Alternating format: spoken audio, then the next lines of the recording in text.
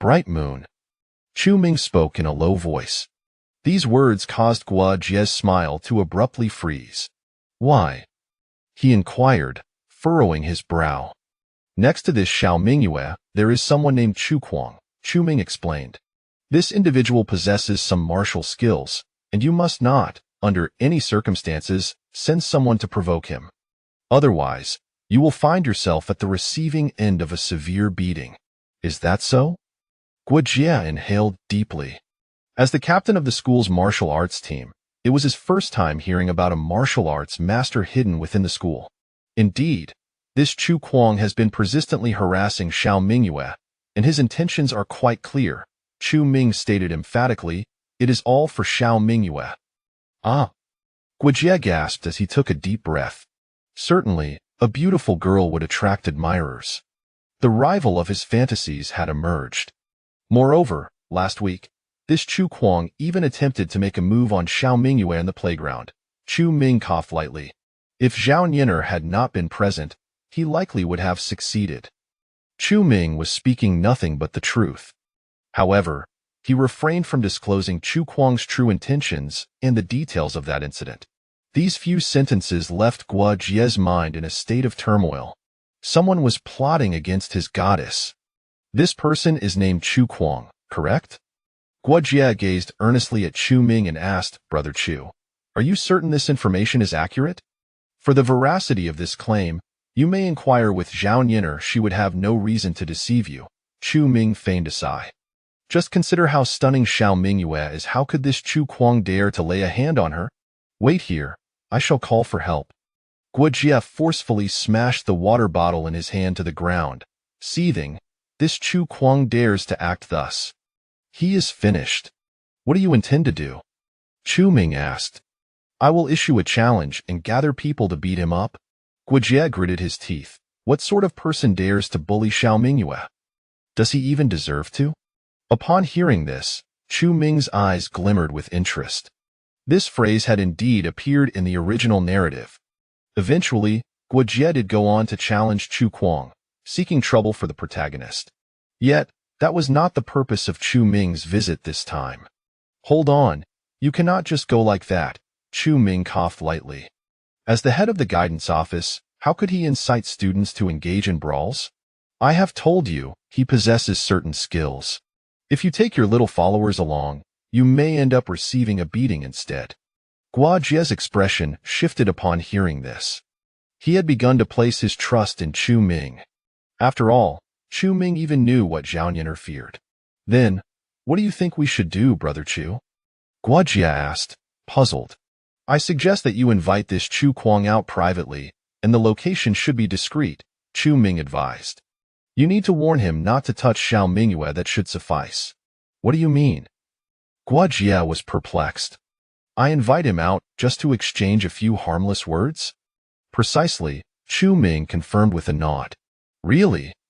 Guo Jie found it hard to believe. How could that work? We must give this little scoundrel a lesson, otherwise, what if he attempts to harm Xiao Mingyue again?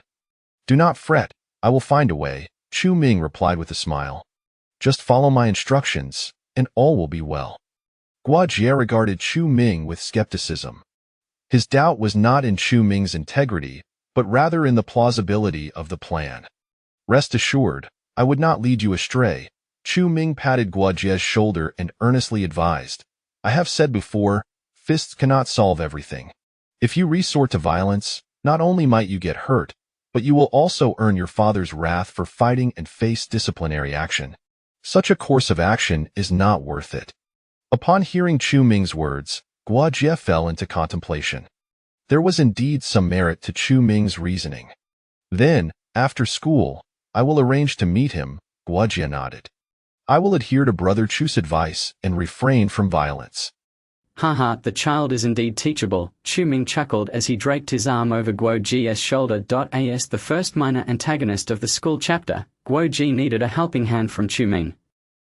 After all, they were all pitiable villains, weren't they? Time swiftly passed, the sun began its descent in the west and the school bells rang out from every corner of the campus. The lingering twilight almost lulled everyone into a stupor.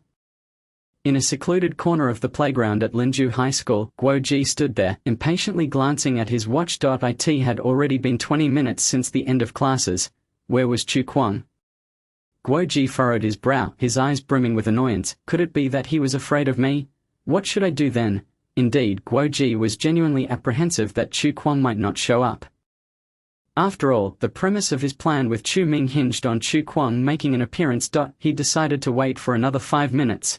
If he didn't arrive, he would go to their class to find him. Guoji's gaze turned icy. If he could help Mingyu teach that Chu Kuang a lesson, she would surely see him in a new light. In his mind, Guoji was calculating. He had just made inquiries through Zhao Nian to confirm that what Chu Ming had said was true. With that assurance, he felt no hesitation. If he could discipline Chu Kuang, he would win the favor of Xiao Mingyue. At that point, with a little flattery, she would undoubtedly agree to be with him. Just as Guoji was lost in his daydreams, a figure clad in a white school uniform approached in the fading sunlight. It was Chu Kuang. Chapter 67. Fate should not end finally. He has arrived. Upon seeing Chu Kuang's silhouette, Guoji's face lit up with joy. He had thought that Chu Kuang was too frightened to show up. You are Guoji? Chu Kuang's expression was frigid as he fixed his gaze on the boy before him. His brow furrowed. I've heard you wish to duel with me. Yes, that would be me. Guoji coldly snorted, seizing Chu Kuang's collar and demanding, Tell me, were you the one who troubled Xiao Mingyu a few days ago? A glimmer of understanding flickered in Chu Kuang's eyes. So it was for this reason. He grasped Guoji's right hand, gradually prying it away from his collar. Yes, and what of it? Indeed, it was you. Guoji's eyes sharpened. He suddenly exerted force, attempting to twist Chu Kuang's wrist with his strength. However, he found himself unable to budge him, as if he were trying to turn a tightly fastened screw. What? Guoji stood frozen in disbelief. How could it be that he could not overpower this seemingly frail boy? Someone like you dares to provoke me? Chu Kuang let out a chilling laugh. Swiftly twisting his left hand, Guoji felt a sharp pain in his arm as cold sweat broke out on his forehead. Get lost? With a sudden burst of strength, Chu Kuang shoved Guoji away. The force propelled Guoji, a practiced fighter, several steps back, landing him unceremoniously on the ground. Just as expected, Chu Kuang's claim of possessing martial skills was indeed true. Guoji felt parched, his faith in Chu Ming further solidified. But what should he do now? Continue to fight? Guoji felt a twinge of anxiety. There were only the two of them here. If he fled, it wouldn't be a disgraceful act. At that moment, Chu Kuang suddenly pulled a challenge letter from his pocket, methodically tearing it into shreds. I see you have an affection for Xiao Mingyu. Chu Kuang sneered. Very well, I take delight in destroying what others cherish. And people are no exception. Hearing this, Guoji's fury ignited. How dare he touch Xiao Mingyu? That meant he was asking for his life. Do you dare? Guoji shouted, I will not let you off. You want to let me off? Chu Kuang burst into laughter, his eyes glinting with menace. I'm eager to see how you intend to do that. Guoji's breath quickened, clenching his fists. He picked up a piece of broken brick nearby and charged forward, aiming a strike at Chu Kuang's right cheek. He was careful with his strength, intending merely to teach Chu Kuang a lesson. Not to take his life, however. Chu Kuang had no such reservations. The wrath of an ant? Chu Kuang scoffed, throwing a punch that shattered the brick, sending Guoji flying several meters away. The pain from this blow jolted Guoji back to reality. Chu Ming was right. He couldn't match this Chu Kuang. But now, it was too late for regrets. Since you wish to challenge me, I shall ensure you do not remain in this world. Chu Kuang coldly remarked, casting a glance at the fallen Guoji. Suddenly, a piece of broken brick on the ground began to tremble. To Guoji's astonishment, it wobbled and flew into Chu Kuang's right hand. How is this possible? Guoji's eyes widened in disbelief. What is this? Sorcery? Die. Chu Kuang's lips curled into a bloodthirsty smile as he raised the brick to strike Guoji's forehead. Guoji watched in disbelief, his body paralyzed with fear. No. In that instant, a figure clad in black appeared as if out of nowhere. Chu Kuang's brick was shattered by a punch. This time, it was Chu Kuang who was sent sprawling backwards. What? Chu Kuang scrambled to his feet, his eyes wide with shock as he beheld the black-clad figure. He realized that the person wore a King of Hell mask. You! Chu Kuang narrowed his eyes, filled with astonishment. How did he know he was here? "It is I, the King of Hell." The man in the death mask laughed heartily. "Chu Kuang, your days of good fortune are over." Upon hearing this voice, Chu Kuang wasted no time and turned to flee. His injuries had yet to heal. Otherwise, he wouldn't have needed to rely on a brick to confront Guo Ji. Now faced with this masked figure, he sensed a grave threat looming. He was terrified, for he might die, thinking of escaping. The masked Chu Ming sneered, vanishing in a flash to appear behind Chu Kuang. The power of the eternal underworld art struck down upon Chu Kuang's back. The overwhelming force caused Chu Kuang to spit out a mouthful of blood, rolling helplessly on the ground before colliding with the trunk of a tree. His complexion turned ashen. Just as one wave receded, another rose. He could never have anticipated encountering this calamity at Linju High School. "What's the matter? Weren't you quite arrogant just now?" Chu Ming smiled faintly as he approached. "I told you you will certainly die at my hands. Who exactly are you?" Chu Kuang's expression was one of utter dismay. He could not comprehend how someone could possess his exclusive technique. Eternal underworld art and cultivate it even faster than he could. "If I were to reveal that, why would I still need to wear a mask?" Chu Ming chuckled, looking at Chu Kuang. "You, this so-called King of Hell. Are you living in a dream?" Hearing this, Chu Kuang's chest heaved with rage, yet he found himself powerless against the masked figure before him. "Just wait, I will make you pay." Chu Kuang seethed with fury. Chu Ming snorted dismissively, swiftly closing the distance, delivering several slaps across Chu Kuang's face. "I'll show you who the real king is. Let you know who the king is." Chu Kuang was nearly dazed by this sudden onslaught of slaps. Staggering back from Chu Ming, he touched his face. Realizing it was swollen and painful to the touch, Chu Ming advanced step by step. Unbeknownst to him, a dagger had appeared in his hand. He intended to eliminate the protagonist. A hint of panic flickered in Chu Kuang's eyes. He turned to flee, not daring to linger any longer. "Where do you think you're going?" Chu Ming bellowed, just as he prepared to pursue. A loud voice called out from behind him. "Who are you? What do you want?" Chu Ming abruptly turned around, discovering a patrolling security guard on the other side of the playground wall, watching him with a wary expression. Indeed, this protagonist's luck was extraordinary, even having someone to assist him. Grinding his teeth, Chu Ming knew he only needed to catch up to Chu Kuang to eliminate him. They were already a good distance from where Guo Ji was, and with the students having left for the day, he had no reason to worry about being discovered. Yet, this security guard had witnessed the scene unfold. It could only be said that Chu Kuang's fate was not yet sealed. Chapter 68. Approaching destiny. "Don't move. If you do, I will call the police." The security guard, faced with the figure in black robes wielding a dagger and donning a terrifying mask, felt quite anxious. Chu Ming took a deep breath. To prevent the situation from escalating, he decided to leave quickly. Without uttering a word, Chu Ming's figure suddenly flickered and vanished at an astonishing speed from the playground. The security guard stood frozen in disbelief, his eyes wide. Where did he go?" Just as he reached for his radio to report, the black-robed figure had inexplicably disappeared. How could this be? While he was still in a daze, a large hand suddenly patted his shoulder, causing the guard to jump in fright. "What's the matter? Don't be so dramatic." Chu Ming, now in casual attire, asked in a soft voice. Who are you?"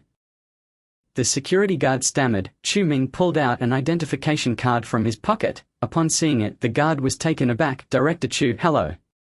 He had indeed heard his colleagues mention that a new deputy principal with the surname Chu had arrived at the school today. It was said that this principal was quite wealthy. What are you doing here?" Chu Ming asked casually. Just now, there was a person in a black robe wearing a terrifying mask and wielding a dagger, chasing after a student. The security guard hurriedly began his report. "The masked figure in the black robe. Where is he?" Chu Ming feigned confusion as he inquired. "It seems he has fled." The guard hesitated to respond. "Fled to where? I couldn't see clearly."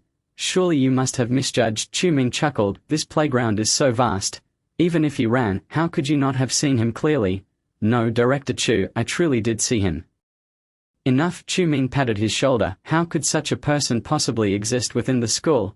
You haven't seen the Grim Reaper, have you?" He did bear a resemblance to the Grim Reaper. The guard suddenly fell silent at the thought of that ominous figure. He feared he might have truly encountered the embodiment of death. "Brother, perhaps you've been exposed to something unclean. You should head home quickly." Chu Ming coaxed. "What you saw might not have been mere illusion after all." All right. The guard broke into a cold sweat. Upon reflection, how could such a person exist within the school? Encountering such a thing was certainly no good omen. By the way, Longyan Temple in Linju City is quite effective. You might consider visiting, Chu Ming suggested with a smile. Some things are best believed to exist rather than to deny their existence. Thank you, Director Chu. The guard left, filled with trepidation. Chu Ming watched him depart. His eyes filled with a mix of intensity and frustration. So close. Thanks to this guard, not only had he failed to eliminate the protagonist Chu Kuang, but he had also nearly escalated the situation. Indeed, dealing with the protagonist required an abundance of luck. Chu Ming sighed. The APP indicated that advancing the plot would diminish the protagonist's fortune. This was, in fact, true. Let's see if I can advance the plot this time. Chu Ming retrieved his black phone from his pocket. The screen displayed several messages. You have 13 messages from the Urban Immortal app, please check. Chu Ming promptly unlocked his phone and opened the app. Congratulations. Your attack has had a significant effect on the original protagonist. Reward. Plot points 100. Congratulations. Your attack has had a strong effect on the original protagonist. Reward. Plot points 50. Congratulations. Your attack has had a strong effect on the original protagonist. Reward. Plot points 50. Congratulations. Your attack has had a strong effect on the original protagonist. Reward. Plot points 50. Congratulations. Your attack has had a fatal effect on the original protagonist. Reward. Plot points 100. A series of messages filled Chu Ming with delight. A fatal effect only yielded 100 plot points, while a significant effect also granted a mere 100. Chu Ming was puzzled. Was there a malfunction in the system? How could two results be identical? He pondered for a long time, unable to discern the reason behind it. With a total of 7 effective strikes, he had accrued 450 points. A smile crept onto Chu Ming's face. Although this time he had faltered due to external interference, the app's rewards were considerably more generous than before. There were still a few messages remaining. Let me see. Congratulations. You have successfully altered the original plot. Plot points 60. Reward. Lost Officer's Certificate 1. Related item has been credited to your account. Please swipe to retrieve. Lost Officer's Certificate. An officer's proof of Major General Jiyu Shengwu of the Linju Military District. Note. Presenting it to Jiyu Shengwu may earn his favor. The Lost Officer's Certificate. Chu Ming was taken aback, suddenly realizing. I remember that Jiyu Shengwu is the brother of the principal of Linju High School. Isn't he? This implies that as long as I present this item to Jiyu Shengwu, I could receive his gratitude.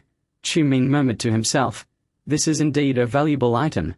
In the original plot, the protagonist had once trained a small team for Jiyu Shengwu in the Linju Military District. Subsequently, this team became the premier force in the Jiangsu and Zhejiang regions. The protagonist Chu Kuang also earned Jiyu Shengwu's admiration. However, with this Lost Officer's Certificate, Chu Ming could reach Jiyu Shengwu even faster than Chu Kuang. How intriguing. Chu Ming smiled, thinking that once the plot at the school neared its conclusion, he would inquire with Principal Jiyu to see if he could establish contact with this so-called Jiyu Shengwu. Establishing contact with Jiyu Shengwu in advance would indeed be advantageous. Chu Ming understood that only by staying a step ahead of the protagonist could he consistently overshadow him, leaving no room for the protagonist to reverse the situation. As for this matter, he would set it aside for now and focus on advancing the plot. Chu Ming scrolled down the screen. Sure enough, a message popped up. Congratulations. Through your relentless efforts, you have advanced the plot. Current plot progress. 6. Additional reward. Plot points 20. Remaining plot points. 804. Note. The original protagonist's fortune index. 94. Advancing the plot significantly weakens the protagonist's fortune and enhances the user. Indeed, the plot points have advanced. Chu Ming laughed heartily. This was splendid news. The plot had progressed by 2 percentage points, and it seemed that once the school arc concluded, the overall plot progress would be quite substantial. Chu Ming had initially thought that advancing the plot would be a slow process. However, he hadn't anticipated that merely confronting the protagonist Chu Kuang would result in a 2-point increase. If this continued, seizing the protagonist's fortune would be merely a matter of time. Chapter 69. The Master Realm. With 804 points remaining, He was only 196 points away from unlocking the app's marketplace. Chu-Ming was filled with anticipation. The app had previously informed him that reaching 1,000 points would unlock the item marketplace. There should be numerous valuable items available for exchange within that marketplace, right? The skills on the skill tree could also be upgraded. Chu-Ming gazed at the main skill, Eternal Nether Path Technique, and suddenly had an idea. The 4th level costs 80 points, the 5th level 160 points, and the 6th level 320 points. What would happen if I upgraded to the 6th level now? Chu-Ming began to deliberate. Unlocking the item marketplace was indeed important, but upgrading skills was equally crucial. Ultimately, the issue was a lack of points. Perhaps I should upgrade 2 levels. After all, if the protagonist acquires some fortuitous opportunity, I cannot allow him to surpass me. Chu-Ming nodded and pressed the button to upgrade Eternal Nether Path Technique. Skill level upgrade successful. Eternal Nether Path Technique Cultivation Stage. First volume 5th level. Remaining plot points, 564. Upon seeing the notification on the app, Chu-Ming instantly felt a surge of invigorating power spreading throughout his body. Within just half a minute, this newfound strength had permeated his internal organs and limbs. Instinctively, Chu-Ming squeezed the iron railing beside him, which bent as easily as tofu under his grip. He quickly straightened the railing back. The strength at the 5th level was astonishing. Chu-Ming took a deep breath. The early martial arts ranks are divided into Chi Warriors, Internal Masters, Masters, and Grandmasters. I wonder if I can reach the level of Master. As he sensed the surging power within him, Chu-Ming suddenly pointed forward. To his astonishment, a shallow mark appeared on the wall even from half a meter away. Finger flick, condensing chi. Chu-Ming was overjoyed. This was a hallmark of the Master Realm. He had become a master. The 5th level signifies the Master Realm. Then what about the Grand Master? Is that the 7th or the 8th level? Chu-Ming speculated that reaching the 10th level should correspond to the so-called entering the Tao realm, right? As a loyal reader of the novel, he was well versed in the ranks described within. Regardless, he was confident that this newfound strength would be sufficient to suppress the protagonist. A smile crept across Chu-Ming's face. All that remained was to acquire abundant plot points from him. Chu-Ming chuckled to himself, for the good days of this great antagonist were about to commence. He tucked away his black phone, feeling elated, and walked back toward the playground. In a secluded corner of the playground, Guo-ji was still half-seated. He had been injured by Chu Kuang earlier, and his chest throbbed painfully. What's the matter? Are you feeling intimidated by Chu Kuang? Chu-Ming produced a bottle of water from his pocket and placed it before Guo-ji. Guo-ji's face appeared somewhat pale, but after resting for a while, he had recovered somewhat. Indeed, there is such a dangerous figure in Class 8 of the 3rd year. Guo-ji picked up the water Chu-Ming had offered, unscrewed the cap, and gulped it down without hesitation. Bang! After drinking about half, he dejectedly slammed the bottle onto the ground. Chu, if it weren't for that masked figure today, I might have perished at the hands of Chu Kuang, Guo-ji expressed with lingering fear. He hadn't anticipated that Chu Kuang was genuinely a lunatic capable of murder. Guo-ji had initially intended to teach Chu Kuang a lesson, and had even held back during their confrontation. However, Chu Kuang had fought with lethal intent. Had it not been for Chu Kuang's existing injuries, that single punch could have severely injured Guo-ji, sending him to the hospital. This person is not to be trifled with. Chu-Ming chuckled, but you needn't worry too much. The masked figure who came today is one of Chu-Ming's subordinates. No matter how audacious Chu Kuang may be, he wouldn't dare to bully you. Really? Guo-ji gazed at Chu-Ming in astonishment.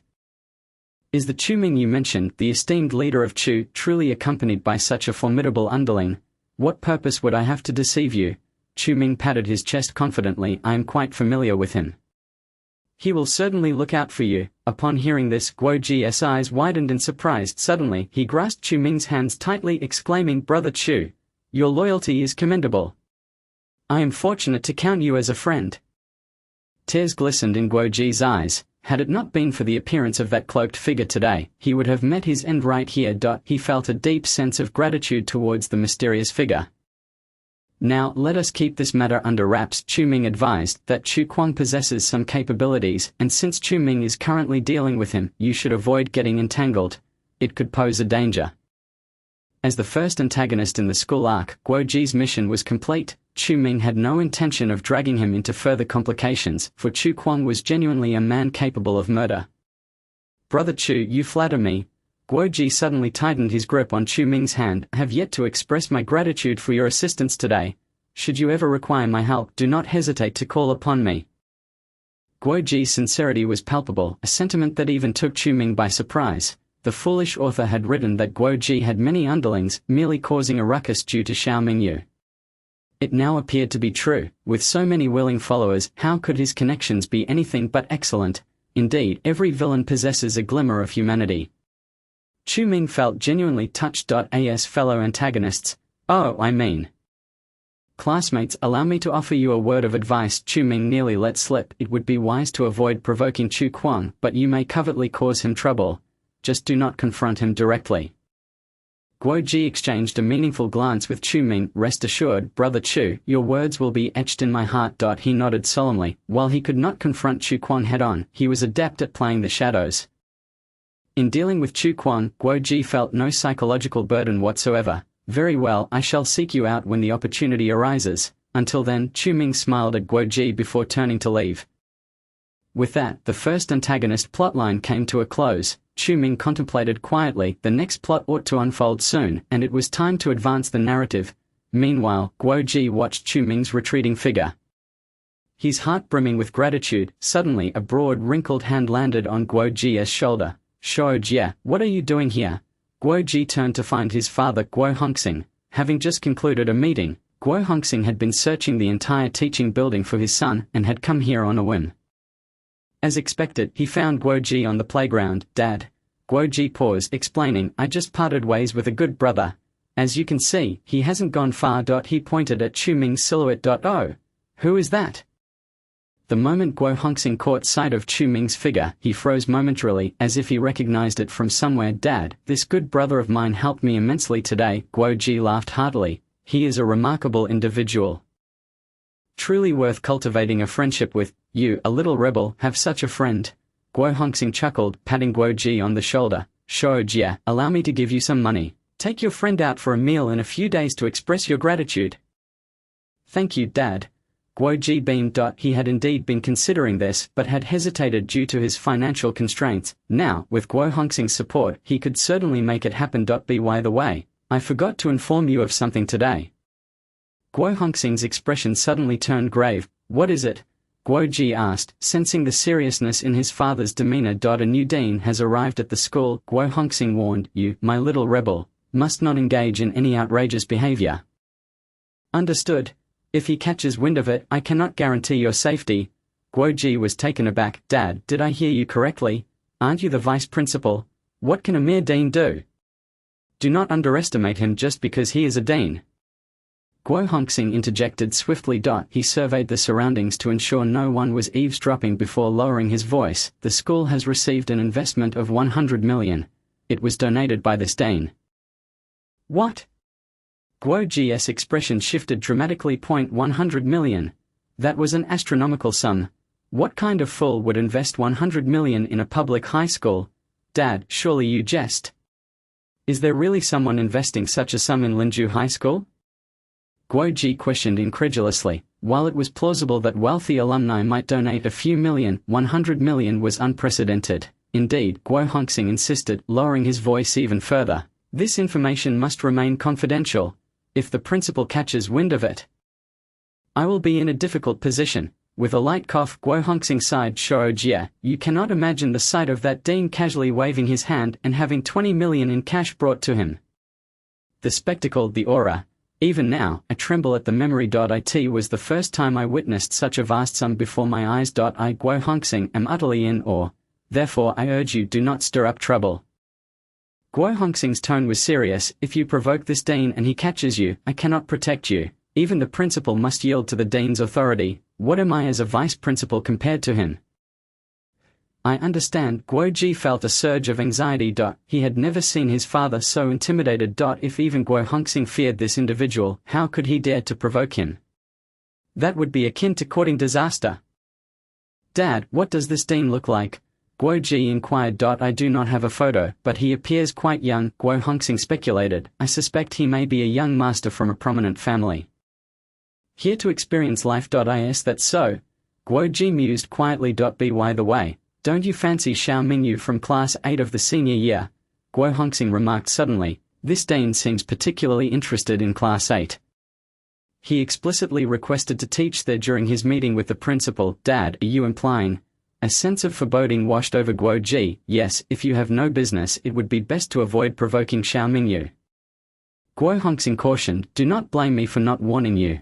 Now, every teacher in the school is paying attention to Class 8 due to this Dean's remarks. Do not seek trouble. Yes, with Guo Hongxing's stern warning. Guo Ji had no intention of testing his luck. All right, I shall refrain from saying more. You know what you must do, Guo Hongxing said, placing a reassuring hand on Guo Ji's shoulder, after the college entrance exams. I will arrange for you to study abroad, and upon your return you shall shine. Understood? Guo Ji nodded. I shall heed your words, Dad, good son. Guo Hongxing laughed heartily. As dusk settled, he gazed at the crimson clouds on the horizon and suddenly turned to Guo Ji. By the way, what is the background of your friend? Is he academically inclined? Should I arrange for a tutor to assist him? On the other side, Chu Ming had returned to Chiu Lake. The day spent as a dean had indeed left him exhausted. Just hold on a little longer. Once this school arc concludes, I should be free from such burdens. Chu Ming sighed. It was all the fault of that foolish author. Why write about schools of all things? Now he found himself having to infiltrate the school daily to contend with Chu Quan, and his subordinates were utterly useless against him. With this thought, the great antagonist let out a heavy sigh. To find himself in such a predicament as a villain was indeed lamentable. At that moment, a knock sounded at his door. Come in, he called softly from the sofa. Young Master Ming. Tang Lin entered, holding a tablet. Please take a look at this. She handed the tablet to Chu Ming, who focused on the screen. The headline read, due to employee error, an explosion occurred at the Chu Corporation factory in the capital. Is this our family's business? Chu Ming sat upright, the mention of the Chu Corporation igniting a sense of urgency within him. Yes, Tang Lin nodded gravely. Swipe left. There are more news articles, more news. A chill ran down Chu Ming's spine as he swiped the screen. Another headline appeared. Customers report that Juyintang, a store under the Chu Corporation, is producing and selling counterfeit medicine. Relevant authorities have launched an investigation. Another incident? Chu Ming's eyes narrowed and he continued scrolling. Outrageous. High-ranking officials of the Chu Corporation openly soliciting prostitutes on social media. Shocking. The Chu Corporation resorted to underhanded tactics to undermine competitors, resulting in multiple cases of food poisoning. A multitude of news articles flooded in, all concerning the Chu family. Chu Ming took a deep breath, his countenance darkening as he shut off his tablet. He understood Tang Lin's implication. It appeared that someone was plotting against the Chu family. Chu Ming spoke coldly, noting that the attack was underhanded rather than straightforward. Indeed, Tang Lin nodded. Young Master Ming, shouldn't we? Chapter 71. The secret letter from the Su family revealed. Part 1. Tang Lin's words hung incomplete in the air, yet Chu Ming grasped her meaning with clarity. You think I should intervene? He glanced at her, his voice measured. Young master, you are the eldest grandson of the Chu family. The entire clan will one day be yours. It is only fitting that you extend your hand to assist the family. Is it not?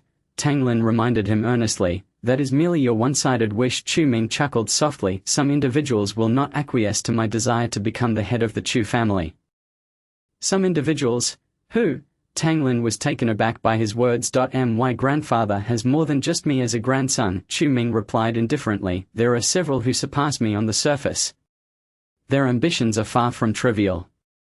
Chu Ming was aware of the subsequent events. The original antagonist, Chu Ming, faced his downfall due to the covert machinations of his cousin's .1 cousin, named Chu Ci, had repeatedly aided Chu Quan, facilitating Chu Ming's downfall from within. Sooner or later, Chu Ming would deal with them. However, that time was not now. Young master, those individuals cannot compare to you in terms of experience or strategy, Tang Lin asserted solemnly. You are the true eldest grandson of the Chu family. They are nothing. An eldest grandson. Have you ever seen one pushed forward to serve as a sycophant to the Su family? Chu Ming raised his head, a sardonic smile gracing his lips as he regarded Tang Lin. This caused Tang Lin to falter momentarily. Indeed, prior to his public withdrawal from the engagement, Chu Ming's standing had been far too low. However, young Master Wei, have you ever witnessed an eldest grandson stripped of his identity due to a broken engagement? Before Tang Lin could respond, Chu Ming posed another question. Tang Lin's expression shifted dramatically. Following the revelation of the broken engagement, Chu Ming had been publicly berated by Chu Nantian and stripped of his title as eldest grandson. Were it not for Chu Ming's unveiling of the Chen family's secret treasure, the extreme blood blade, he might have already lost his position to those cousins. My grandfather, he is indifferent to me. Chu Ming sneered, thus I shall not voluntarily seek to aid the Chu family, but young master, if you do not assist the Chu family, how shall we manage the retaliation from the Su family? Tang Lin expressed her concern. I shall wait until my grandfather personally seeks my help. Chu Ming chuckled. Only then will he comprehend my significance. People often discard what is easily obtained, while treasuring what is hard to acquire. Such is human nature. Chu Ming's gentle words caused Tang Lin's eyes to widen in disbelief. Was this still the same Chu Ming who had once squandered his days on gambling and frivolities? She could hardly believe these two personas could coexist. But will the head of the family truly come to seek you? What if he does not? How shall we? Tang Lin's anxious words trailed off. Just then, Chu Ming's phone rang. The caller ID displayed Chu Nantian. See, he has come. Chu Ming raised his head, a smile playing on his lips as he glanced at Tang Lin. How could this be? Tang Lin gasped, astonished at Chu Ming's uncanny prediction. Hello. As Tang Lin stood in shock, Chu Ming had already answered the call. Grandfather, what brings you to seek me, your eldest grandson? Chu Ming. Chu Nantian's tone was peculiar, as if he were forcibly suppressing his urgent emotions, though his breathing was slightly hurried. The Su family is up to some mischief. Do you think this is a consequence of your previous actions against them? From the very first sentence, Chu Ming comprehended Chu Nantian's intentions. He was clearly attempting to shift the blame onto him, hoping to make him willingly shoulder the responsibility. That sly old fox. Grandfather, what are you talking about? I have not provoked the Su family at all. Chu Ming feigned ignorance. Was it not the Chen family who stirred up trouble with the Su family last time? Previously, the Chu family had enlisted the Chen family to deal with the Su family. On the surface, Chu Ming still appeared to be allied with the Su family. What are you saying? Chu Nantian paused, taken aback. Did you not instruct me to approach the Chen family regarding the Su family? Then how could the Su family target us? Is it possible that someone within our ranks has leaked information? Chu Ming countered. Grandfather, it would be wise to identify this traitor, as they are the one who has incited trouble with the Su family. Chu Ming's words left Chu Nantian momentarily speechless. The blame had been deftly shifted away from him, and Chu Nantian found himself at a loss for words. Even the cunning old fox struggled to respond. When had Chu Ming become so adept at rhetoric? It was beyond Chu Nantian's belief. Grandfather, is something the matter? If not, I shall hang up, Chu Ming stated coolly. I have other matters to attend to. Do not hang up. Wait, Chu Nantian hastily replied. You have matters? Grandson, you see, this situation with the Su family is attributed to you, so, goodbye, Chu Ming stated flatly. Wait. Chu Nantian suddenly became compliant. I know you must have a way to deal with the Su family. Can you devise a plan for me? Grandfather, if you had asked me earlier, I would have been more than willing to assist. Chu Ming smiled. Now that you seek my help, how could I, as your eldest grandson? Refuse. This statement caused a sinking feeling in Chu Nantian's heart. Amidst his anger, he was also filled with astonishment. The idle, incompetent eldest grandson had unexpectedly managed to maneuver him. Taking responsibility to assist versus aiding Chu Nantian were two fundamentally different matters. The former was an act of atonement, while the latter was a favor bestowed. Chu Ming was as shrewd as a fox in his calculations. Then, what do you propose? Chu Nantian suppressed his ire. Speaking coolly, were it not for his recent inability to cope, he would not have sought Chu Ming's help. A solution I have in abundance, Chu Ming replied, grinning, given that the Su family is so energetic. Let us create some distractions for them, compelling them to attend to their own affairs. Chu Ming, you make it sound simple. Chu Nantian complained. You think that merely suggesting tasks for the Su family will suffice? Why not? Chu Ming countered. It is merely the Su family. How significant can it be? You do not intend to seek assistance from the Chen family again, do you? Chu Nantian's expression soured. though the Chen family is grateful to us. We have only approached them once. Continuously asking for favors would undermine our alliance. Certainly not, Chu Ming replied with a smile. What then? Chu Nantian frowned. Do not lead me astray with your schemes. If it goes awry, it would not assist the family but rather harm it. Facing Chu Nantian's skepticism, Chu Ming merely smiled serenely and replied, how about this? I will send you something to review. Suddenly, Chu Ming opened an album, selecting relevant photographs of the Su family's secret letter and sending them to Chu Nantian. Chapter 72. The secret letter from the Su family revealed. Part 2. The Su family's secret letter contained records of the previous head's entangled romances. Involving nearly half of the prominent families in the capital, Chu Ming was confident that disseminating its contents would undoubtedly create a stir throughout the capital. The impact of this revelation would surpass even the scandal surrounding the relationships of Su Guoqin and Su Mingfei. Chu Ming selected the portion concerning the Jiyu family and sent it to Chu Nantian's phone. What have you sent me? Chu Nantian's voice was tinged with confusion. However, mere seconds later, an astonished exclamation erupted from the other end of the line. Chu Ming. Is this for real? Chu Nantian was utterly shocked and horrified. The current head of the Jiyu family bore half of the Su family's bloodline. The previous head of the Jiyu family had been cuckolded. Good heavens! This was not merely stirring up trouble for the Su family, it was akin to dropping an atomic bomb in their courtyard. Once Chu Nantian created a commotion, the head of the Jiyu family would undoubtedly be compelled to verify their lineage under the pressure of public opinion. The delightful outcome would be that the Jiyu family head possessed not even a trace of Jiyu blood. Chu Ming, answer me, is this information genuine? Chu Nantian took a deep breath. If it is false, we could face repercussions from the Jiyu family for slander. Grandfather, have I ever given you anything false? Chu Ming replied coolly. Is the extreme blood blade fake? Is the alliance with the Chen family a fabrication? Are the relationships between Su Mingfei and Su Guoqin untrue? Hearing Chu Ming's words, Chu Nantian's breath caught in his throat. If this were indeed true, it would be an astonishing revelation. Chu Ming, where did you acquire this information? Chu Nantian lowered his voice. Do you realize what consequences may arise if I were to disclose this? Chu Nantian's attitude turned grave. This matter was of paramount importance and could not be approached lightly. I am fully aware. Chu Ming smiled. If I were unaware, why would I have entrusted this to you? From the moment Chu Ming laid eyes on the Su family's secret letter, he understood the magnitude of the consequences that would ensue once it was released. If the situation is mild, it would result in a reshuffling of the 9 prominent families in the capital. If severe, it could lead to the disappearance of several of these families. The capital has never been a place of tranquility. Chu Ming, my boy, you have indeed surprised me. Chu Nantian gritted his teeth and declared, very well, I shall trust you once more. Go ahead, Grandpa, Chu Ming replied with a smile. If the Su family refuses to back down, just let me know. I have ways to deal with Su Guoqin. Upon hearing this, Chu Nantian was momentarily taken aback. This Chu Ming is quite audacious. Fine, I shall give it a try.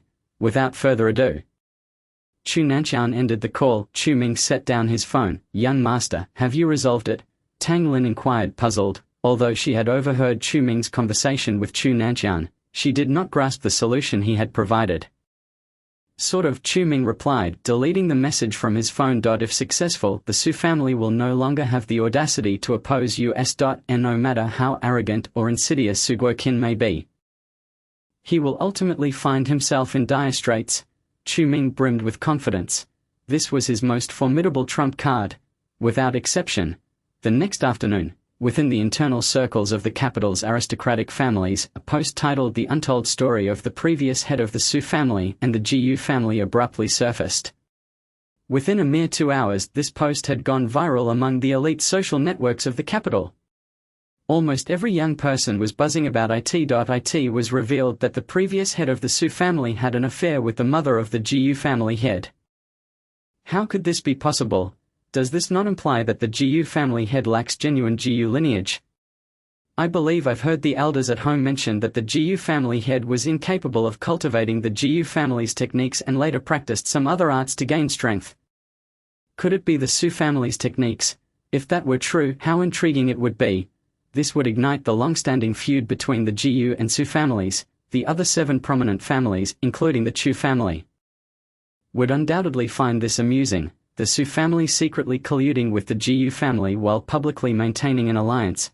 Should this matter be substantiated, their alliance would be irrevocably severed. An hour later, within the Gu family's estate, a grey-robed elder rushed through the front gates, his steps hurried. In a fluster, he made his way to the residence of the Gu family head. There's trouble. The Gu family head, Gu Wushuang, was leisurely sipping tea on the sofa.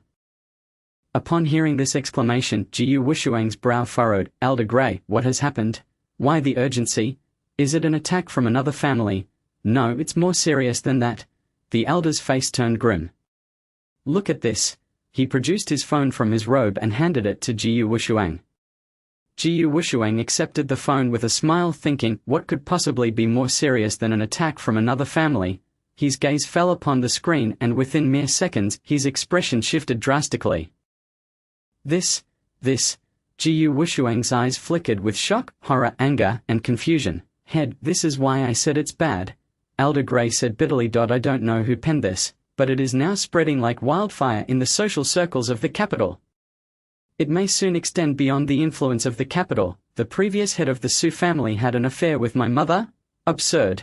Gu Wushuang inhaled deeply, fuming. This is utterly ridiculous. Who dares to fabricate such rumors? This is not a trivial matter, Elder Grey cautioned, taking a deep breath. If not handled properly, it could damage the relationship between our Gu family and the Su family, potentially leading to a rupture in our alliance. One Su family is inconsequential, but my Gu family's reputation is being tarnished by this nonsensical post. Gu Wushuang's forehead throbbed with rage. With a forceful grip, he shattered the teacup in his hand. Tea splattering everywhere. Issue a command. Investigate. The glint of killing intent flashed in Gu Wushuang's eyes. I shall uncover who is behind this mischief. To provoke our Gu family is to court death. Even the foremost Chen family must accord our Gu family some respect. Our family's standing among the top 3 is not without its foundations. It may already be too late, Elder Grey hesitantly interjected. This article has circulated throughout the social network, and now our elders and senior members are en route here. They likely. Before Elder Grey could finish his sentence, the hall doors suddenly swung open. We demand an explanation. Elder Grey and Gu Wushuang turned to see over 30 elders and senior members gathered at the entrance. The dense crowd left both men momentarily speechless. How did you all arrive here so quickly? Elder Grey asked in astonishment. Forget how we got here. Is what's being said outside true? Indeed. The outside world is slandering us. Does the head have nothing to say? Your inability to cultivate our Gu family's techniques raises questions. Several elders, with cold expressions, stared at Gu Wushuang as they spoke solemnly. They had once vied for the position of family head against him. But their methods had proven inferior. Now, with such an opportunity at hand, they would not let it slip by. Gentlemen, Elder Grey interjected urgently, these are mere slanders spread by outsiders. We need not concern ourselves with them. Elder Grey was sweating profusely. This news was baseless, without any evidence. However, the presence of these elders pressuring Gu Wushuang was indeed a grave matter. HMPH, if what they say is true, who is the real outsider? Yes, the Su family has always been at odds with us. Had they not employed underhanded tactics, we would not have settled for being the second among the top 3 families. Reflecting on it now, it seemed the head's lineage from the Su family might be the cause. Indeed, we must clarify this matter, otherwise we shall remain unsettled. The voices of dissent overshadowed Elder Grey's words. Cold sweat trickled down his forehead. This was beyond his capacity to mediate. Silence. At that moment Gu Wushuang coldly surveyed the assembly. In my years as head, have I ever acted against the interests of our Gu family? Hearing Gu Wushuang's words, the crowd fell silent. Indeed, under Gu Wushuang's leadership, not only had the Gu family resolved long-standing issues, but it had also subtly regained the confidence to challenge the top 3 families. All of this was due to Gu Wushuang's efforts. Consider this, everyone. Gu Wushuang spoke in a deep tone. You have had disputes with me in the past, but since my tenure began, have I harmed any of you? This statement left the crowd at a loss for words. Gu Wushuang exhibited the dignity of a family head. He would not act out of personal desire against former rivals. Rather, it was they who had been scheming for his position. In just 2 sentences. Their petty hearts were laid bare, many elders turned crimson. Over the years they had received numerous favors from Jiu Wushuang. However, head, even if we do not doubt you, what of the outside world? Will they not doubt? Yes, your demeanor is exceptional, yet you must still provide an explanation for this matter. It is not merely to silence outsiders but to reassure your subordinates. Indeed, this matter necessitates accountability. With Jiu Wushuang's declaration, the emotions of the assembly stabilized somewhat. Accountability? What accountability? Jiu Wushuang frowned. To say I am the son of the previous head of the Su family is utterly absurd. Absurd in the extreme. Jiu Wushuang's eyes brimmed with coldness. Should he uncover the individual responsible for this slander, he would undoubtedly obliterate them. To dare provoke him, the head of the Jiu family? That would be courting death. How about this Elder Grey, who had remained silent thus far? Suddenly spoke. The previous head perished in the border wars, leaving behind a garment for his burial. Today we, the younger generation, commit a grave sin and propose to open his tomb to conduct a bloodline verification for the head. What say you? Elder Grey's words left the assembly in stunned silence. The former head had died for the nation and now they would disturb his burial site over a mere rumor, truly unfilial. Since you do not believe me, I shall bear this sin today. Jiu Wushuang declared solemnly. Should the truth reveal that this absurdity is indeed a rumor, do not forget to provide me with an explanation. Jiu Wushuang's gaze swept over the crowd, their breaths caught in their throats. They had come here to drag Jiu Wushuang down. As for the rumors outside, few among them believed it. Head, this matter requires careful deliberation. Indeed, to offend the ancestors is a grievous sin. Yes, we all believe in the head's identity. Hearing Jiu Wushuang's words, many elders immediately acquiesced. HMPH, Jiu Wushuang retorted coldly, if I do not provide you with a satisfactory answer today, you may very well conspire against the Jiu family in secret. Let me make this clear. Whether we conduct this bloodline verification or not, it shall be done. Jiu Wushuang scoffed and spoke. Once the results are out, you'll all be waiting to face your punishments. The crowd fell silent, their breaths caught in their throats. Regret had begun to settle in. Their arrival here was indeed a calamity without cause. How could Jiu Wushuang possibly bear the bloodline of the Su family? Elder Hui, bring them over. I wish to exhumate the remains. Yes. Elder Hui shot a fierce glare at the onlookers before promptly following Jiu Wushuang. Outside the window, the sky suddenly darkened and torrential rain began to pour down. In Linju City, at Linju High School, 2 classes were engaged in a heated football match on the playground. The score stood at 1-1. And the second half was nearing its conclusion. A single goal could secure victory. The game had reached a fever pitch. The defensive captains were entirely focused, unwilling to let their guard down. The wind howled, and the ball danced with the players, igniting excitement in the atmosphere. Seated in the stands, Chu Ming yawned. Today, Chu Quan was absent from school, likely nursing his wounds from the heavy blow he had received yesterday. Observing the group of football players darting about the field, Chu Ming pondered. The Yi family claimed he wasn't home. Where could he possibly be? With Chu Quan absent, Chu Ming felt a wave of relaxation wash over him. He had nothing to occupy himself with for the entire morning. However, just then, a hand landed on his shoulder. Brother Chu, I finally found you. Jiu laughed heartily. You were quite the challenge to track down. What brings you here?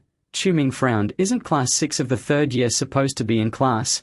I skipped class. Jiu chuckled mischievously. I was busy looking for you. What's the harm in missing a couple of periods? Skipping class? At the mention of those words, Chu Ming's expression darkened. He was the director of education. How could Jiu dare to skip class in front of him? Was he courting disaster? It's been 5 minutes since class has started. You should head back or you'll face consequences. Chu Ming admonished. What's the big deal?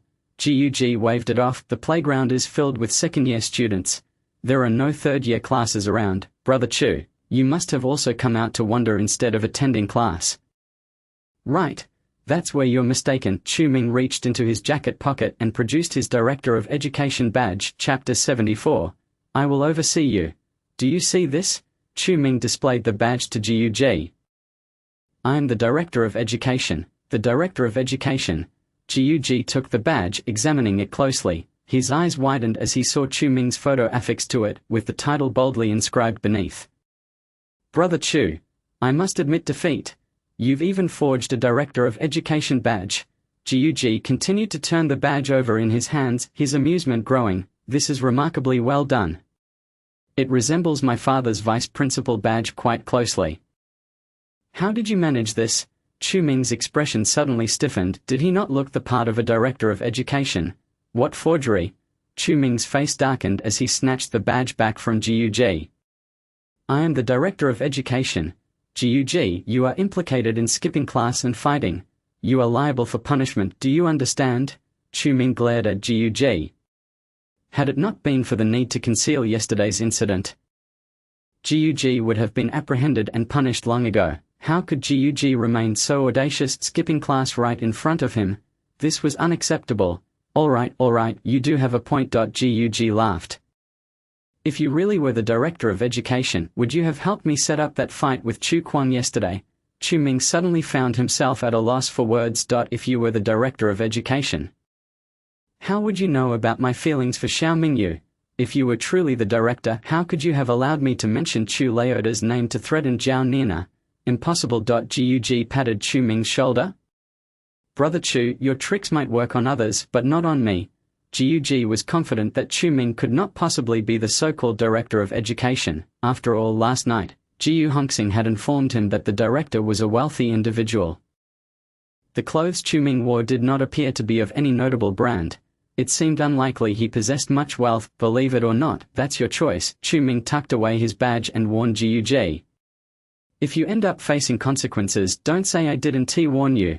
Due to the involvement of Chu Quan, Chu Ming did not intend to escalate the matter. If he could resolve the issue with Chu Quan quietly, that would be ideal. Am I really going to face consequences? Ji laughed. No need to boast, my father is the vice principal. Skipping class is nothing to worry about. The teachers wouldn't dare intervene.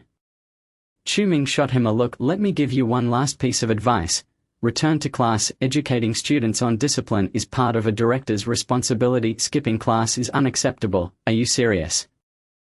Brother Chu, Ji frowned. If you keep this up, I might just turn against you.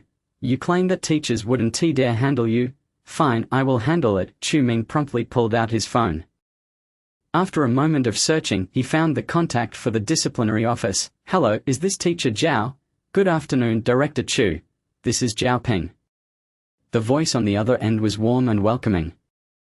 Ji from Class 8 of the 3rd year is currently skipping class. Please issue a disciplinary notice and announce it to the entire school shortly. Chu Ming spoke coolly. Ji. That's not Vice Principal Gus. Teacher Zhao's sentence was cut short by Chu Ming's icy interruption. What? As the Director of Education, do I not have the authority to discipline a student? And no. You absolutely do. Of course you do. Teacher Zhao hurriedly replied from the other end. Chu Ming waved his hand dismissively, knowing that his authority surpassed that of Vice Principal Jiu Hongxing. Plus, as this was not a matter of favoritism, she had no reason to worry about Jiu Hongxing's influence. Proceed with the arrangements. I want to hear the announcement in 3 minutes. Yes. I will contact the broadcasting room immediately. Teacher Zhao hurriedly hung up the call.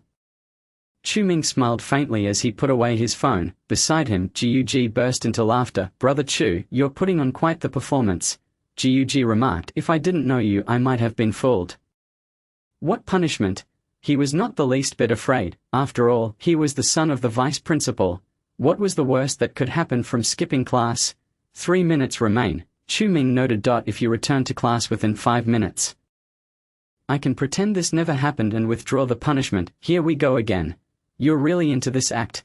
Ji laughed, throwing an arm around Chu Ming's shoulder. Brother Chu, enough already. If you keep this up, I might just turn against you. Had it not been for Chu Ming's assistance, Ji would not have been so forgiving. 2 minutes left. Chu Ming raised 3 fingers. Are you finished yet? Ji's brows furrowed deeply. Are you trying to turn against me today? 1 minute remaining. Chu Ming shot Ji a glance and spoke softly. What's wrong with you, Jiu? Ji could no longer suppress his anger. He shoved Chu Ming. Don't think just because you helped me that you can throw your weight around. I'll tell you this. In Linju No. 2 Middle School, no one can throw their weight around at me. The author was right. While you may be righteous, you are also quick-tempered, which will inevitably lead to your downfall. Chu Ming sighed. Today's punishment is merely a minor reprimand. I hope you can adhere to school rules and regulations. Don't give me that nonsense. Jiuji's forehead throbbed with anger. You want to punish me? Go ahead, show me what you can do. Just as Jiuji shouted, the school intercom suddenly blared to life. Attention all faculty and students, we are announcing a disciplinary decision regarding the misconduct of Jiuji from Class 6 of the 3rd year. Upon hearing those words, Jiuji froze in disbelief. His face turned to one of utter shock as he turned towards the loudspeaker.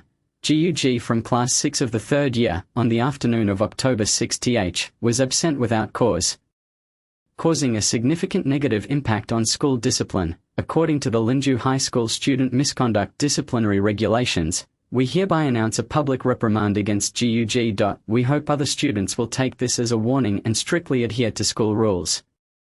Cultivating good behavior habits. The announcement quickly concluded. Jiuji was left in disbelief. He turned back to Chu Mingyu. How did you manage that? Was that phone call really made to the disciplinary officer's teacher? How could that be possible? The person before him, was he not just a student? If he were a teacher or the director of education, how could Zhao Nina speak to him so brazenly? Why would he assist in dealing with Chu Kuang? Jiuji's thoughts were a chaotic mess. Don't concern yourself with how I did it, Chu Ming replied coolly. Your priority now is to return to class. Jiuji had been running rampant at Linju High School. Relying on his connection to Jiu Hongxing, this was inappropriate. Chu Ming understood that Jiuji was not inherently bad. He was merely spoiled by Jiu Hongxing. Thus, as the director of education, it was his responsibility to intervene and assist. Chapter 75. There's a problem with the Chu family. The broadcast had echoed clearly in Jiuji's ears. He was utterly bewildered. No, how on earth did you manage that? He gazed at Chu Ming. Do you know the teacher from the disciplinary office? Did she help you? I told you, don't concern yourself with how I did it. Your primary task is to return to class. Chumming lifted his head and admonished Guoji, stating, as a student, it is inappropriate to skip classes. If you neglect your studies, the next consequence could very well be not just a reprimand, but expulsion. Upon hearing the word expulsion, Guoji's body trembled. He faltered. Chu brother, who exactly are you? Guoji pondered, gazing at Chumming's youthful visage, and asked in confusion, could it be that you are truly the head of discipline? In response to Guoji's bewilderment, Chumming merely smiled faintly. Will you attend class? If not, I shall make another call, and it won't be as simple as that. Chumming feigned picking up his phone. No. Guoji, now frightened, pleaded, Chu brother, let us talk this over. Since you seem to be in a foul mood today, I shall come another day. Guoji was utterly perplexed regarding Chumming's identity. He resolved to consult Guo Hongxing upon his return and then devise a plan. Observing Guoji's hasty retreat into the shadows of the stands, Chumming's lips curled into a slight smile. This Guoji was truly obstinate. No wonder the protagonist in the original work would resort to violence against him. However, he was not inherently malevolent. He simply required guidance to find the right path. Chumming murmured to himself, very well, as long as I remain at Linju No. 2 High School, I shall assist Guo Hongxing in mentoring him. Guo Hongxing, you ought to be grateful to me, Chumming said with a gentle smile. At that moment, his phone rang unexpectedly. It was a call from Chunantian. Hello Chumming. Grandfather, what is it? Chumming inquired calmly. The Guo family has gone mad. Chunantian's voice trembled. It is reported that today over 30 elders from the Guo family besieged their stronghold, forcing the family head Guo Wushuang to exhume and conduct a DNA test. In their haste to obtain results, they spent a fortune and received the DNA verification report in merely 2 hours. Guess what? Hearing Chunantian's words, Chumming chuckled. So Guo Wushuang has no blood relation whatsoever to the previous head of the Guo family. Exactly, Chunantian exclaimed excitedly. Now, not only has Guo Wushuang erupted, but the entire Guo family is in an uproar.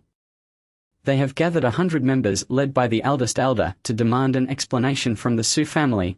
Oh, it seems the Su family is in for quite the commotion, Chumming laughed heartily when providing Chunantian with this information. Chumming had anticipated such an outcome. As long as Guo Wushuang dared to verify his lineage, flaws would inevitably be revealed, even if Guo Wushuang himself remained oblivious to his true heritage. You have no idea. At the verification center, the moment Guo Wushuang saw the report, his face was a picture of despair. Chunantian continued to share the happenings in the capital with great enthusiasm. I heard that this verification was requested by Guo Wushuang himself. As a result, he is truly not a member of the Guo family. Ha ha ha, how absurd. Grandfather, you seem quite pleased, Chumming retorted. Isn't that so? The plan has succeeded. You truly have a knack for this. The troubles of the Guo and Su families had nothing to do with him. The head of the Chu family. He would not take pleasure in their misfortune, but he certainly found it amusing. I recall that the matriarch of the Guo family passed away not long ago. Chumming remarked nonchalantly. In that case, no one could possibly clarify this matter. Indeed, the entire discourse among the aristocratic families of the capital has shifted in favor of the Guo family, demanding that the Su family provide an explanation. What of Su Guoqin? How is he faring now? Chumming inquired casually. This recent covert maneuver against the Chu family by the Su family was undoubtedly orchestrated by Su Guoqin. Otherwise, it would be quite peculiar for the Su family to meddle in the affairs of the Chu family. Su Guoqin? He is not faring much better. The previously quelled discourse has resurfaced. Not only are there rumors about the Guo family's infidelity, but also allegations that the Su family has placed a green hat on their own family head. The events unfolding in the capital over the past few days were nothing short of earth-shattering, dragging both aristocratic families into turmoil. Should these two families engage in a fierce battle, the Su family will undoubtedly lack the capacity to target us.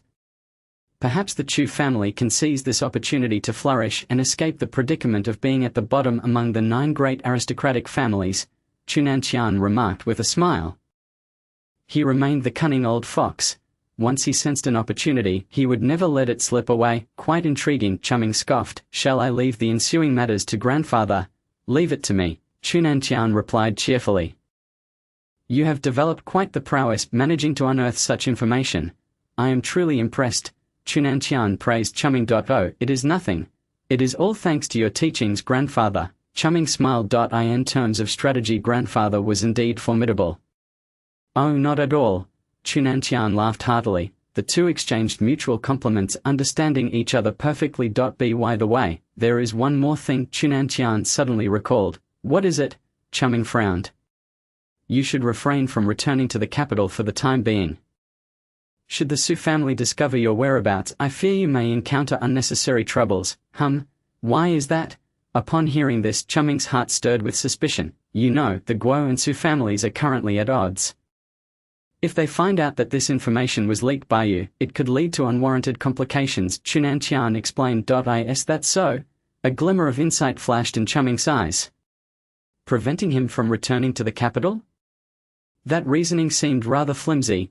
Chunantian, that old fox, undoubtedly had other matters concealed from him. Well, I am worried about you, Chunantian said earnestly. If anything were to happen to you, how would I explain it to your parents in the afterlife? I understand now. I will refrain from returning to the capital this month. Once the storm passes, I shall reconsider, Chumming replied without further inquiry. Yes, that would be best, Chunantian nodded. All right, grandfather, I have matters to attend to. So I shall end the conversation here. We will discuss further when there is news. Good. Chumming promptly ended the call. A glint of severity flashed in his eyes. It appeared that the Chu family was concealing something from him. Chumming was no fool. He had only relayed the information to Chunantian. How could the Su family possibly trace it back to him? Chunantian's insistence on preventing his return to the capital likely had ulterior motives. He swiftly opened his phone and dialed Tang Lin's number. Hello, young Master Ming, how may I assist you? Go and investigate the movements of the family, particularly those of my cousins. See what they are up to lately. Chumming stated calmly. Understood. I will get on it right away, Tang Lin affirmed, immediately arranging for personnel to conduct the investigation. As dusk fell, Linju High School commenced its evening self-study. Chumming sat cross-legged in a quiet corner of the playground. Meditating undisturbed, suddenly his phone vibrated. You have received a message from the Urban Cultivation app. Please check. What? How could I receive a message? Chumming was taken aback and promptly opened his phone screen. Congratulations, you have successfully altered the original plot. Plot points 30. Reward. App function 1. Relevant items have been deposited into the user account. Please swipe to retrieve. I altered the plot. Chumming's eyes widened. He hastily opened the forum for the aristocratic families of the capital.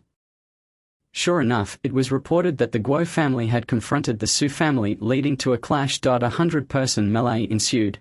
Guo Wushuang, the head of the Guo family, suffered severe injuries and fell into the river. His whereabouts unknown. Su Guoqin, the eldest elder of the Su family, was gravely injured and unconscious, with half of the Su family estate destroyed. The vitality of both families had been severely depleted. Chumming's heart raced upon reading these news items. The consequences far exceeded his initial plans. No wonder he was awarded so many plot points for merely changing the storyline. With Guo Wushuang missing and Su Guoqin in a coma, half of the Su family estate was gone. This was truly an unprecedented event in the capital. Su Guoqin, oh Su Guoqin, if you had not provoked trouble, would you have met such a fate? Chumming sighed. He merely wished for Su Guoqin to understand the gravity of the situation and willingly withdraw. However, he had not anticipated that events would escalate to this extent. The matter concerning the Su family secret letter must not be leaked under any circumstances unless absolutely necessary. Chumming resolved firmly. If he were to divulge even a hint more, the entire Su family could face annihilation due to his actions. While the Su family was despicable, it had not yet reached the point where Chumming would consider it worthy of destruction. Chumming's mindset differed vastly from that of the bloodthirsty Chu Kuan. Could a rational person resort to murder at the slightest displeasure? Previously, while reading Rebirth of the Urban Underworld King, Chumming often encountered critics in the comments lamenting that the protagonist was not ruthless enough. These critics believed that the protagonist should eliminate all antagonists, including the main villain himself. If I were Chu Kuan, perhaps I would take action. But I am not. Chumming took a deep breath and gazed at the Su family secret letter in the gallery of his phone. This was an atomic bomb, and he held the button in his hands. He could only hope that the Su family would recognize their place and refrain from provoking him. Chumming sighed once more and reopened the Urban Cultivation app. Earlier, he recalled seeing a rather peculiar reward likely located in the items section. Chumming searched through the items section and found a large question mark. Was this item represented by a question mark? Chumming was momentarily stunned. He clicked to view the description. App function. The benefits granted to users by app developers, allowing users to choose one of the following three features. 1. Recall items produced by the app. 2. Open the store in advance. 3. Exchange storyline points for currency. Ratio 1:10,000. Note: once a choice is made, it cannot be undone, so users should decide carefully. Which feature should I select? Chu Ming's gaze became fixed. This is a fortuitous opportunity. He scrutinized the three features with great care. His eyelids soon drooped. These three options are utterly useless. Taking a deep breath, disappointment flooded his eyes. The first function, recalling items produced by the app, implies that he can retrieve the items he has already given away. How could he possibly take back what he has relinquished? What a worthless feature. The second function, opening the store in advance, is indeed useful in the present moment. However, if he merely reverses the storyline once more, it should become accessible, rendering this choice a waste of an opportunity. The third function is even more pathetic. 1 storyline point for 10,000 Huaxia coins. Does Chu Ming really lack money? If only the exchange could be reversed, it might hold some interest, yet this urban cultivation app lacks any recharge portal. Making such thoughts mere fantasies. What to do? I must select one, but which one? Chu Ming hesitated for a long while. After much contemplation, the second and third functions proved to be even more useless than the first. The first option still holds some merit. Thus, I shall activate the first function, recalling items. Chu Ming tapped the prompt in the item bar. Congratulations. You have successfully activated the item recall function. Let me give it a try. Chu Ming retrieved the original copy of the Su family secret letter from the item bar. Return. Chu Ming tested the waters. The Su family secret letter remained inert. Useless. He furrowed his brow, wondering if he needed to stuff it back again. Let me try once more. After pondering for several seconds, he declared in a low voice. Recall. Still ineffective. Go back. Snatch back. Chu Ming attempted a dozen times, yet the Su family secret letter remained utterly unyielding. Damn it. Chu Ming was furious. At that moment, the Su family secret letter suddenly vanished from his grasp. Chu Ming was left bewildered. Upon opening the app's item bar, he discovered that the Su family secret letter had indeed returned. Chu Ming was instantly dumbfounded. Could it be that the incantation for recalling items is simply that phrase, "Each time one recalls, one must utter, 'Damn it'? What a ridiculous setting." Chu Ming's emotions were indescribable. He withdrew the Su family secret letter from the item bar once more. Damn it. The Su family secret letter promptly returned to the item bar. After several attempts, he realized that this phrase was indeed the only effective incantation. From now on, I shall manually return items, even if it is a bit laborious. Chu Ming sighed deeply. He felt utterly speechless regarding this function. Just then, his phone rang. It was Tang Lin. A glimmer of excitement flashed in Chu Ming's eyes as he immediately answered the call. "Hello, have there been any updates? Young Master Ming, we have already uncovered the information." Tang Lin's voice came through the phone. "Oh, what is it?" Chu Ming had sensed that there was something amiss with the Chu family. But the old fox Chu Nantian had not disclosed anything to him. Fortunately, he had instructed Tang Lin to keep an eye on the Chu family, allowing them to gather intelligence. This matter was unknown even to Chu Nantian. Tomorrow night, the Chen family has invited the Chu family disciple who discovered their extreme blood blade to a banquet. Among the participants are the family head and your cousin, Chu Ci. What did you say? Chu Ming's brow furrowed deeply. If this news is true, it would mean that the old fox Chu Nantian has completely transferred his achievements to someone else. How can Chu Ming tolerate that? Chapter 77, The Chen Family Banquet. Young Master Ming. Should we return to the capital? Tang Lin suddenly inquired. Yes, we must return. Chu Ming replied with a somber tone. It seems Grandpa still doesn't trust me. He would rather believe in my uncle's son. This truly disheartens me. Chu Ming was well aware of the internal workings of the Chu family. Chu Nantian's eldest son, who is also Chu Ming's father, had perished in a border war many years ago. His mother, a scientist, had also sacrificed herself in that conflict. Without Grandpa Chu Nantian, Chu Ming might have been left homeless. For the past few years, Chu Nantian had treated Chu Ming well materially and in terms of status. But all of it was a faa. He would not relinquish any power within the family to Chu Ming. In his heart, Chu Ming was merely someone who could live off his family's resources without any aspirations. Why should he strive and disrupt the plans in Chu Nantian's mind? Young Master Ming, the family head has gone too far this time. Tang Lin sighed. Too far? No, even without the extreme blood blade, he would still act this way. I have never been seen as a candidate for family head in his eyes. Chu Ming's voice was cold. What should we do then? Convey the orders. I will temporarily return to the capital for 2 days. A glint of determination appeared in Chu Ming's eyes. This time I must not be discovered by Grandpa. He will undoubtedly have precautions in place, knowing Chu Nantian's cunning nature. Once he learns that Chu Ming intends to return to the capital, he will surely try to obstruct him in every possible way. Therefore, Chu Ming needed to devise a scheme to make Chu Nantian believe that he was still in Linju City. Understood, young Master Ming. I will make arrangements immediately. Upon hearing Tang Lin's response, Chu Ming promptly hung up. This old fox Chu Nantian is truly amusing, pretending to be unaware of anything. A faint smile crossed Chu Ming's lips as he gazed at the bustling playground. A chill flickering in his eyes. Since the Chu family intends to treat me this way, I shall no longer hold back.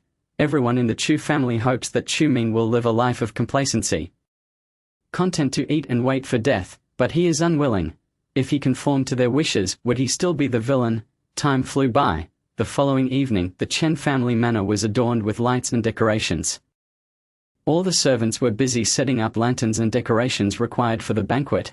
Those unaware of the situation might have thought there was a joyous occasion at the Chen family. Upon inquiry, they learned that a distinguished guest was arriving at the Chen family today. Who could this esteemed guest be that warrants such importance from the family? It is said that the young Master Chu Ci from the Chu family in the capital has returned a long-lost treasure to us. Young Master Chu Ci. I remember he is a genius from the Chu family. He is quite handsome and possesses great charm. Indeed, it seems destined that he and our Chen family are fated to cross paths. The family had mentioned that in addition to expressing gratitude, they are also preparing to marry their little princess to him. Heavens! That little princess has a capricious temperament. Can young Master Chu Xi handle that?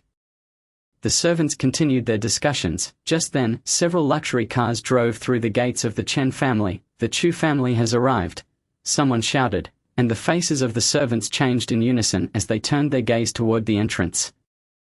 Among them was a white van that abruptly halted before them. From the vehicle emerged an elderly man and a younger one. The Chen family has truly gone all out for this occasion. Chu Nanqian laughed heartily, observing the grandeur of the Chen family manner, and immediately understood, Grandpa, the Chen family's lavish preparations must indicate their profound gratitude towards our Chu family. Chu Xi spoke gently, dressed in an expensive suit. He presented himself impeccably. He had even memorized how to explain the origins of the extreme blood blade. As per Chu Nanqian's instructions, little Ci, the head of the Chen family may introduce a marriage proposal for you today. You must hold your ground. Chu Nanqian spoke gravely. Rest assured, Grandpa, I am more adept at this than that. Chu Xi chuckled, a hint of disdain flickering in his eyes. It is indeed laughable. Despite having a marriage engagement with the Su family, he still dared to break it off and scurry to a small place like Linju City to scrape by. Enough, let us not speak of him. He has always been unworthy of trust and only resorts to underhanded tactics. A glint of vigilance shimmered in Chu Nanqian's eyes. Today, you must handle this matter, and in the future, our Chu family will naturally be under your leadership. Yes, I will not disappoint Grandpa's expectations. Chu Xi smiled at Chu Nanqian. Today only the two of them had come, fearing that too many people might inadvertently reveal the truth. Head of the Chu family. At that moment, as the two exchanged words discreetly, a portly elder in splendid attire suddenly emerged from the banquet hall. Head of the Chen family. Upon seeing the elder, Chu Nanqian instantly donned a courteous smile. It has been many years. I hope you have been well. Ha, I am doing quite well. The elder laughed heartily. Since we are old acquaintances, let us dispense with the formalities of addressing each other as family heads. From now on, let us refer to each other as brothers. Chu Nanqian's heart jolted, and he immediately clasped his hands in salute, smiling. Brother Qian Jiyu. Ha, my dear brother Nanqian, please come this way. The head of the Chen family. Chen Qiangu laughed heartily, leading Chu Xi and Chu Nanqian into the banquet hall. The individual behind you must be the junior who discovered the extreme blood blade, correct? Chen Qiangu's gaze swept over Chu Xi. Nodding with satisfaction, indeed a fine young man. Thank you for the compliment, Grandpa Chen. Chu Xi smiled politely, yet his heart was filled with joy. Who is Chen Qiangu?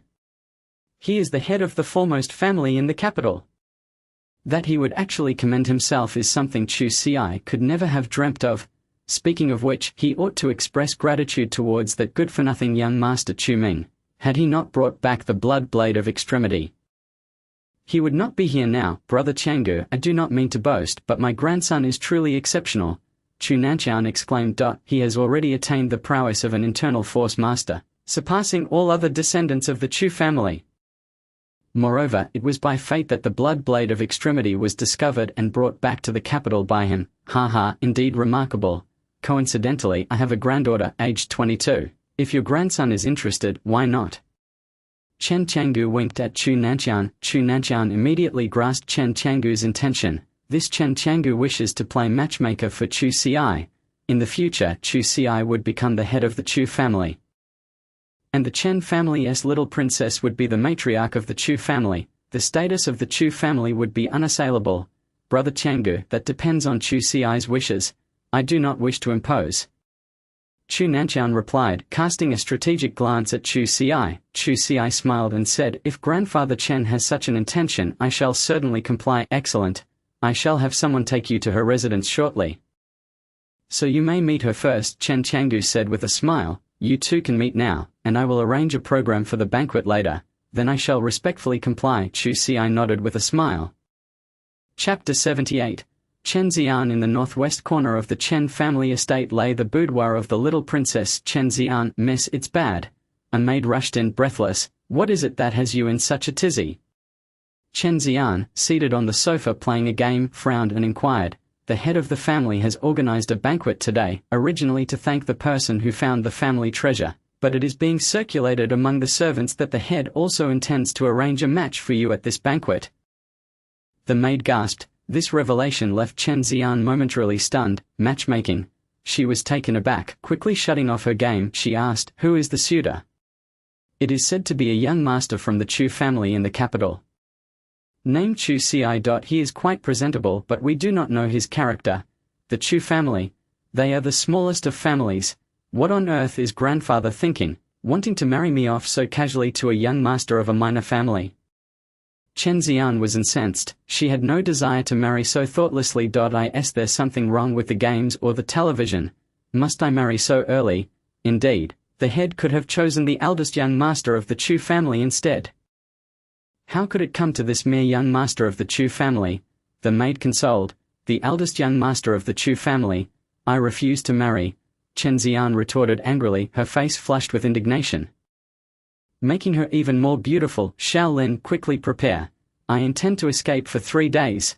Miss, you aren't thinking of what's wrong? It's not my first time fleeing from a matchmaking. Chen Xian huffed. It's called having policies above and countermeasures below. Grandfather can do nothing to me. Miss, what about the head? Will you help or not? But, will you help or not? Yes, I understand, Shaolin sighed, beginning to gather the essentials for Chen Xian's escape. Soon, she finished packing and led Chen Xian to the back courtyard of the Chen estate. It was a secluded area where Chen Xian had opened a hidden door, unnoticed by anyone. With her backpack slung over her shoulder and a pink cap atop her head, Chen Xian stepped through the door. Outside lay a verdant forest. Once she entered, she could find her way to the city and successfully leave the Chen estate. Miss, once you leave, remember to call me every day, otherwise I will worry, the maid urged. I know, Chen Xian chuckled softly. I'll be back in 3 days, miss, be careful. The maid carefully checked Chen Xian's belongings before waving her off. Chen Xian's figure quickly vanished into the greenery. At the same time, a helicopter landed a kilometer away from the Chen estate. Within the forest, young Master Ming, we have arrived, Tang Lin announced as she jumped from the helicopter and opened the rear door. A simple staircase was unfolded and Chu Ming slowly emerged from the cabin. This is the Chen family. He surveyed his surroundings. The area was desolate, shrouded by trees, with not a soul in sight. Young Master Ming. To avoid detection by the Chen family's guards, we could only land here, Tang Lin explained. Considering your intention to disrupt the banquet, there is a possibility of being pursued by the Chen family. Hence we must ensure a safe escape route. You've certainly thought this through, Chu Ming remarked, clearing his throat. He intended to sabotage the Chen family's banquet, but he did not wish to become enemies with them. He merely sought to teach Chu Ci a lesson for stealing his credit. Young master, there is a small path ahead. Just walk about 1,000 meters and you will reach the Chen family's territory. You will need to scale the wall to enter. Are you certain you are prepared? Tang Lin inquired with concern. Of course. I've donned my prepared cloak, Chu Ming replied with a smile. This is within my capabilities. He refrained from disclosing his current strength. Since breaking through the 5th level of the Eternal Dark Path, his prowess had reached the realm of a master. This level far surpassed that of an internal force expert. The guards of the Chen family would not pose a challenge for him. Then I wish you all the best, Tang Lin said, casting a worried glance at Chu Ming but saying no more. All right, I'm off. Chu Ming donned his cloak, ready to slip into the hidden path. Just then, a girl wearing a pink cap emerged from the path. She struggled to climb out, and upon lifting her head, she froze in place. Chu Ming also stood there equally dazed, their eyes locking in surprise. Is this someone from the Chen family? Was the thought racing through Chu Ming's mind. Goodness, is this the person my grandfather sent to fetch me back? Was what Chen Xian wondered. The two remained locked in a stare for nearly a minute. Chu Ming squinted his eyes and stepped aside. Chen Xian mirrored his movement. What do you intend to do? Chu Ming took a deep breath and suddenly questioned, what do you intend to do? Chen Xian frowned, coldly retorting, get lost? You want me to get lost?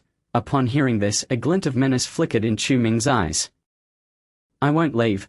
What will you do about it? You won't leave? Chen Xian shot him a glare and promptly stepped on the back of Chu Ming's foot. She twisted it fiercely. Chu Ming's expression turned ashen. How could this girl possess such strength that even he, a master, felt a twinge of pain? Get out of the way. Don't make me say it twice. Chen Xian commanded coldly. Tang Lin. Chu Ming called out immediately. Yes, young master. Tang Lin appeared at Chu Ming's side. Upon seeing Tang Lin, Chen Xian suddenly realized that these two might not be from the Chen family. What do you intend to before Chen Xian could finish her thought. Tang Lin swiftly struck the back of her neck, causing her to faint immediately. "Young master, how should we handle her?" Tang Lin inquired, supporting the unconscious Chen Xian. "She is likely a member of the Chen family. Bind her and stow her in the helicopter. Once I have completed my task, we will decide what to do next." "Understood." Following Chu Ming's command, Tang Lin promptly complied. Chen Xian was tightly bound and hidden away in the helicopter.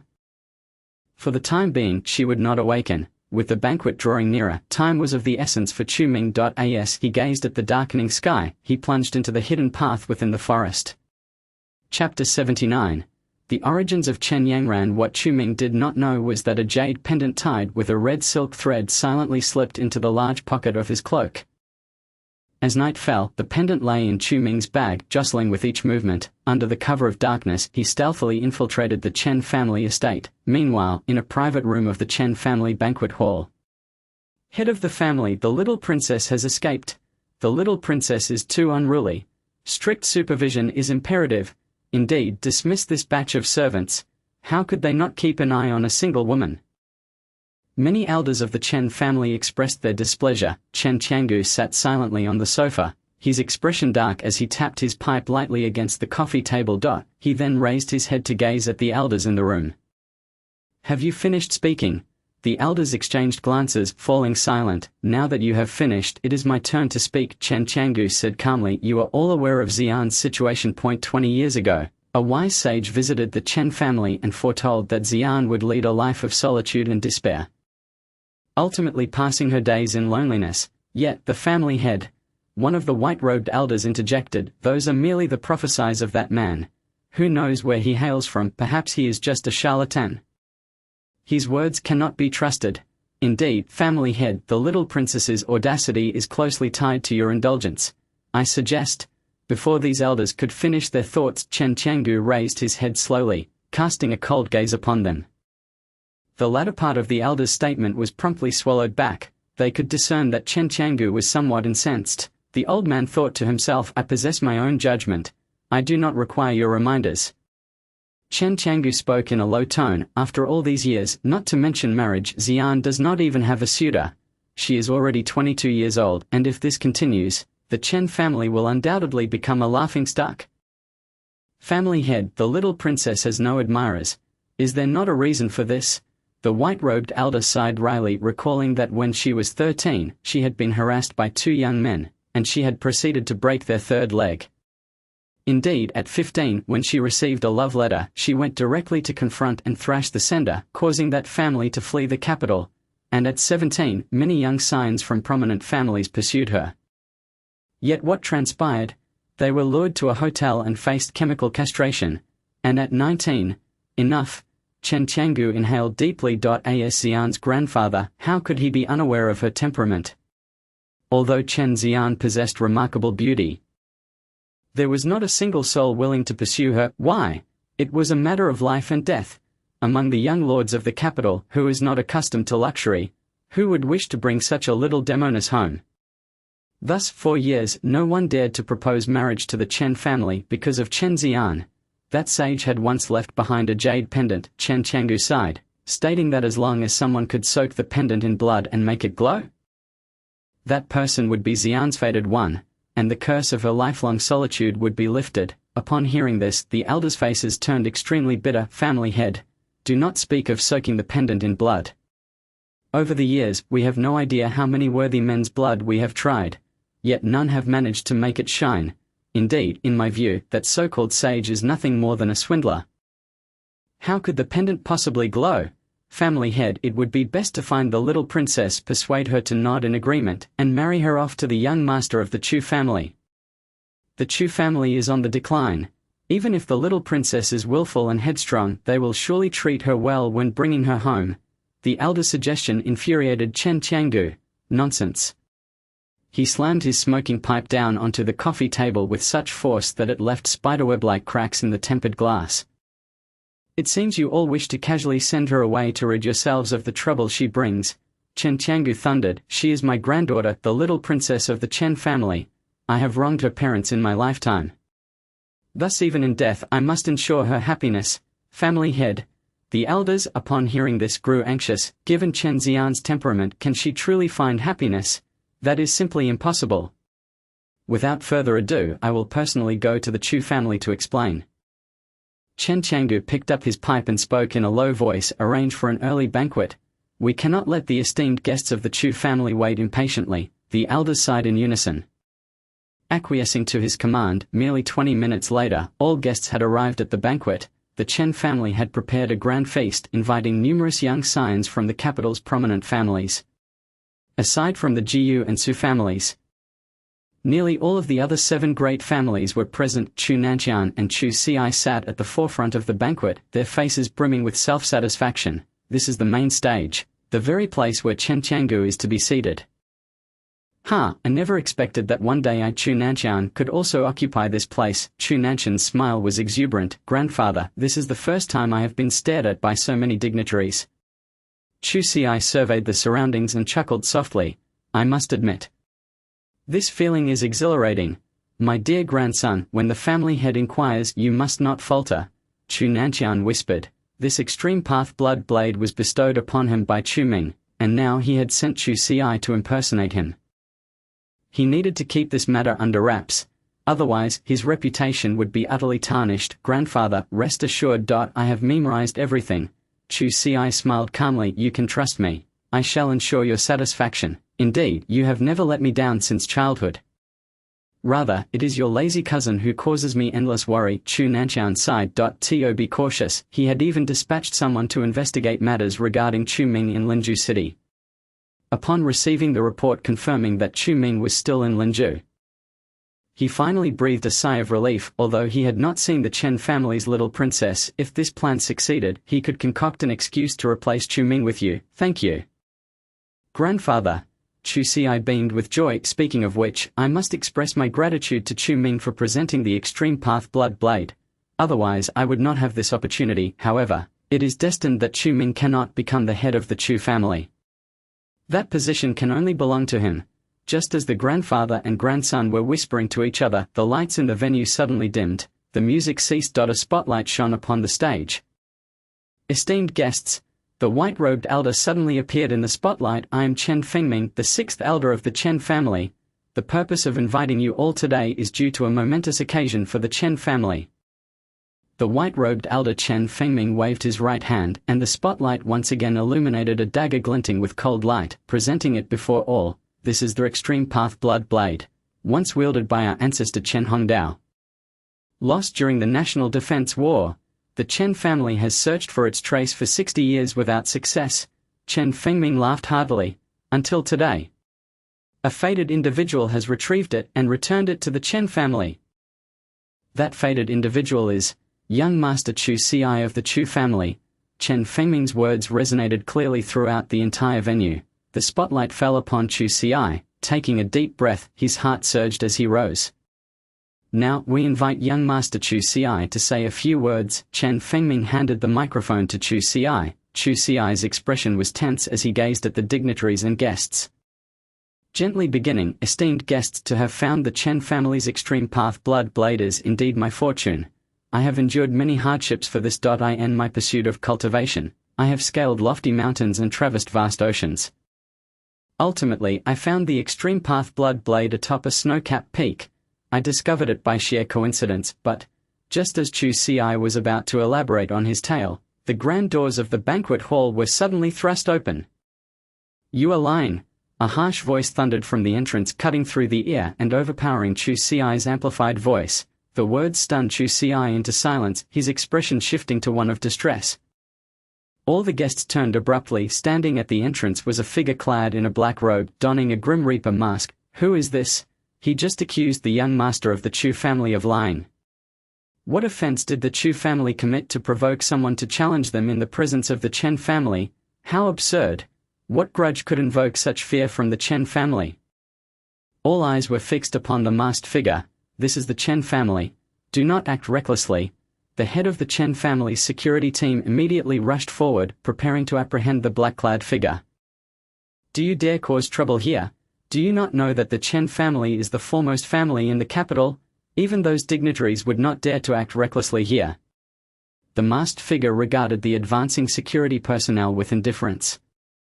He suddenly waved his hand and a wave of master-level energy erupted forth. Boom. An invisible shockwave struck the chests of the security guards like a hammer. 7 security personnel were sent hurtling backward. Crashing onto the banquet table, the guests screamed in alarm, hastily retreating. The entire banquet hall descended into chaos. Chen Changgu, the family head, abruptly stood up from the feast, coldly demanding, "Who are you?" "I." The masked figure scoffed. "You may call me the Grim Reaper." The Grim Reaper? Chen Changgu furrowed his brow. He had never heard this name before. "What brings you to the Chen family?" Chen Changgu inquired cautiously. "Nothing more than to restore order."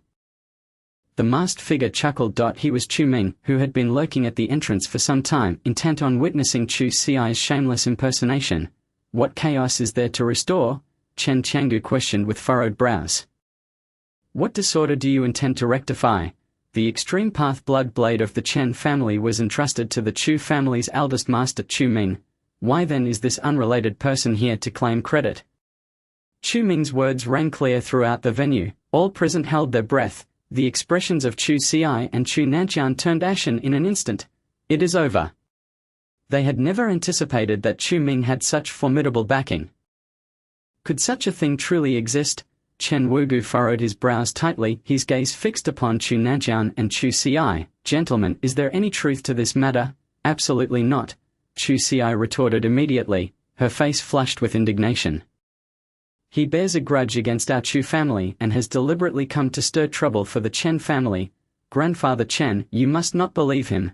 Indeed. Chu Nanqian nodded vigorously, adding, "This incident is entirely my fault.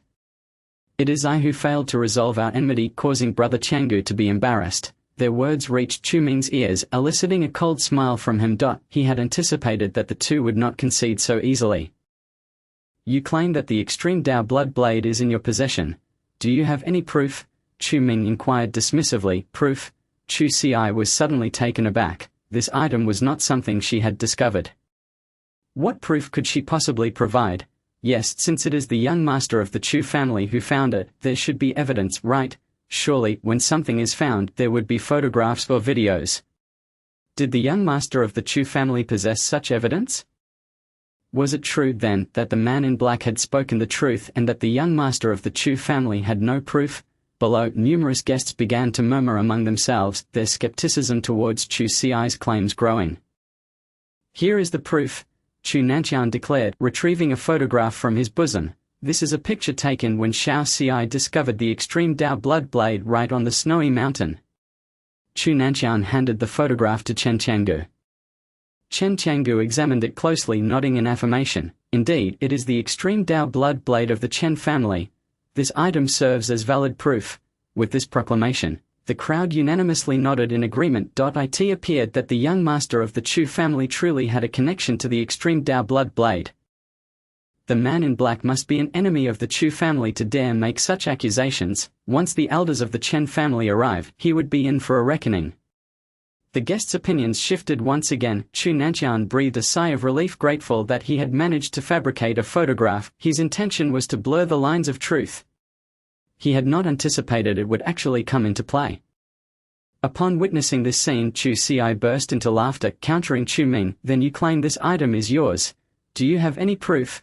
He currently possessed proof, but he did not believe that the man in black would have any. "Proof?" Chu Ming chuckled, slowly extending his right hand. A glimmer of brilliance flashed in his eyes as he softly muttered, "You old bastard."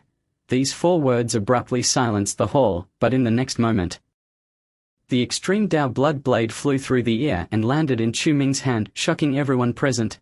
"What?" Not only the onlookers but even Chen Wugu sprang to his feet, his eyes nearly popping out of their sockets. How could it be that, aside from the legendary ancestor Hong Dao, someone else could wield the extreme Dao blood blade? This was inconceivable. The elders of the Chen family were utterly astonished. This was an occurrence that seemed impossible. That was a treasure of the Chen family. How could it be controlled by an outsider? Chu Xi and Chu Nanqian were left dumbfounded. This man in black had refined the extreme Dao blood blade. Even the cunning Chu Nanqian had not foreseen this development. It was over. They were truly finished. Chu Nanqian collapsed onto the ground, his face ashen. The fact that the extreme Dao blood blade had flown into the hands of that man spoke volumes. This proof was infinitely more credible than his mere photograph. Chapter 81. I am the king of the underworld. Now the extreme Dao blood blade is in my possession, Chu Ming declared coldly. Is there anyone else who wishes to question my proof? You may step forward. Chu Ming's deep voice echoed throughout the banquet hall, met with an oppressive silence. No one could muster any counter-arguments. To command the extreme Dao blood blade without prior contact was not just a matter of fate but also required immense strength. Even these two factors alone were enough to persuade the onlookers. As Hong Dao had stated, Chen Changgu drew a deep breath. To be able to control the extreme Dao blood blade is a feat achieved by 1 in a million. May I inquire as to your identity? Esteemed sir, I have already stated I am the king of the underworld. Chu Ming replied solemnly. I have come to the Chen family today solely to rectify the chaos. I have no interest in other matters. Nor do I wish to engage in them. Chen Changgu was momentarily speechless. The aura radiating from this masked figure was overwhelmingly powerful. Even he, the head of the Chen family, felt a sense of pressure. This was undoubtedly a formidable expert. It was my error in judgment, Chen Changgu said gravely as he stepped forward and bowed respectfully to Chu Ming. This gesture left everyone astounded. What were they witnessing? The head of the Chen family was bowing to the man in black. Family head. The elder in white, Chen Fengming, exclaimed in astonishment. Do not be foolish. Chen Changgu admonished sharply. Get these two swindlers from the Chu family out of my sight. At these words, Chu Nanqian and Chu Xi collapsed to the ground, utterly disheartened. This was not an alliance with the Chen family. Rather, it was an outright offense. Chu Nanqian had meticulously planned, yet he had not anticipated this outcome. Yes, family head. Chen Fengming hesitated for a moment before respectfully complying. Seize this old man and young lady of the Chu family and throw them out of the grand doors of my Chen family. Wait, Chu Ming interjected calmly. Chen Changgu was taken aback and quickly inquired, might I ask, esteemed king of the underworld, what is your opinion? This extreme Dao blood blade is a gift I have bestowed upon the young master of the Chu family. Chu Ming intended to facilitate an alliance with your Chen family. Simply ask the impostor and allow Chu Nanqian to remain. Should the Chen family and the Chu family become adversaries, it would disrupt Chu Ming's plans. Thus, he sought to leave a sliver of hope. It was a small concession for Chu Nanqian. I understand now, Chen Changgu thought, enlightened. Seize this Chu Xi and expel him from our Chen family. From now on, he is forbidden from stepping foot inside. Chen Changgu issued the command immediately. Chu Xi's face turned a ghastly shade of white. Grandfather Chen, there must be some misunderstanding. You cannot take his words seriously. All talk of climbing the social ladder, of soaring ambitions and of the position of young master had vanished. All that mattered to Chu Xi now was to leave the Chen family safely. Enough. Chu Nanqian's quick reflexes enabled him to slap Chu Xi across the face, roaring, You wretched child, you have kept me in the dark. Apologize to Grandfather Chen. In the face of the Chen family's intimidation. Chu Nanqian promptly altered his tone. Chu Ming observed coldly, a mocking smile creeping onto his lips at the sight of Chu Nanqian's cunning maneuvering. The old fox was indeed adept at adapting to circumstances. Even willing to sacrifice Chu Xi. This way, he could preserve his own dignity. Poor Chu Xi, so young and naive, utterly bewildered by the intricate dynamics at play, was left dazed by Chu Nanqian's slap. Grandfather? But you told me to. Beast. Chu Nanqian's expression shifted dramatically as he slapped Chu Xi once more, silencing him. Do you wish to drag me down with you? How could the Chu family have produced such a wretch like you? One must act the part in its entirety. Chu Nanqian's two slaps elicited a sarcastic smile from beneath the mask of Chu Ming. This old fox was indeed impressive. To strike his most beloved grandson without hesitation was no small feat. Had it been Chu Ming lying on the ground instead of Chu Xi, it was likely that Chu Nanqian would have dealt him a few more slaps. Enough. Chen Changgu had already grasped the truth behind the events. But he glanced at the masked Chu Ming. In deference to the king of the underworld, he decided to temporarily spare Chu Nanqian, drag this Chu Xi away, ensure he does not disrupt the banquet. Yes, Elder Chen Fengming promptly led the guards to apprehend Chu Xi. On Chu Xi's left, two black-clad guards. On his right, two black-clad guards. Grandfather, it is not as you think. I truly did not. He pleaded desperately. But he was quickly dragged away, leaving the banquet hall in a state of disarray. Chu Xi's cries of despair pierced through to Chu Nanshan's heart, twisting it in agony. How could he have anticipated that the so-called worthless young master, Chu Ming, had such a powerful backing? Now that the troublemaker has departed, are you satisfied, esteemed sir? Chen Qiangu inquired, looking toward Chu Ming. Acceptable. Chu Ming replied with a faint smile. Suddenly, a glimmer of brilliance sparkled in his eyes.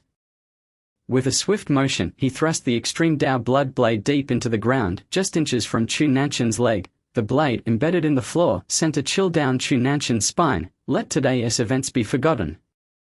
Should you dare repeat this transgression in the future, this blade shall become a harbinger of death. With that ominous statement, Chu Ming dramatically swirled his robes, preparing to depart. However, at that moment, the grand doors of the banquet hall swung shut. An elder with long, flowing hair clad in azure appeared at the entrance, his gaze fixed intently on the masked Chu Ming. Esteemed sir, it seems rather inappropriate for you to create chaos in my Chen family and then simply leave without consequence. The elder narrowed his eyes, locking onto Chu Ming. The fourth elder, Chen Qiangu exclaimed, rising in surprise. What brings you here? I heard that an outsider has intruded upon my Chen family estate today, so I came to investigate. The elder replied with a serene smile, his cold, piercing gaze swept over Chu Ming. Is it you, esteemed sir? How can you come to my Chen family as a guest and not partake in a meal before departing?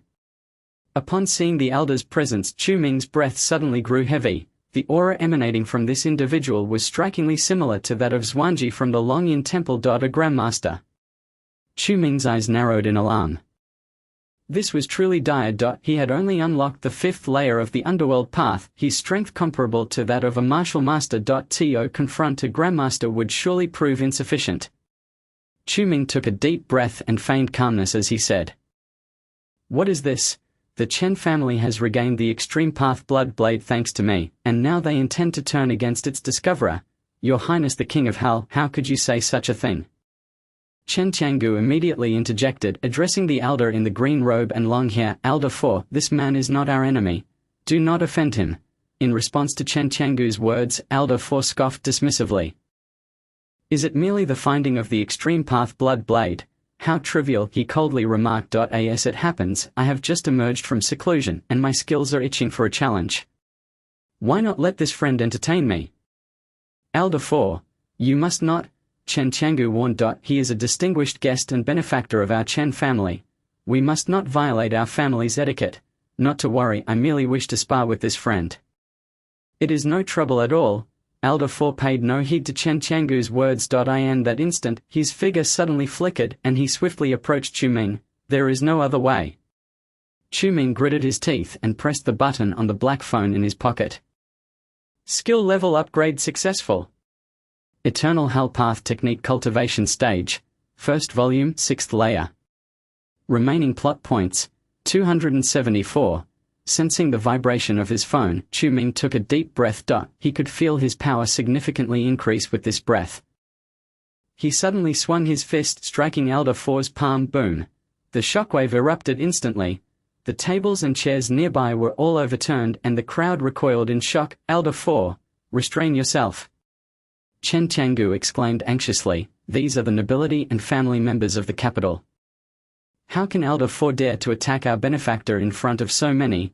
As Chen Qiangu spoke, the raging winds began to calm. Both Chu Ming and Elder 4 retreated a step.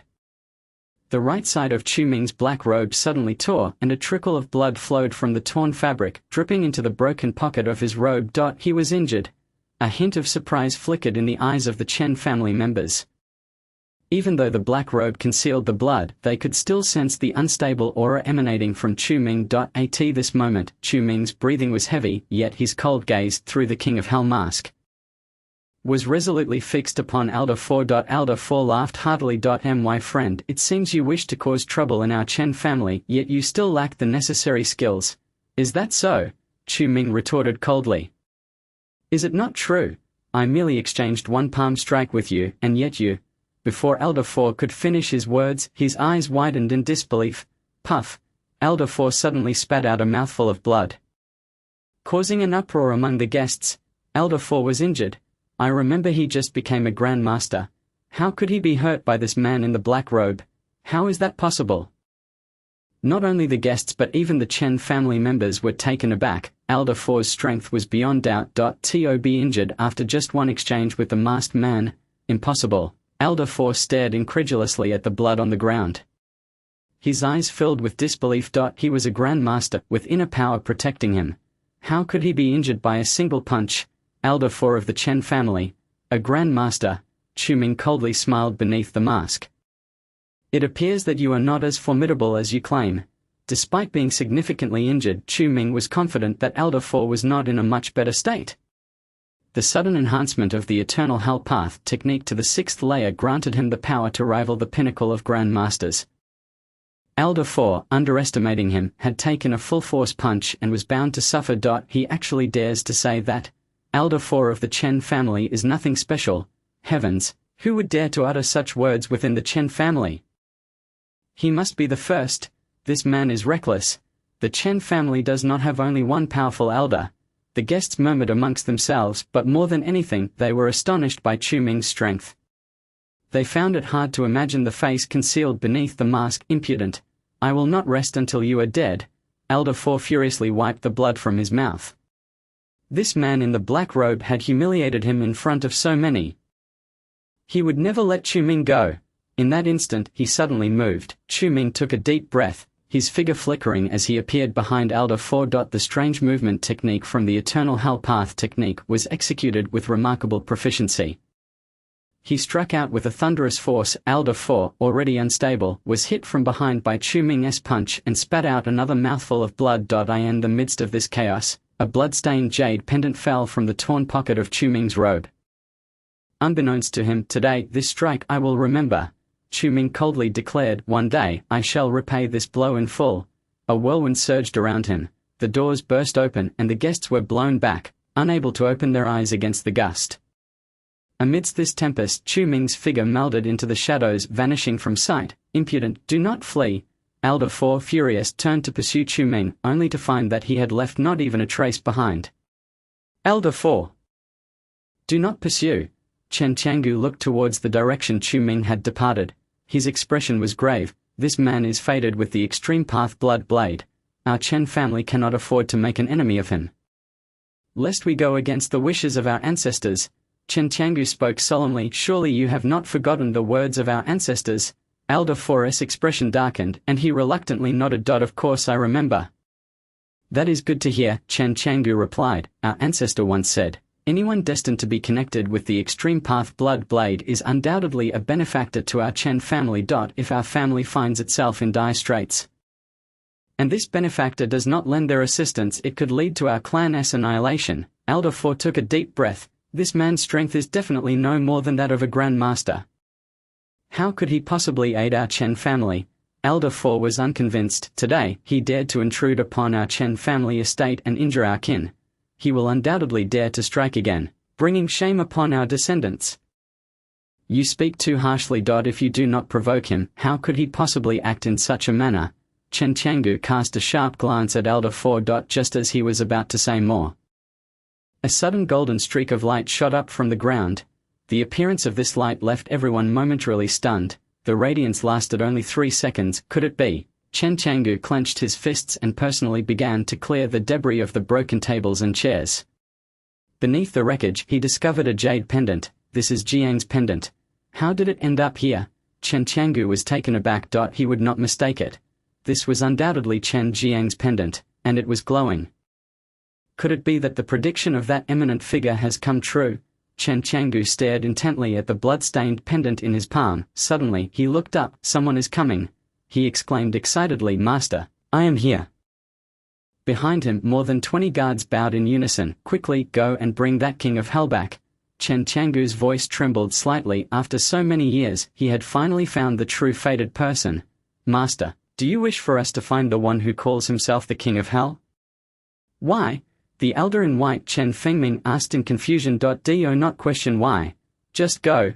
Chen Changgu snapped. If you delay, you will be the ones to answer for it. Understood. Chen Fengming's eyes revealed a serious expression as he hurriedly led the group away. After over 20 years, I hope he is the fated one I have been searching for all along. Chen Tiangu gazed towards the quiet night sky beyond the door, his eyes filled with anticipation and joy. Chapter 83.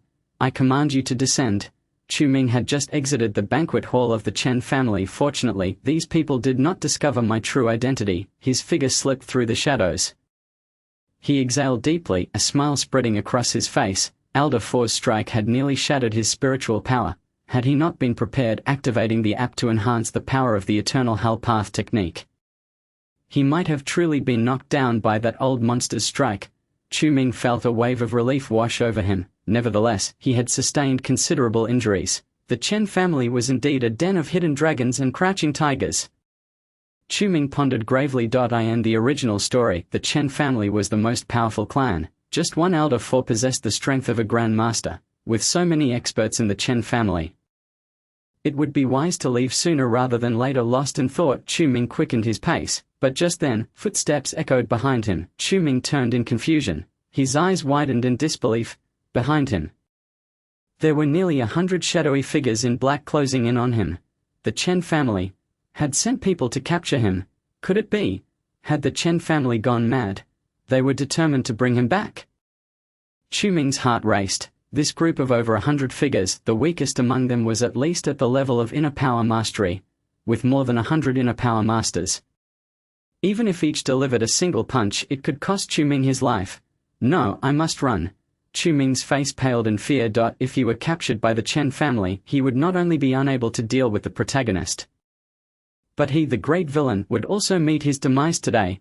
Under the moonlit night, Chu Ming quickened his pace. Seeing him accelerate, the leading figure, Chen Fengming, suddenly froze. Sir, please do not run. We are not here to capture you, he shouted. Chen Wubu has instructed us to bring this king of hell back. Why is that Pluto running even faster? These words fell into Chu Ming's ears, causing his steps to quicken once more. Aren't they here to capture me? Then why dispatch so many people? Do they take me for a fool? Without a moment's hesitation, Chu Ming summoned all the spiritual energy within him, aiming to break free from the Chen family's rear courtyard. His sudden burst of speed alarmed Chen Fengming, who cried out in desperation, "My lord, please do not flee. We truly are not here to capture you." Chen Fengming's voice echoed throughout the brightly lit Chen estate. Yet Chu Ming did not look back as he slipped into the shadows, heading towards the grove behind the Chen residence. That Chen Tiangu really is a scoundrel. I helped them locate the extreme Dao blood blade. Yet they still send people to apprehend me. And over 100 at that. Chu Ming's complexion turned ashen. The intense sprint left his legs feeling numb. Meanwhile, behind him, the relentless Chen Fengming also felt his legs growing heavy. However, Chen Tiangu had ordered that Chu Ming must be brought back or else he would be held accountable. How could Chen Fengming dare to stop? Elder, if he runs any further, he'll leave our Chen family grounds. What do we do? Indeed, he runs far too swiftly. We are not here to drag him back for punishment. We merely wish to invite him as a guest. Why is he fleeing? The black-clad guards were utterly perplexed by Chu Ming's frantic escape. Enough chatter. If we cannot bring him back today, we will all face the master's wrath. Chen Fengming was on the verge of tears. What could have possessed Chu Ming to run so desperately? Just as over 100 individuals were at a loss for words, Chu Ming successfully leaped into the grove. He dared not take the small path any longer, and instead relied on his speed to bound from tree to tree. Having escaped the Chen family, surely they would not pursue him any further. Chu Ming reassured himself, glancing back unintentionally. His eyes widened in disbelief. These people had formed a human ladder, directly vaulting over the courtyard wall. Damn it! Chu Ming's expression turned grim. These individuals were truly relentless. Was it just for injuring a fourth elder? Chu Ming felt utterly distressed. It appeared the Chen family was determined to capture him and hold him accountable. He quickly retrieved his phone from his pocket and dialed Tang Lin Mingxiao. What's wrong? Quickly scramble the helicopter. No questions asked. What? Tang Lin was taken aback. Sitting at the helicopter door, she spotted the moving black figures in the distant grove. A chill ran down her spine. Mingxiao, what have you done for the Chen family to pursue you? I told you not to ask. Hurry and get the helicopter ready. It'll be too late otherwise. Chu Ming urged, anxious. Oh right. Got it. Tang Lin suddenly snapped back to reality, immediately urging the pilot to start the engine. The propellers began to spin, creating a whirlwind. Half a minute later, a figure leaped from the grove. Ming Xiao, hurry! Tang Lin shouted anxiously. Chu Ming gritted his teeth and leaped onto the helicopter. It soared into the sky. This is bad. Chen Fengming, witnessing the scene, felt as if his breath had been stolen. He howled towards the heavens. Veins bulged on his forehead. In that split second as the helicopter ascended, he leaped up and grasped the helicopter's landing gear. Damn it! Chu Ming's heart nearly stopped at that sight. Chen Fengming's eyes widened, quickly explaining, "My lord, please don't be alarmed, I am..." Without a word, Chu Ming extended his right foot and stomped on Chen Fengming's face. "Get down!" As that foot descended, Chen Fengming could barely hold on. My lord, I only..." He stammered in a panic. "I told you to get down." Chu Ming exerted force with his right leg. Chen Fengming's joints whitened as he abruptly released the landing gear. He plummeted from a height of several meters. Landing among the crowd, Elder. Over 100 black-clad individuals surged from the grove. Chen Fengming fell into their midst, unscathed but filled with tension and frustration. It's over. He got away. Elder, what are we to report to the master? Indeed, why did he have to run? We wouldn't do anything to him. Now that he has fled, we're doomed. The black-clad guards wore expressions of despair. There is nothing we can do now. Chen Fengming sighed heavily. Gazing at the helicopter vanishing into the night sky, this person shares a bond with our Chen family. Now that he has left, it's likely. No worries. Just then, a deep voice emerged from the crowd. The throng parted, revealing a portly elder striding forward. "Master." Chen Fengming was taken aback. "You have done your utmost," Chen Qiangu said calmly. "Perhaps I have been too demanding." That esteemed individual mentioned that the ties of fate in this world must be allowed to flow naturally. "Not forced, master, do you mean? This person is not done with our Chen family. Since he has awakened Xian's jade pendant, we shall surely meet him again." Chen Qiangu lifted his gaze to the inky night sky. A hint of profoundness in his eyes. Chapter 84. Refinement of the mortal body. On the helicopter, Chu Ming let out a sigh of relief, yet a flicker of worry lingered. Before boarding, he had deliberately removed his mask. Uncertain whether Chen Fengming had glimpsed his true face, "Ming Xiao, what on earth did you do to provoke the Chen family into sending so many skilled fighters after you?" Tang Lin gazed at the densely packed figures below. Her complexion paling. If she was not mistaken, those individuals were the guards of the Chen estate, indicating that they were at least martial experts. "I didn't do anything. I merely injured their elder." Chu Ming gasped for breath. "Injured their elder?" Tang Lin was taken aback, immediately inquiring, "Which elder did you injure?" "From what they said, it seems to be the fourth elder," Chu Ming replied casually. "The fourth elder?" A flicker of horror crossed Tang Lin's beautiful eyes as she exclaimed, "Ming Xiao, how could you possibly injure the fourth elder of the Chen family?" "What's the big deal? It's just a fourth elder." Chu Ming was perplexed by Tang Lin's tone. He had little impression of this fourth elder. As the author had barely written about him, the fourth elder of the Chen family recently attained the Grandmaster realm, and he is notoriously protective and vindictive. Tang Lin trembled, cautioning, "If he finds out it was you." "Is that so?" Chu Ming's heart raced as he replied, "Fortunately I was masked. He won't recognize me." That's a relief. Tang Lin breathed a sigh of relief. Suddenly she sensed something was amiss. "Ming Xiao, you said you injured the fourth elder." Tang Lin finally realized what was wrong. What strength did Chu Ming possess to injure the fourth elder and still escape unscathed? How could that be possible? "Well, that old fellow is indeed formidable," Chu Ming sighed, revealing his right arm, which bore a wound that had stopped bleeding but still showed the gruesome bloodstains. Shocking Tang Lin, she hurriedly took out medical supplies. Disinfecting and bandaging his injury. "The fourth elder is a grandmaster. If you weren't gravely injured after his blow, he must have held back," Tang Lin said earnestly. "Please refrain from engaging in such dangerous acts in the future." "Ha, are you worried about me?" Chu Ming looked up, a playful smile on his face. Tang Lin's cheeks flushed instantly and she deliberately averted her gaze. "Ming Xiao, as your subordinate, it is only natural for me to be concerned for your well-being." Tang Lin quickly composed herself and spoke. "So that's how it is." Chu Ming nodded, falling silent. Within the cabin, an unspoken understanding settled between the two. Tang Lin's face was flushed. She could feel the warmth radiating from Chu Ming. While he caught the fragrance of her hair, they unconsciously drew closer. Just then, Chu Ming's black phone vibrated violently in his pocket. This tremor was stronger than any previous one, jolting Chu Ming awake. He quickly retrieved his phone. "You have received a message from the Urban Cultivation app. Please check." "Oh, there's a reward this time too."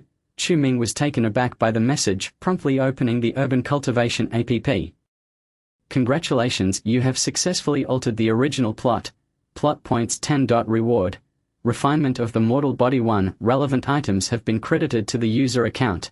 Please swipe to collect." As expected, it was related to changing a subplot.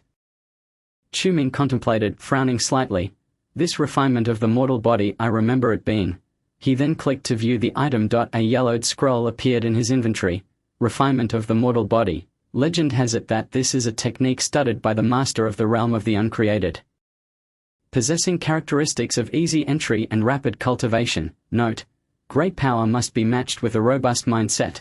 If one's mindset is insufficient and one forcibly enhances their strength, they will inevitably fall into madness.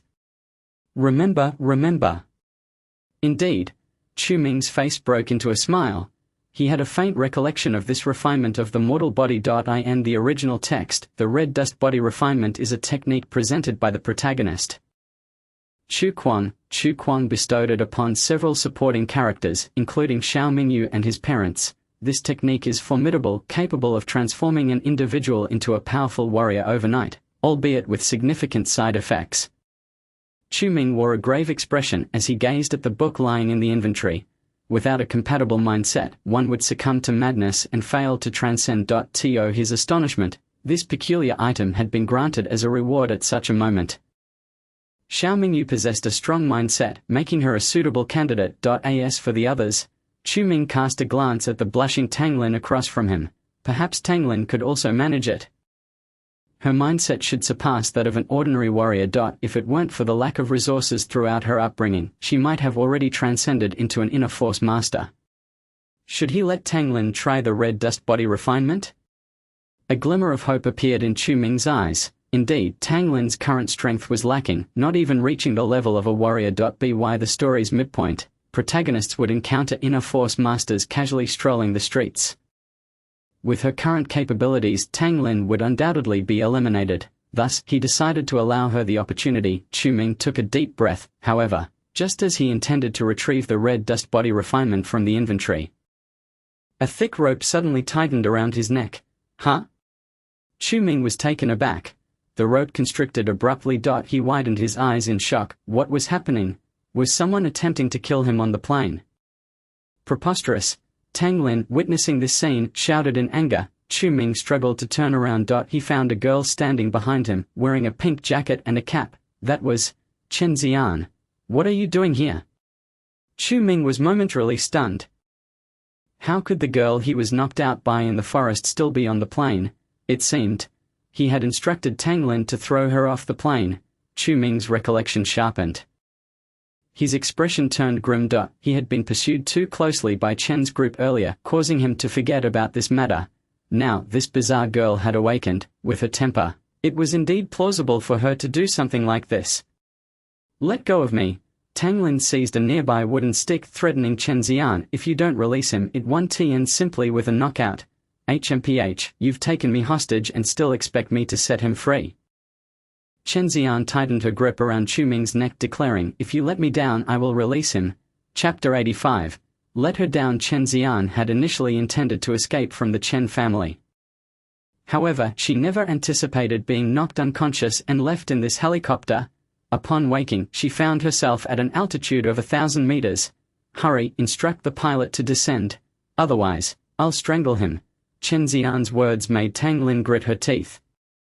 Hesitating, she could die, but Chu Ming must not. You're taking me hostage. Release Ming Xiao. Tanglin spoke calmly. Do you think I'm foolish? Chen Xian scoffed. You must be skilled in martial arts, right? If I release him, I won't be able to restrain you. Hearing this, Tanglin's expression darkened considerably. Indeed, if she exchanged herself for Chu Ming, she had plenty of ways to break free from Chen Xian's hold. But in that instant, Chu Ming spoke up. Are you implying you can control me? Chu Ming's calm words elicited a sudden cold laugh from Chen Xian. Otherwise, given your appearance, you hardly seem like a martial arts master. Capturing you should be simple. Is that so? Chu Ming smiled serenely. He grasped the rope tightly. With a swift twist, he declared, you think you can break free? Impossible this is. Before Chen Xian could finish her sentence, she felt her hands loosen. She was taken aback. Chu Ming had effortlessly snapped the rope with his bare hands. This was a thick hemp rope several centimeters in diameter. How had he achieved that? This defied logic. Chen Xian was utterly astonished. She never expected Chu Ming to escape her grasp so easily. Surprised, Chu Ming chuckled, discarding the broken rope and turning his gaze toward Chen Xian. He twisted his neck. To be honest, Chen Xian's actions had startled him. Yet, with his extraordinary strength, how could a mere hemp rope bind Chu Ming? That was utterly impossible. Now, I present you with two choices. Point 1. Remain obediently here. We won't harm you. 2. We knock you out again and then… Heh. Chu Ming regarded Chen Xian with a smile that was neither here nor there. We are at an altitude of 1,000 meters. He had no desire to act recklessly. A misstep could result in death for all involved. You are indeed kidnapping me. Chen Xian retreated a few steps, pressing against the helicopter's door. She glanced at the white expanse of clouds outside the door. A hint of panic flickered in her eyes. Regardless of whether it was kidnapping or something else, you are now within my domain, and you will heed my words. Chu Ming smiled, advancing step by step toward Chen Xian.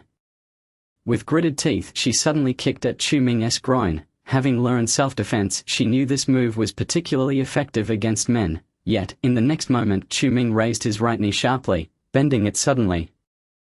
He extended his right hand, seizing Chen Xian's calf. That move is indeed quite vicious. Chu Ming chuckled, but it won't work against me. Let go of me. Chen Xian's calf was firmly gripped by Chu Ming, rendering her immobile. You wish to go down? Chu Ming smiled slowly, gazing at Chen Xian. Since that is the case, let me help you with that. Tang Lin, present, open the door behind this young lady and let her down. Ha! Tang Lin was taken aback by this command. At this altitude, jumping down would likely turn a person into a mere splatter. Ming shout this. She hesitated. Do I need to repeat myself? Chu Ming asked coldly. Tang Lin gritted her teeth and finally bowed respectfully. Yes. She stepped forward, her right hand resting on the door handle. What are you doing?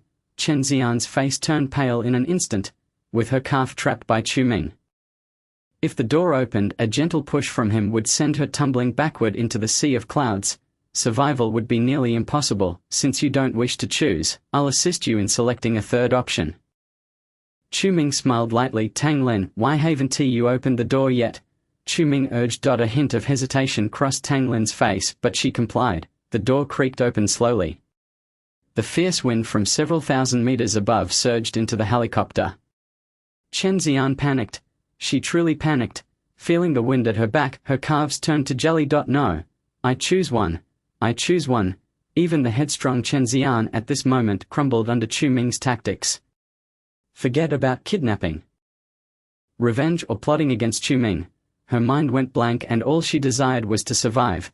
Too late, Chu Ming scoffed. Remember to make better choices in your next life. Gradually, he released his grip on Chen Xian's calf. Chen Xian, terrified, turned pale. I beg you. Don't let go. Chen Xian's voice trembled. She did not want to die. Chu Ming released Chen Xian's calf. Just then, the cabin door slammed shut. Chen Xian stumbled heavily against the door. She felt utterly weak, gasping for breath and unable to speak. Stimulating, isn't it? Chu Ming crouched down, observing Chen Xian's delicate features. Would you like to experience it again? Chu Ming and Tang Lin shared an unspoken understanding. The moment Chu Ming mentioned opening the door, Tang Lin comprehended his intent. Together, they had frightened Chen Xian considerably. You're toying with me? Chen Xian's face flushed with fury upon hearing Chu Ming's words. However, due to fear and terror, she had completely lost her strength to confront him. Ha, indeed, I'm toying with you. What will you do about it? Chu Ming laughed heartily. He suddenly found the act of scaring this headstrong young lady quite amusing. You finished? Chen Xian retorted angrily. My grandfather is Chen Changgu, the head of the Chen family. Offending me is tantamount to offending the entire Chen family. You will find no refuge in all of Huaxia. Hearing this, both Chu Ming and Tang Lin were momentarily stunned. What did you say? Chu Ming furrowed his brow, looking at Chen Xian. Your grandfather is Chen Qiangu, the head of the Chen family? Yes. Are you scared now? Chen Xian grinned through gritted teeth. Once he finds me, I will ensure he destroys you both. Hiss. Chu Ming hesitated slightly. It wasn't due to fear of Chen Qiangu. Rather, it was because Chen Qiangu had a granddaughter who was a female antagonist in the original text. If he recalled correctly, that antagonist's name was indeed Chen Xian. Your name is Chen Xian? Chu Ming inquired cautiously. You know me, yet you dare to kidnap me? Chen Xian's arrogance surged even more at these words. Listen carefully, fly back to the Chen family immediately and return me. Perhaps if I'm in a good mood, I might consider showing you leniency. It truly is you, the unfortunate young lady. Chu Ming took a deep breath. In the original narrative, this Chen Xian had offended the protagonist Chu Quan and was subsequently expelled from the family by Chen Qiangu himself. Chapter 86. The fated great antagonist. Not only that, but her beauty was also personally destroyed by Chu Quan. Even her legs were broken, due to Chen Xian's offense towards the protagonist. None among the 9 prominent families of the capital dared to extend their assistance to her. It can be said that her petulant and willful nature has led to a tumultuous latter half of her life, ultimately resulting in her solitary demise, for no one dared to oppose the wishes of the protagonist, Chu Quan, by forcibly marrying her. In the original narrative, Chen Xian's fate was as tragic as that of Chu Ming. Alas, rise now, Chu Ming let out a long sigh. Why should the antagonist torment another antagonist? We are all villains and should thus unite. What is this attitude? Chen Xian expressed her confusion and astonishment at Chu Ming's sudden lamentation. Upon hearing her name, he displayed such a sympathetic and complex expression. His gaze was akin to that directed at a beggar. This was intolerable for Chen Xian. Speak. What is it that you wish from me? Chen Xian furrowed her delicate brows. Never mind, I shall not press you further. Chu Ming sighed, suggesting that once they found a place to land, he would return her home. What? Chen Xian was instantly taken aback by Chu Ming's words. Why? Was there such a drastic shift in his attitude? Wait. Chen Xian gritted her teeth and rose from the ground, seizing Chu Ming's garment in anger, declaring, You must clarify this for me, or else I shall remain here and refuse to leave. It is nothing, truly nothing. Chu Ming regarded Chen Xian's bewildered expression and sighed once more. Once the protagonist Chu Quan arrives in the capital, it is certain that Chen Xian will be the first to suffer.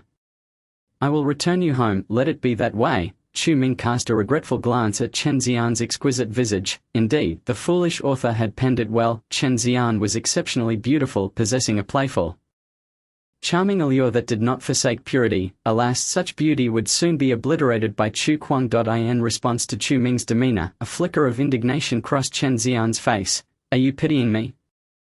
As the esteemed young lady of the Chen family, do I require your pity? Chen Xian had never endured such humiliation. After scaring her, Chu Ming dared to wear such an expression. Do you not wish to return?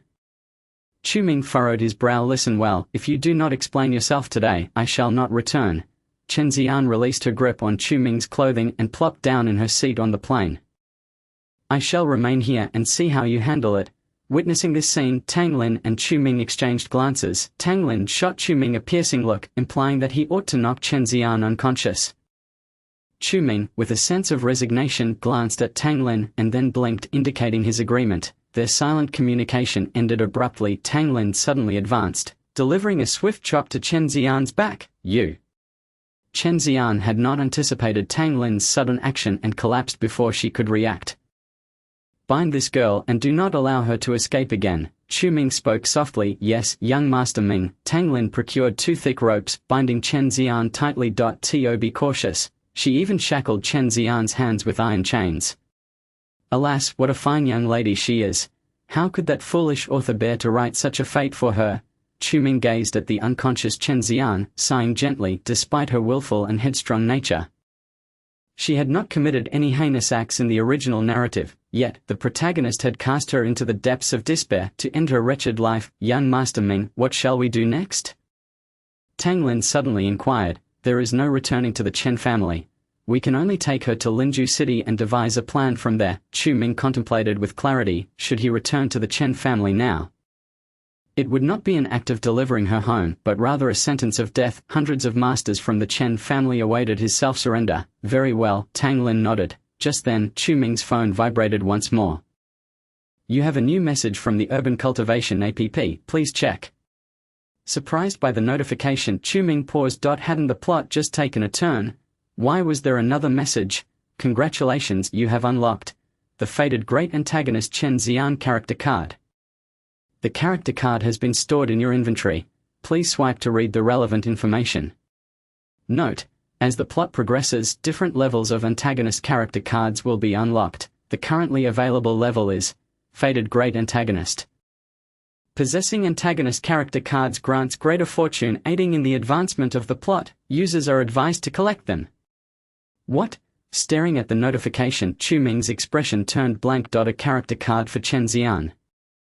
He swiped the icon and located the card in his inventory. It was a red card adorned with a comic illustration of Chen Xian. Character: Chen Xian.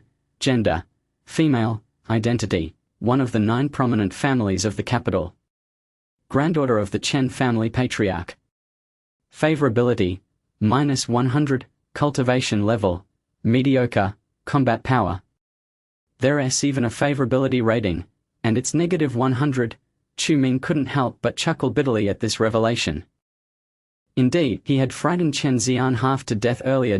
If she had any fondness for him, it would indeed be a miracle. This particular feature is somewhat intriguing. I never anticipated that as a major antagonist. I could also collect antagonist character cards. Chu Ming pondered the implications. So the previous antagonists I encountered, such as Zhao Dongqing and Zhao Nian, were merely minor antagonists? Only Chen Xian qualifies as a fated great antagonist? Could it be that this hierarchy is determined by status, power, and cultivation level? Chu Ming was suddenly enlightened regarding the levels of antagonists. Although Zhao Dongqing and Zhao Nian were antagonists, their strength and status paled in comparison to Chen Xian's. Thus the app had not provided notifications for them. Now that Chen Xian appeared before him, the notification was triggered, revealing much about the situation. What level of antagonist could I possibly be? A self-deprecating smile crept across Chu Ming's lips. He should at least be classified as a fated great antagonist, if not higher. As fellow antagonists, it appears that persuading Chen Xian to ally with him is imperative.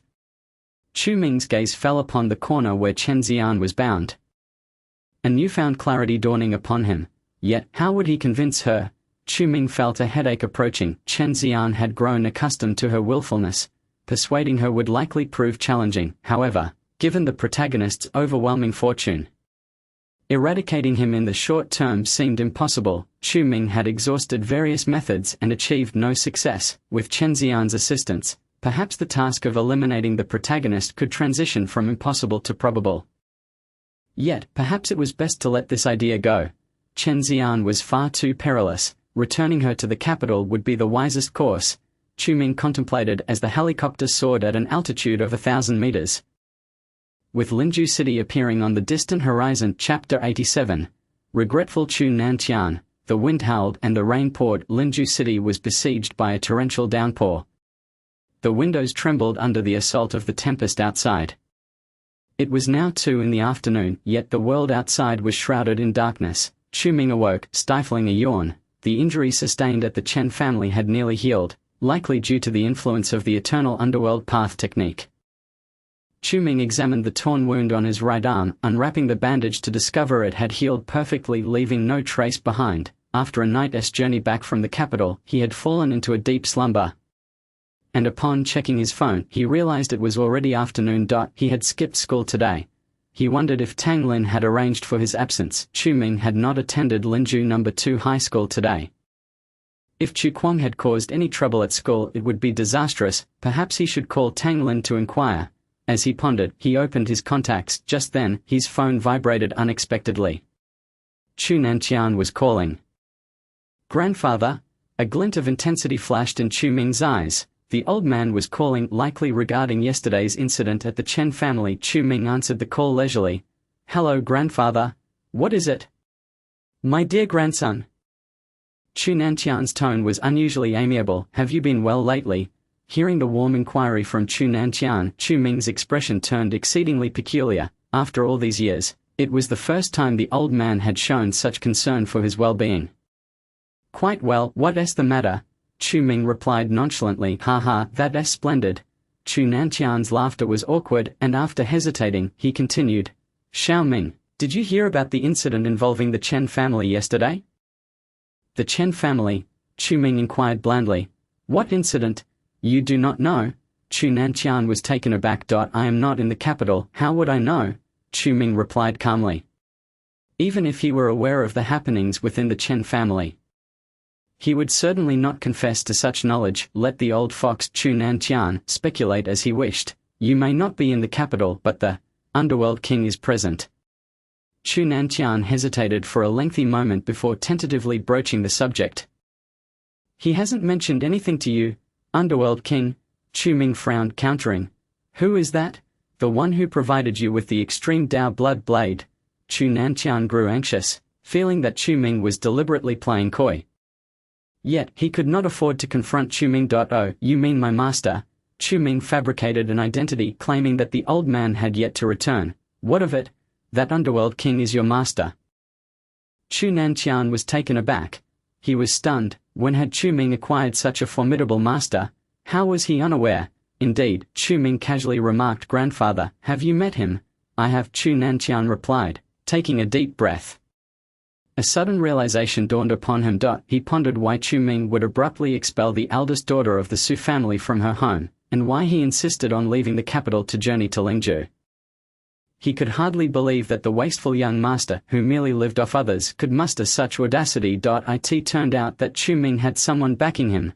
"My dear grandson, grandfather is curious about the identity of your esteemed master." Chu Nantian inquired cautiously. "Our Chu family currently lacks powerful guest elders. What do you think?" "Haha, grandfather, you flatter me," Chu Ming replied with a laugh. The old fox had indeed come seeking him due to the display of strength he exhibited at the Chen family's residence yesterday. Being able to injure the fourth elder of the Chen family truly indicated significant prowess. My master is rather elusive, a free spirit accustomed to wandering, so he may not agree to this matter. Chu Ming responded nonchalantly. "However, I can discuss it with him for the sake of the Chu family." Chu Nantian's spirits lifted immediately. Yes, first discuss it. That would be wonderful," he answered eagerly. "By the way, my master dislikes being offended. Our Chu family hasn't done anything to provoke him, have we?" Chu Ming suddenly asked. On the other end of the line, Chu Nantian's face turned a shade of deep purple. After yesterday's incident with the Chen family, how could he not have offended this formidable figure? Not only had they offended him, but the Chu family had likely made a mortal enemy of him. At this thought, Chu Nantian felt an urge to slap himself. He regretted allowing Chu Ming to go to the Chen family, as it could have fostered goodwill with both the Chen family and such a strong ally. Now, not only had they offended this powerful figure, but they had also earned the Chen family's disdain. Had it not been for the face of this formidable figure, the Chen family might have already taken action against the Chu family. The Chu family had lost face among the noble families in the capital due to yesterday's events, and young Master Chu Ci's reputation had also been tarnished. "What's the matter, grandfather?" Chu Ming thought to himself. Suppressing a laugh, however, he feigned surprise and said, "You haven't already offended him, have you?" "No." Chu Nantian's expression darkened. He was filled with regret to the utmost degree. Had he known today would turn out like this, he would have acted differently. Why did he allow himself to be beguiled into supporting Chu Ci? "My dear grandson, I have quite a few valuable items here, which could serve as a meeting gift for your master. In a few days I can send someone to deliver them. What do you think?" Chu Nantian said amiably to Chu Ming. "That sounds splendid." Chu Ming did not refuse, knowing his master had no interest in money but rather cherished rare treasures that could aid in cultivation. A glimmer of intrigue flashed in Chu Ming's eyes. He indeed needed such items. In the past, Chu Nantian would never have shared his limited cultivation resources with him, as he had secretly allocated them to his cousins. As a result, this eldest grandson had not even reached the level of a Qi warrior for many years. It was fortunate that Chu Ming had money and had previously contributed 2 billion to the Chu family. Chu Nantian then took Chu Ci along to the Chen family to leverage Chu Ming's accomplishments. Throughout the entire time, he had never regarded him as the family's eldest grandson deserving of proper nurturing. Since Chu Nantian had shown no kindness, Chu Ming felt justified in being ungrateful. He would extract his due from Chu Nantian. Rare treasures? Chu Nantian gasped. He indeed possessed a recently acquired valuable item.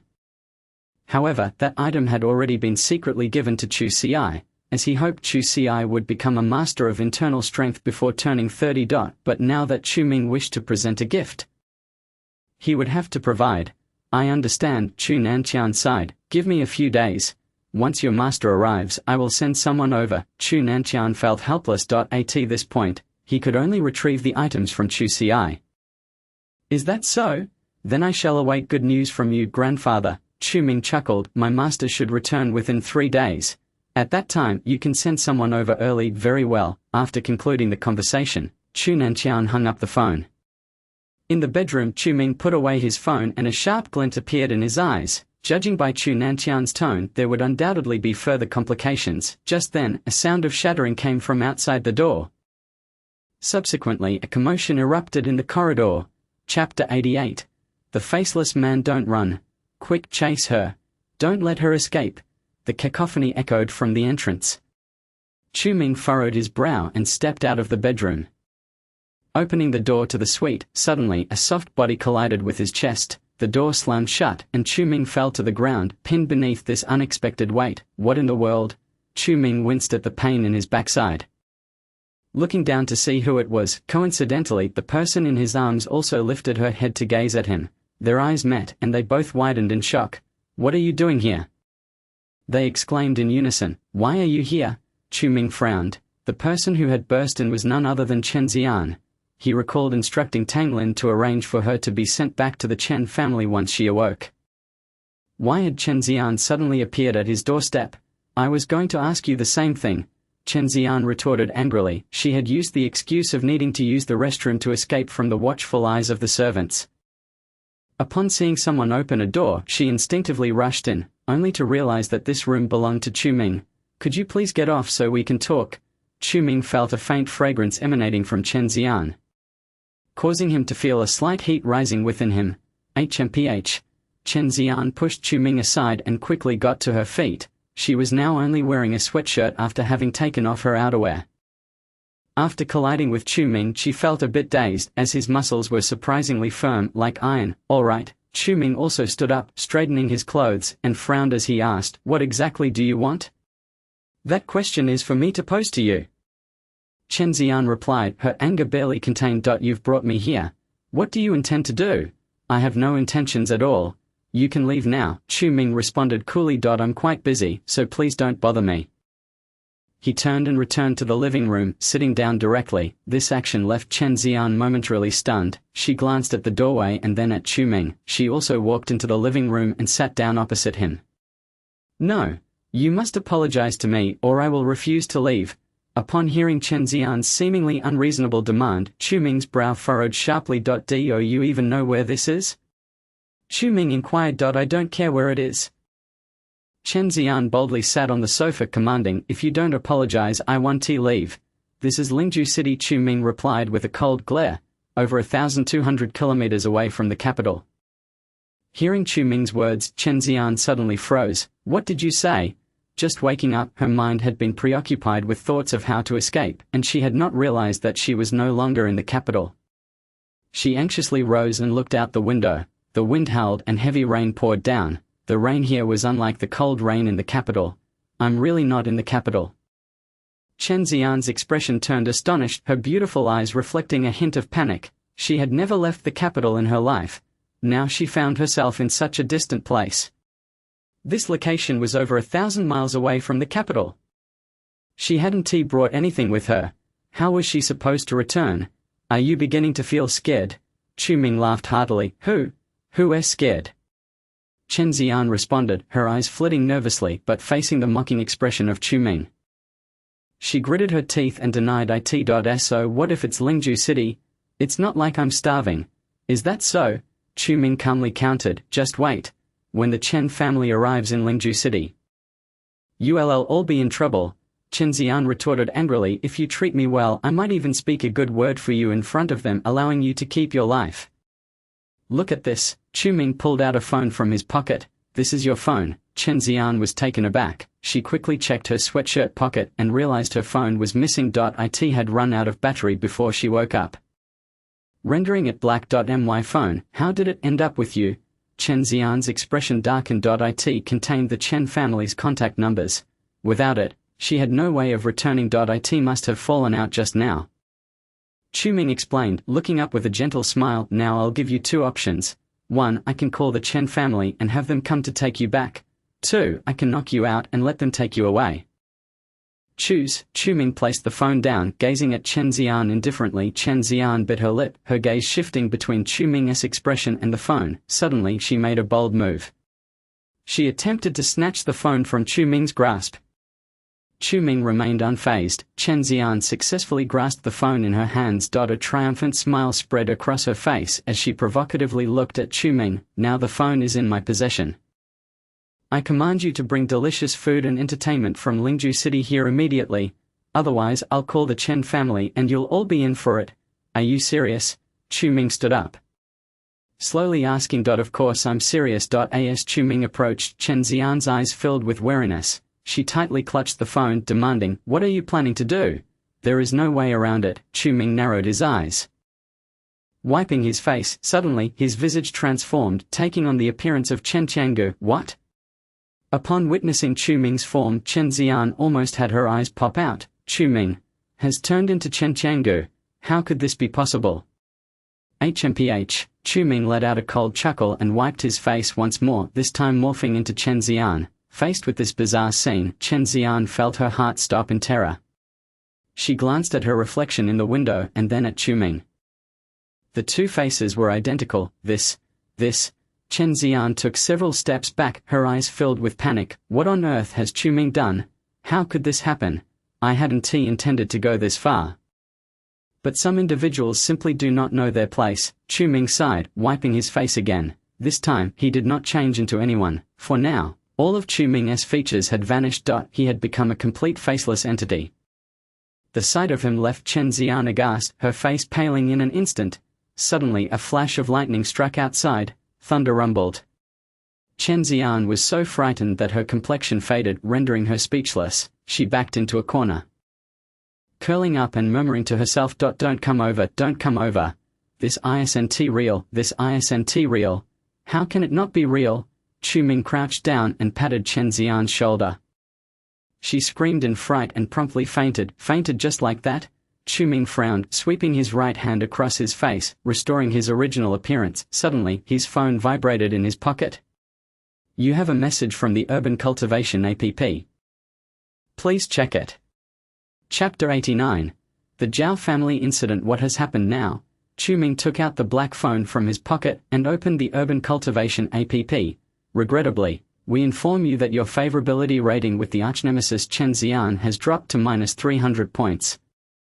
Notice: increasing the favorability rating of the antagonist may yield unexpected rewards." Chu Ming paused for a moment. He glanced at the unconscious Chen Xian and then at the notification on his phone. A sudden realization dawned upon him. It seems I frightened her too much, resulting in a loss of 200 points in favorability. Chu Ming smiled wryly. Nevertheless, he had no intention of indulging Chen Xian's spoiled demeanor. But it mattered little.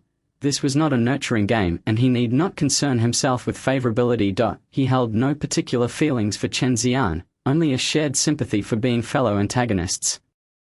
They were destined to be slain by the protagonist. If Chen Xian were wise, he would lend her a hand. If not, he couldn't be bothered. At that moment, Chu Ming's phone rang again. It was Tang Lin? Chu Ming frowned and promptly answered, "Ming Xiao, it's bad. 3 minutes ago, Zhao Dongqing reported that a person resembling Chu Kuang has invaded the headquarters of the Chu Corporation, injuring over 20 security guards." Tang Lin's anxious voice came through the phone. Upon hearing this, Chu Ming's breath hitched. The protagonist has taken action against Zhao Dongqing. If memory serves, according to the original storyline, the protagonist Chu Kuang, after reaching the Master Realm, directly infiltrated the Zhao Corporation and, in front of everyone, slapped Zhao Dongqing twice, crippling his legs. Now, this scene was unfolding right before his eyes. Could it be that Chu Kuang has already broken through to the Master Realm? How is that possible? Chu Ming's mind raced, quickly dismissing the notion. With Chiyu Lake under his control and Longyin Temple closed to Chu Kuang, he had seized all the opportunities available in Linju City. In just 2 days, there was no way Chu Kuang could have progressed from a Qi warrior to the Master Realm. Ming Xiao, how should we respond? Tang Lin's voice came through again. If we leave this unchecked, Chu Kuang may pose a threat to Zhao Dongqing. You must not intervene in this matter, Chu Ming replied gravely. Send me the location of the Zhao Corporation, and I will dispatch someone there. After a moment of hesitation, Tang Lin replied softly, understood. Chu Ming hung up the phone, glancing at the fainted Chen Xian. Out of a sense of chivalry, he lifted her and placed her on the sofa. Covering her with a blanket, outside, the rain poured incessantly. Chu Ming retrieved a large black cloak from the drawer, donning the King of Hell mask. The window suddenly burst open, rainwater splashing into the room. The wind billowed his black coat. This battle would undoubtedly claim the protagonist's life. Chu Ming spoke in a deep tone. Thunder and lightning raged from above. Amidst the brilliant flashes, Chu Ming's figure vanished into the downpour. Linju City, approximately 2 kilometers from Chiyu Lake at the headquarters of the Zhao Corporation. Heavy rain relentlessly pelted the 18-story floor-to-ceiling windows. The sound of the raindrops heightened Zhao Dongqing's anxiety. Director Zhao, we have news. A black-clad subordinate rushed in. Quickly, what news did Master Chu provide? Zhao Dongqing abruptly stood, looking at the black-clad subordinate. He had instructed his men to call Tang Lin, and now 15 minutes had passed.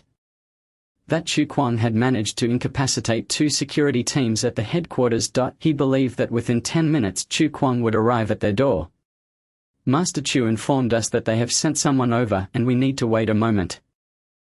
The journey from Chiyu Lake to here took merely 10 minutes by car, so they should arrive soon. Hearing this, Zhao Dongqing finally breathed a sigh of relief. As the chairman of the Zhao Corporation, if someone were to storm in and he fled in disgrace, it would be utterly humiliating. Just dealing with the shareholders alone would be difficult. He hadn't expected that Chu Kuang was indeed as formidable and vengeful as Master Chu had said. Zhao Dongqing regretted his decisions deeply. He had initially thought Chu Ming's warnings were mere exaggerations. How could a high school student possess such immense power?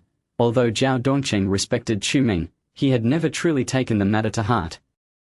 Now that high school student had come knocking. He realized that everything Chu Ming had said was correct. He regretted not heeding Chu Ming's advice sooner and dispatching the skilled fighters from the branches. Now he was left in this embarrassing predicament, resorting to seeking help from Chu Ming. Quickly, find out where Chu Kuang is right now. Yes. The black-clad subordinate immediately took command and turned to leave. But at that very moment, his expression suddenly froze. The black-clad subordinate trembled, stepping back 2 paces. What's wrong? Hurry up, Zhao Dongqing urged, his brow furrowed. The black-clad subordinate collapsed to the ground, unable to move. Director Zhao. He stuttered, struggling to articulate his words. Zhao Dongqing felt puzzled, moving towards the door, his breath caught in his throat. In the shadow by the entrance stood a youth in a school uniform, seemingly lost in thought. The youth looked up, his eyes filled with a chilling murderous intent. Chu Kuang. Zhao Dongqing's eyes widened in horror. How could this be? Just 5 minutes ago, that Chu Kuang was still entangled with the security guards of the Zhao Corporation. And now he had appeared here. Could it be? Zhao Dongqing quickly retreated, opening his computer. The surveillance footage displayed security guards sprawled across the ground. 2 teams, a total of 6 to 4 capable fighters, had all been rendered incapacitated by that Chu Kuang. Why was Chu Kuang so terrifying? Zhao Dongqing, it's been a long time since we last met. Chu Kuang stepped forward from the doorway. Zhao Dongqing staggered back in fear, gritting his teeth in response. This is our first meeting. Isn't it? Indeed, for you it is the first meeting, but for me, it has been an eternity. Chu Kuang had no intention of concealing his rebirth. Today, Zhao Dongqing would meet his end here. The rain outside intensified. Lightning flashed across the sky. Zhao Dongqing glared at Chu Kuang. What do you want in my Zhao Corporation? Nothing but to kill. Chu Kuang slowly extended his right hand. His figure flickered and appeared before Zhao Dongqing. In the midst of Zhao Dongqing's astonished gaze, his neck was firmly grasped by Chu Kuang. A powerful surge of spiritual energy erupted. You're a master of inner strength. Zhao Dongqing's eyes widened in disbelief as he struggled to speak. He had experienced such overwhelming energy from a martial arts master before, But how could such an aura emanate from a high school student? Chapter 90. Are you happy? You guessed it right. A sanguine smile crept onto Chu Kuang's lips. He hadn't attended school for 3 days because he had absorbed the spiritual energy from the spirit stones beneath Shaoran Lake. With this energy, Chu Kuang's cultivation had successfully leaped from the second layer of the underworld path to the fourth. A 2-layer increase in cultivation had greatly enhanced his power. Thus, he was eager to seek vengeance against Zhao Dongcheng. Zhao Dongcheng's face turned crimson, struggling to breathe. Chu Kuang's grip was tightening around his neck and he was finding it increasingly difficult to draw breath. Die! Chu Kuang laughed cruelly, exerting force with his right hand. At that instant, the floor-to-ceiling windows of the office shattered violently. A dark figure surged in with the wind. A powerful kick struck Chu Kuang's shoulder. What? The immense force of the kick sent Chu Kuang flying backward in astonishment. Crashing into the office desk. Boom! The mahogany desk lay shattered under the weight of this force as dust and smoke swirled into the air. Zhao Dongcheng collapsed onto the ground, breathless, nearly convinced he was about to be crushed by Chu Kuang. When he lifted his gaze, he beheld a figure draped in a long black cloak adorned with a mysterious mask. Who are you? He inquired. You may call me the king of the underworld, replied Chu Ming. His voice calm beneath the mask. It was Chu Ming who summoned me here. A glimmer of joy flickered in Zhao Dongcheng's eyes upon realizing that a master sent by Grandmaster Chu had arrived. However, as he glanced at the shattered floor-to-ceiling window, he was momentarily taken aback. The one who claimed to be the king of the underworld had flown in through the window. This place was on the 18th floor. Could this person's abilities have reached such a level that he could traverse walls? Leave this to me. You may depart first, Chu Ming stated placidly. Thank you, Your Majesty. Zhao Dongcheng limped away from behind Chu Ming. If his guess was correct, this individual's strength likely rivaled that of Master Zhuangji from Longyan Temple. Thus, he left, feeling at ease. After sending Zhao Dongcheng away, Chu Ming's gaze shifted to the figure sprawled amidst the pile of wood. Chu Kuang. We meet again, Chu Ming spoke softly. It's you again. Chu Kuang snarled, rising from the ground with gritted teeth, his eyes fixated on Chu Ming. He had been so close to eliminating Zhao Dongcheng. Every crucial moment, this self-proclaimed king of the underworld always intervened. The king of the underworld should be me. Indeed, it is I, Chu Ming replied with a faint smile. Are you pleased? Upon hearing this, the veins on Chu Kuang's arms bulged as he clenched his fists tightly. Suddenly, he burst into laughter. Ha ha ha. If you think I possess the same strength as before, you are sorely mistaken. A glint of mockery danced in his eyes. To be frank, I have already reached the 4th level of the underworld path. And you, I presume, remain at the 3rd level. During his time in the underworld, Chu Kuang had been the sole practitioner of the eternal underworld technique. His perception of the powers of the underworld was remarkably acute. Having clashed with Chu Ming several times, he had discerned the extent of Chu Ming's abilities. He was confident that Chu Ming's cultivation would not surpass the 3rd level. I do not know where your techniques originate. Nor do I care.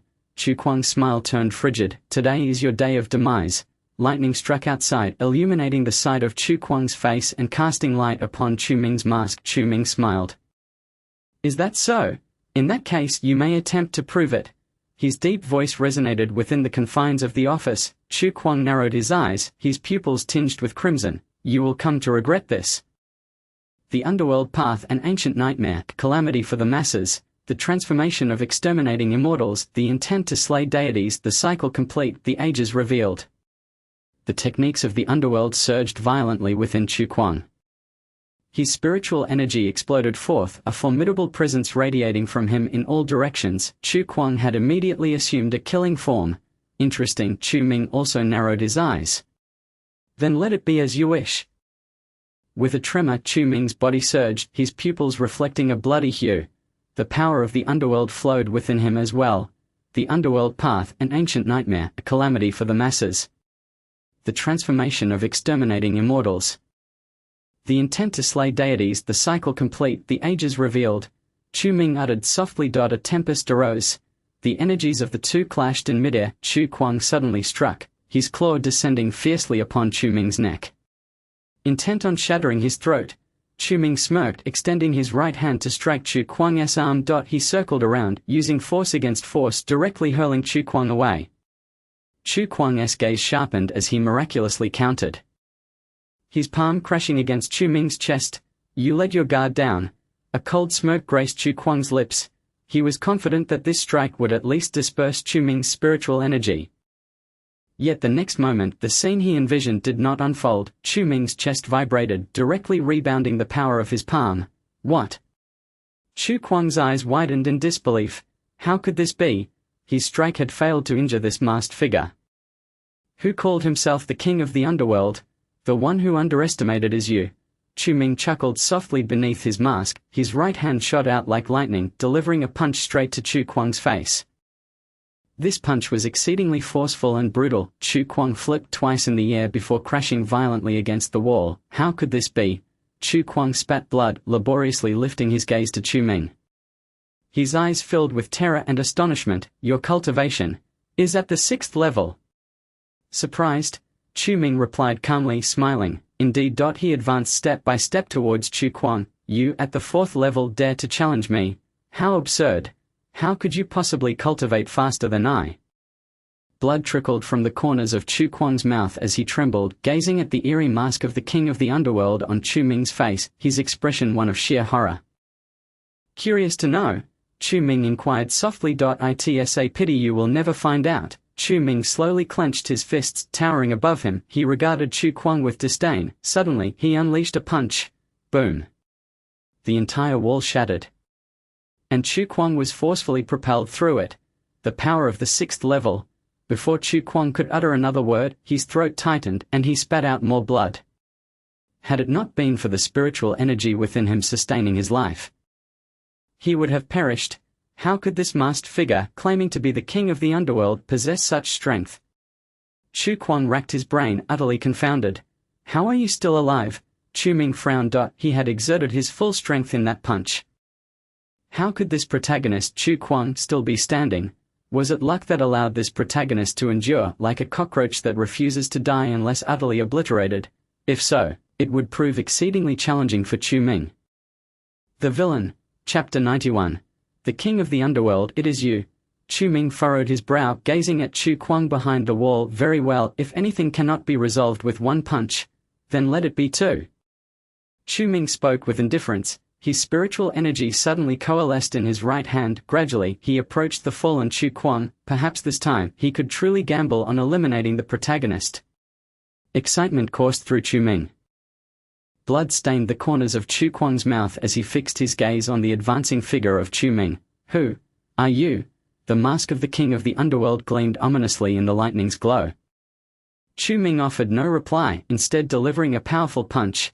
The storm ceased. A tremendous force collided with the wall, piercing through.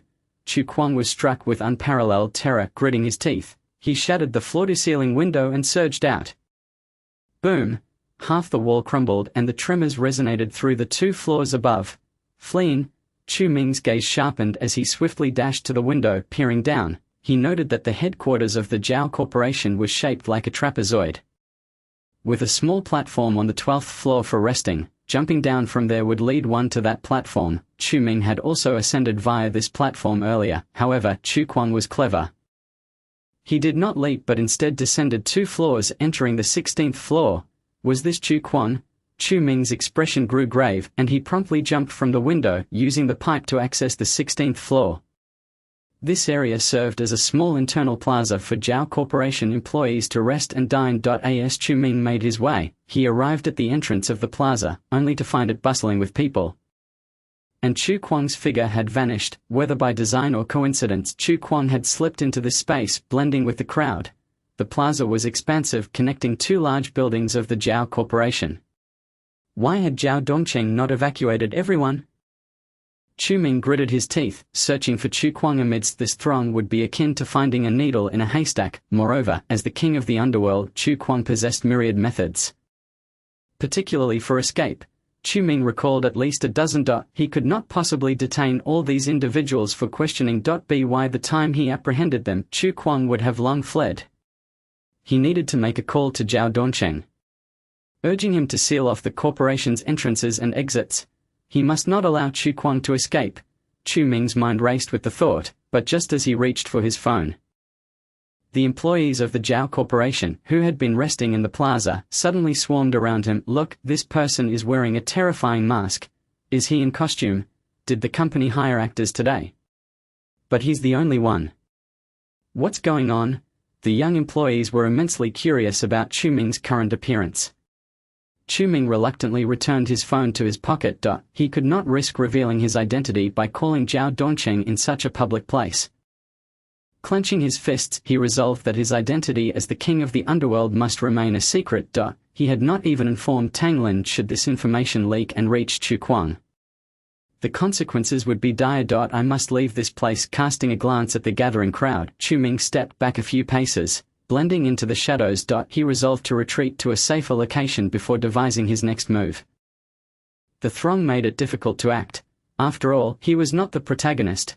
He lacked the passive skills that would lower the crowd's intelligence. Chu Ming slipped into a dark data room. There was no one here. Chu Ming immediately took out his phone and dialed Zhao Dongqing's number. The call was quickly connected. Master Chu. Zhao Dongqing's tone was notably respectful, far more so than during their previous encounters. Hurry and send someone to seal off the entrances and exits. Do not let Chu Kuang escape. Chu Ming spoke urgently, in a severely injured state, confident that he could keep him here. On the other end of the line, Zhao Dongqing was taken aback. He replied bitterly. Master Chu, I wish I could, but the security forces here have already been completely defeated by that Chu Kuang. The Zhao Group's 2 security teams, totaling 6 to 4 members, had all been obliterated by Chu Kuang. Zhao Dongqing had just finished tallying the results. 12 lightly injured, 50 severely injured, and 2 in critical condition. How could they possibly seal off the entrances now? How could this happen? Chu Ming was also stunned. Was it truly fate that favored that Chu Kuang? This damned protagonist's luck. Chu Ming gritted his teeth in frustration. It was just one punch away. If that punch had landed, even if Chu Kuang survived, he would be rendered immobile. And now he had escaped. Chu Ming sighed heavily. He was desperate to eliminate the protagonist. This was his lifelong ambition as the great antagonist. Master Chu, I've called in security reinforcements from other locations. But they won't arrive for another 20 minutes. Zhao Dongqing hurriedly continued, seemingly aware of Chu Ming's displeasure. As soon as we spot that damn Chu Kuang, I will notify you. Chu Ming did not engage in further conversation and abruptly hung up. 20 minutes was ample time for Chu Kuang to make his escape. By then, it would be too late. Another opportunity squandered. Chu Ming sighed, removing his mask. His blood-red pupils instantly regained their calm. The techniques of the underworld faded gently. Yet, just as Chu Ming turned, a hand suddenly landed on his shoulder. Startled, he spun around to find a graceful figure standing behind him. It was Chen Xian. Finally found you. Chen Xian scoffed. You? How did you end up here? Chu Ming was momentarily stunned. He had clearly knocked Chen Xian unconscious before emerging from Chiyu Lake. How could she possibly be here? It was impossible. I woke up the moment you shattered the window and jumped out. Chen Xian said, stepping closer to Chu Ming with a triumphant smile. I never expected that the one who dared to invade the Chen family, disgrace the 4th elder, and single-handedly infiltrate the Zhao Group's king of the underworld would be you. The young master of the Chu family, Chu Ming. Hearing this, Chu Ming's expression darkened. He never anticipated that Chen Xian would follow him here. Ridiculous. Chu Ming feigned calmness. Swiftly erasing his features. He transformed into a faceless figure. You claim I am Chu Ming, but do you have any evidence? Chu Ming chuckled darkly, his demeanor exceedingly eerie. Anyone else witnessing this scene would have fainted from fright. I knew you would resort to such sorcery. But at that moment Chen Xian pulled a piece of yellow paper from her bag and pressed it against Chu Ming's forehead. Her actions left Chu Ming momentarily bewildered. How about this?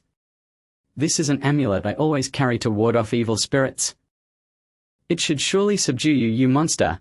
I won't let you scare me, Chen Xian declared, then raised her hand to slap Chu Ming across the face, but in that instant Chu Ming abruptly reached out with his right hand and seized her arm. What? Chen Xian was taken aback, exclaiming, How can you still move? This is impossible. Chu Ming, both exasperated and amused, tore the yellow paper from his forehead. I am a human being, what do you take me for? There had been others who had fainted from fright, but Chen Xian was the first to attempt to stick a talisman on his forehead. Chu Ming found himself at a loss for words with her. How could you possibly be human? Chen Xian was puzzled. How could I not be human? Chu Ming replied helplessly. I see, you must be performing some sort of trick. Chen Xian suddenly realized, just wait, I will go out and call for help. So everyone knows that the so-called king of the underworld is you, Chu Ming. I have already told you I am not Chu Ming. Very well, let us see if they believe you. Chen Xian immediately broke free from Chu Ming's grasp and headed toward the exit. Chu Ming, realizing the danger, quickly grabbed her arm again. Do you dare? What is there to fear? Chen Xian huffed coldly. I have set my phone to automatically send an email. If I do not input the password to cancel it in an hour, the message will reach the Chen family. You better think about it. Chu Ming's expression darkened immediately. If this reached the Chen family, given their current fervor, wouldn't they come to Linju City to eliminate him? More critically, his identity would be revealed to the protagonist ahead of time. That would be disastrous. Tell me the password. Chu Ming threatened. I refuse. Chen Xian laughed mockingly. Just wait for the Chen family to find you. You scoundrel. Chen Xian had already frightened Chu Ming twice. She certainly would not let the protagonist off so easily. Wait. Chu Ming tightened his grip on Chen Xian's arm, asking patiently, what do you want? It's simple, Chen Xian replied with a grin. I want to stay in Linju City. You will take care of my food and lodging. No way. Chu Ming immediately rejected her. He had just kicked Su Mingfei out of the house. How could he bring another one back? Chu Ming firmly disagreed. Is that so? Chen Xian pouted, pretending to be helpless. Very well. Then I might not be able to keep your identity a secret. You. Chu Ming's breathing quickened. His expression furious. He had not expected Chen Xian to hit so close to home. I can agree to your condition. But if the Chen family comes for you, you must go with them. After much contemplation, Chu Ming finally took a step back. A true gentleman knows when to concede. For the sake of eliminating the protagonist, he could endure this. All right, Chen Xian grinned, clearly triumphant. Chu Ming found himself thoroughly ensnared by her. Is there anything else? No, I'm leaving first, Chu Ming replied indifferently. Once he returned to Chiyu Lake, he would contact Chu Ningxian to have the Chen family retrieve this young lady. I'm hungry, Chen Xian suddenly interjected. Now take me to eat. Go by yourself. Chu Ming was too lazy to entertain Chen Xian, removing his black cloak as he prepared to leave. What? Do you want them to know that the king of the underworld is? All right, stop talking. Chu Ming gritted his teeth. Even if Chen Xian had no evidence, if she spoke out, many would believe her. Chu Ming could not afford to lose. Remember, do not offend me. Chen Xian smiled sweetly. Her smile was charming, her eyes crescent-shaped, but to Chu Ming it was utterly terrifying. What should we eat? Anything, good. Chu Ming tidied his black clothes and mask, leading Chen Xian to the nearby food court. He planned to let her eat something casual and then leave. He had no time to indulge in her whims. As they walked through the square, they attracted little attention except for Chen Xian's striking beauty. How about spicy skewers? What is that? Does it suit my temperament? Not eating. What about beef noodles? Is it A-grade beef or higher? If not, I won't eat it. How about claypot rice? Will you eat that? That stuff isn't tasty. I want to eat it. Then why do you keep saying anything? Chu Ming was somewhat annoyed. What exactly does your anything mean? I don't know. Anyway, you pay, and I just want to eat good food, Chen Xian replied nonchalantly. She found Chu Ming's annoyance amusing. Chu Ming took a moment to compose himself. There was no need for him to be angry with Chen Xian. Fine, let's get beef skewers. I'll go buy some. Not waiting for Chen Xian to respond, he hurried to the nearby stall and returned with 2 skewers of beef. He placed them in front of Chen Xian. Let's eat this. Chen Xian wrinkled her nose. I won't eat. What's South so good about street food? It's food for commoners. Before she could finish, Chu Ming pinched her chin and stuffed 2 pieces of beef into her mouth. What? What are you doing? Chen Xian was startled by Chu Ming's sudden action. She initially intended to spit out the beef, but as she chewed, it seemed quite delicious. This food. Chen Xian's eyes widened. She had thought that street food was nothing special. But after tasting it she realized, it was truly delightful. It was even more delicious than the high-end steak prepared by the chefs of the Chen family. Chu Ming chuckled softly. This young lady hadn't eaten anything since yesterday. It was no wonder she found the beef skewers so appetizing. So how is it? Chu Ming inquired. It's passable, Chen Xian replied with a hint of reserve. Just barely meets my standards. Is that so? Then don't eat it, Chu Ming replied nonchalantly. After all, this is food for commoners. It's inappropriate for a young lady like you to consume this. Upon hearing this, Chen Xian shot Chu Ming a glare. No way. Why not? Chu Ming countered playfully. I don't care. You give this to me, Chen Xian insisted, feigning anger. So do you think this beef is good? It is somewhat delicious, isn't it? All right, then I shall indulge myself. Upon hearing Chu Ming's remark, Chen Xian immediately grew anxious. Delicious? Surely that suffices. Initially she was not that hungry, but after consuming 2 pieces of beef, her hunger intensified. Now, she longed for the beef skewers in Chu Ming's hands. You should have mentioned it earlier. Chu Ming handed the food to Chen Xian. She intended to devour it voraciously, but upon meeting Chu Ming's gaze she deliberately slowed her pace, being the young lady of the Chen family.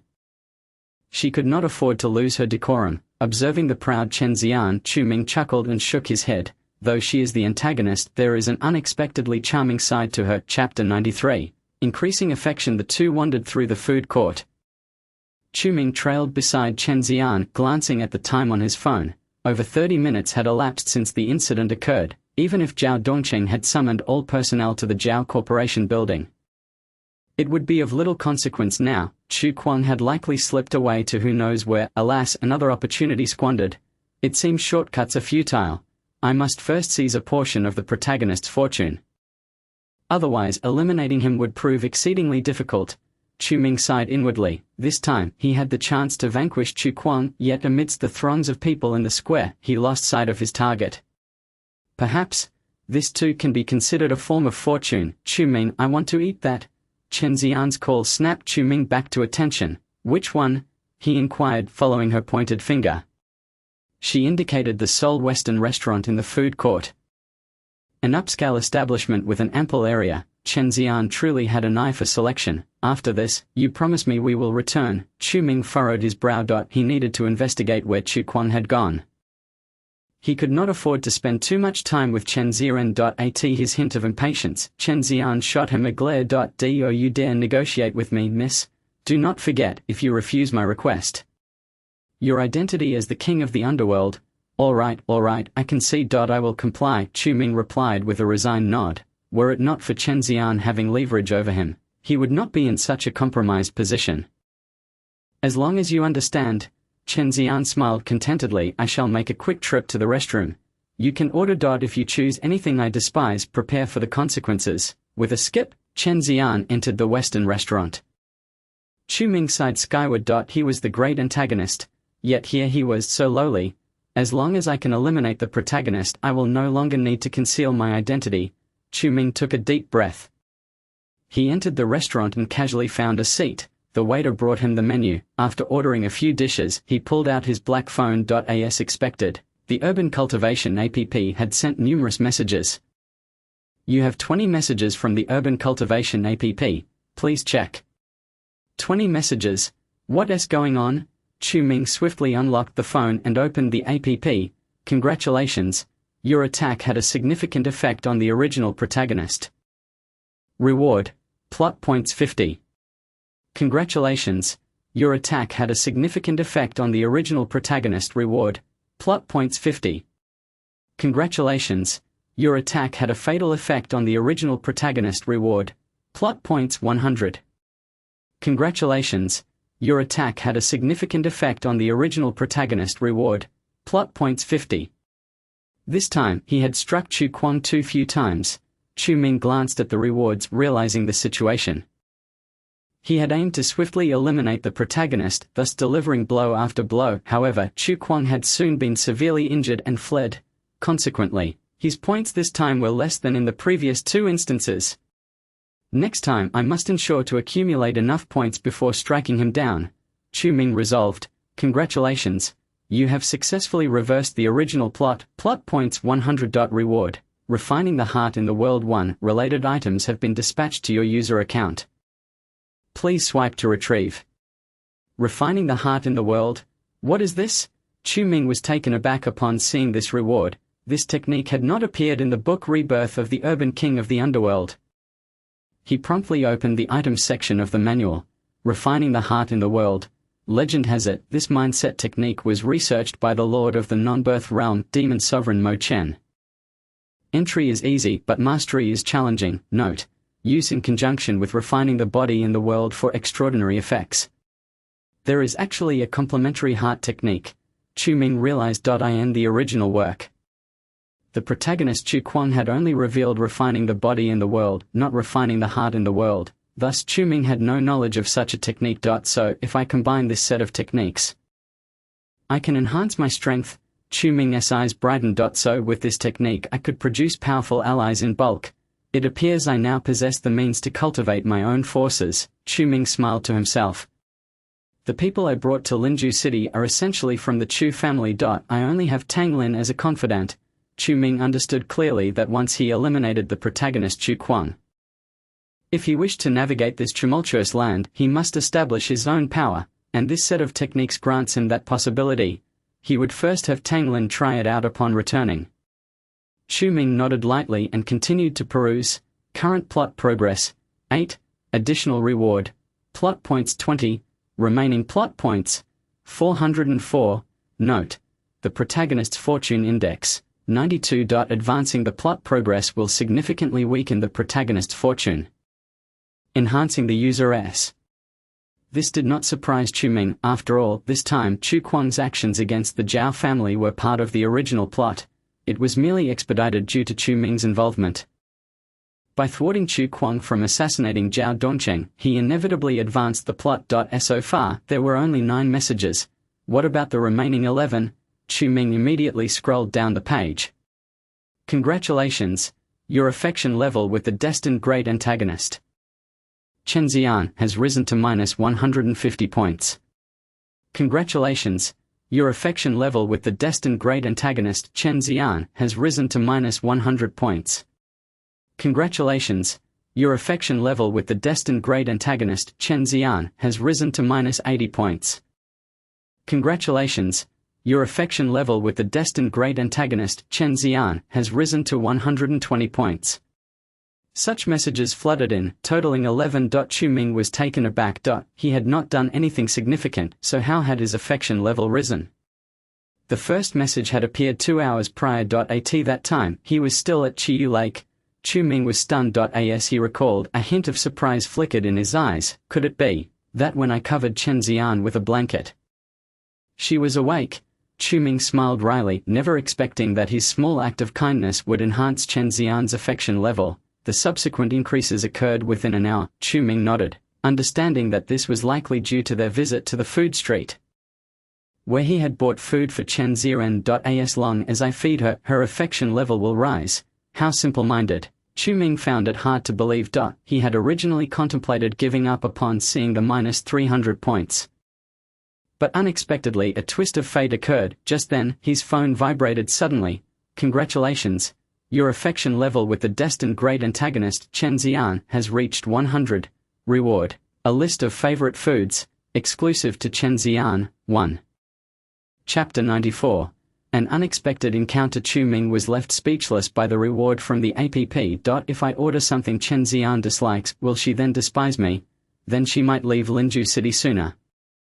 Chu Ming chuckled to himself. Chen Xian, do not blame me. This Chen Xian is too troublesome.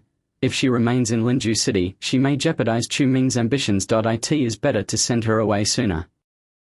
Chu Ming glanced at the dishes he had ordered. He then looked at the list of Chen Xian's favorite foods. What? Chu Ming's eyes widened in disbelief. He could hardly believe it. The dishes he had casually ordered were all Chen Xian's favorites? How could this be possible? By heaven, he had truly ordered them on a whim, without even glancing at the names. What a coincidence. This won't do. I need to have the kitchen change them quickly, or she will surely misunderstand. With determination, Chu Ming stood up. Just then, a sharp sound of shattering glass echoed from the corner of the restaurant, followed by an irate shout. Jiu Yuting, are you still a man? Upon hearing this voice, Chu Ming halted mid-motion. He frowned and looked towards the corner. There stood a tall, alluring woman. It was Su Mingfei. What was she doing here? The moment Chu Ming laid eyes on Su Mingfei, his frown deepened. Across from her sat a man, evidently Jiu Ting, the heir of the Jiu family. Mengfei, I am speaking to you civilly. Do not be so agitated, Jiu Ting said in a low voice. His expression dark as he looked at Su Mengfei. You want me to speak on behalf of your Jiu family? Speak of what? Su Mengfei seethed with anger, exclaiming, you, the head of the Jiu family, have intruded upon the Su family and severely injured several of our elders.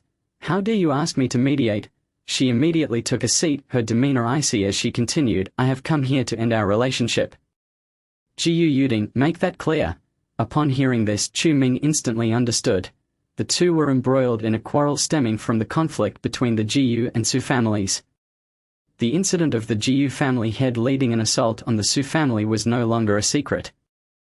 Chu Ming also knew that Jiu Wushuang, the Jiu family head, had been gravely injured and had subsequently fallen into a river, his whereabouts unknown. To this day, the Jiu family had yet to uncover his fate. Whether he was dead or unwilling to confront his lineage, sighing, Chu Ming lamented, if only I had known this would happen, I would have acted differently. As the instigator of this affair, he felt a modicum of responsibility but ultimately blamed the Su family's relentless pressure. Had Su Guoqin chosen to refrain from escalating matters, he would not have unleashed such a monumental scandal. Never mind, I shall pretend I did not see anything, he decided, feeling indifferent toward Su Mengfei. Jiu Yuding, let us part ways, please do not pursue me any further. Not far away, Su Mengfei uttered a parting remark and strode toward the exit. Mengfei. Jiu Yuding hastily rose, rushing a few steps to grasp her hand. Let go of me. Su Mengfei yanked her hand away. The drink on Chu Ming's table toppled over in the process. This incited Chu Ming's displeasure. I must insist, while you argue, could you refrain from involving others? What business is it of yours? Su Mengfei furrowed her brow, turning to face him. Jiu Yuding too cast a glance back at her. In that moment, both their eyes widened in shock. In unison, they exclaimed. Chu Ming! What brings you here? Chu Ming complained, you both act as though you have never seen me before. What are you doing here? Su Mengfei questioned, her brow knitted, did you send someone to follow us? Am I that idle? Chu Ming replied with a hint of exasperation. I wouldn't bother tailing either of you. Upon hearing this, Su Mengfei's expression turned frigid. Chu Ming, I do not know why you are here. But you should leave immediately. I have no interest in dealing with you. Fuming, Su Mengfei was determined to end her relationship with Jiu Yuding, and Chu Ming's presence was an unwelcome distraction. You think I will simply leave because you told me to? That would be utterly humiliating. Chu Ming scoffed. I am here to meet someone for dinner. You have no authority to expel me, Chu Ming. Su Mengfei gritted her teeth, glaring at him. This matter does not concern you. Leave. This is the Zhao group. Do you truly believe you can treat it as your own household? Chu Ming remarked coolly. You lack the qualifications to command me to leave. His words prompted a frown from the otherwise silent Jiu Yuding. Who shot Chu Ming an icy glare? You are merely the sign of a declining family, while we are descendants of a prestigious lineage. How dare you claim we lack qualifications? I do not care why you are here today.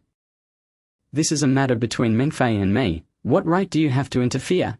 Faced with the discontent of both Su Mengfei and Jiu Yuding, Chu Ming felt both helpless and amused. Interfere? You should clarify. It's you two who barged in and knocked over my drink. Why should I remain silent? Chu Ming, are you done yet? Who do you think you are? Su Mengfei retorted coldly, while you argue. I will continue my business. We can coexist without conflict, Chu Ming stated. You insist on inserting yourself to seek attention. Is that truly necessary? Su Mengfei scoffed, you have someone to meet? Your new love interest. Perhaps? I suspect she is nothing more than a lowly woman. In response, Chu Ming chuckled lightly. If she were to hear you refer to her in such a manner, she might just retaliate. Does she even measure up?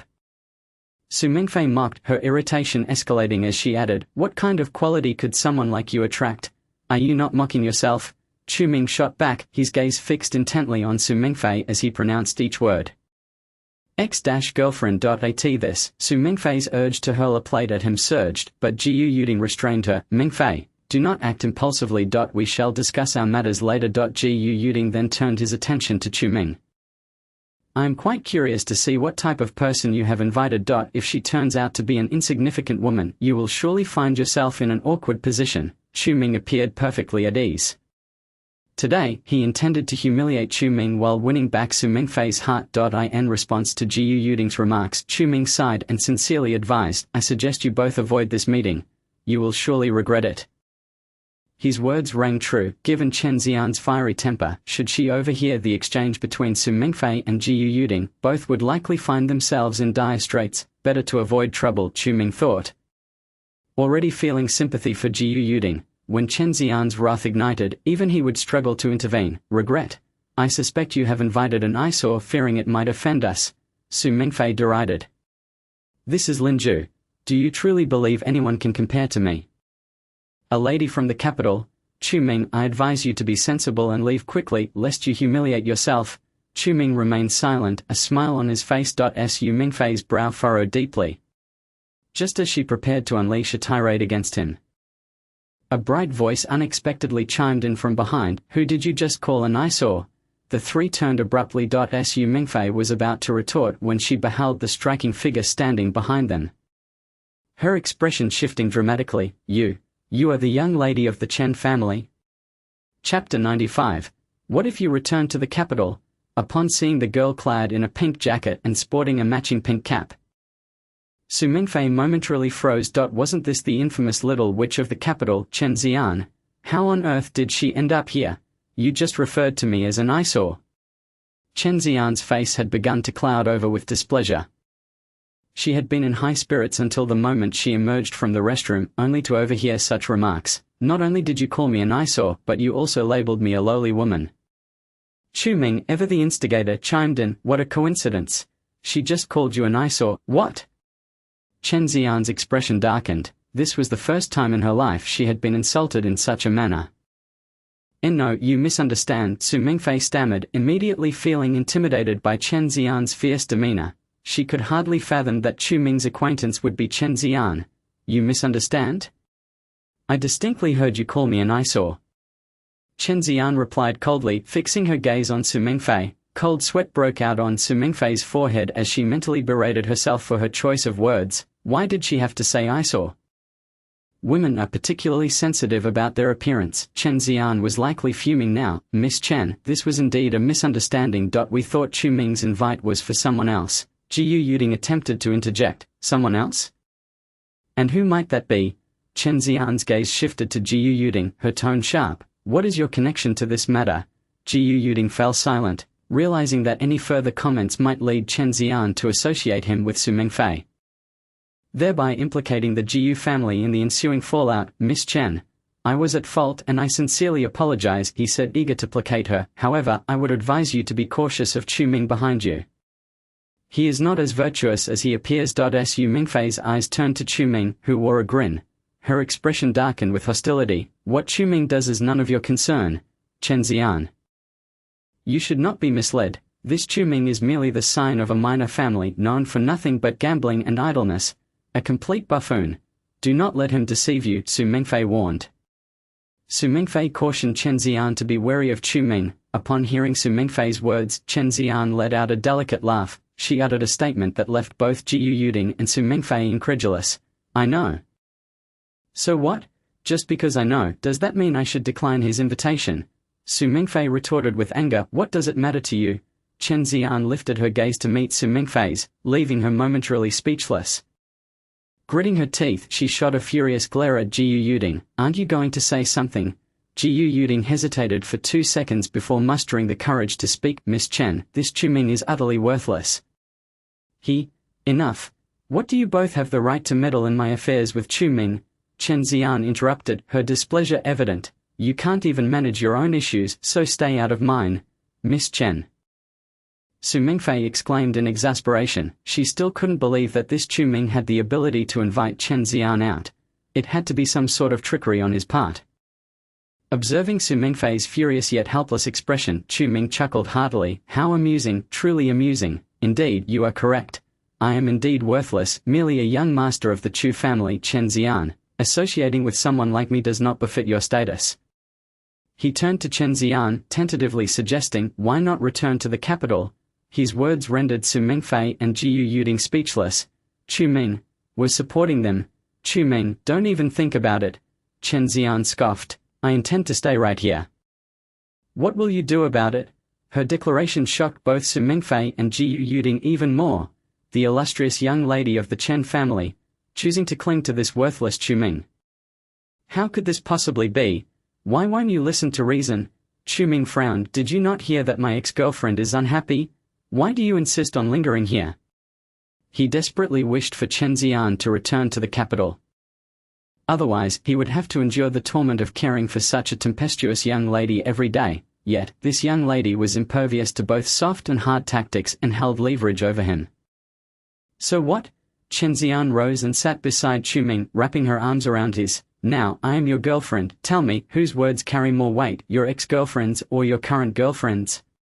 Chen Xian's sudden move not only stunned Su Mingfei and Ji Yuding but even left Chu Ming momentarily dumbfounded. What act was Chen Xian putting on? This was impossible. Su Mingfei's face turned ashen. Clearly, the relationship between Chen Xian and Chu Ming was far more intimate than that between her and Ji Yuding. The little devil of the capital had found a partner. If this news were to spread, the entire aristocracy of the capital would be in an uproar. Chu Ming, say something. Chen Xian playfully pinched his cheek. Chu Ming was at a loss for words. He did not know what to say at that moment. Chen Xian had him completely ensnared. Why is your face turning red? A glimmer of mischief danced in Chen Xian's eyes as she teased. Could it be that you're shy? Chu Ming shot her a glare. He withdrew his hand and deliberately moved to sit opposite her. Miss Chen, please conduct yourself with decorum. Chu Ming took a deep breath and spoke earnestly. Chapter 96. You misunderstood.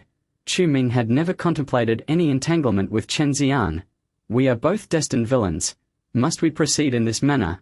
However, this scene unfolding before Su Mingfei and Ji Yuding left their expressions complicated. Su Mingfei's gaze dimmed further, her face paling drastically. She had always believed that once Chu Ming left her, he would never find anyone better than her. Yet, just a month had passed, and he had already entangled himself with the young lady of the Chen family. This disparity was excruciating for Su Mingfei, the former girlfriend. She felt unwilling to accept it. Yet, gazing at the enchanting visage of Chen Xian, she felt both helpless and infuriated. In terms of status and standing, she could not compete with Chen Xian. In terms of beauty and grace, she was equally outmatched. It could be said that had it not been for Chen Xian's cruel tactics, many a young master in the capital would have pursued her. What on earth had Chu Ming done to earn such devotion from this little devil? What are you two still doing here? As the two were lost in their thoughts, Chen Xian interrupted. We are about to eat. Could you please leave? Upon hearing Chen Xian's words, Su Mingfei and Ji Yuding finally realized they had encircled Chu Ming's table. Their expressions soured. Su Mingfei cast a resentful glance at Chu Ming. She grabbed her bag and left in a huff. Mingfei, Ji Yuding exclaimed, witnessing this scene, feeling both angered and helpless. Chu Ming, just you wait. Ji Yuding muttered a half-hearted threat before hastily pursuing Su Mingfei. Chu Ming watched their retreating figures, letting out a long sigh. These two? Truly disappointing. If only they could persuade Chen Xian to leave Linju City, how splendid that would be. Chu Ming, remember, you owe me a favor. Chen Xian remarked with a smile. A favor? What favor? Chu Ming furrowed his brow. I just performed a little act, playing the role of your girlfriend for a few minutes. You should feel honored, Chen Xian replied. Others would be envious just to have this privilege. Are you implying that what you said earlier was all a lie? Chu Ming inquired. What else would it be? Chen Xian raised an eyebrow. How wonderful. Chu Ming patted his chest. You nearly scared me to death. I thought you were going to cling to me indefinitely. Chu Ming exhaled in relief. As long as it was just acting. That was a relief. What kind of attitude is that? Chen Xian pouted. Do you know how many young masters in the capital would circle my Chen family estate just to pursue me? What do I care? Chu Ming glared at Chen Xian. I only know that the sooner you leave Linju City, the sooner I can be free. If the Chen family found out he was harboring their young lady, the consequences would be dire, even if Chen Xian was there of her own volition. The memory of the Chen family's relentless pursuit when he left them still haunted Chu Ming. HMPH, don't even think about it. Chen Xian shot him a glare. I'll stay here as long as I want. The more you're bothered, the happier I'll be. Chen Xian could not forget how Chu Ming had frightened her those 2 times. She had genuinely felt as if she might perish from his intimidation. She vowed that if she did not repay this grievance, she would never return to the capital. This was the real reason behind Chen Xian's persistence in staying with Chu Ming. However, she would never voice that out loud. HMPH, once we return, I'll call the Chen family to come pick you up. Chu Ming scoffed. Do you dare? Chen Xian teased. Are you not afraid I'll tell them you are the so-called king of the underworld? Who is afraid of whom? Go ahead and tell them. It's not like I can't die. Chu Ming declared. The Chen family indulges you. Why should I have to accommodate you? Chu Ming could no longer endure it.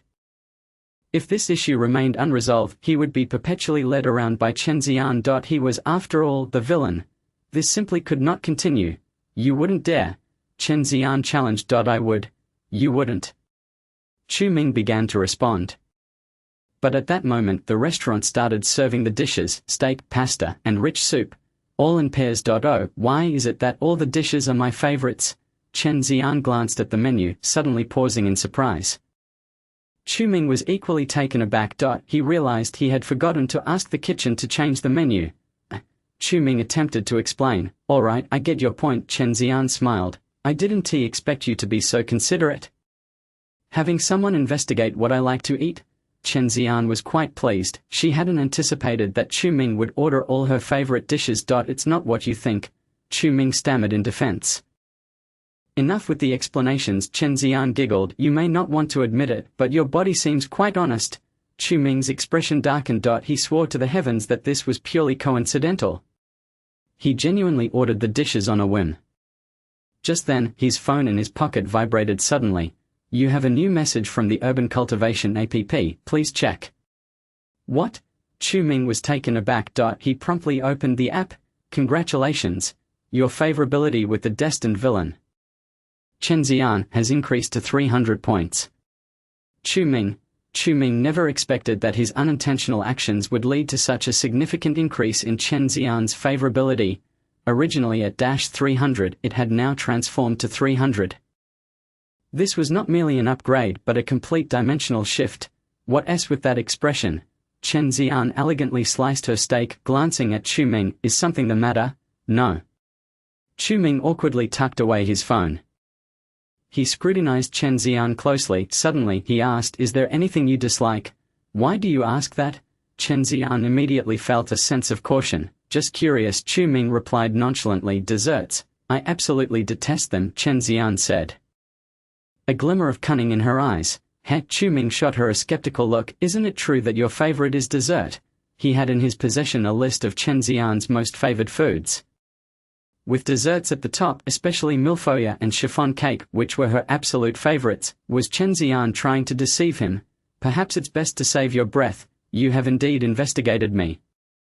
Chen Xian's eyes widened in surprise, her lips betraying an involuntary smile. Chu Ming, oh Chu Ming, you profess a desire for me to return to the capital while secretly delving into my preferences? Do you harbor feelings for me? After all, who could resist a charming girl like me? Chen Xian chuckled playfully. Chu Ming felt an overwhelming urge to slap himself.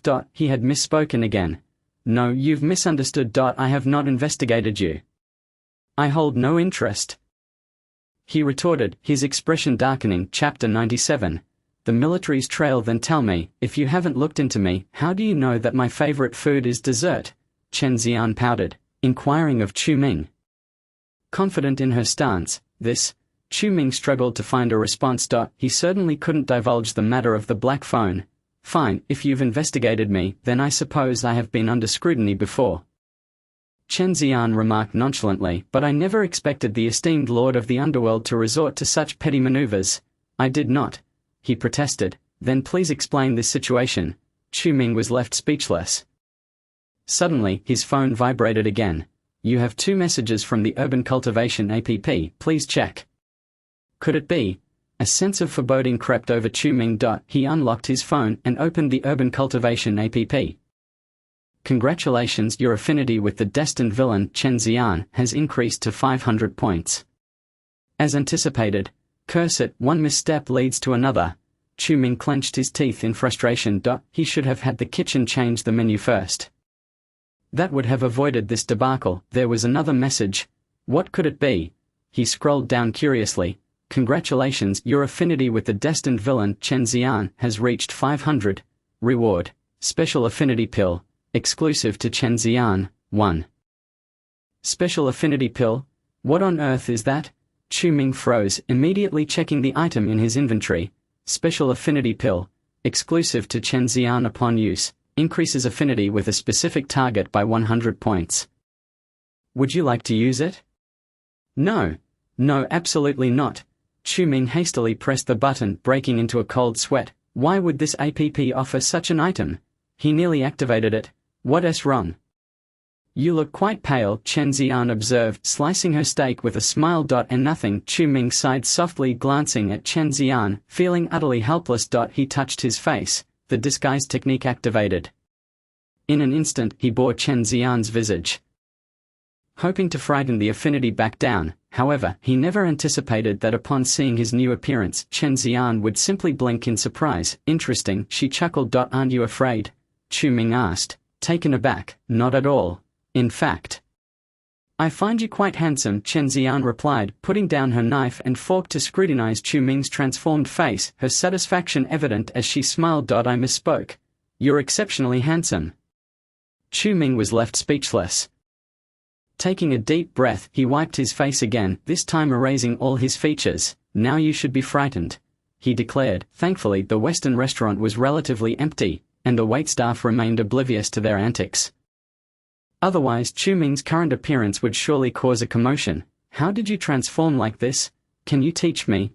Chen Xian, unafraid, reached out to pinch Chu Ming's cheek. Previously, she had been startled by the abruptness of the situation. Especially with the thunder and rain outside. Now, in the restaurant, she found it rather amusing. Are you really not afraid? Chu Ming frowned. Tell me how you did it. Chen Xian, curious, added, once I learn, I can scare my grandfather. Chu Ming was left at a loss for words. How tiresome, he sighed, reverting to his original appearance. Checking his character card, he saw the 500 points of affinity remained unchanged. Chen Xian was indeed impervious to both coercion and persuasion. Truly a challenging situation. Why did you change back? Let me study it a bit longer. Chen Xian protested, visibly displeased. Enough, Chu Ming exclaimed in frustration. The feeling of being thoroughly ensnared by Chen Xian was excruciating. Just then, his phone rang. Upon seeing it was a call from Tang Lin, hope sparked within him. Had they found Chu Quan? Hello, Ming Xiao. Tang Lin's voice came through the line. Did you capture Chu Quan? Not yet. Why are you calling then? Chu Ming furrowed his brow. I have urgent news to report, Tang Lin replied. 10 minutes ago, our team reported that there are military operatives near Chiyu Lake. I fear the military may have set their sights on us. If we offend the military in Linju City, we may not be able to remain here. The military? Chu Ming's breath hitched. Considering the timeline, it was indeed time for the military to take notice of their activities. In the original story, the military would enlist the protagonist to train a useless team. After just a month, the protagonist transformed the team into an elite squad. Was this plotline about to unfold? Chu Ming's expression grew serious. If that were the case, he would need to tread carefully. He absolutely could not allow Chu Quan to get involved with the military, once the protagonist acquired military status. Eliminating Chu Quan would become nearly impossible. No, he had to devise a plan. Tang Lin, do you know what the military personnel are doing near Chiyu Lake? Our reports indicate they appear to be searching for something without making an effort to conceal their presence.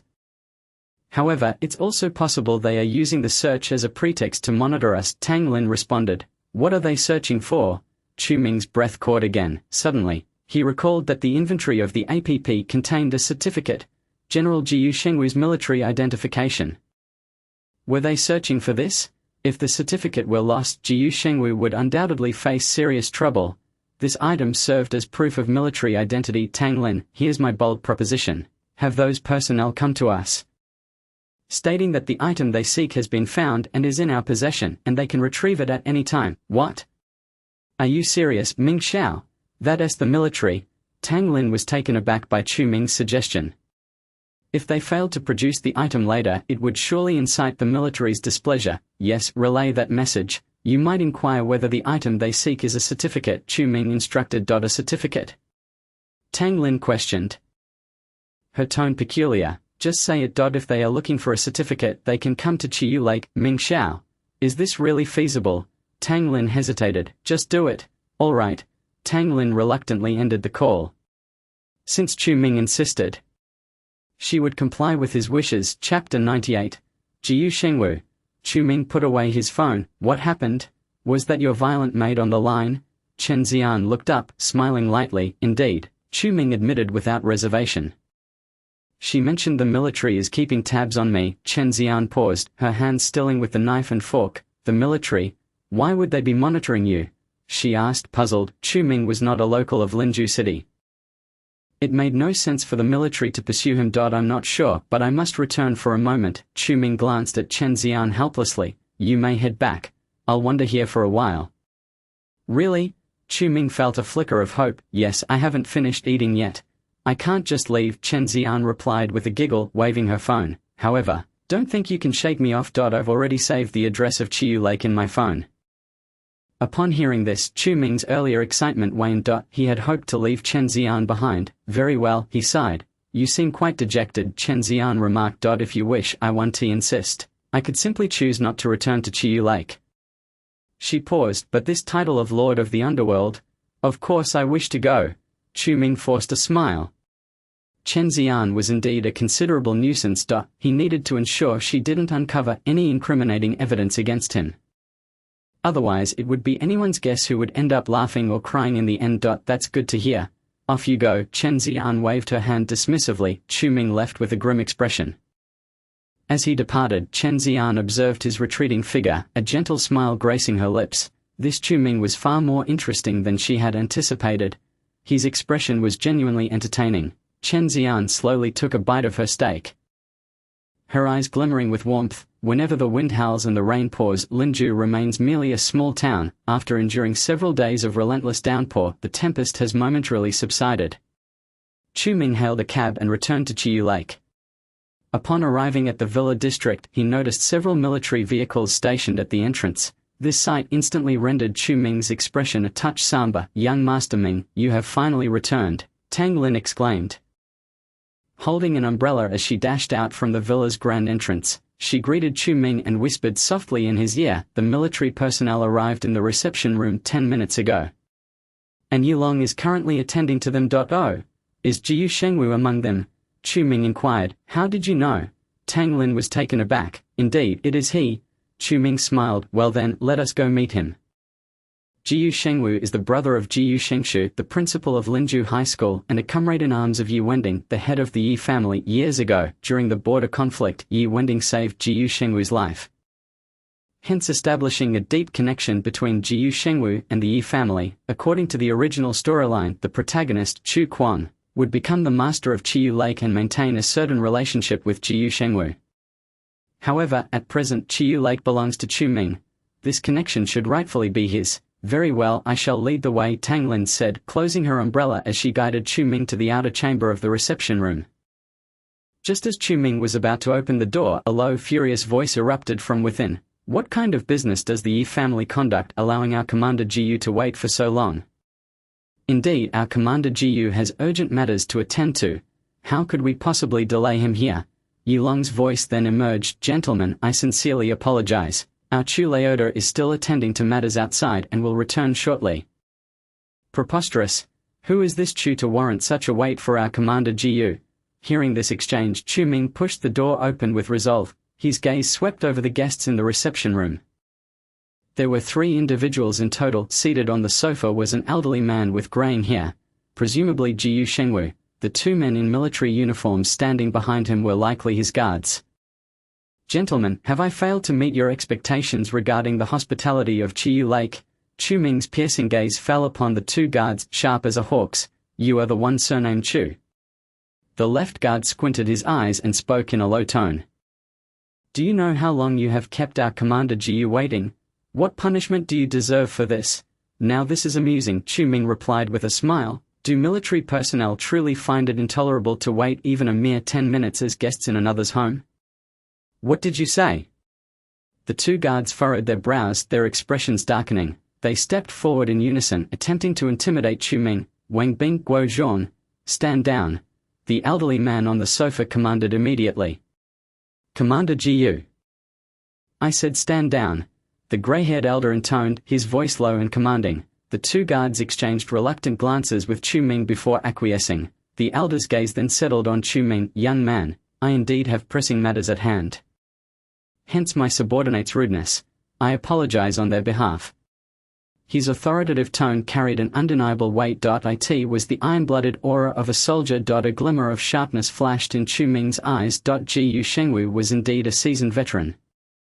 His presence more formidable than that of an ordinary martial artist. Instinctively Chu Ming activated his Dark King intent to probe Jiu Shengwu's cultivation. Indeed, he was a master. Chu Ming felt a surge of confidence. After all, he too belonged to that echelon. Commander Gu's presence at Chiu Lake is an honor for us, Chu Ming said with a faint smile, taking a seat before Jiu Shengwu. He then produced a certificate from his pocket. Is this what Commander Jiu seeks? He inquired. Upon seeing the document in Chu Ming's hand, the two guards appeared momentarily stunned. You truly possess this? Where did you acquire it? The left guard, Wang Bing, asked in disbelief. This document holds no value for me. You may take it, Chu Ming responded with a smile. As for how I came by it, that is of no concern to you. Chu Ming's gaze swept over the two guards. There was no way he would divulge the origin of this document. Doing so would expose the existence of the urban cultivation app. Chu Ming was not so foolish, yet his words ignited the ire of the two guards. What do you mean by that? They demanded, glaring at Chu Ming. Nothing at all, Chu Ming replied nonchalantly. Your objective is merely to retrieve this certificate, is it not? Surely there can be no ulterior motives. The two guards fell silent. Momentarily at a loss for words, little brother Chu certainly possesses composure. Jiu Shengwu chuckled heartily, though his gaze turned serious as it fell upon Chu Ming. Yet, what if it is I, Jiu Shengwu? Who wishes to know? The words of Jiu Shengwu echoed within the chamber. Chu Ming merely smiled lightly. If Commander Jiu wishes to know, must I divulge it? A glimmer of insight flickered in Chu Ming's eyes. Forgive my candor, but Commander Jiu does not possess the requisite standing for such a request. Did Jiu Shengwu seek to assert dominance over him? Alas, he had misjudged his opponent. Ye Long may fear Jiu Shengwu. But that did not imply Chu Ming shared the same trepidation. The room fell into stunned silence at Chu Ming's seemingly audacious proclamation. Ye Long's face turned pale. What was Chu Ming saying? This was none other than Commander Jiu of the military. Should he offend him, the days ahead for Chiu Lake would be fraught with difficulty. Preposterous. The two guards seethed. What gives you the audacity to claim Commander Jiu lacks such qualifications? Jiu Shengwu's gaze narrowed, fixated on Chu Ming's face. Though he remained silent, his presence radiated authority. Ha! Friends from the military, it seems you have misconstrued your purpose here. Chu Ming narrowed his eyes and replied coolly. At this moment it is I who holds the advantage, not you who seek my favor. To flaunt your power in my domain is unwelcome. How dare you? The left guard, driven to fury, prepared to strike. But a sturdy hand fell upon his shoulder. It was Jiu Shengwu. Commander. Stand down, Jiu Shengwu commanded. Yes, the left guard inhaled deeply, casting a reluctant glance at Chu Ming before stepping back. Youth, Jiu Shengwu began gravely. Qualifications are earned through battles and the passage of time. They signify status, strength, and experience. Pray tell, which of these do you possess to summon the audacity to speak thus? He was not angry. Rather, he found it amusing. Observing Chu Ming's young visage, likely in his early 20s, he mused how such a youth could declare a lack of qualifications. Truly a frog in a well, laughably absurd. All eyes in the room turned toward Chu Ming. They could discern Jiu Shengwu's growing displeasure. This Chu was indeed audacious. To provoke Commander Jiu was tantamount to courting death. The two guards glared coldly at Chu Ming, yet he merely smiled. Since Commander Jiu desires proof of my qualifications, I shall oblige. Chu Ming rose slowly, prompting the two guards to step forward. What do you intend to do? The commander stated that qualifications are garnered through battles and time, thus I shall demonstrate my worth. Chu Ming picked up a small iron statue from the coffee table and gently kneaded it. The iron statue yielded like dough, morphing into a mere iron disc. What? The guard's eyes widened in disbelief. If they were not mistaken, that statue was solid. How had Chu Ming accomplished this? Thud. The iron disc struck the floor with a resounding echo. Chu Ming chuckled, resuming his seat and sipping his tea. He then looked up at Jiu Shengwu. May I inquire, Commander Jiu, does this display suffice for qualifications? Jiu Shengwu furrowed his brow as he regarded Chu Ming. The earlier display had indeed astonished him.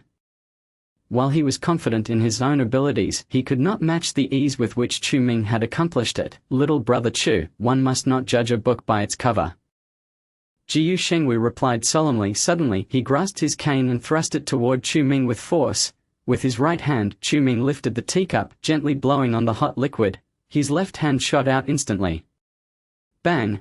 The tip of the cane met Chu Ming's palm, halting mid-air. Jiyu Shengwu gasped. He had exerted considerable force. It seemed the commander was intent on testing Chu Ming's strength. Chu Ming smiled lightly. Very well. Let me show you, Commander. With a sudden twist of his left hand, the power of a master erupted from within him, coursing through his arm and into the cane. Crack! The well-worn cane, aged by time, developed a hairline fracture. Before anyone could react, the crack spread like a spider's web. Boom! A soft sound resonated as the cane shattered into splinters. The room fell into stunned silence. Jiyu Shengwu stared at the remnants of his cane in disbelief. Rendered speechless, Chu Ming, meanwhile, picked up the teacup and savored a sip of tea. This Longjing from Linju truly is an exquisite brew, wouldn't you agree, Commander Jiyu? Chu Ming's gaze locked onto Jiyu Shengwu's. A challenge evident in his demeanor, the tranquil countenance of Chu Ming starkly contrasted with the astonished expression of Jiyu Shengwu at this moment. What have you done? The left guard suddenly snapped back to reality. Directing an angry shout at Chu Ming. He immediately advanced a few steps, intent on striking Chu Ming, yet, in that fleeting instant, Chu Ming flicked the tea from his cup. The scalding liquid seemed to morph into a sharp sword. Slicing across the left guard's face, the guard's steps abruptly halted. He touched his face and there it was. Blood. How could this be? The left guard's breath caught. How does my Longjing tea from Linju taste? Chu Ming's voice, calm and collected, drifted from ahead. The left guard, bewildered, looked up. He glanced behind him, where blooded tea leaves and water splattered against the wall. Chu Ming had actually harmed him with tea.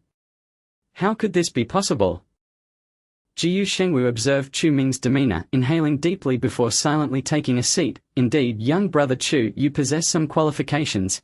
Jiyu Shengwu then turned sharply to the left guard. Withdraw at once. The left guard, stunned, retreated without daring to utter another word. Today's incident had significantly clarified his understanding of formidable opponents. Chief Jiyu, I shall refrain from further remarks, Chu Ming chuckled, since I have taken the initiative to contact you. This officer's ID shall naturally be returned to its rightful owner.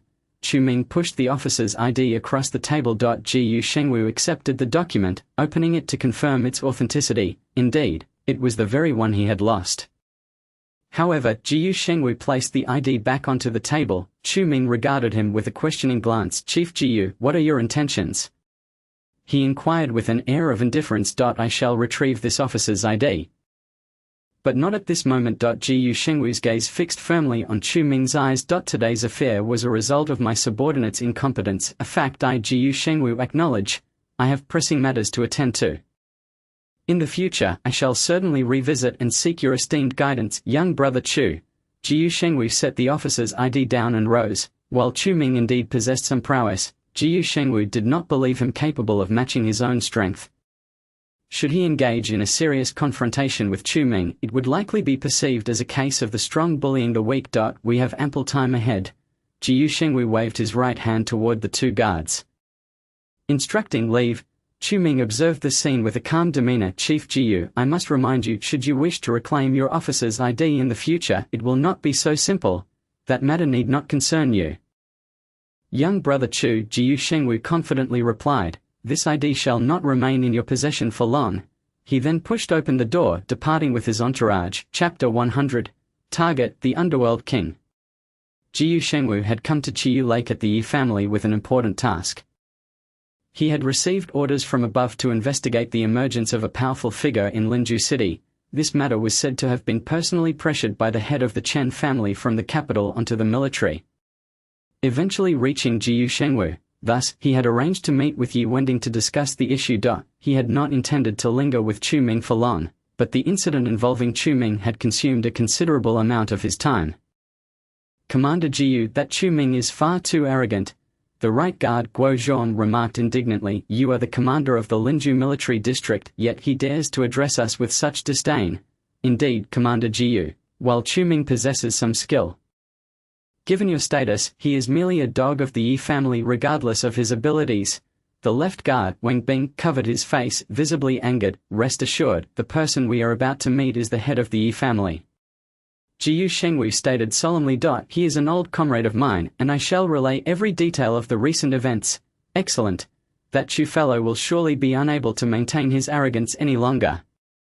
Wang Bing's anger transformed into a smile. In their eyes, the master of Chiyu Lake was merely someone appointed by Yi Wending to oversee the affairs. As long as Yi Wending was unwilling, Chu Ming would have no choice but to leave in disgrace. Yet the trio could not fathom that the reality was far removed from their assumptions. They soon arrived at the edge of Chiyu Lake. In the pavilion by the lake, Yi Wending awaited them, accompanied by Yi Zhu. Wending, Jiyu Shengwu exclaimed, laughing heartily upon spotting Yi Wending's silhouette. Yi Wending turned, and upon seeing Jiyu Shengwu, he too chuckled. Old Wu, you finally made it. I encountered someone on the way, which delayed me a bit, Jiyu Shengwu explained, patting Yi Wending on the shoulder, but in that instant Jiyu Shengwu suddenly froze. His hand resting on Yi Wending's shoulder felt a powerful surge of energy radiating from him.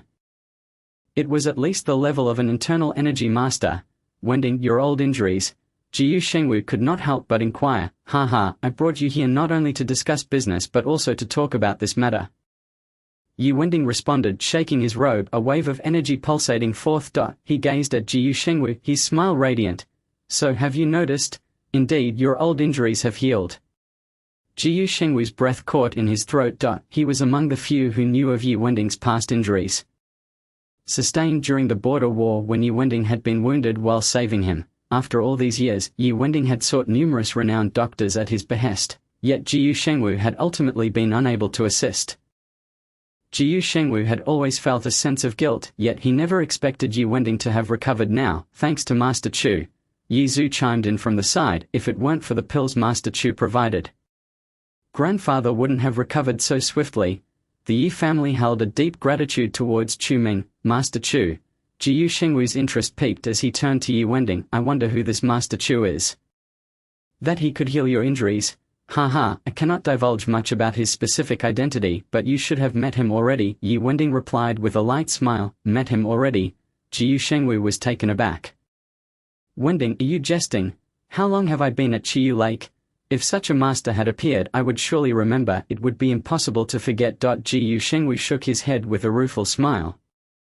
The Master Chu you speak of I likely have not met. This response caused Yi Wending to furrow his brow in confusion. Did you not go to the Chiyu Lake Villa? Did you meet my grandson? Your grandson Yi Long? I did see that lad, but I did not encounter the Master Chu you mentioned, Jiyu Shengwu replied, puzzled. There was only a young fellow surnamed Chu. He must be one of your subordinates, right? Yi Zhu and Yi Wending exchanged glances, sensing an oddity in each other's expressions. Speaking of that young fellow surnamed Chu, I am filled with indignation. Jiyu Shengwu did not notice the subtle expressions on Yi Wending's face as he continued. One of my subordinates was actually injured by him. Jiyu Shengwu pointed to Wang Bing behind him. Wang Bing, in turn, revealed the wound on his face. This injury, not only marked by the cut from the tea leaves but also slightly swollen due to the scalding tea, drew their attention. Upon witnessing this scene, Yi Wending and Yi Zhu's expressions changed dramatically. You clashed with him? Yi Wending asked anxiously. I merely tested him. I must admit, this young fellow possesses some skill, Jiyu Shengwu replied coldly. But considering this is your domain, I refrained from taking serious action. Otherwise that lad would surely be in the hospital by now. Yi Wending and Yi Zhu stared at Jiyu Shengwu in disbelief. Old Wu, you're not hurt, are you? What could happen to me? He is just a young brat. He can't harm me. Jiyu Shengwu laughed heartily. However, that lad is far too arrogant. He even claimed I lacked qualifications. How laughable it is. I have never been so belittled by a mere child. Wending, don't you think your subordinates should be disciplined? Jiyu Shengwu's words prompted nods of agreement from the two guards behind him, their faces revealing smiles. With Yi Wending backing them, that young fellow surnamed Chu was surely doomed. Yet Yi Wending's expression was complex, and after a long pause, he finally spoke. Old Wu, have you never considered? He might not be my subordinate. This statement left Jiyu Shengwu momentarily stunned. If he is not your subordinate, then who is he? Did I not mention the matter of Master Chu to you? Yi Wending hesitated before continuing. The young fellow you speak of, Does he not also share the surname Chu? Jiu Shengwu's eyes widened in shock. Are you implying that he is Master Chu's grandson? Yet even if he were Master Chu's grandson, to speak in such a manner is simply too. Jiu Shengwu was unable to finish his sentence when Yu Wending shook his head, insisting, no, you are mistaken. He is not Master Chu's grandson. He is Master Chu himself. The moment Yu Wending uttered these words, the entire pavilion fell into a profound silence. Only the gentle rustle of the wind through the leaves could be heard. Jiu Shengwu and his two guards turned pale to varying degrees. The young man named Chu Ming was the very master who had healed Yu Wending's injuries. How could this be possible? Wending, are you joking? Jiu Shengwu inquired with furrowed brows. That young fellow surnamed Chu is hardly of age. How could he possibly have the ability to heal your injuries? I do not wish to admit it. But the truth is as it stands. Yu Wending sighed. Not only you but even I was incredulous when I first learned of this matter. Yet, the events that unfolded afterward left me with no choice but to believe. Chapter 101. A prodigal returns. In the beginning, Chu Ming had brought the elixir, and he even contemplated throwing it away, yet he never anticipated the astonishing efficacy of this potion. Old Wu, we have been comrades for so long. How could I possibly deceive you? Yi Wentan sighed, saying, if you have offended him it would be prudent to apologize in person. Master Chu is still quite reasonable. As long as you sincerely apologize, he is sure to forgive you. Indeed, Grandfather Gu Ye Zhu interjected, asserting that if one has offended Master Chu, it is wise to apologize first. Upon hearing the remarks from the grandfather and granddaughter, Jiu Shengwu's face fluctuated between shades of blue and red. He could hardly fathom that the insufferably arrogant young man was, in fact, Master Chu. Recalling his previous statements, Jiu Shengwu's expression turned exceedingly grim. He had told Chu Ming that he would surely visit again to seek his guidance. Now to return and apologize? That was simply out of the question. Wentan, you needn't say more. I am well aware of this matter. Jiu Shengwu was taken aback by Chu Ming's significant stature, feeling somewhat uncomfortable. Yi Wentan had been injured because of him, and now that injury had been healed by Chu Ming, out of both sentiment and reason, he ought to apologize. However, as a dignified regiment commander, how could he possibly apologize to a mere youth? Old Wu, I must ask, how did you manage to offend Master Chu? Yi Wentan sighed. I initially thought that Master Chu sought you out personally to befriend you, but I never expected. Alas, what a predicament. Jiu Shengwu's face darkened. Chu Ming's voluntary return of his officer's credentials made his intentions abundantly clear. Chu Ming wished to cultivate a good relationship with him. Yet he had looked down on Chu Ming due to his youthfulness. Putting on airs before him. Now, he would have to painstakingly reclaim the trust he had carelessly cast aside. Regret flooded him. Let us put this matter aside for now. Jiu Shengwu sighed, stating that after a few days, when Master Chu's temper has cooled, he would approach him again. This apology was one he must render, but there was no need to rush. The main issue was that Jiu Shengwu could not bear to face Chu Ming again at this moment. Very well, I shall refrain from further comment. Ye Wentan chuckled wryly, changing the subject.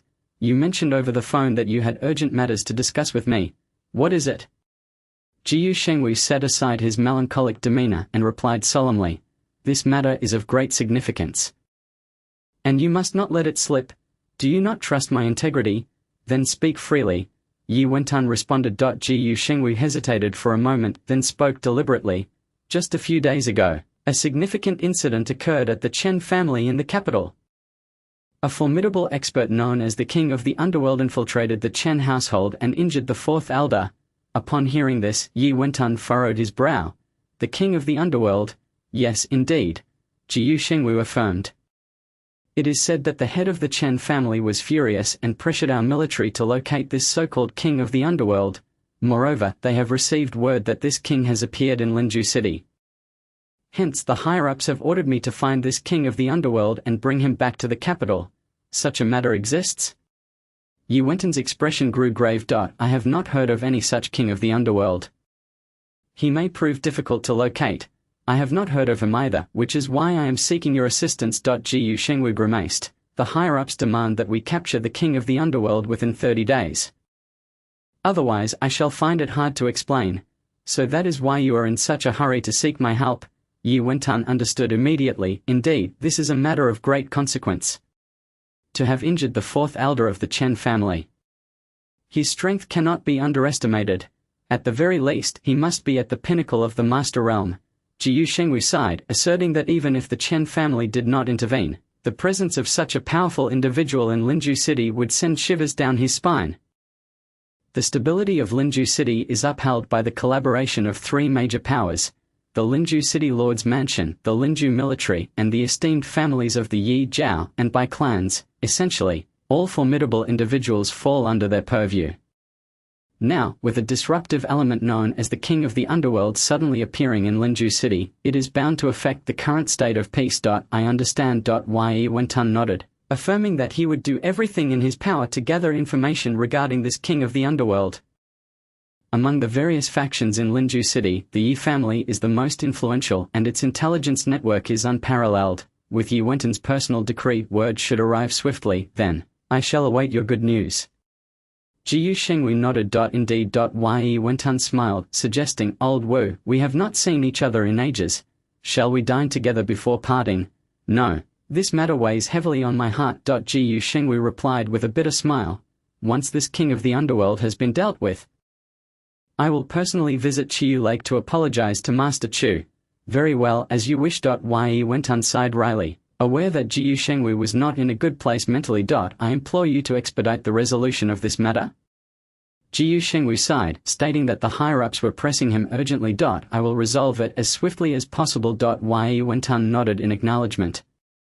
Thank you. Jiyu Shengwu clasped his hands in salute to Yi Wentan before departing Chiyu Lake with two bodyguards. Watching Jiyu Shengwu's retreating figure, Yi Wentan furrowed his brow and murmured, the King of the Underworld? Who could it possibly be? The following day at noon, Chu Ming sat idly in his office. Today, Chu Kwang had not come to school, leaving him with little to occupy his time other than scrolling through short videos on his phone. At that moment, a fellow teacher, Miss Zhao, entered the office. She was a young intern named Zhao Rui, serving as Chu Ming's assistant at Linju High School. Director Chu, have you heard? Miss Zhao exclaimed with a smile. The student you disciplined, Guo Ji, has reportedly shaved his head and resigned from his position as captain of the martial arts team, intending to focus on his studies. Upon hearing this, Chu Ming set aside his phone, raising an eyebrow in curiosity. What did you say? The very same Guo Ji. Have you forgotten? Miss Zhao replied excitedly. The entire school is buzzing, claiming that Guo Ji has turned over a new leaf, and they say the new director is quite formidable, managing to rein in even a tough nut like Guo Ji. Oh, Chu Ming's interest was piqued. Who said that? Just now, during lunch, a group of teachers mentioned it. I also heard it in the student group. Miss Zhao admired Director Chu. You truly have a way with students. Even a rebellious spirit like Guo Ji has been persuaded to study diligently. Guo Ji is the son of Vice Principal Guo, someone no one dares to confront within the school. He is also the captain of the martial arts team.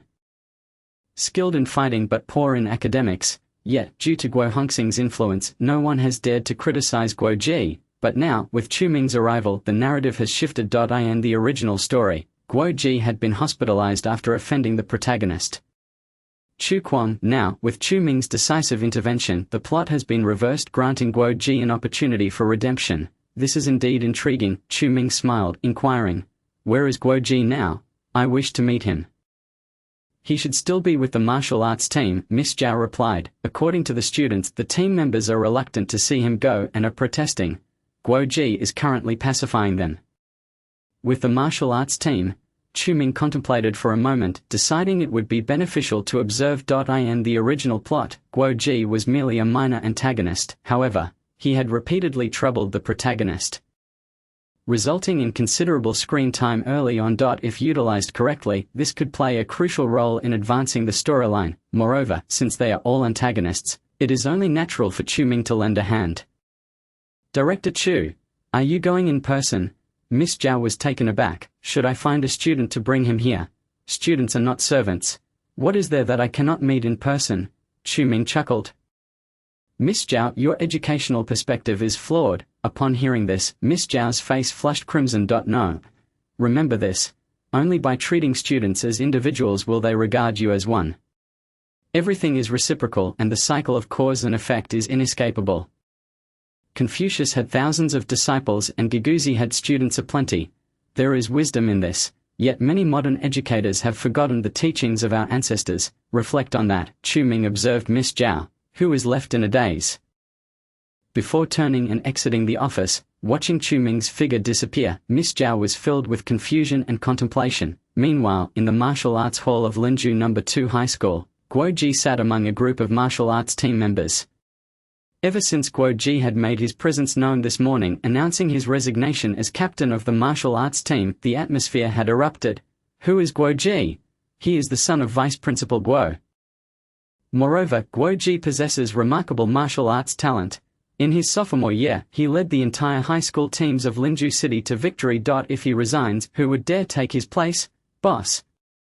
A young man with a buzz cut grasped Guo Ji's arm, exclaiming, "What will we do if you leave? Ah Hong, you will soon be in your senior year. Some things are indeed worth letting go." Guo Ji sighed, rubbing his freshly shorn head, and spoke earnestly. "I have outgrown the age of play. It is time to settle down and focus on preparing for university." "Boss, you previously vowed to guide us until graduation," exclaimed another youth with yellow hair. "Isn't this current situation a betrayal of our brotherhood?" Echoed others in agreement. "Boss, your abrupt resignation has left us all bewildered." Sighing deeply, Guo Ji replied, "To be honest, I too am reluctant to part ways with the martial arts team." "Then why resign from the captaincy?" questioned the crew-cut youth with a puzzled expression. Is there some hidden reason behind this? Does it relate to your recent disciplinary action? Guo Ji forced a bitter smile. "It's not exactly a hidden agenda, but it indeed correlates with the punishment." "What has transpired?" the group urgently inquired. Guo Ji stated, "I didn't just shave my head for no reason. There's a definitive cause behind my decision to resign as captain of the martial arts team." He hesitantly added, "I have taken on an older brother figure." A hint of embarrassment crossed Guo Ji's face as he continued, "My father mentioned that if I follow him, my future would be promising." After being reprimanded, Guo Ji immediately sought out Guo Hongxing. Initially, Guo Hongxing intended to shield him and investigate the source of the disciplinary action. However, through the course of their discussion, it was revealed that the blame lay with Chu Ming. This revelation sent Guo Hongxing into a panic, and he urgently questioned Guo Ji about whom he had offended. Guo Ji recounted his encounter with Brother Chu, and upon reviewing a photograph, they discovered that the very Chu Ming mentioned was the newly appointed director of education. Guo Hongxing was left in a state of distress. Offending Chu Ming could jeopardize his position as vice principal, thus, he quickly persuaded Guo Ji to mend his ways and focus on his studies. Leading to the current predicament. "Boss, when did you take on an older brother?" the group asked, bewildered. "We had no idea." They found it hard to believe that Guo Ji, typically so brash and domineering, would acknowledge an older brother. "You need not concern yourselves with that," Guo Ji replied, shaking his head. "Just know that I am determined to study hard because of him." "Absurd. This is utterly ridiculous," the crew-cut youth retorted angrily. "Boss, where is this older brother of yours? We must meet him." Guo Ji furrowed his brow. "What do you intend to do?" "I merely wish to have a proper conversation with him," another team member said softly. Guo Ji's expression darkened. Just as he was about to interject, the door to the martial arts hall was suddenly thrust open, flooding the room with light. "Guo Ji, so this is where you are." A casually dressed young man stepped inside. It was Chu Ming, Brother Chu. Guo Ji exclaimed, his eyes lighting up as he leaped from the spectator seats to greet him. Chu Ming assessed Guo Ji's current appearance, his shaved head and school uniform, remarking, "You look just like a senior preparing for university entrance exams." "Indeed." Guo Ji nodded enthusiastically. "Thanks to Brother Chu's guidance, I have found clarity. I am done with distractions and am now focused on studying hard to bring pride to my father." "That's wonderful," Chu Ming replied, patting Guo Ji on the shoulder. He felt a sense of pride in his mentorship. Guo Ji, it seemed, was not as unruly as depicted in the original narrative. Is this the older brother you speak of? A voice of doubt arose from behind Guo Ji. Hong, show some respect. Guo Ji turned, frowning at the crew-cut youth. He could sense the discontent in his tone, which was mirrored by the rest of the team. "Boss, is this the person who pressured you to resign? He doesn't seem impressive at all." They scoffed. "With such a pale complexion, he looks like a pretty boy. Which class is he in?" They glared at Chu Ming, their expressions filled with disdain. If it weren't for Chu Ming, Guo Ji wouldn't be in this predicament. "How do you speak like that?" Guo Ji exclaimed, stepping in front of them. He is my older brother. And he is also your older brother. What nonsense is this? The crew-cut youth retorted angrily. What can he do? Can he lead our martial arts team to victory? Or what else can he achieve? He simply caused our boss to resign. That's outrageous. We deserve an explanation or we will not comply. The threats from the group left Guo Ji's face paling significantly. He hadn't anticipated that his situation would incite their anger towards Chu Ming. But Guo Hongxing had forbidden him from revealing Chu Ming's position as the director of education. Brothers, please let us not escalate this. Today, grant me some favor, Guo Ji pleaded. Boss, if you remain with the martial arts team, I will give you face, the crew-cut youth declared. Otherwise, do not blame us for being ruthless. Indeed, this individual who forced you out of the martial arts team cannot have good intentions. He might be a spy from another high school. Boss, do not be swayed by his deceptive words. Hearing their fiery remarks, Guo Ji felt a surge of anxiety. Unable to dissuade his teammates, he turned to Chu Ming. Brother Chu, they are young and inexperienced. Please don't take their words to heart. Chu Ming chuckled at Guo Ji's defensiveness. I didn't expect you to hold such influence. Guo Ji was taken aback, offering a wry smile and a nod. In that case, allow me to demonstrate my capabilities. Chu Ming surveyed the martial arts team members, most of whom were second-year students, with a few first- and third-year students among them. They had followed Guo Ji for over a year. And while he often acted arrogantly, he had treated them with loyalty, hence the current situation. As the director of education, Chu Ming could not blame the students. Guo Ji, bring me the roster of the martial arts team. Surprised, Guo Ji retrieved a clipboard from his bag. Brother Chu, here is the list. Chu Ming glanced over the names. 21 individuals plus Guo Ji, making a total of 22. His gaze fell upon the group. I will not intervene. Let you take your best shot at me. If you can push me back even a step today, I shall reinstate Guo Ji as captain. What do you say? The declaration stunned the group. What was he saying? Let us strike him freely. One punch might send him to the hospital. Is this fellow out of his mind? How could the boss acknowledge someone like him as an older brother? They whispered among themselves, their scoffs barely concealed. Guo Ji, hearing their comments, was equally taken aback. Brother Chu, my teammates are exceptionally skilled. They have won awards in competitions in Lingju City. If it's one-on-one, it's manageable. But against so many, leave that to me. Chu Ming replied. If they doubt my authority, I will earn their respect. Guo Ji inhaled sharply, unsure how to dissuade Chu Ming further. You want one person to take on all of us? Without fighting back, the crew-cut youth stepped forward, laughing mockingly. Who do you think you are, kid? Even our boss couldn't manage that. Not only the crew-cut youth but the others wore expressions of derision. Convinced Chu Ming was merely boasting, enough with the chit-chat, Chu Ming said, scanning the roster. Which one of you is it? State your name. I am Wang Hong, remember it well. Wang Hong, is it? Very well, you shall be the first. Chu Ming nodded, putting away the roster. You asked for this. With a cold snort, the crew-cut youth charged at Chu Ming, throwing a powerful uppercut. Yet, in that instant, Chu Ming extended his right hand and grasped Wang Hong's fist with ease. HMPH, Wang Hong's eyes widened in disbelief as he attempted to withdraw his hand, only to find it firmly ensnared. It felt as if it were trapped in a crevice of rock, rendering his hand immobile. How is this possible? Does he possess such incredible grip strength? Wang Hong gritted his teeth, preparing to muster all his strength in a futile attempt to escape. Get him, Wang Hong. Why are you just standing there? The teammates shouted from behind, confused by Wang Hong's hesitation. I want to. Wang Hong's face contorted with frustration. He longed to strike Chu Ming, but he had to free his hand first. His strength was ample, but his technique was lacking. Let me give you a chance, Chu Ming said, loosening his grip slightly. Caught off guard, Wang Hong stumbled backward, falling to the ground. Wang Hong, 3 points, Chu Ming wrote on the clipboard. Next, the martial arts team members exchanged incredulous glances. Was he treating this as a coaching session? I'll go. A young man in a yellow shirt stepped forward. It was Shengshin, who had won a silver medal in karate last semester. His prowess only second to Guo Ji. With him in the mix, they should have no issues, not issues, more like a significant problem for the challenger.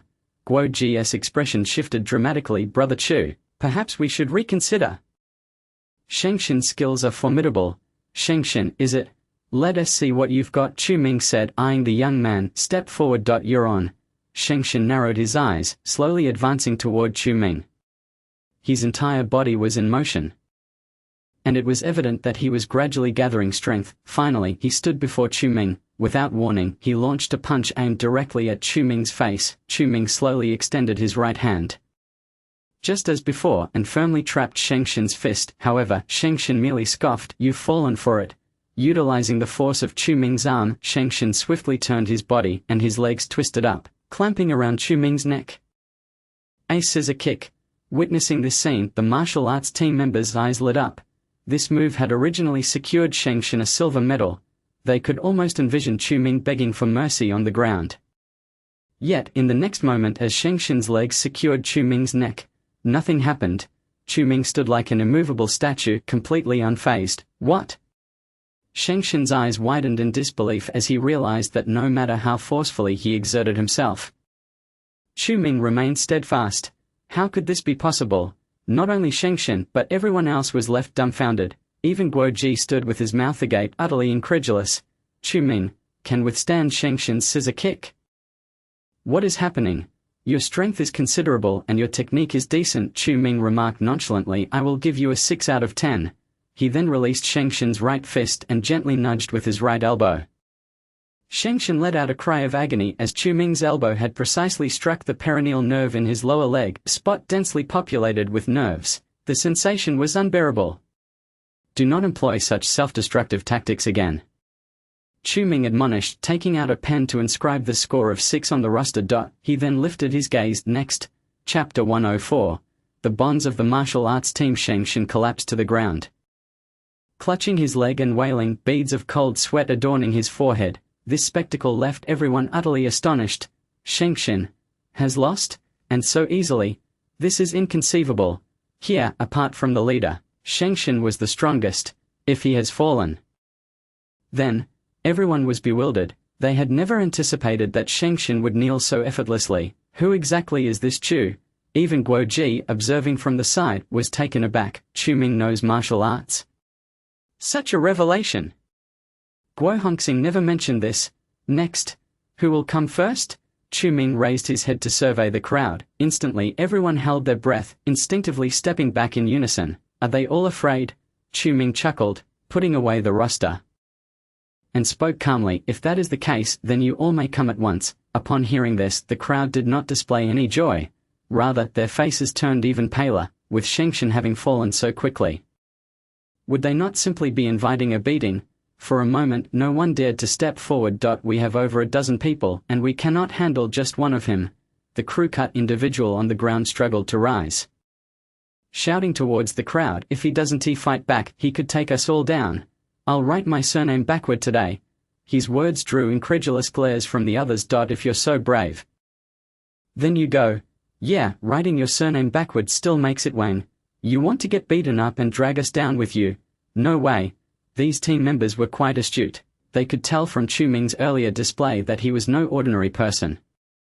Knowing this, why would they willingly step into a confrontation? This is interesting, Chu Ming mused with a faint smile. These individuals were not like the foolish antagonists depicted in novels, who, fully aware they would lose, still charged in recklessly, only to be left searching for their teeth afterward. Since you do not intend to take action, I will state this clearly. From this day forth, Guo Ji will be completely relieved of his position as the captain of the martial arts team. Do not harass him for this reason.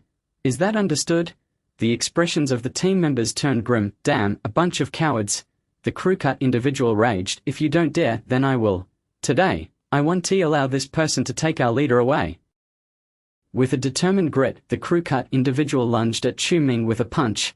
Chu Ming remained unfazed. He swiftly dodged, causing the crew-cut's fist to miss entirely, nearly sending him stumbling to the ground from the force of his own momentum. Bastard! The crew-cut individual, like a frenzied beast, charged at Chu Ming once more. He threw another punch, but again Chu Ming evaded effortlessly. The crew-cut could not even graze the hem of Chu Ming's clothing. Chu Ming's fluid movements left all present wide-eyed. They had never witnessed such an extraordinary display of agility. This person is undoubtedly a master. Lying on the ground, Shengshin watched this unfold, his eyes filled with a hint of awe. Despite the crew-cut's relentless attempts, He could not land a single hit on Chu Ming. Frustration turned his eyes red. Stop dodging. In a fit of rage, the crew cut swung once more. However, a figure stepped in front of him. Guo Ji. Enough. Guo Ji sighed. You cannot defeat him. With Guo Ji's discerning eye, it was clear that Chu Ming's abilities surpassed anything they could compare to. Chu Ming was at least a master of the energy manipulation level. But if I don't fight him, you'll have to leave the martial arts team. The crew cut's eyes brimmed with tears as he clutched Guo Ji's arm tightly, seeing him in such a state. Guo Ji felt a pang in his heart. It's not like I'm going to my death. Once I get into university, I will definitely return to lead you all, Guo Ji reassured, holding back tears as he spoke. The crew cut remained silent. Leader. The other team members could no longer contain themselves and rushed towards Guo Ji. Even Shengshen limped over to join the gathering. You all? Guo Ji laughed heartily, tears brimming at the corners of his eyes. They all cherished Guo Ji. With his departure, the martial arts team would lose its backbone. The martial arts team at Linju High School felt as though it had lost its pillar, becoming a disarrayed mess. Who would have thought that Guo Ji held such popularity? Chu Ming observed this scene with a gentle smile. In the original narrative, these subordinates had been easily defeated by the protagonist Chu Kuang. Some even ending up in the hospital. Due to Chu Kuang's exploits, the author had not devoted much ink to their stories. Yet, in this moment, Chu Ming realized that they were not mere paper cutouts but rather tangible characters. The smiles on their faces and the melancholy in their eyes intertwined in a strikingly similar manner. Chu Ming refrained from speaking further or interrupting their reunion. It was only after 10 minutes that Guo Ji emerged from the crowd. Brother Chu, they have agreed. His eyes were red-rimmed. It was clear that he had just shed tears. The robust Guo Ji had actually cried, once you enter university, you can come during the summer break to lead the martial arts team. Chu Ming sighed. Indeed, studying is of utmost importance at present. I understand. Guo Ji nodded. Did he not wish to attend university? He yearned to, even aspiring to match Xiao Mingyu's academic achievements and attend the same university as her.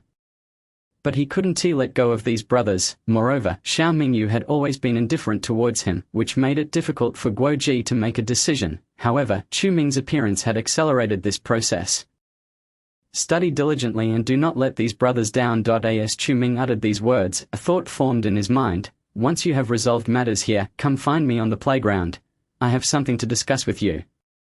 All right, Guo Ji replied earnestly with a nod. Chu Ming patted his shoulder and turned to leave the martial arts hall. After Chu Ming departed, the martial arts team members quickly gathered around. Leader, who exactly is that Chu?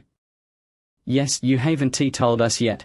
Why did you suddenly acknowledge him as your older brother? He is so formidable. Could he be from one of those martial arts families? The martial arts team members were puzzled. Chu Ming seemed to have appeared out of nowhere, leaving them baffled. There was no reason such a powerful figure would be unknown to the martial arts team. Don't ask. I don't wish to deceive you.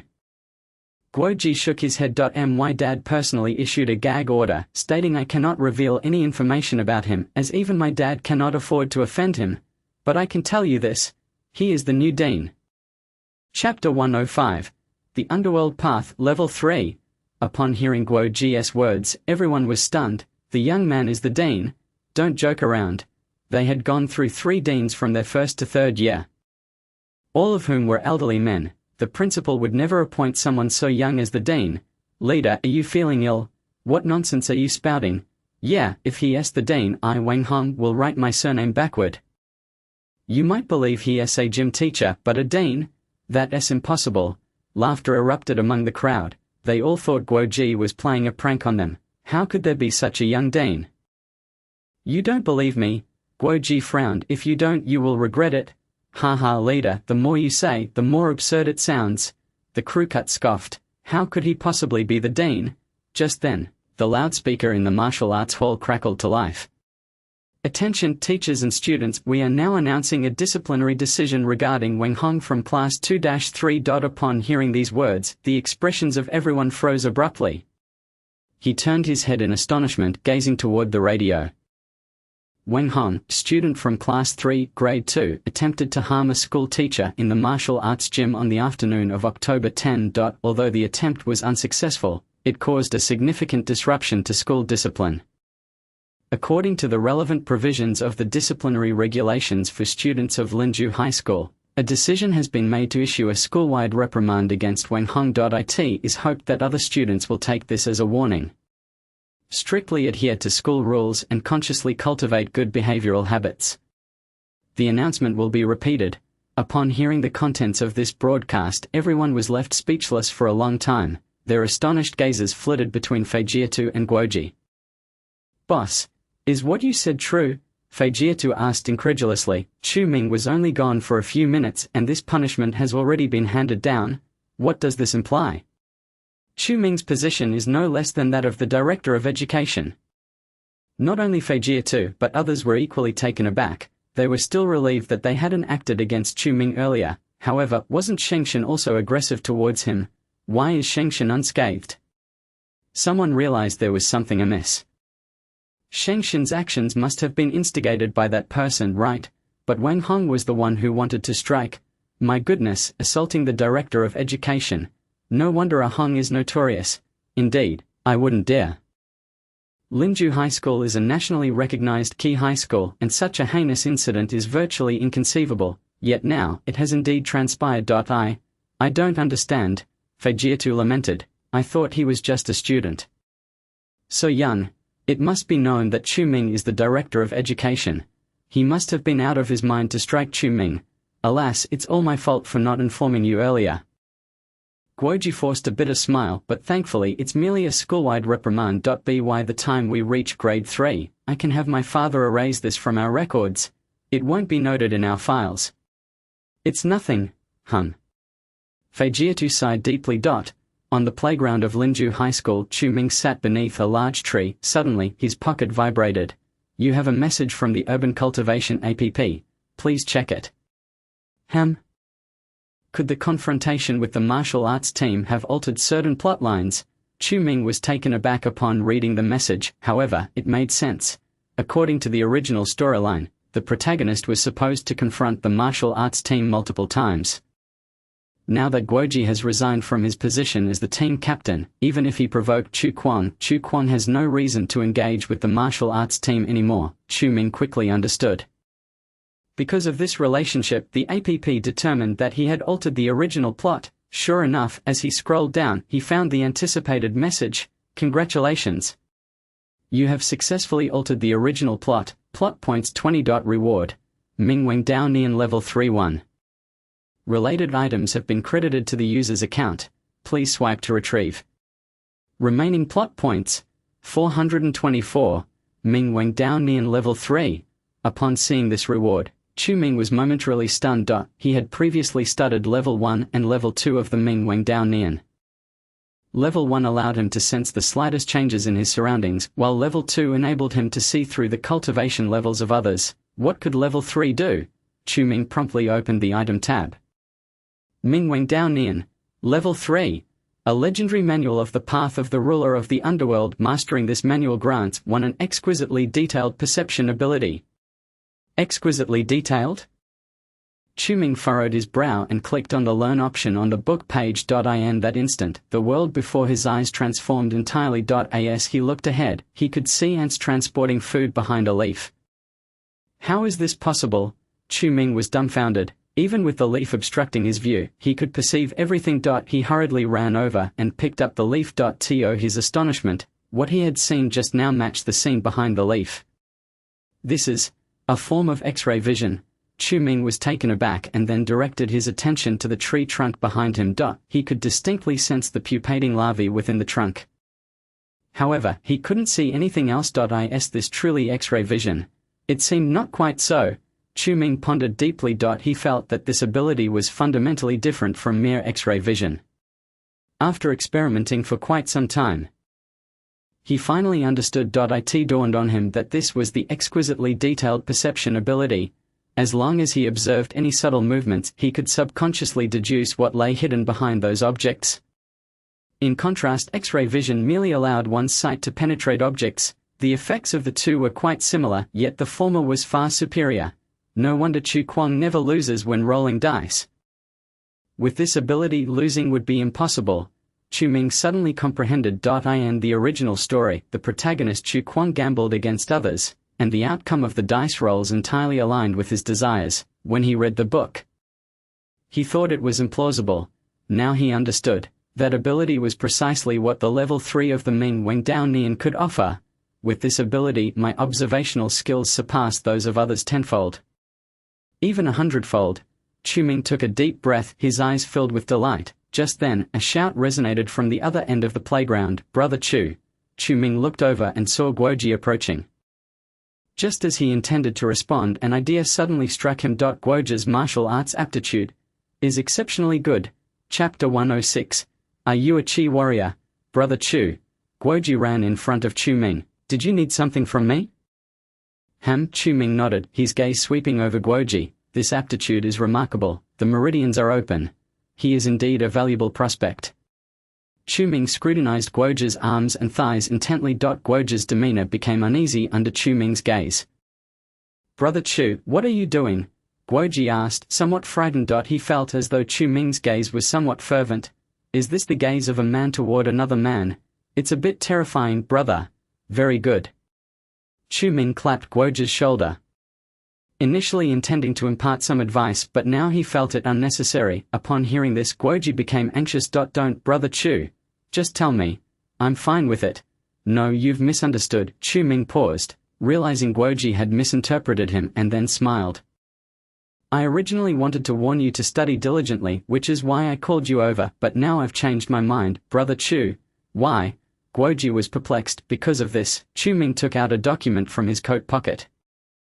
This is a photocopy of Refining Heart in the Mundane World, and I've inscribed it with the symbols of the Ming Wen Dao Nian. Without my consent, no one shall lay eyes upon its contents. What is this? Guoji was taken aback. Take this back. In addition to studying hard, you must dedicate 2 hours each day to study according to the instructions on this document, Chu Ming instructed. Do you understand? Guoji, still bewildered, accepted the photocopy. He opened it and read a few lines. Suddenly, his body jolted. This is. Guoji's breath nearly caught in his throat. The contents of the document made cold sweat bead on his forehead. He had merely glanced at it, and a chill inexplicably crept up his spine. Ha, surprised, aren't you? Chu Ming laughed, patting Guoji's shoulder. Once you master the contents of this document to a small extent, I will reward you. Of course, if you are unwilling to learn, you may return the document to me. No, I want to learn. I want to learn. Guoji hurriedly tucked the document away, looking at Chu Ming with admiration. After hesitating for a long while, he finally asked, Brother Chu, are you perhaps a Qi warrior? Chu Ming's expression changed dramatically. Do not speak of this. Understood? I understand. Guoji's breathing quickened, his eyes gleaming. He had guessed correctly. Chu Ming truly was a Qi warrior. That was someone he had longed to meet. After all, even Guoji's martial arts instructor was not a Qi warrior. Therefore, the item in his hands must be the legendary martial arts manual. Brother Chu. No. Master, Guoji fluttered with a smile, bowing to Chu Ming. From now on, I hope for your guidance. Having a Qi warrior as a master would lend him great prestige when boasting about it. Looking at Guoji's demeanor, Chu Ming inwardly sighed. This naive boy has yet to see the world. If he were to discover that he is not merely a Qi warrior but a master of the dragon with a white head and no tail, how would he react? He would probably be so astonished that his eyes would widen in disbelief. However, the time to reveal this to Guoji has not yet come. Do not call me master. Just refer to me as teacher. Chu Ming smiled. After all, I am your director of education, and I must maintain the demeanor of a director. It would not be appropriate for others to hear a different title. Guoji nodded fervently. Yes, you are absolutely right, Teacher Chu. Guoji beamed. I assure you, I will keep today's events under wraps. Chu Ming waved his hand. Go now, study hard, and I expect to see you in the top 50% in the next exam. Upon hearing this, Guoji's expression immediately fell. Teacher Chu, is it the top 50%? Guoji said bitterly, in my last exam I was still third from the bottom in the entire school. The exam is just a week away. And you expect me to suddenly surge to the front ranks? That's quite improbable. Chu Ming shot him a glare and declared sternly, if you can't achieve it, return the cultivation method to me, and I shall find someone with better grades to practice. Guoji gasped in surprise. Gritting his teeth, he replied, I understand, fine, go study. Do not let me down. With that, Guoji nodded at Chu Ming and abruptly turned to leave. Chu Ming watched Guoji's retreating figure, a flicker of hope igniting in his eyes. Guo Ji is not unintelligent and his potential is decent. It is merely his temperament that leaves much to be desired. I hope that refining the heart amid mundanity can transform his character, Chu Ming mused to himself. At that moment, his black phone in his pocket suddenly vibrated. You have received a message from the Urban Immortal Cultivation app. Please check.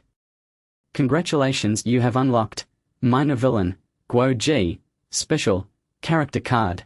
The character card has been stored in your inventory. Please swipe to view the relevant information. Note: as the plot progresses, different levels of villain character cards will be unlocked. Currently, the highest unlockable card level is Destiny's Major Villain. Owning villain character cards grants you greater fortune, aiding in the advancement of the plot. Users are advised to collect them. Chu Ming was taken aback upon reading the message. It is undeniable that Guo Ji is a villain, but why has the villain character card for him been unlocked? Wasn't it said that the unlockable level could only be that of a Destiny's Major Villain? He hastily opened his inventory and indeed a photograph of Guo Ji in his school uniform lay there. Character: Guo Ji. Gender: male. Identity: son of Guo Hongxing, vice principal of Linju High School, former captain of the martial arts team, two-time champion of the Linju University martial arts competition. Favorability: 1000, cultivation level, mediocre, combat power, 5. Note: by interacting with characters recognized as villains by the app and achieving a favorability of 1000, you will acquire that character's special card in advance. Is this truly the case? Chu Ming realized suddenly. It seems that my provision of refining the heart amid mundanity has successfully raised Guo Ji's favorability toward me to 1000. Quite intriguing, Chu Ming chuckled softly, closing Guo Ji's character card. Although Guo Ji is not a Destiny's Major Villain, he is at least a minor villain. In the original narrative, Guo Ji did create conflicts for the protagonist, Chu Quan, 2 or 3 times. Acquiring Guo Ji's character card should expedite the progression of the plot. Chu Ming nodded. This is indeed a positive development. It signifies that as long as I persist and consistently overshadow the protagonist Chu Quan, I can successfully seize the fortune from him and eliminate him. Thus I, as the major villain, shall not meet a disastrous fate. At that moment, a phone call from Tang Lin interrupted his thoughts. Upon pressing the answer button, her frantic voice immediately came through the phone. Hello, young Master Ming. It's bad. The family has sent someone. Chapter 107. To insult him is to insult me. The family has sent someone? Chu Ming furrowed his brow. He suddenly recalled that he had sent someone from Chu Nanshan's side to deliver gifts a few days prior. While ostensibly meant for the King of Hell, it was subtly intended for him. Chu Ming. He, Chu Ming, is the King of Hell. What difference does it make to whom the gifts are sent? Why should I fear? A faint smile crept across Chu Ming's lips. Where are they now? Chu Ming inquired of Tang Lin on the other end of the line. They are already in the reception room. Young Master Ming. Do you want to come back now? Tang Lin whispered. Who has come? It is young Master Chu Ci, along with the second elder Chu Pingyi. So it's my second uncle and his son, Chu Ming thought, feeling reassured. Chu Nanshan must have sent the two over for reasons beyond just delivering gifts. These two have long sought to usurp the position of the Chu family's eldest son from me. However, they have refrained from doing so immediately due to my parents' deaths in the border war 20 years ago, allowing me to maintain my position for so long. Yet they have finally grown restless in recent years. Young Master Ming, what should I do? Tang Lin asked anxiously, fully aware of the intentions of the two visitors. Let them wait, Chu Ming replied. They are merely a father and son. What is there to fear? But, Tang Lin hesitated. There is no but. Wait for me 20 minutes. I will return to Chiyu Lake immediately, Chu Ming stated calmly. All right. Tang Lin nodded helplessly. After ending the call, Chu Ming's gaze turned frigid. Chu Ci and Chu Pingyi, you have bullied me for 20 years. It is time to pay a price. Chu Ming narrowed his eyes. He possesses all of Chu Ming's memories. Over the past 20 years, Chu Pingyi has used various excuses to strip away resources that rightfully belong to Chu Ming, the eldest son of the Chu family, to ensure that Chu Ci's strength would surpass all others in the family. This has led to the situation where, upon his arrival in this world, Chu Ming found his cultivation level not even at the level of a Chi fighter. While that Chu Si had already neared the level of an inner strength master, the disparity is as vast as heaven and earth. Let me see what you intend to do. With a swift motion, Chu Ming departed from Linju High School at an astonishing speed. Meanwhile, at Chiyu Lake in the reception room, Yi Long, upon hearing that the direct descendants of the Chu family were visiting Chiyu Lake, hurriedly brought out the finest Linju Longjing tea, personally brewing it for Chu Si and his father. Gentlemen, this is a specialty of Linju. If you find it to your liking, feel free to take some home. Yi Long warmly poured tea for them. The dark green tea swirled with tea leaves resembling small boats, which soon sank to the bottom. A refreshing aroma of green tea wafted through the air. However, Chu Pingyi slammed his palm down on the table, overturning the freshly brewed tea. The liquid splashed everywhere, causing Yi Long's hand to tremble as he poured. It's been 20 minutes. Just how long must we wait for that, Chu Ming? Chu Pingyi roared. I am his uncle. Is this how he treats us? Is this his way of hosting guests? Please do not be angry. Yi Long quickly apologized. Young Master Ming said he would return shortly. Just 5 more minutes. 5 minutes. Father, please remain calm. Chu Si, dressed in a stylish suit, chuckled. Hasn't our cousin already rushed back from outside? Let us wait a little longer. Hearing this, Chu Pingyi begrudgingly sat down. I am giving you 5 minutes. If that Chu Ming does not arrive, do not blame me for losing my temper, he stated coldly. Yi Long was drenched in cold sweat. The two before him were the direct descendants of the Chu family from the capital. Surely even Chu Ming would not dare offend them, considering that news of the eldest son of the Chu family lacking real power had already spread to Linju City. I understand. Please wait a moment while I have someone clean up the spilled tea, Yi Long said, forcing a smile. He signaled to a nearby servant to tidy the floor. Wait, Chu Pingyi's voice was low. What can I do for you, Mr. Chu? Yi Long asked, taken aback. Since you poured the tea, you shall clean it up, Chu Pingyi stated coldly. I do not wish for anyone else to assist. This command plunged the atmosphere in the conference room into an icy silence. Yi Long, after all, was the eldest son of the Yi family, and his name resonated powerfully in Linju City. Yet, Chu Pingyi demanded that Yi Long kneel down to wipe up the spilled tea. Everyone's breath caught in their throats. Even Yi Long felt his heart race, anxiety and anger flickering in his eyes, but he dared not speak. The two before him were from the Chu family in the capital. He lacked the standing to offend them. Is this your command? Yi Long asked, his face contorted with embarrassment. Indeed, Chu Pingyi sneered. If you do not wipe it up, when Chu Ming arrives, I shall let him see how you treat your guests. Chu Pingyi had made up his mind before arriving. In confronting Chu Ming, he needed to assert dominance. Only by suppressing Chu Ming could he elevate Chu Si to the position of the head of the Chu family. Faced with the imposing Chu Pingyi, Yi Long gritted his teeth. Bring me a cloth, he said in a low voice. A servant immediately handed him a piece of cloth. Yi Long took it, his expression one of utmost displeasure. Quickly wipe.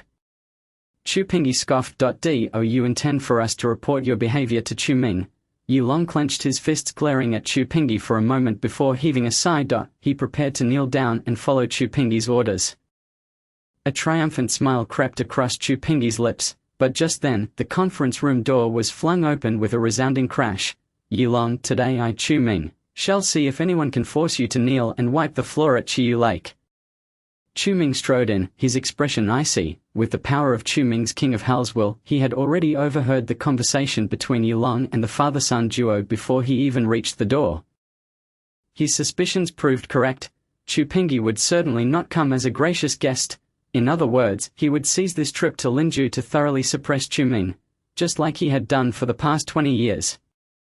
But Chu Ming is no longer the same. He would not allow Chu Pingyi to have his way. Young master. Upon seeing Chu Ming's arrival, Yi Long's face lit up with joy. Chu Ming, you have arrived just in time. Chu Pingyi chuckled. You, as a servant, do not seem to listen well. Shouldn't you be disciplined? Is that so? Chu Ming let out a cold snort. This tea is about to grow cold. Perhaps you should savor it. Second uncle. With that, Chu Ming seized a cup from the table and, with a swift motion, splashed the tea onto Chu Pingyi's face. This scene left everyone in stunned silence. Chu Ming, you. Chu Pingyi never anticipated that Chu Ming would dare to act in such a manner. Remember this, Chu Ming said icily. Yi Long is not merely my servant. He is my brother. To insult him is to insult me. His words resonated with a thunderous authority. Chapter 108. You lack this qualification.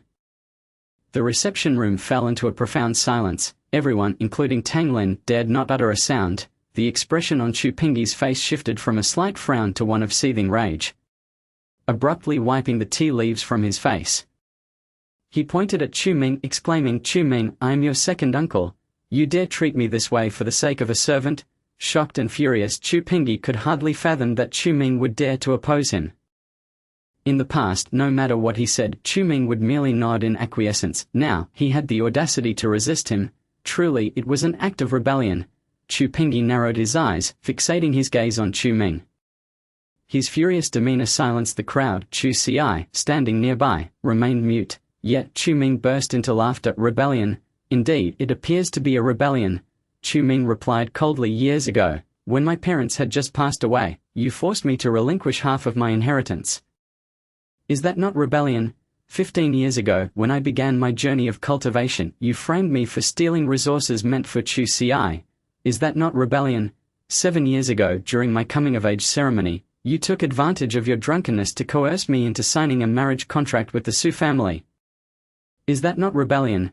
Each of Chu Ming's words struck like a hammer, his gaze fixed unwaveringly on Chu Pingyi. For all these years, if he continued down this path, he would not only be marginalized within the family but also face the threat of being usurped by Chu Quan from Lingzhou.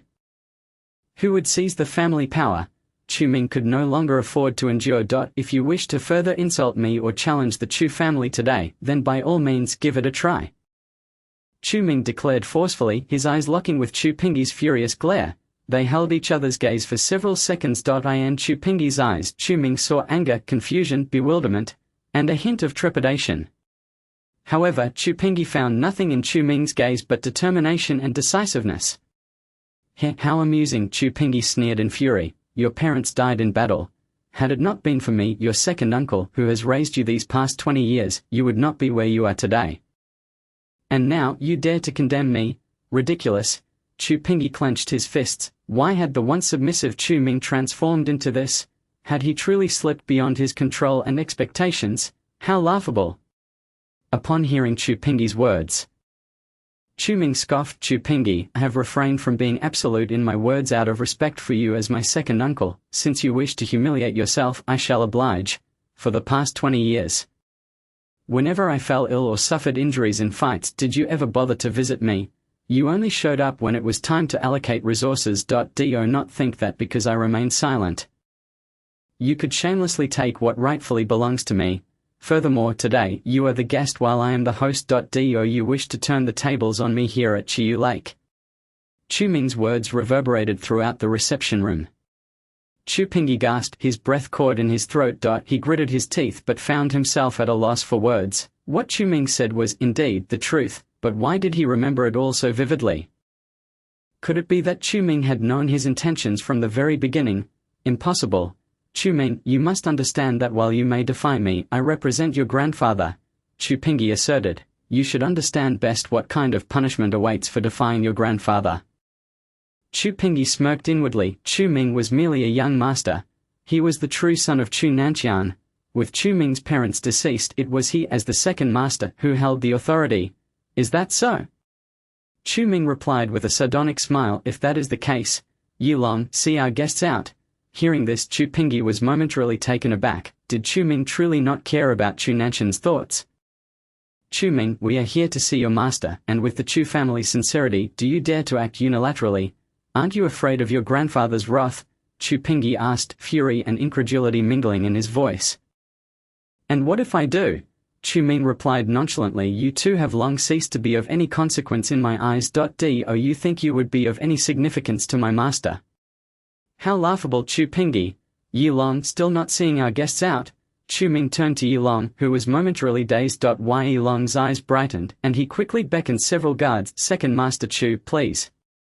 He bowed slightly, politeness laced with a hint of triumph as he addressed Chu Pingyi. The expression on Chu Pingyi's face darkened to its utmost. Beside him, Chu Ci wore a look of uncertainty, yet he still urged, Cousin, do not be angry. My father spoke a bit too harshly. I apologize on his behalf. Chu Ci forced a smile, suppressing his own doubts. We are all family. There is no need for such quarrels. It would be embarrassing if outsiders were to witness this. Chu Ming cast a deep glance at Chu Ci. In the original narrative, Chu Xi was far more cunning than Chu Pingyi. He was a character akin to a smiling tiger, seemingly amiable while often stabbing others in the back. This was the nature of a hypocrite. True villains are easier to deal with. Hypocrites are more challenging, but that does not imply that Chu Ming would not contend with Chu Ci. Is that so? I heard from my master that you claimed to have discovered the extreme path blood blade at the Chen family's banquet. A smirk crept across Chu Ming's lips. Is that true, cousin Chu Ci?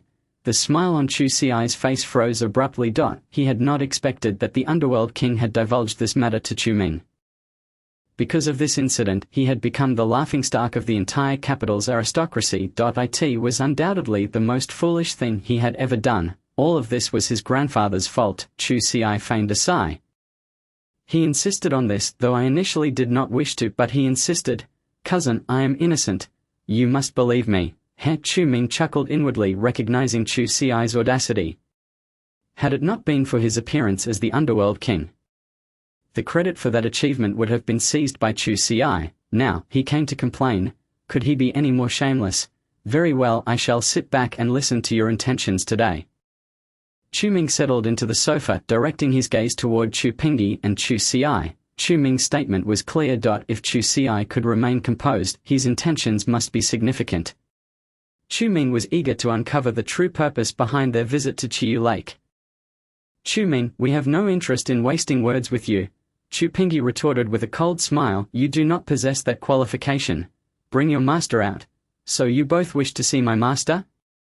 Chu Ming laughed. Indeed, Chu Ci nodded, a smile gracing his face. Cousin, I have long admired your master and hope to meet him. Chapter 109. The Underworld King appears. Although Chu Ci spoke thus, a flicker of coldness flashed in his eyes.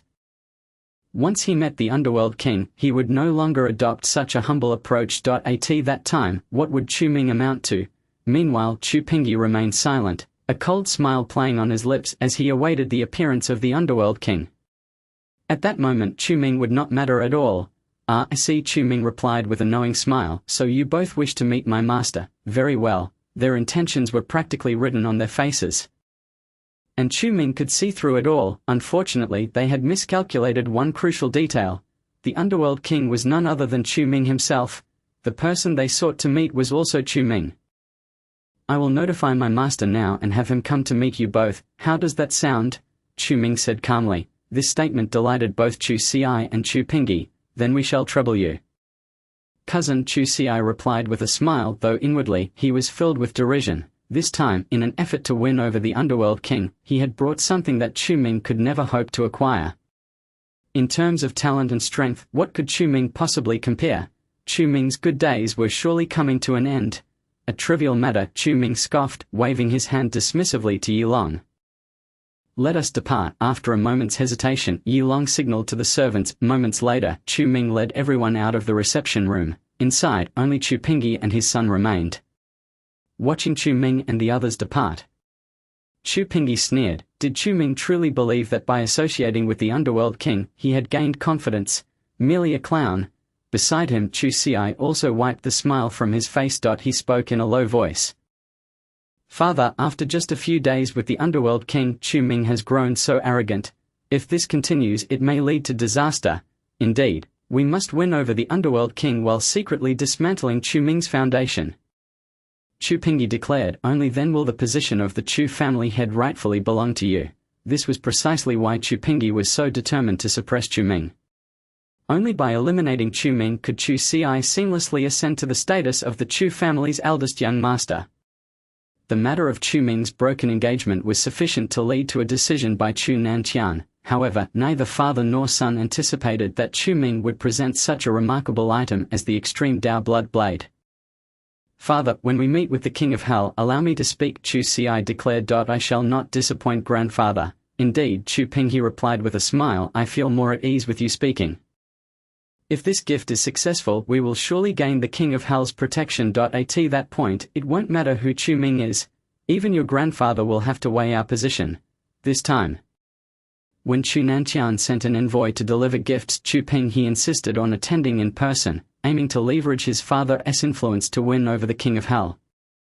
Unfortunately, their conversation was clearly overheard by Chu Ming outside the reception room. The remarkable aspect of the King of Hell's perception is that it significantly enhances both sight and hearing.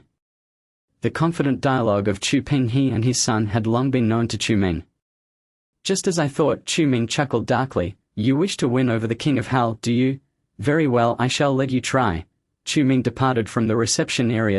An hour passed, then 2. Time slowly trickled by. Inside the reception room, Chu Pinghe and his son began to feel anxious. Why has the King of Hell not arrived yet? Chu Pinghe furrowed his brow. Could it be that Chu Ming is merely putting on a facade and hasn't actually informed the king?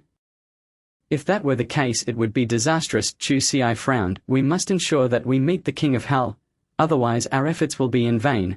Indeed, I shall go and check, Chu Pinghe said. Striding toward the door, just then, the door to the reception room was abruptly pushed open. A figure clad in black robes and wearing a King of Hell mask strode in. Why, Your Majesty? Chu Xi was taken aback. He had seen the King of Hell before, so he recognized him immediately upon Chu Ming's appearance. Is this truly the King of Hell?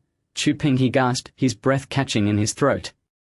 As a master of internal energy, he found his own spiritual power inexplicably stagnating in the presence of this individual. His expression shifted. What Chu Nantian had said was indeed correct. The person before them was undoubtedly a formidable master. Winning him over was surely a wise move.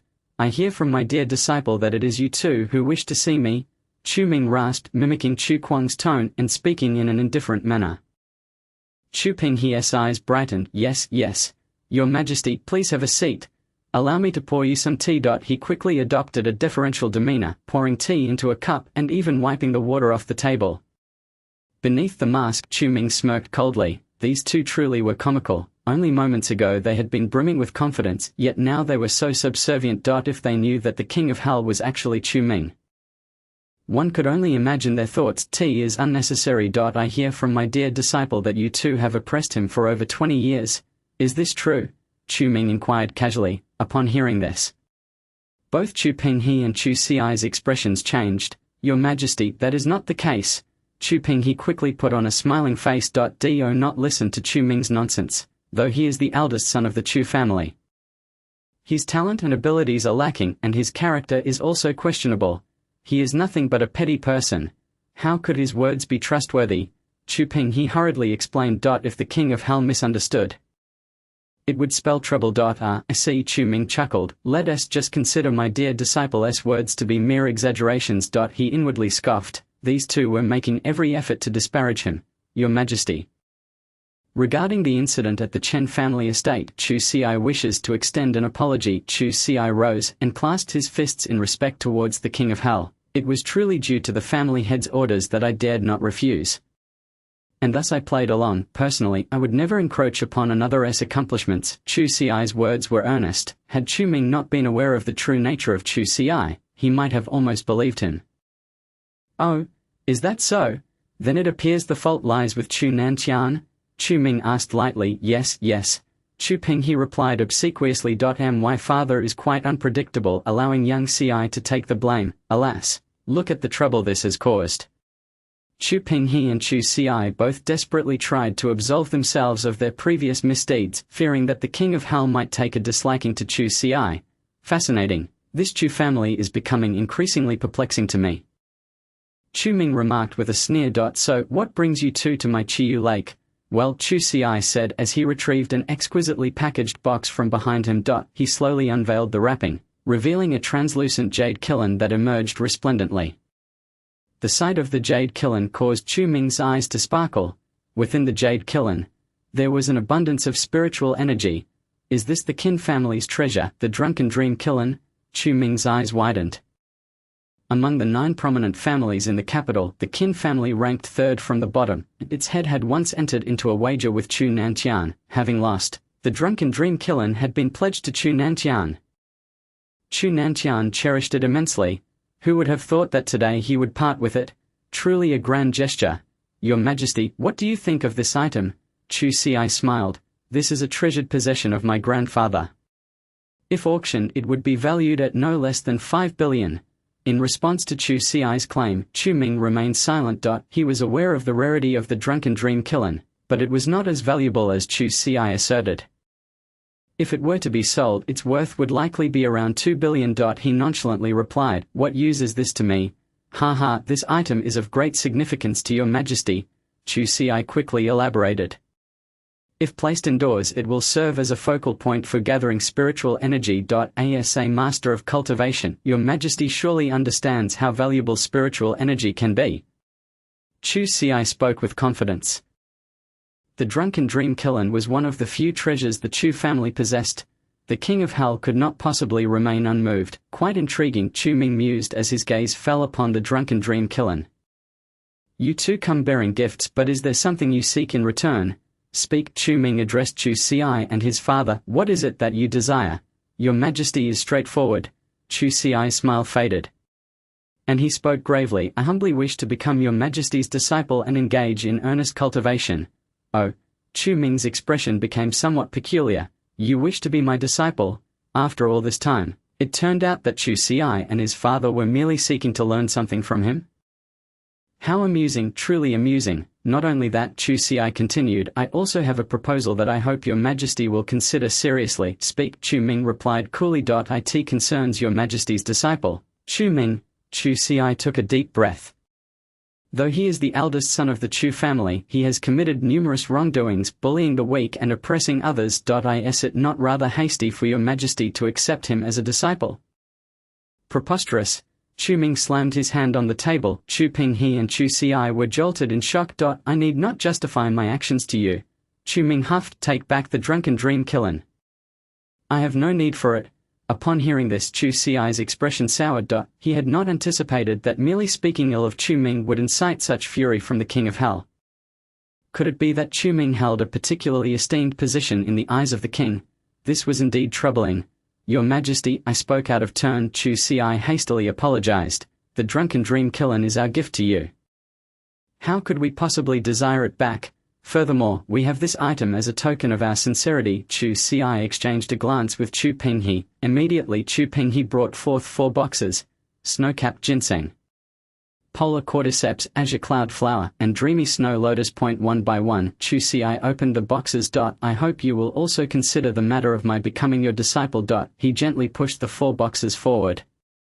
Chu Ming's eyes glimmered with surprise. He recognized all 4 gifts. These spiritual herbs were almost exclusively found in perilous regions of Huaxia and were immensely valuable. Each treasure in the boxes was worth at least several million. "Is this also the intention of the head of the Chu family?" Chu Ming inquired. "Indeed." Chu Xi nodded calmly. "These are all the wishes of my grandfather, Chu Nantian." Chu Xi was not entirely mistaken. These treasures were indeed given by Chu Nantian with great sacrifice. However, the request to take him as a disciple was merely an additional proposal from Chu Xi and his father. This tactic of borrowing flowers to present to the Buddha was one that Chu Xi considered quite clever. "Yes, these items do indeed intrigue me," Chu Ming acknowledged. "Very well, I shall accept you as a disciple. But you must first tell me more about Chu Ming. If I find it satisfactory, I shall agree." Upon hearing this, Chu Xi and Chu Pinghe exchanged glances, excitement flickering in their eyes. The king of hell had essentially agreed to Chu Xi's request for apprenticeship. "Good." Chu Xi nodded eagerly. "Though I cannot speak for others, I know Chu Ming all too well." "Oh. What kind of understanding do you possess?" Chu Ming asked calmly, eager to hear how Chu Xi would portray him behind his back. "Before I proceed, I hope that your majesty can provide me with a clear answer." Chu Xi queried. "Do you wish to hear flattering words or the truth?" "Naturally, the truth." "Very well." Chu Xi clenched his teeth, lowering his voice to say, "Chu Ming is a person who, apart from bullying the weak, is excessively extravagant. The downfall of our Chu family is all his doing." With a long sigh, Chu Xi continued, "To be honest, your majesty, the underworld king, this individual has been idle and gluttonous since his teenage years, neglecting his cultivation, and only knowing how to squander wealth. Even to this day, he is not even a practitioner of qi. Unlike your majesty, who is so formidable. Therefore, in my opinion, you should not take him as your disciple." Upon hearing these words, Chu Ming could not help but feel a mix of anger and amusement. This Chu Xi certainly has a way with words, he thought. It was not that he was unwilling to cultivate. Rather, the resources for cultivation had all been taken by Chu Pinghe. How could he possibly train under such circumstances? "Is that so?" Chu Ming asked nonchalantly. Indeed. Not only that, Chu Xi retorted angrily, he, relying on his status as the young master of the Chu family, has forcibly coerced a marriage pact between the Chu and Su families. Now, having grown weary of the Su family's eldest daughter, he has expelled her from the Chu family. The entire capital is now laughing at our family. He was truly intolerable. Just moments ago, he even attempted to slander my father, showing utter disrespect for his elders. Surely your majesty the underworld king is unaware of all this. Unaware? Chu Ming indeed had no knowledge of it, for these were merely fabrications spun by Chu Xi. When had he ever pressured the Chu and Su families into a marriage pact? If he possessed such capability, he would not be looked down upon by Chu Nantian. How intriguing, truly fascinating. Chu Ming regarded the babbling Chu Xi and declared, very well, I shall personally inquire about this scoundrel, and if he is truly as you say, I will naturally take measures to cleanse our ranks. Upon hearing Chu Ming's words, Chu Pinghe and his son were instantly filled with joy. They had succeeded. As long as they could sow discord between the underworld king and Chu Ming, dealing with Chu Ming would be a piece of cake. Yet little did they know that beneath the mask of the underworld king was none other than Chu Ming himself. Chu Ming was the underworld king. They believed they were maligning Chu Ming before the underworld king, when in fact they were pointing fingers and cursing right in front of him. The last person to curse at Chu Ming was presently buried in his studies, working through exam papers. How could Chu Ming possibly let these two escape unscathed? Chapter 111. The incident unravels. Since that is the case, I thank you, your majesty the underworld king. Chu Xi rose and clasped his hands in salute. We shall await your good news. He gestured to Chu Pinghe, who immediately understood. Your majesty the underworld king, I shall take my son and depart first. Here is my business card. Should you have any results, feel free to call me. Chu Pinghe retrieved a white card from his jacket pocket and respectfully handed it to Chu Ming. Observing Chu Pinghe's demeanor, Chu Ming scoffed and abruptly slammed his hand on the table. This action startled Chu Pinghe, causing the business card to fall to the ground. Your majesty the underworld king, what does this mean? Chu Xi, perplexed, did not understand Chu Ming's intentions. Nothing of consequence. Just pick up the card and place it on the table. Chu Ming replied coolly. Understood. Chu Xi bent down to retrieve the fallen card. Wait. Since this card belongs to your father, let him pick it up. Chu Ming stated coldly, I do not wish for anyone else to assist. As these words left his mouth, the entire reception room felt as if it had plunged into an icy abyss. Chu Pinghe was both startled and frightened, but more so, he was filled with a sense of horror. Had the underworld king overheard their conversation from 3 hours ago with Yulong? At that moment Chu Xi tugged at his sleeve. Chu Pinghe quickly came to his senses. It was merely picking up a business card. What was there to be embarrassed about? He forced a smile, realizing that as long as the underworld king was willing, he could lower himself a little. After all, he was not facing Chu Ming. Once Chu Pinghe had reconciled this in his mind, he bent down to pick up the card. At that instant, Chu Ming secretly summoned a surge of power in his palm, striking the business card with force. The card shattered into countless pieces, scattering throughout the reception room. Both Chu Pinghe and Chu Xi were left stunned, their gazes fixed upon Chu Ming. Chu Pinghe, feeling a flicker of anger, questioned, Your Majesty the Underworld King, do you harbor any grievances against us? None, it was merely an accident. Chu Ming replied with a smile, It seems you have some work to do, you. Chu Pinghe was seething with rage. Just then, Chu Xi grasped his hand. When Chu Pinghe turned around, he saw Chu Xi slowly shaking his head. This gesture was a signal to avoid causing trouble, for the matter at hand was of great importance. After all, they had already negotiated 2 major issues, which the Underworld King had agreed to. Perhaps this was the Underworld King's final test. Chu Pinghe took a deep breath, forcibly suppressing his anger, and managed to force out a strained smile. I ask Your Majesty the Underworld King to wait a moment. Continuously bending down, Chu Pinghe collected the scattered pieces. It took him a full 3 minutes to gather all the fragments strewn across the reception room. After painstakingly piecing them together for 5 minutes, he finally pushed the assembled card toward Chu Ming. Your Majesty the Underworld King, here is what you requested. Excellent. In that case, you shall await my news. Chu Ming smiled. Upon hearing this, Chu Pinghe transformed his fury into a grin. Not at all. I ask that Your Majesty the Underworld King take great care. Chu Pinghe respectfully clasped his hands and promptly led Chu Xi out of the reception room. In that moment only Chu Ming remained in the room. He regarded the pieced-together business card with a scoff before removing his mask. It was time for this father and son duo to pay the price. His gaze turned cold as he retrieved his phone from his pocket and dialed a number. 1 hour later, Chu Ci and Chu Pinghe had already boarded their return flight. The Underworld King is truly capricious. Chu Pinghe wiped the cold sweat from his brow. I almost lost my composure. Father, it is fortunate that you held your temper. If you had lost your cool with him, our efforts would have been in vain, Chu Ci said gratefully, but all of this is worth it. Once the Underworld King accepts me as his disciple, I will find a way to have him expel Chu Ming from his tutelage. Haha, not to mention the future. Even this time when we went to lodge a complaint, I fear it may have been enough to make Chu Ming drink his fill. Chu Pinghe laughed heartily. The plane was set to take off in 20 minutes, but it was a pity they would not witness the panic on Chu Ming's face. Chu Ci chuckled coldly, believing that once he aligned himself with the Underworld King, he could act with impunity. A worm remains a worm. Since he is a worm, he should be crushed underfoot. A glimmer of triumph flickered in Chu Ci's eyes. Previously, he had been deeply dissatisfied with Chu Ming's arrogance. Now, it seemed that Chu Ming was doomed. Xiao Ci, once we deal with that little scoundrel Chu Ming, we will learn some real skills from the Underworld King and force your grandfather to relinquish the position of head of the Chu family. Chu Pinghe chuckled darkly. This matter is not urgent. Let us first observe Chu Ming's humiliation, Chu Ci said with a smirk. Just then, however, Chu Pinghe's phone rang unexpectedly. Who is calling just as the plane is about to take off? Chu Pinghe frowned. He quickly took out his phone from his pocket, and upon seeing the caller ID, he froze. Chu Pinghe's expression changed dramatically. Father, who is it? Chu Ci asked, puzzled. It is your grandfather.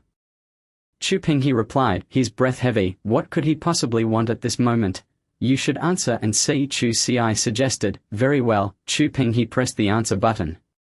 Chu Nantian's furious voice came crashing through the phone. Chu Pinghe, look at the good things you have done. Chu Pinghe was taken aback. Father, what has happened? You still dare to ask what has happened? Chu Nantian's tone was icy. Did you tell the Underworld King to take Chu Ci as his disciple?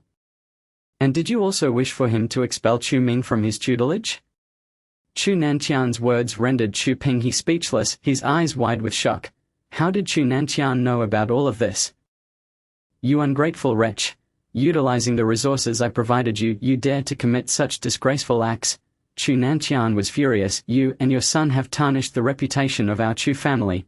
Chu Nantian was fuming.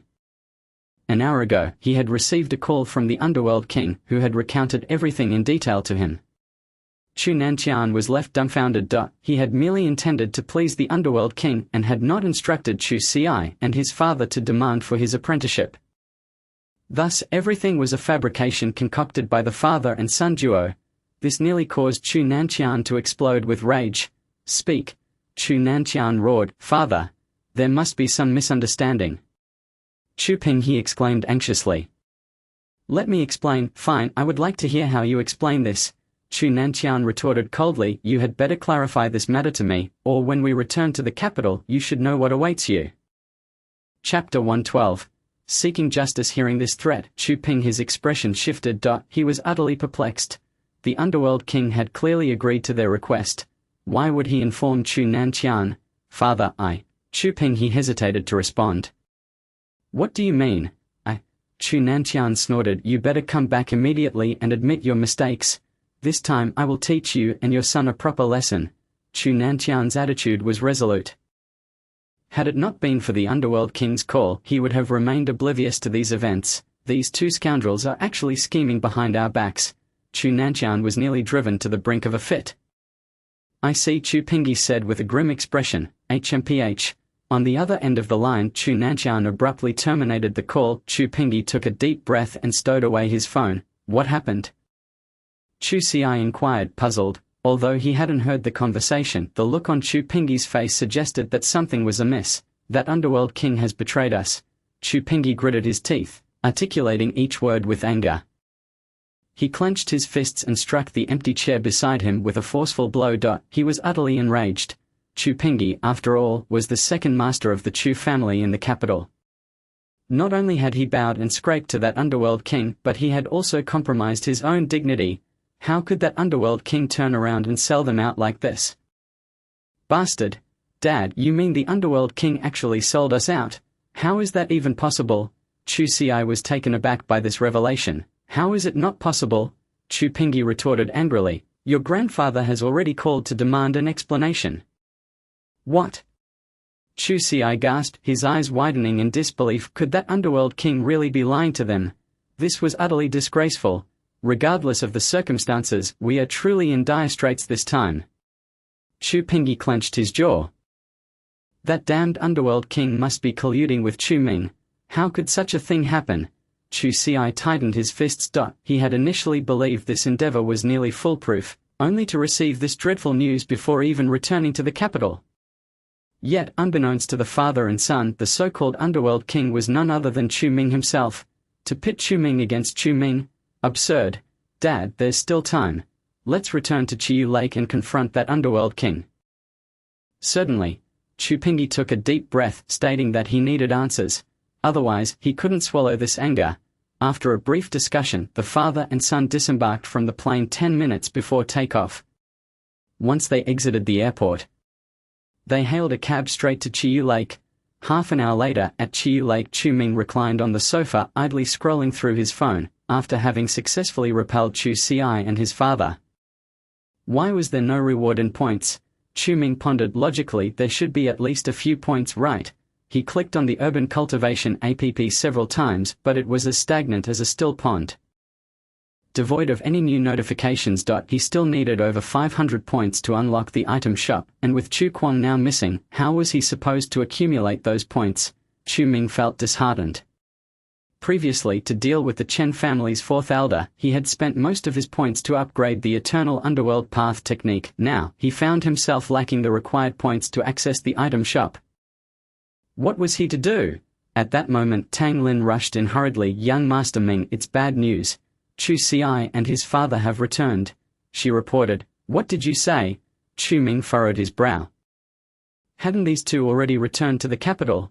Were they now suddenly intent on doing something? Where are they? Chu Ming inquired. They are at the entrance of Chiyu Lake. Yilong has sent someone to block them. I understand. Chu Ming smiled. Take me to see. Upon hearing this, Tang Lin was momentarily taken aback. Young Master Ming, those two are so arrogant. If you go. Tang Lin felt that this situation was somewhat precarious. No matter. It is time to teach them a lesson. Chu Ming scoffed. They are merely two insignificant clowns. Two insignificant clowns.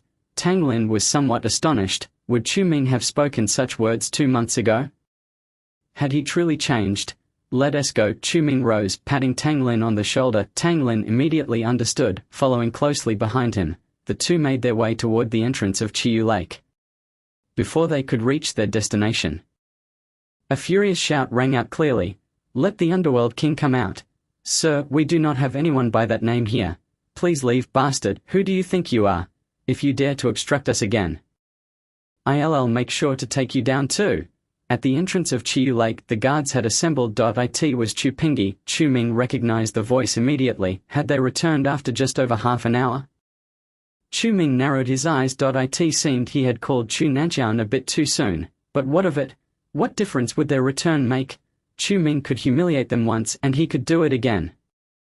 Sir, without young Master Ming's permission, you cannot enter. Yilong's cold voice echoed. He remembered vividly how Chu Pingyi had previously made things difficult for him. Therefore, for both personal and professional reasons, he would not allow Chu Pingyi to enter Chiyu Lake so easily.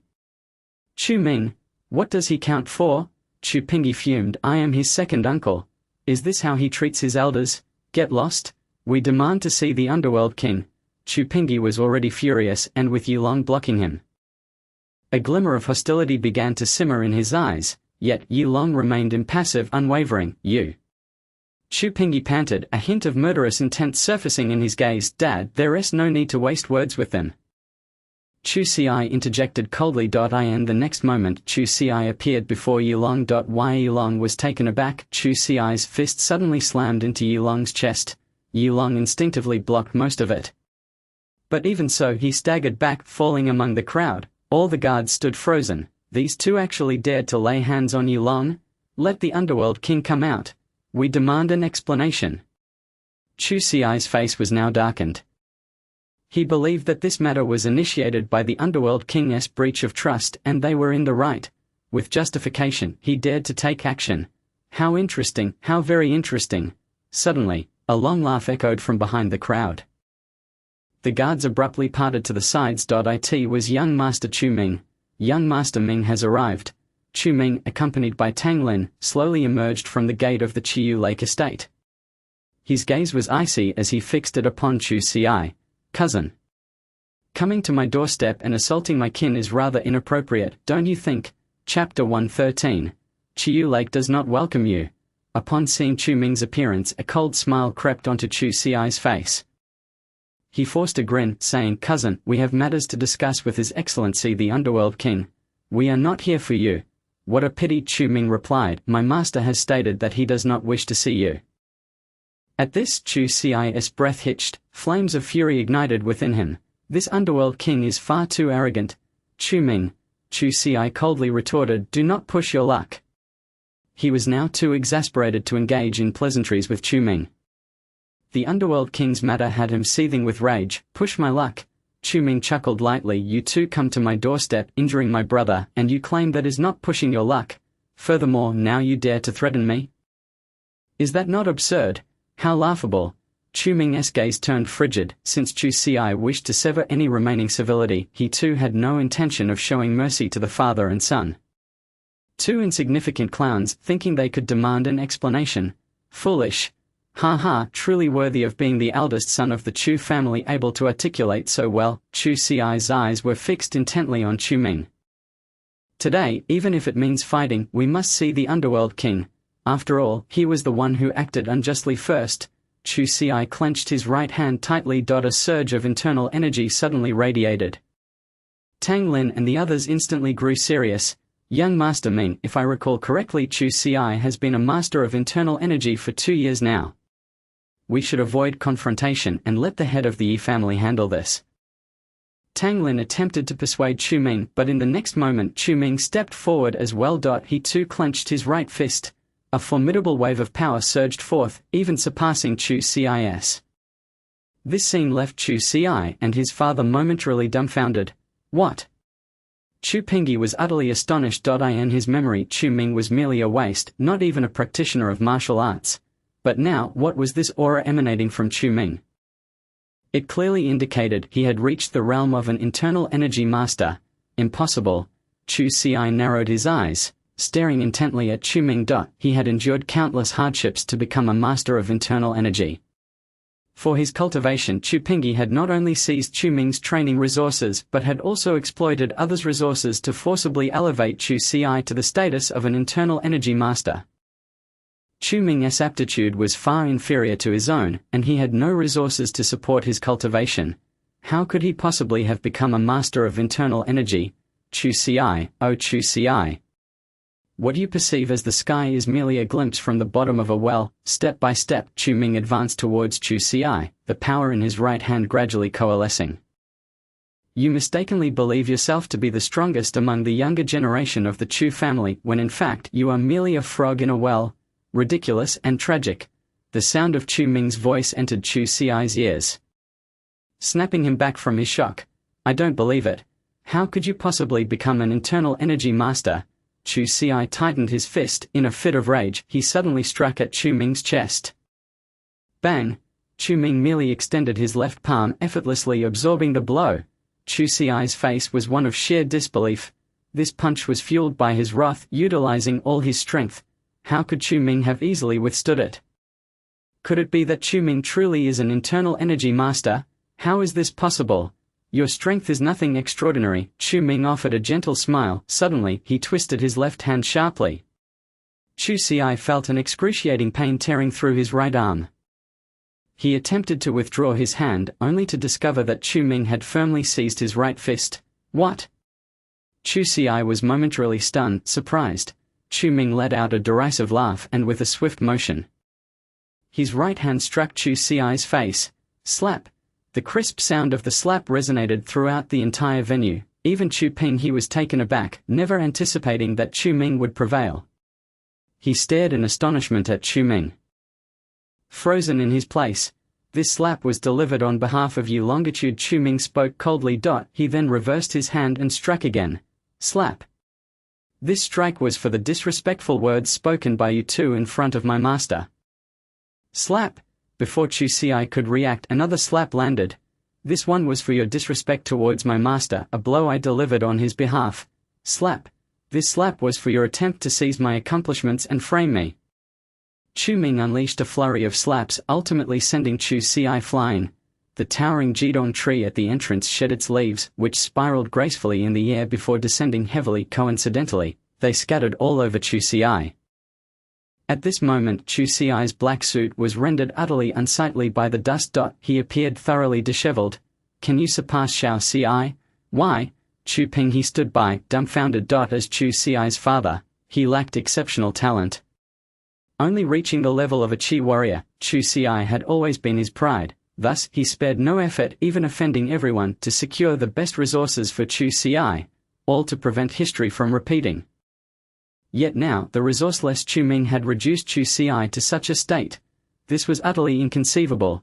Chu Ping. He stared blankly at Chu Ming. The Chu Ming he remembered was a timid and worthless young master. How could he possibly be such a formidable opponent? Chu Ping. I respect you as my father's younger brother, but I now warn you. Chu Ming's gaze was icy as he addressed Chu Ping. Henceforth, if you wish to provoke me again, be prepared to be rendered in such a state. Chu Ming. You. Chu Ping. His eyes flashed with anger upon hearing this. For so many years Chu Ming had never uttered a single word of dissent. Yet now, he was so imperious. This left Chu Ping both astonished and perplexed. He hurried to Chu Xi's side, helping him up. When he looked back at Chu Ming, his eyes were filled with terror. He couldn't comprehend. Had Chu Ming endured in silence for 20 years just for this moment? Impossible. Right. Chu Ming observed the disheveled father and son and spoke somberly. My master has instructed me to convey a message to you. Both Chu Xi and his father were taken aback. The king of the underworld has something to say to them. That message is, Chu Ming stated nonchalantly, those who commit wrongful acts will inevitably bring about their own demise. Should there be a second occurrence, he will take action. I hope you will tread carefully. Chu Ming's voice echoed in everyone's ears. Chu Xi and his father trembled violently. The implication behind this statement was clear. If there was another incident, the king of the underworld would personally deal with them. Chu Ping. He wore a bitter expression. He could manage Chu Ming, but how could he contend with the king of the underworld? That was impossible. It was said that the king of the underworld's strength approached that of a grandmaster. Such a master would warrant utmost respect even from Chu Nanqian. Get lost. Chu Ming spoke coldly. Remembering my words, this Chiyu Lake does not welcome you. Chapter 114. Chu Ming, do you have a moment? Chu Xi stared blankly at Chu Ming. He felt as though all of this was unreal. How could this worthless young master possibly defeat him? Could it truly be due to the king of the underworld? Chu Ming, you have truly surprised my second uncle. Chu Ping. He helped Chu Xi up, but his gaze remained fixed on Chu Ming, filled with determination. I will repay this grand gift in full. We shall depart. He supported the injured Chu Xi and slowly left the entrance of Chiyu Lake. Chu Ming coldly watched the father and son retreat in disarray. He felt not a shred of sympathy. The fate of Chu Xi and his father was entirely of their own making. Young Master Ming, why not deal with that Chu Ping? They have treated you this way for so many years. I believe this punishment is far too lenient. Tang Lin clasped her fists in salute to Chu Ming. Puzzled, this time Chu Ming had only acted against Chu Xi, leaving Chu Ping untouched. This left Tang Lin somewhat baffled. To kill as a warning to others is already sufficient. Chu Ming shook his head. After all, Chu Ping is my father's own younger brother. If I were to brazenly act against him, I would surely give others a reason to gossip. At this stage, we cannot allow any further turmoil within the family.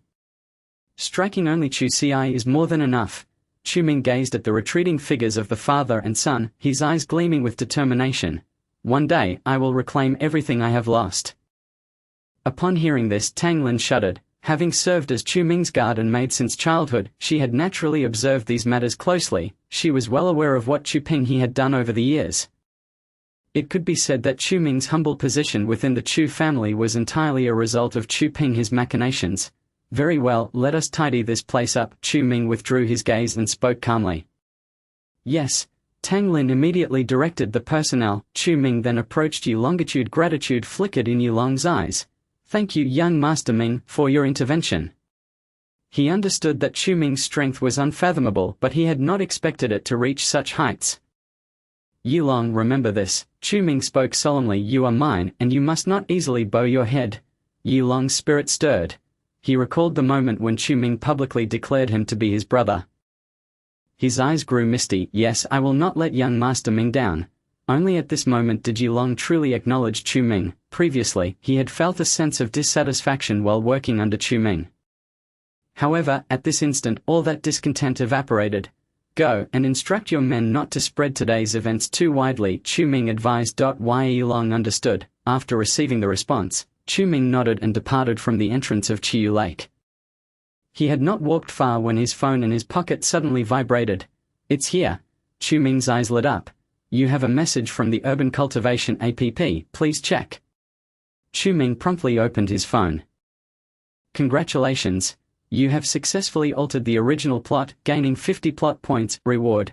Chu Family Secrets 1. Related items have been credited to your account, please swipe to retrieve. Remaining plot points.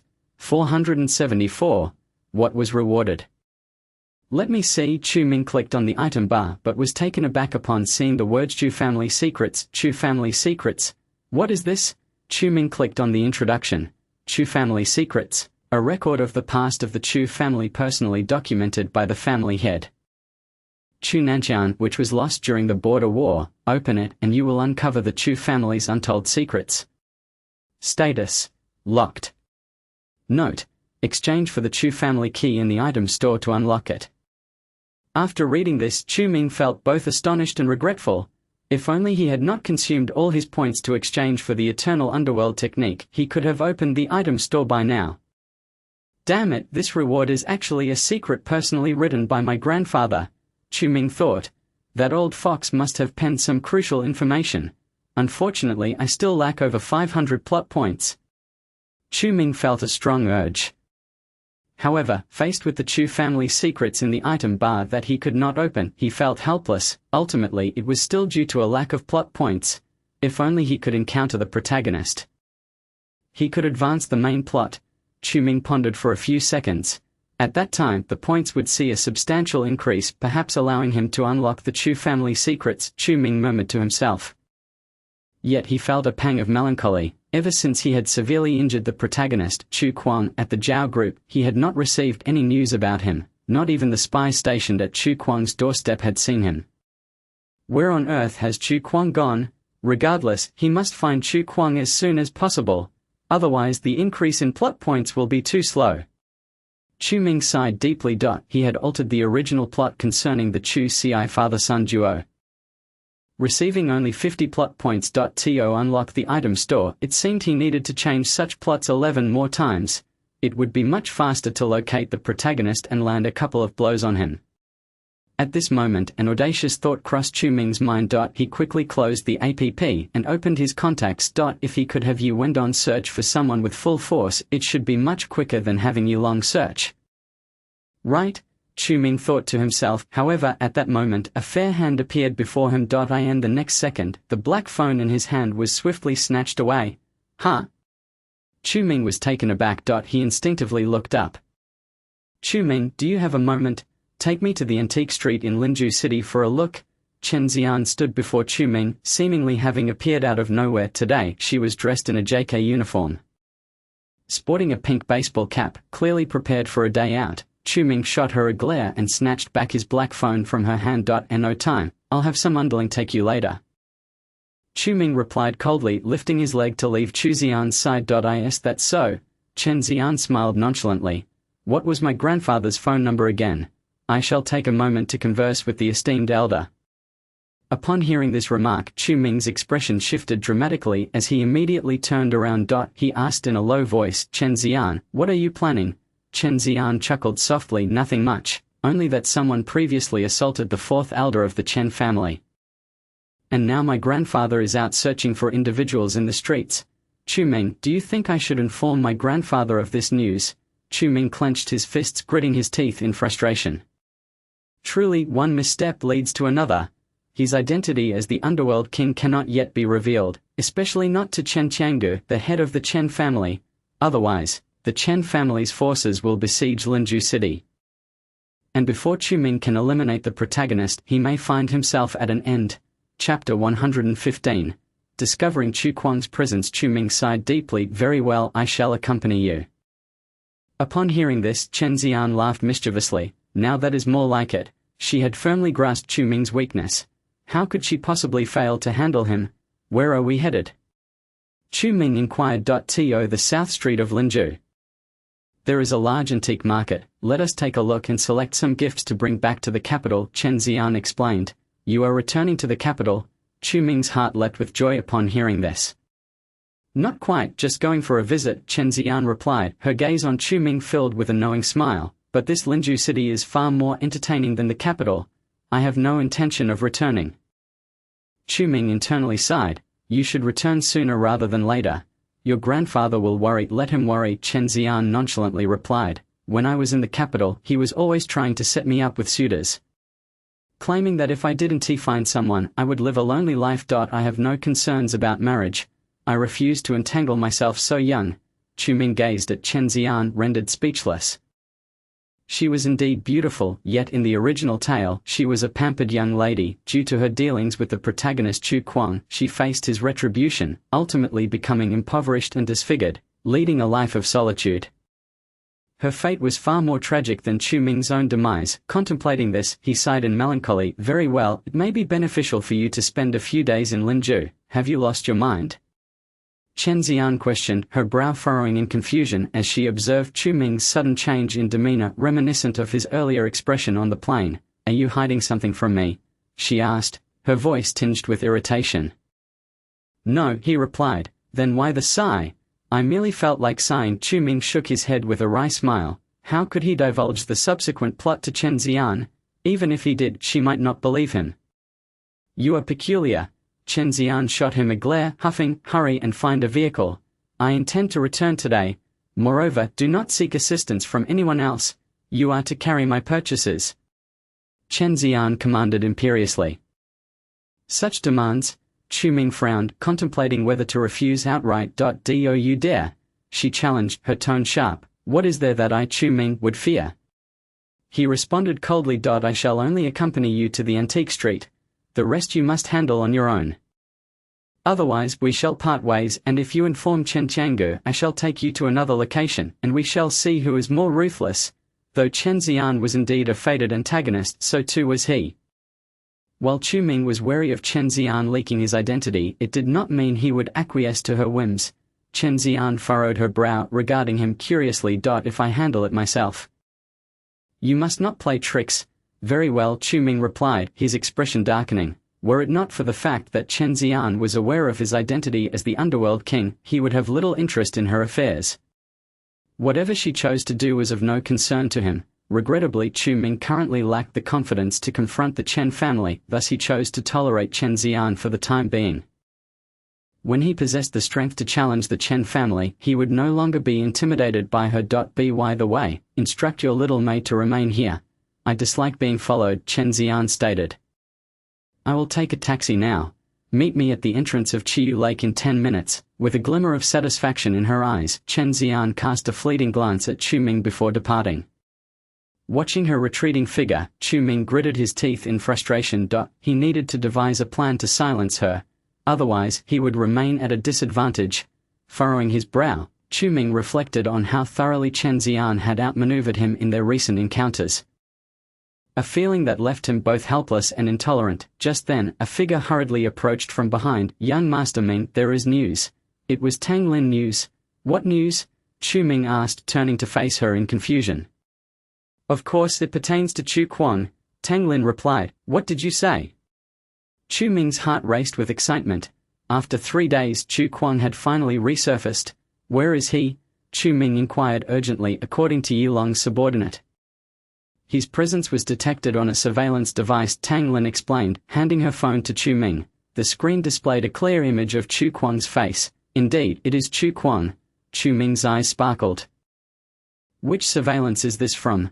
It is said to be from South Street in Linju, where the Black Market and Antique Street are prominent. The image was captured on one of the streets. Tang Lin responded, South Street in Linju. Chu Ming's brow furrowed. If he recalled correctly, Chen Xian intended to go to South Street as well. Was this mere coincidence, or did Chen Xian know that Chu Kuang was there? How could that be? A myriad of thoughts raced through his mind. Young Master Ming, should we send someone to locate Chu Kuang? Tang Lin respectfully inquired. Chu Ming slowly shook his head. No, for now, that is unnecessary. Such an action would only alert him. This time Chu Ming resolved to be more cautious. The last time, due to unforeseen circumstances, Chu Kuang had slipped into the crowd and escaped. South Street, being a densely populated area, required careful planning to avoid repeating past mistakes. But young master, if we do not send someone, what if Chu Kuang escapes?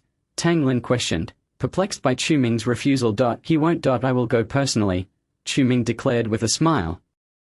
I will not fail. You will go personally.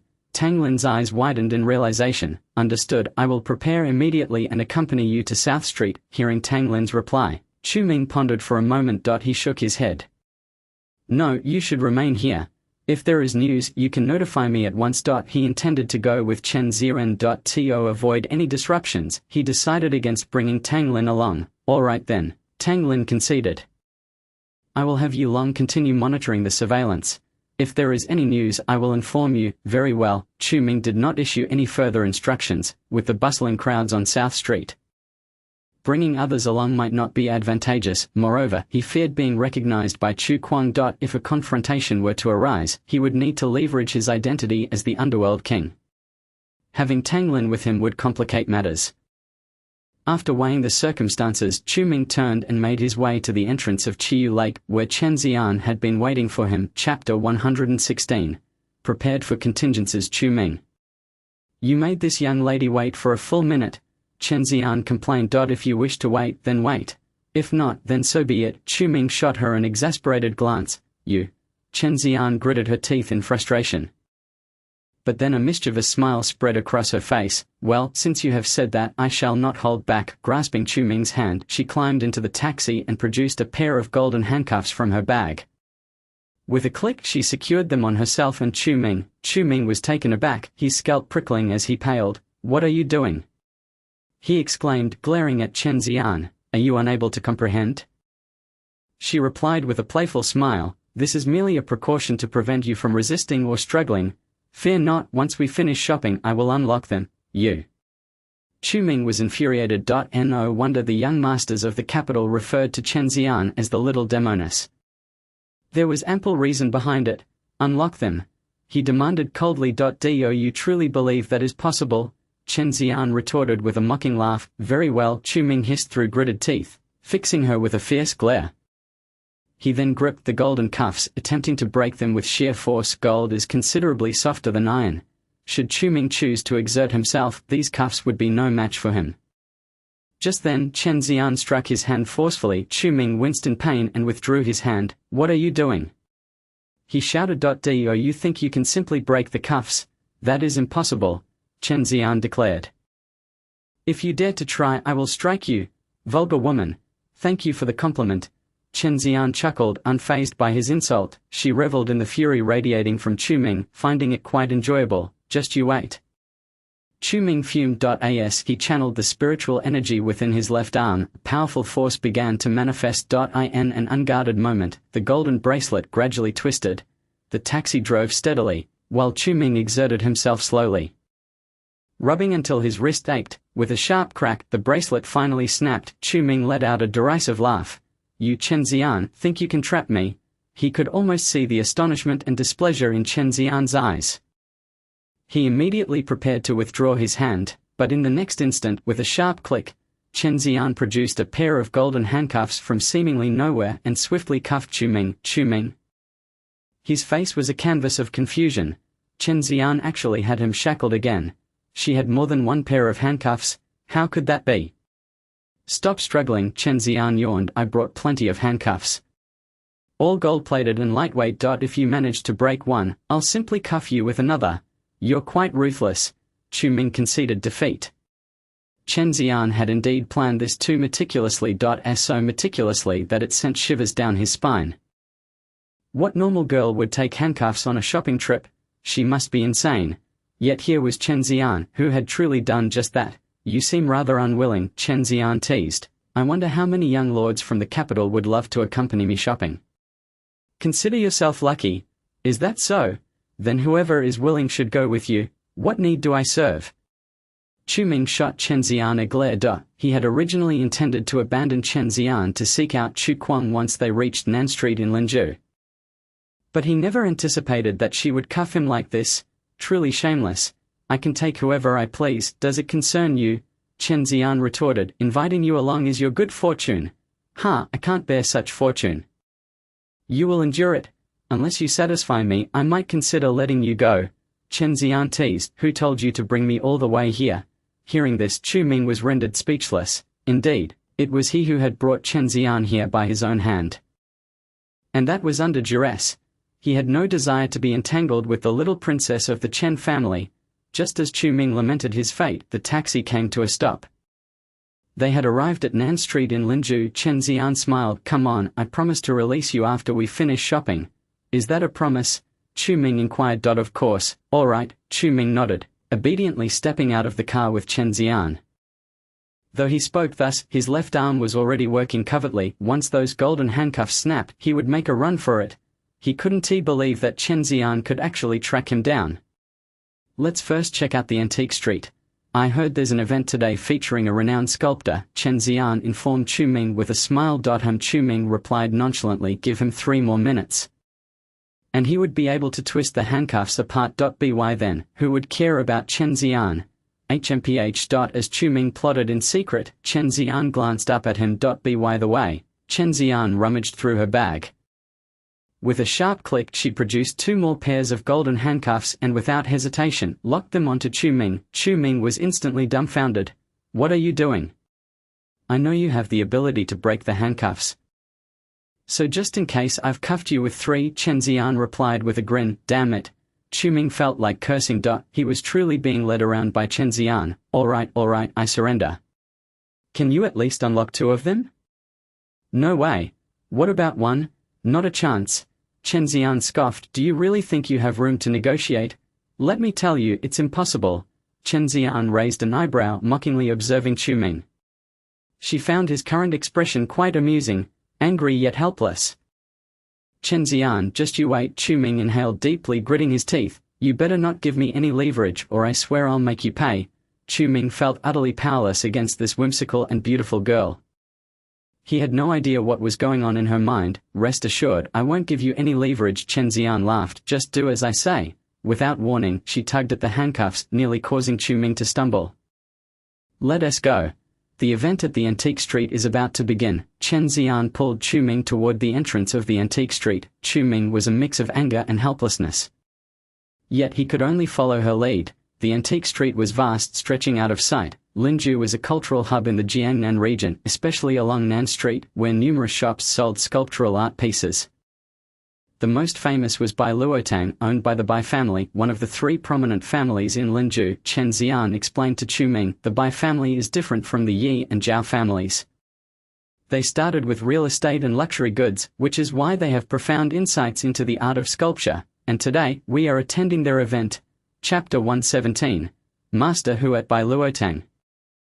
Upon hearing Chen Xian's words, Chu Ming merely responded with a faint acknowledgement. He hardly absorbed any of it, as his mind was preoccupied with thoughts of escaping to find Chu Kuang. It was rumored that Bai Luotang had invited the most renowned sculptor from the Jiangsu region, Hu Buwei, and there was also a young master with the surname Chu who would be joining him. Chen Xian continued, the 2 of them will be sculpting live and competing in techniques. It is said that if either one wins, they will earn the title of guest scholar at Bai Luotang. Oh, Chu Ming replied absently, as it was of little concern to him. He was solely focused on finding Chu Kuang. Chu Ming, look how lively it is over there. Let us go take a look. Chen Xian tugged at Chu Ming's wrist, like a marionette. He was led along by Chen Xian. Many passers-by cast curious glances at them. One reason was Chen Xian's beauty, the other was the sight of 3 gleaming golden handcuffs binding their wrists, prompting speculation about their relationship. Soon, Chen Xian brought Chu Ming to the front of Bai Luotang. The entrance was already crowded with people. There were indeed quite a number of attendees. Chen Xian frowned slightly. After much effort, she finally squeezed Chu Ming into the inner circle. At the entrance of Bai Luotang, 2 platforms were set up. An elderly man in a white robe beamed at the crowd, while a young man in black robes maintained a calm demeanor as he surveyed the audience. "Look, it's them!" Chen Xian exclaimed, pointing at the 2. The sculptor Hu Buwei, and another master with the surname Chu. Chu Ming cast a reluctant glance at the stage, but in that instant, his gaze froze. He didn't recognize the sculptor Hu Buwei. But the young man in black, wasn't he the very Chu Kuang he had been searching for? How could this be? Chu Ming's eyes widened. He looked several times, confirming beyond doubt that the young man in black was indeed Chu Kuang. Since their last encounter at Zhao's group, Chu Ming had not seen him again. How had Chu Kuang become one of Bai Luotang's specially invited sculptors? Could it be? Chu Ming pondered a possibility. In the original narrative, the protagonist had indeed gained the title of master due to his sculpting skills, but that plotline was brief, and he had nearly forgotten it. Now, seeing this scene, he finally recalled. What a blunder! Chu Ming slapped his thigh. He never imagined that in just 3 days, Chu Kuang had not only recovered from his injuries but also risen to prominence with the Bai family. Chu Ming, your expression seems quite off. Are the handcuffs too tight? Chen Xian noticed Chu Ming's astonished expression and found it puzzling. He had appeared so unwilling just moments ago, yet now he bore a completely different expression. Why? Chen Xian was utterly confused. Wait a moment, Chu Ming spoke in a low tone. Suddenly, he lowered his head, wiped his face, and when he raised it again, Chen Xian noticed a slight change in his appearance. But she couldn't quite pinpoint what it was. This should prevent Chu Kuang from recognizing me, Chu Ming thought, pulling out his phone to check his reflection. A satisfied smile spread across his face. At this stage, he could not allow the protagonist to discover that he was in Linju. Otherwise, things would surely become more complicated. Chu Ming, what are you up to? Chen Xian furrowed her brows. Nothing, just observing their competition. Chu Ming replied with a faint smile. He felt a newfound calmness. Now that he had located Chu Kuang, things would be much easier. Chu Ming, you seem quite happy. Chen Xian asked in confusion. You have something going on?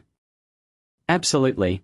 He. Chu Ming shot a glance at Chen Xian and fell silent. His demeanor left Chen Xian somewhat perplexed. Just as they were bantering, a host stepped forward onto the platform. Ladies and gentlemen, welcome to Bai Luotang. The host greeted with a smile. Today, we are fortunate to have 2 masters with us. Allow me to introduce the esteemed individual standing on my left, Master Hu Buwei. As soon as the host finished speaking, the crowd erupted in cheers. Clearly, the white-robed elder named Hu Buwei was quite popular. Then, allow me to introduce to everyone the esteemed Master Chu Kuang, who stands to my right. Upon hearing the host's introduction, an eerie silence enveloped the venue. Only the scattered murmurs of the crowd could be faintly heard. The stark contrast in popularity brought a smile to the face of the elderly man in white. Hu Buwei. Meanwhile, Chu Kuang remained indifferent, casting a cold glance at the onlookers without uttering a single word. The host, sensing the audience's attitude, quickly interjected, stating, "This young Master Chu Kuang is merely 18 years old.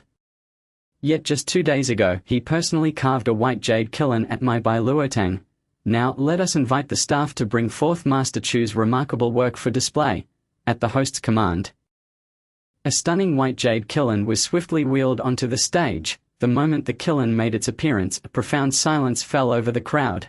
Unlike the previous stillness, this silence was born of astonishment. The white jade kiln was crystalline and translucent, appearing vividly lifelike. Under the sunlight, it even shimmered with iridescent hues. Such a creation was unmistakably extraordinary. Could this truly be the work of this individual? How could it be possible? My heavens, I have encountered countless jade kilns in my lifetime, yet this is undoubtedly the finest I have ever laid eyes on. How on earth did he achieve this? Bai Luotang is the domain of the Bai family in Linju. They would never lie. If he truly possesses such skill, this competition has just become immensely intriguing. Indeed, I previously thought Bai Luotang was merely seeking attention by showcasing a young talent.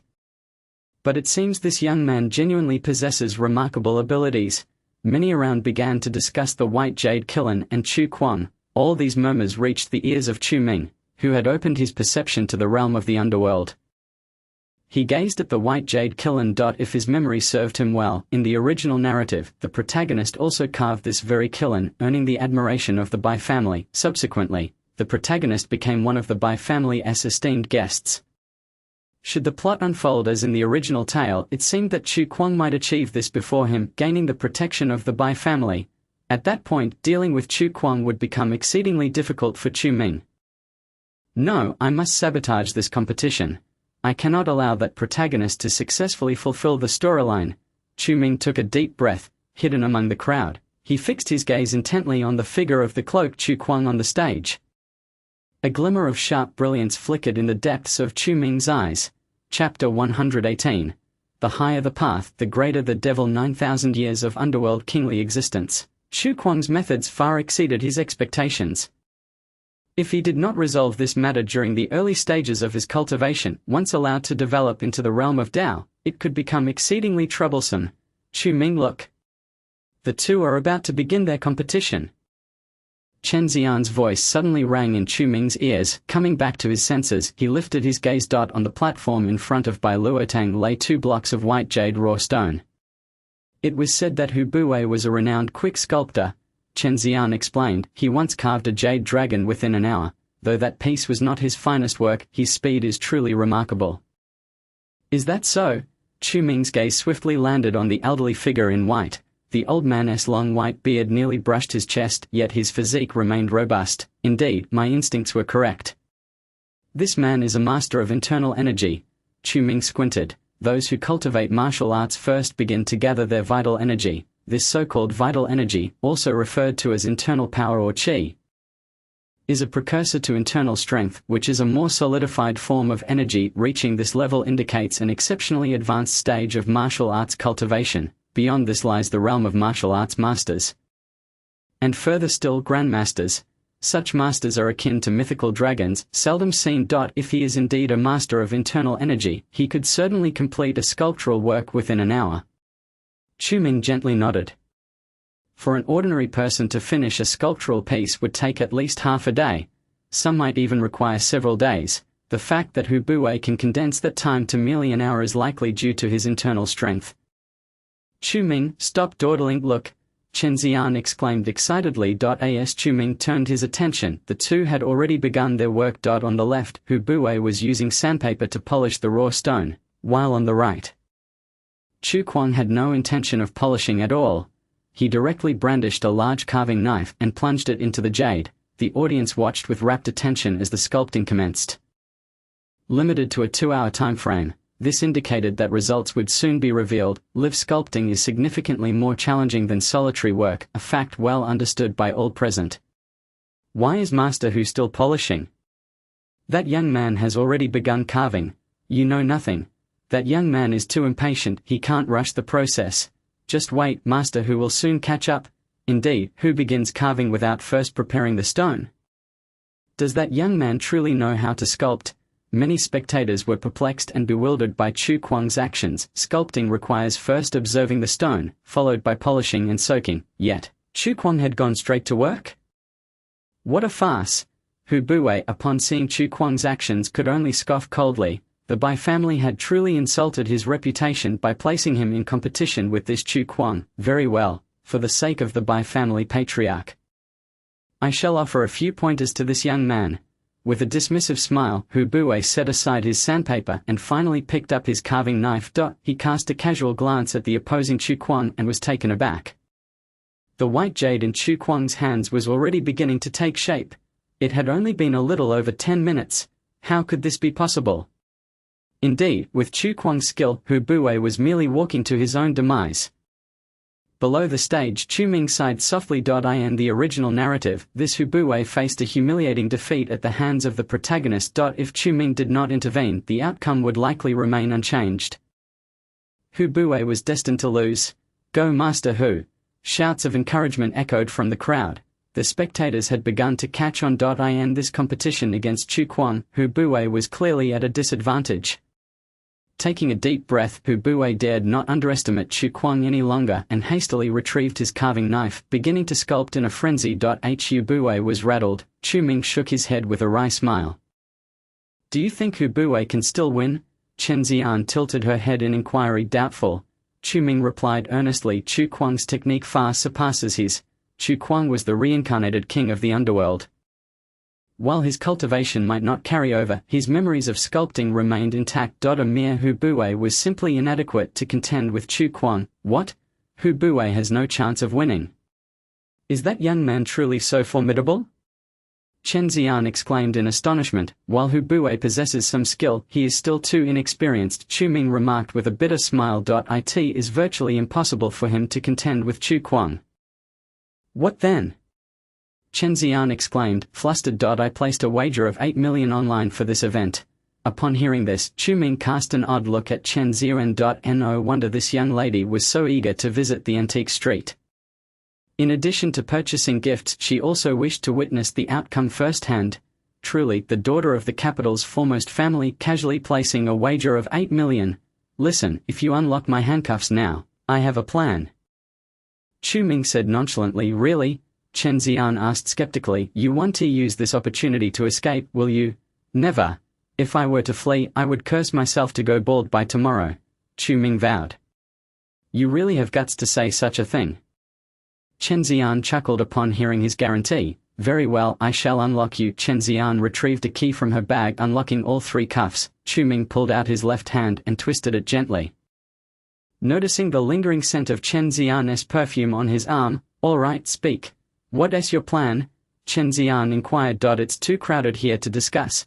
You will understand when the time comes. Chu Ming replied with a soft smile as he observed the two on stage.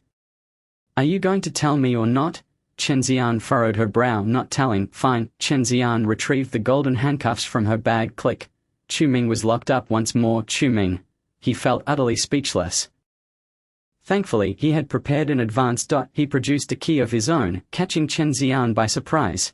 How do you have that? I saw you return it earlier and casually took it, Chu Ming replied with a gentle smile. Swiftly unlocking his cuffs, Chen Xian immediately grasped his arm, but only managed to clutch his outer garment. Chu Ming had already vanished into the crowd, leaving her bewildered. You rascal! Chen Xian fumed, stamping her foot. Yet moments later, a smile crept onto her lips. Chu Ming, you forced my hand. The young lady rummaged through her backpack and produced a tracking device. Chapter 119. What a coincidence, so am I. Chen Xian had anticipated that Chu Ming would attempt to flee, thus she had placed a transmitter on him. Consequently, wherever he went, she could easily locate him, just as Chen Xian was about to leave. The host's voice rang out. Ladies and gentlemen, the time has now reached the halfway mark. I declare a 30-minute intermission. At this announcement, Chu Kuang abruptly set down his carving knife, turning to gaze at Hu Buwei on stage. Hu Buwei was drenched in sweat, yet he showed no signs of relinquishing his carving knife. Master Hu, it is time for the intermission, the host reminded him. Only then did Hu Buwei awaken from his stupor. He glanced at the jade sculpture before Chu Kuang and was astonished to discover that it was nearing completion. In stark contrast, his own work had barely taken shape. The difference between the two was glaringly apparent. It seemed that Master Hu was destined to be outmatched by this young prodigy. Indeed, who would have thought that the young man possessed such formidable skills? Even Master Hu was on the verge of defeat. I had wagered 20,000 on Master Hu. It appears I shall lose it all. The murmurs of the crowd reached Hu Buwei's ears. As one of the most renowned carving masters in the Jiangsu and Zhejiang regions. Losing to a young man would be an unparalleled humiliation. I cannot afford to lose. Hu Buwei muttered through clenched teeth. In just that brief moment, his garments were soaked through with perspiration. It was the first time since his rise to fame that he had poured forth such effort. Master Hu, you might want to take a moment to rest in the guest room of the Bailuotang. Your complexion does not look well, the host suggested. Upon hearing this, Hu Buwei cast a grim glance at the composed Chu Kuang before turning to leave. The audience buzzed with speculation. Could it be that Hu Buwei would truly lose to that young man? Chen Xian furrowed her brow. Alas, it was merely 800,000. If he lost, then so be it. As the eldest daughter of the Chen family, 800,000 was a trifling sum to her. The life of the wealthy was, after all, so simple, yet monotonous. I merely came to see where Chu Ming was. Chen Xian pulled out her locator and scanned for Chu Ming's position, yet in that very instant she suddenly looked up, her eyes filled with confusion. In by Luotang. How could that be? Chen Xian was taken aback. What could Chu Ming possibly be doing there? Did he think that by hiding in Bai Luotang I would be unable to find him? A smile crept onto Chen Xian's lips. Just wait, Chu Ming. Dare to deceive me, and you shall regret it. Time passed slowly, and soon the half-hour intermission came to an end. May I invite both masters to return to their positions? The host's voice resonated. Hu Buwei and Chu Quan resumed their places. Unlike before, Hu Buwei now appeared composed and calm, his expression untroubled. Oh, has Master Hu regained his composure? He seemed significantly more steady. Indeed, he was different from earlier. I can't quite put my finger on it, but something about Master Hu seems off, the audience murmured, observing Hu Buwei on stage. Chu Quan, too, scrutinized Hu Buwei, suddenly frowning. In Chu Quan's mind, the aura emanating from Hu Buwei felt distinctly altered. But it was undeniably Hu Buwei himself. What could this mean? Masters, are you ready? We shall commence the second half of the competition. The host's voice rang out. Hu Buwei and Chu Quan picked up their carving knives. Begin. The host shouted. Hu Buwei immediately plunged his knife into the jade stone, fragments flying. This scene left everyone astonished. Hu Buwei had abruptly abandoned his previously leisurely pace, diving straight into the work. Was he attempting to catch up to Chu Quan? This could lead to complications. Something was amiss with Hu Buwei. Chu Quan furrowed his brow, but in order to maintain his lead, he too was compelled to begin carving. Seconds turned into minutes. Hu Buwei's jade sculpture remarkably transitioned from its nascent form to a piece that was nearly complete. Meanwhile, Chu Quan's progress lagged behind. He was still engaged in the final touches of his carving, with only the overall polishing remaining. Hu Buwei had truly caught up. This was utterly inconceivable. Indeed, I had thought he would be unable to close the gap. It seems that Master Hu is now showcasing his true prowess. Ha, perhaps I can win my bet. The crowd buzzed with excitement, and those who supported Hu Buwei began to multiply. Chen Xian fixed her gaze upon Hu Buwei. Why did he seem so familiar? Chen Xian casually glanced at her locator, only to freeze in shock. She looked back at Hu Buwei on stage, then down at her locator. It indicated that Chu Ming was on stage. How could this be? Could it be that Hu Buwei was actually Chu Ming? Chen Xian was taken aback. This situation was far too peculiar. How could Chu Ming possibly assume Hu Buwei's identity? No, that scoundrel must possess a disguise technique. Could it be? Chen Xian stared incredulously at Hu Buwei on stage. She noticed his fair arms, despite the white robe concealing him. Chen Xian's keen eyes caught a glimpse through the sleeve. How could this elderly man possess such fair skin? This was undoubtedly that scoundrel Chu Ming. Chen Xian was utterly shocked. He was pretending to be Hu Buwei on stage. But what about the real Hu Buwei? Chen Xian took a deep breath. Chu Ming was exceedingly audacious. He had actually disguised himself as Hu Buwei to compete against Chu Quan. This was something even Chen Xian had not anticipated. Yet among all those present, including Chu Quan, only Chen Xian was privy to this revelation. Many in the audience found Hu Buwei to be somewhat strange, but none suspected that he had been impersonated. Meanwhile, on stage, Chu Ming was wholly focused on the jade sculpture before him. Fortunately, he had activated the third level of the Underworld King's path in advance. Chu Ming smiled faintly, his hands working in unison. Continuously refining the jade carving, the effect of the third level of the Underworld King's path was to discern the essence of objects. Through this method, Chu Ming easily identified the flaws and areas infused with spiritual energy within the jade stone. Thus, despite not being particularly skilled in carving, he could effortlessly locate the most suitable spots to sculpt. Coupled with Chu Ming's near grandmaster level of cultivation, the jade sculpture was on the verge of completion. 20 minutes remaining. The host announced. At that moment, Chu Quan laid down his carving knife. I am finished. The audience collectively gasped. The young man surnamed Chu had actually completed his sculpture ahead of time. How could this be? What a coincidence. So have I. Just as the crowd was in disbelief, Chu Ming also set down his carving knife. Chapter 120. Indeed, it is you. Master Hu has also completed his sculpture. The audience's hearts raced. Hu Bue, who had lagged behind Chu Kuang by so much, had truly caught up. This was extraordinary. Could it be that Hu Bue had intentionally held back earlier, allowing Chu Kuang a false sense of security? It seemed plausible. Given Master Hu's caliber, if he were to exert his full effort, he would undoubtedly be accused of bullying the young. Master Hu indeed exuded the demeanor of a senior, the audience murmured. Casting admiring glances at Hu Bue, yet aside from Chen Xian, no one realized that the current Hu Bue was not the genuine Hu Bue, but rather Chu Ming. Host, should we not unveil the pieces now? Chu Ming spoke with a smile. The host, jolted from his reverie, quickly announced, "Next, we shall showcase the works of both masters. The outcome will be determined by the audience's votes, to maintain an air of suspense." A portion of the carved pieces was obscured by black cloth. Now that both had completed their sculptures, the black cloth would be removed. Very well, let us first admire Master Chu Kuang's creation.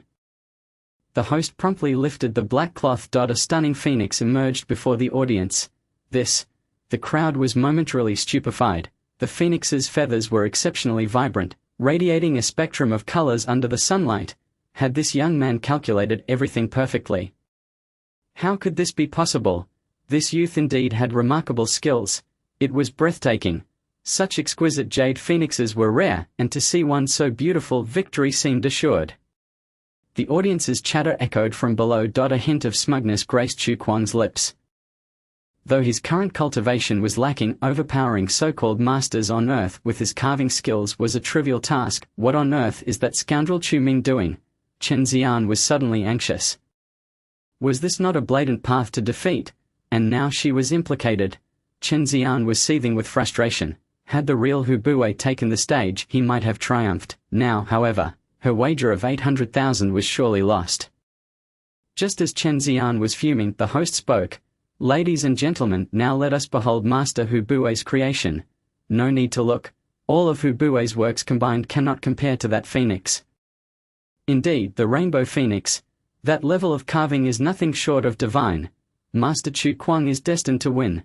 The audience shook their heads in unison. Although Hu Bue was a carving master, it appeared that he was about to face his downfall. Amidst the spectators' skepticism, the black cloth before Chu Ming was suddenly yanked away. There, too, was a phoenix. However, this phoenix was diminutive, and atop it stood a robust white horse. What? The audience was taken aback. This was a horse trampling a phoenix. The horse's entire weight rested upon its front legs. This foot has landed upon the back of a phoenix. As sunlight cascades down, this exquisite jade sculpture emanates a mesmerizing spectrum of colors. My heavens, I previously believed that Master Hu Bue was solely interested in carving magnificent steeds, only to discover that a phoenix lay shrouded beneath a black cloth. This masterpiece surpasses that of the young man by a considerable margin. Yet both creations possess their own merits. Whom should we choose? The crowd buzzes with discussion. Beside them, Chu Kuang's eyes widen in astonishment. How could Hu Bue reach such heights? This is inconceivable. He has meticulously carved that phoenix jade sculpture with the probing of the underworld's mental energy. How can Hu Bue achieve the same? Is the sculpting technique of Earth truly superior to that of the underworld? How can this be? Chu Kuang stares blankly at the horse trampling the phoenix. A look of utter confusion in his eyes. Even more bewildered is Chen Xian. Is that the work of Chu Ming? Impossible. Upon seeing Chu Ming's creation, she is rendered speechless. She has investigated Chu Ming and knows his true identity. How could he possibly possess such exquisite carving skills? Truly astonishing. The host's voice rings out in disbelief. Master Hu's work is simply exceptional. As soon as he finishes speaking, he realizes he has momentarily lost composure. As the host, one must maintain objectivity. He quickly clears his throat and states, "Ladies and gentlemen, we now enter the voting phase. Please scan the QR code to access our Bai Luo Tang public account and cast your votes. You have a limited time of 10 minutes. We will determine the ultimate victor based on the number of votes." The two podiums on stage illuminate, displaying the vote counts for Chu Kuang and Hu Bue. A large QR code is prominently displayed above the stage. Many audience members immediately begin scanning, while others scrutinize the two works on stage. They hesitate as both creations are remarkable. While Chu Ming's piece is slightly superior, The phoenix is too small for them to examine closely from afar. Currently, the vote count stands at 100 to 110, with Master Who leading by a narrow margin. The host glances at the podium and promptly states, "Many friends have yet to cast their votes. Feel free to continue voting, for your single vote could determine the outcome." In response to the host's words, those who have not yet voted begin to ponder. Indeed, it is quite challenging to choose between the two works. If one were to judge, Chu Ming's creation is undoubtedly the better of the two. Yet Chu Kuang's seems quite commendable as well. Observing this scene, a smile creeps onto Chu Kuang's lips, with just 10 votes separating them. He believes he still has a chance to turn the tide. A little manipulation should suffice. A glint of malice flashes in his eyes. He flicks his finger, sending a dark stream of energy towards the horse trampling the phoenix before Chu Ming. He is confident that once this stream strikes the jade sculpture, it will undoubtedly shatter. At that moment, the crowd will realize that it was Hu Bu Wei's poor design that caused the jade to break under pressure. He, Chu Kuang, will emerge victorious. However, just as he is about to execute his plan, Chu Ming casually waves his hand. The dark stream of energy is completely thwarted. What? Chu Kuang is taken aback, although the force he flicked was not immense. It should not have been so easily deflected by Hu Bu Wei. Could it be that Hu Bu Wei is more than just a master of internal strength? At this moment, Chu Ming slowly turns his head. Fixing his icy gaze upon Chu Kuang, the coldness in his eyes imprints deeply into Chu Kuang's consciousness. This Hu Bu Wei, could it be? Chu Kuang's face pales instantly. This Hu Bu Wei is definitely not merely an internal strength master as publicly claimed. It seems that Hu Bu Wei is far more formidable than he had ever anticipated.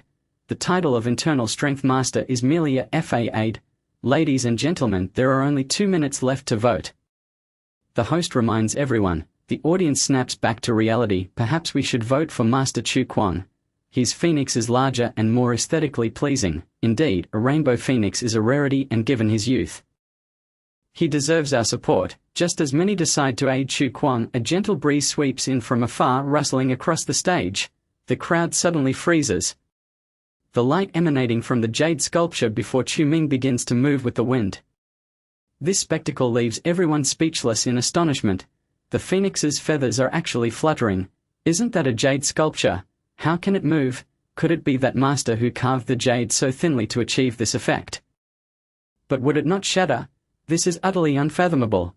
This sudden breeze reveals the true form of Chu Ming's work. Who will triumph and who will fall? The outcome is clear. Vote for Master Who. Yes, we must vote for Master Who. I have already voted for Chu Kuang. Can I change my vote now? Those still hesitating no longer dally, quickly scanning the code to cast their votes for Chu Ming. Even those who previously supported Chu Kuang now regret their decision. Time ticks away. Alright, 10 minutes are up. The host announces, and the current vote count stands at 123 to 325. Master Who has decisively triumphed over Master Chu. Now, let us congratulate Master Hu Bu Wei for winning the 50,000 yuan prize sponsored by Luo Tang, along with the title of guest elder of the Bai family. Wait! Just as the host announces the results, the previously silent Chu Kuang suddenly speaks up. The entire venue falls silent. Master Chu, do you have something to say? The host inquires, puzzled. I would like to ask the so-called Master Who. Since you are capable of carving such a masterpiece, would you care to accept 3 challenges from me? Chu Kuang coldly gazes at Chu Ming. This statement detonates like a bomb within the crowd. Everyone erupts in disbelief. This young man dares to challenge Master Hu Bu Wei. How brazen. Master Who is quite aged. Could it be that he is so incensed by his loss that he seeks to confront him? Master Who, you must not acquiesce. Many voices rise in concern, fearing that Hu Bu Wei might rashly agree. In truth, Chu Ming had not anticipated that Chu Kuang would directly demand a confrontation. He is unprepared for such an encounter. As the crowd's presence makes it unsuitable for him to strike with deadly intent. Perhaps not, young man. Chu Ming chuckles lightly. You should practice for another 2 years before challenging me. Chu Ming begins to tidy his belongings, preparing to depart, yet at that moment a fierce glint surges in Chu Kuang's eyes. In an instant he appears behind Chu Ming. The force of his punch ripples through the air, causing the breath of everyone present to halt. However, Chu Ming's eyes flash with determination. He suddenly turns, meeting the punch with an open palm. The collision reverberates. the gust of wind generated sends the black cloth on stage flying. Even the host is knocked back by the sudden force. Chu Kuang takes a deep breath and abruptly withdraws, landing a short distance away. His gaze is fixed grimly upon Chu Ming as he coldly states, "Indeed, it is you, the false underworld king." Chapter 121. Defeated the underworld king. In the face of Chu Kuang's accusation, Chu Ming merely smiles faintly. He retrieves a mask from his pocket. The black robe at his waist is tossed skyward, unfurling in the wind as it descends. It perfectly envelops Chu Ming. The mask is slowly placed upon his face, his gaze now appearing cold and detached. "It is good to see you again." Chu Ming speaks softly, his voice low. "Chu Kuang, I never expected that Hu Bu Wei would turn out to be the false underworld king." Chu Kuang narrows his eyes, his murderous intent flaring. He cannot comprehend how this person possesses his eternal underworld path technique. He also struggles to understand why this individual would choose to be his adversary. But today, he has uncovered the identity of this false underworld king, and from this day forth, he will no longer be on the back foot. Ha ha ha, since ancient times success and failure define heroes, you cannot compare to me, yet you dare to call yourself the underworld king. Chu Ming laughs heartily. Today, you are outmatched in both skill and spirit. What right do you have to refer to yourself as underworld king? Upon hearing this, Chu Kuang grits his teeth in fury. He had disregarded everything to be reborn on earth. He once thought that the regrets of his past life would be rectified. Yet, he never anticipated that rebirth would bring incessant troubles. The underworld king before him does not exist in any of his past life memories. Hu Bu Wei, I know not whence you acquired your eternal underworld path technique. But, Chu Kuang's words trail off. Meanwhile, Chu Ming's eyes glint with brilliance. His figure swiftly moves, appearing before Chu Kuang at an astonishing speed. This sight leaves the audience utterly flabbergasted. With their keen eyes, they could not even perceive Chu Ming's movement. In the next moment, Chu Ming's right hand has grasped Chu Kuang's throat. "I detest your use of the term this king." Chu Ming speaks calmly. He suddenly exerts force with his right hand. Chu Kuang's body trembles, his face turning crimson. "You?" Chu Kuang's eyes widen in shock, his breath quickening. "This person dares to lay hands on him in front of so many? Why? Does he not fear the repercussions?" Quickly, someone stop Master Hu. "Yes, we cannot allow this to escalate to a fatal outcome." At this moment, the crowd awakens from their stupor. If this continues, Chu Kuang may very well be choked to death by Chu Ming. The host promptly stepped forward, preparing to mediate. However, at that very moment, Chu Kuang, whose neck was tightly gripped by Chu Ming, let out a piercing roar towards the heavens. The power coursing through him suddenly erupted, his eyes transforming into a crimson hue. This unexpected surge of strength compelled Chu Ming to instinctively release his hold on Chu Kuang, causing him to retreat several steps, a flicker of coldness manifesting in his gaze, a desperate struggle. With a swift motion, Chu Ming unleashed a powerful strike. Meanwhile, Chu Kuang lightly sprang into action, delivering a counterattack with equal force. Boom! As their palms collided, both men staggered back a few steps. Chu Kuang violently spat out a mouthful of blood, his eyes wide with shock. In contrast, Chu Ming narrowed his eyes, his black robe billowing in the fierce wind. "Indeed, it appears you are prepared to fight to the death," he mused with a faint smile. In that instant, a similar crimson sheen flickered in his pupils. That was the eternal nether path technique. This blood-red aura was even more intense than that of Chu Kuang. The atmosphere surrounding Chu Ming became exceedingly perilous, causing even the onlookers and the host, who intended to mediate, to hesitate in fear. "From where do you summon this arcane technique?" Chu Kuang gasped, his breath heavy as he fixed his gaze upon Chu Ming. To this day, he could not fathom why Chu Ming's cultivation method mirrored his own, yet he seemed to master it at a far greater speed. How is this possible? Take a wild guess. Chu Ming replied with a smile, his right hand grasping as a dark whirlwind materialized, faint yet tangible within his palm. "But you must first withstand my strike to have a chance to guess. Otherwise, how could you possibly be worthy?" Just as Chu Kuang was taken aback, the gust from Chu Ming's impending strike surged forth. The tables and chairs upon the stage trembled violently, leaving the audience in stunned silence. "Damn it!" Chu Kuang roared, biting through his own index finger and pressing it against his forehead. In an instant, his pupils swelled with a frenzied crimson light. Boom, boom, boom. The two engaged in a flurry of strikes. The ground beneath them crumbling, the entire stage teetering on the brink of collapse. Protect those two statues. The host, perceiving the gravity of the situation, hurriedly beckoned the staff to intervene. Even if he could not halt the combatants, preserving the statues would suffice, for their materials originated from the Bailuo Hall. A wave of commotion rippled through the crowd. Just as they steadied the statues, the figures of Chu Kuang and Chu Ming suddenly burst forth from beneath the floor. The ground shattered, leaving the onlookers in shock. Two dark streaks of light descended upon either side of the stage. On the left, Chu Kuang. On the right, Chu Ming. Unlike before, Chu Ming's expression was now grave. "You dare to expend your own essence to contend with me," he declared solemnly. "Within the eternal nether path technique, there exists a method allowing practitioners to temporarily exchange their life essence for power." This was one of Chu Kuang's trump cards. To his astonishment, Chu Ming's actions had forced this card into play. "Ha ha ha. You've compelled me to sacrifice so much of my essence. Today I must ensure you remain here." Chu Kuang, disregarding the presence of bystanders and the Bai family, was fixated solely on Chu Ming's demise. "I shall make you aware that I am the true king of the nether." Chu Kuang held to the heavens. Dark light scattering around him, Chu Ming felt an acute sense of danger. In the original narrative, sacrificing one's essence could yield several times one's strength. However, following its use, immense cultivation was required to compensate. Such a move was not to be made lightly. Chu Kuang was indeed a madman. "Since you are determined to fight to the death, I shall accompany you." Chu Ming gritted his teeth and bit into his own index finger. The excruciating pain shot through him, a sensation he had never before experienced. If only he could apply this blood to his forehead. Taking a deep breath, just as he was about to act, two burly men in military uniforms suddenly charged from the crowd. These two formidable figures positioned themselves before Chu Ming. Mere moments later, Chu Kuang's forceful strike descended. "Break!" The two military men shouted in unison.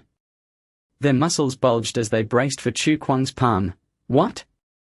Chu Kuang's eyes widened in disbelief. Upon the collision of their strikes, a powerful wind erupted, sending him crashing to the far side of the stage. His complexion turned ashen. Even Chu Ming stood in stunned silence. Just as he prepared to unleash his full might against Chu Kuang, these two men had intervened. Who were they? While Chu Ming pondered, he observed the two military men salute the crowd. "Commander Jiyu, we have subdued the target, the king of the nether. Awaiting orders." Upon hearing this, Chu Ming turned in astonishment. A path parted in the crowd, revealing an elderly man in military attire approaching leisurely. Chu Ming's heart sank. Jiyu Shengwu. Chapter 122. You certainly have guts. At that moment, Jiyu Shengwu wore a broad smile. 10 minutes prior, he had received word of the king of the nether's appearance. Without hesitation, he rushed to the scene, arriving just in time to catch Chu Kuang's earth-shattering declaration. "I shall make you aware that I am the true king of the nether." This proclamation filled Jiyu Shengwu with immense joy. After searching for days without a trace of the so-called king of the nether, he had finally located him. "You too, bring that king of the nether to me," Jiyu Shengwu commanded sharply. "Yes, sir." The two military men sprang into action. Chu Ming narrowed his eyes, incredulously realizing that both of them were of master-level caliber. What did Jiyu Shengwu intend to achieve by bringing two master-level fighters here? Within half a minute, the two military men had already brought the weakened Chu Kuang before them. Chu Ming was astonished to see Chu Kuang on the brink of collapse. It was evident how much strength these two military men had exerted. "Report to Commander Jiyu, we have captured the target." "The king of the nether." The two men bowed in unison. Jiyu Shengwu burst into laughter, stepping forward to grip Chu Kuang's face. "You, the so-called king of the nether? From my perspective, you are hardly impressive." Though Chu Kuang was on the verge of unconsciousness, Jiyu Shengwu's words pierced through his ears, igniting a fire of rage within him. Yet no matter how hard he tried, he could not clench his fists, exhausted from his previous battle with Chu Ming. He was now akin to a lamb awaiting slaughter, entirely at the mercy of others. "All right, take him away," Jiyu Shengwu ordered with a wave of his hand. "Yes, sir." The soldiers behind him quickly moved in to restrain Chu Kuang. Chu Ming stared blankly at the unfolding scene, still grappling with why Jiyu Shengwu sought to apprehend Chu Kuang. Did Jiyu Shengwu harbor a grudge against him? Chu Ming furrowed his brow, pondering the impossibility of that scenario. As this detail was absent from the original narrative, what could be the reason? Chu Ming was utterly perplexed, yet even if he racked his brain, he would never uncover that the events stemming from his family's affairs had led to this moment. In the crowd, Chen Xian appeared equally dazed. They sought the king of the Nether. Wasn't Chu Ming the one they were after? Why had they captured Chu Kuang instead? Although Chen Xian was aware of Chu Ming's identity, she had no intention of revealing it in this context. Like Chu Ming, she found the situation bewildering. Not only they, but the others were also left in a state of confusion. Jiu Shengwu had captured Chu Kuang. Why? Before the crowd could piece together the reasons behind this unexpected turn of events, one of the military men pointed at Chu Ming and declared, "Commander Jiu, there is another suspicious individual in black attire over there. Should we apprehend him as well?" Upon hearing this, Chu Ming inhaled sharply. He quickly countered. The two military men who had just intervened were master-level fighters, nearing their peak. Behind Jiu Shengwu stood 5 more masters. Adding to this, there were over 20 internal martial arts experts. With Jiu Shengwu himself being a master, that totaled 8 masters and 20+ internal martial arts practitioners. How could Chu Ming possibly contend against them alone? It would be akin to sacrificing oneself. Chu Ming was instantly filled with dread. He hastily removed his mask and shed his black robe, revealing the face of Hu Buwei, isn't that Master Hu. Jiu Shengwu, initially intent on capturing Chu Ming for questioning, suddenly broke into a smile upon recognizing him. "Master Hu, why are you wearing a mask? I almost didn't recognize you." Clearly, Jiu Shengwu was acquainted with Hu Buwei. As one was a leader from the Linju military district and the other a renowned sculptor from the Jiangsu region, their familiarity was entirely reasonable. However, Jiu Shengwu's words brought a wave of relief to Chu Ming. Some juniors were provoking me, and I got carried away." Chu Ming mimicked Hu Buwei's tone, feigning an apologetic demeanor. "I hope Commander Jiu will forgive me, Master Hu. Let us consider this matter settled for today. I shall visit your residence another day, and you must show me your treasured works." Jiu Shengwu replied with a nonchalant smile, "Certainly, certainly." Chu Ming nodded in agreement. Thankfully, Jiu Shengwu had not recognized him. Otherwise, with Jiu Shengwu's temperament, he would undoubtedly have been taken back to the military district for questioning. In that environment, experts abounded. Even a grandmaster like Zhuan Ji would likely find no advantage. Given Chu Ming's current strength, he would probably find himself trapped indefinitely. "Let us depart." Jiu Shengwu waved his hand, turning away with satisfaction. Capturing the king of the Nether was enough to elate him. He had no interest in the grievances between Chu Kuang and Hu Buwei. As Jiu Shengwu chose not to inquire, he never imagined that the Hu Buwei before him was, in fact, the genuine article. However, the true instigator, the one who stirred chaos in the Chen family and assaulted the 4th elder of the Chen family. The king of hell was none other than him. What he captured was merely a Fa-8. Watching Jiu Shengwu lead his men away, Chu Ming finally let out a long sigh of relief. 8 masters and over 20 inner strength experts. What did Jiu Shengwu intend to do? Chu Ming felt an overwhelming sense of gratitude. Thankfully, Jiu Shengwu had no intention of targeting him. A minor incident had occurred. At that moment, the host, trembling with fear, finally dared to step forward, awkwardly smiling as he announced, "Now, let us congratulate Master Hu for winning this time's championship." The audience wore peculiar expressions. What was a minor incident in reality had escalated to an accident. To put it mildly, however, out of respect for Hu Buwei, they still clapped awkwardly, their applause sparse. "From now on, Bai Luotang is open to all of you. You may freely select from all the collections. And everything will be at a 20% discount." Sensing the crowd's mood, the host finally revealed the main news he had prepared for the day: 20% off. Upon hearing this, many in the audience brightened. "Wonderful. There is a Qilin statue I've wanted to purchase, but it was too expensive. Now with the discount, I might consider buying it. Indeed, I have my eye on something as well. Items from Bai Luotang will only appreciate in value." Not depreciate. Ha, I came on the right day. The audience had already cast aside the earlier events and began to form pairs, heading towards Bai Luotang. Chu Ming also found an excuse to slip back into the courtyard behind Bai Luotang. There, an elderly man bound with ropes lay unconscious in a corner. That was the real Hu Buwei. To cover his tracks before leaving, Chu Ming had placed several newspapers over him. "I'm exhausted. Chu Ming removed the garments belonging to Hu Buwei that he had been wearing. But just then, a cold voice broke through from behind him. "Chu Ming, you're quite daring." Chu Ming's body stiffened slowly. He turned around. Chen Xian had appeared behind him without him noticing. Chapter 123. Chen Buyu. Chu Ming was taken aback but quickly regained his composure. He calmly replied, "Miss, I do not comprehend what you are saying." Click. His right hand was cuffed by Chen Xian. "Chu Ming? Do not think that just because you disguised yourself as Hu Buwei, I wouldn't recognize you." Chen Xian scoffed. "Chu Ming, I am well aware of your tricks." Upon hearing this, Chu Ming was immediately bewildered. She could see through his disguise as an old man. On what grounds? "Miss, could you please remove the handcuffs?" Chu Ming smiled awkwardly. What did you call me?" Chen Xian asked, a smirk on her face. "Miss." Click. Another handcuff clamped down on Chu Ming's wrist. "What are you calling me?" Chen Xian pressed. "This lady." Click. "All right, Chen Xian." Chu Ming gritted his teeth, conceding, "I admit defeat. Please unlock me. You're not that impressive.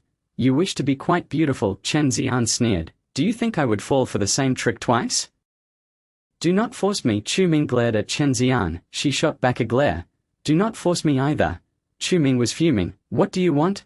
"We agreed that I would take you shopping. And once we return I shall naturally set you free," Chen Xian stated calmly, laying out her terms. Chu Ming clenched his fists. "A gentleman may be killed but not humiliated." He had thought he could escape but was taken aback by the situation.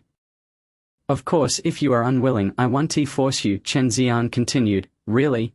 Chu Ming was momentarily stunned. "Indeed." Chen Xian nodded. "However, my grandfather might come to Lingju City with his men. I will ensure he pays you a visit." Chu Ming fumed. "Are you threatening me?" "Oh no, how could a little girl dare to threaten the king of hell?" Chen Xian laughed sweetly. "However, if you refused, these events could indeed transpire." Chu Ming took a deep breath. With the Chen family's formidable experts, if they came, he would have no means of escape at his current level. "I agree." Chu Ming practically bit off the words. "Then change your appearance and let us depart." Chen Xian smiled. Chu Ming reluctantly wiped his face. He restored his original visage. He secretly resolved to resolve the dilemma posed by Chen Xian before matters escalated further. Otherwise, being led around by her would be too unbearable. At the same moment, in the military district of Lingju City, the iron bars of the military district were removed. "Welcome back, Commander Jiyu." Soldiers in military uniforms saluted in unison on either side of the entrance. Jiyu Shengwu smiled at the soldiers, waving at them. "Brothers, you've worked hard."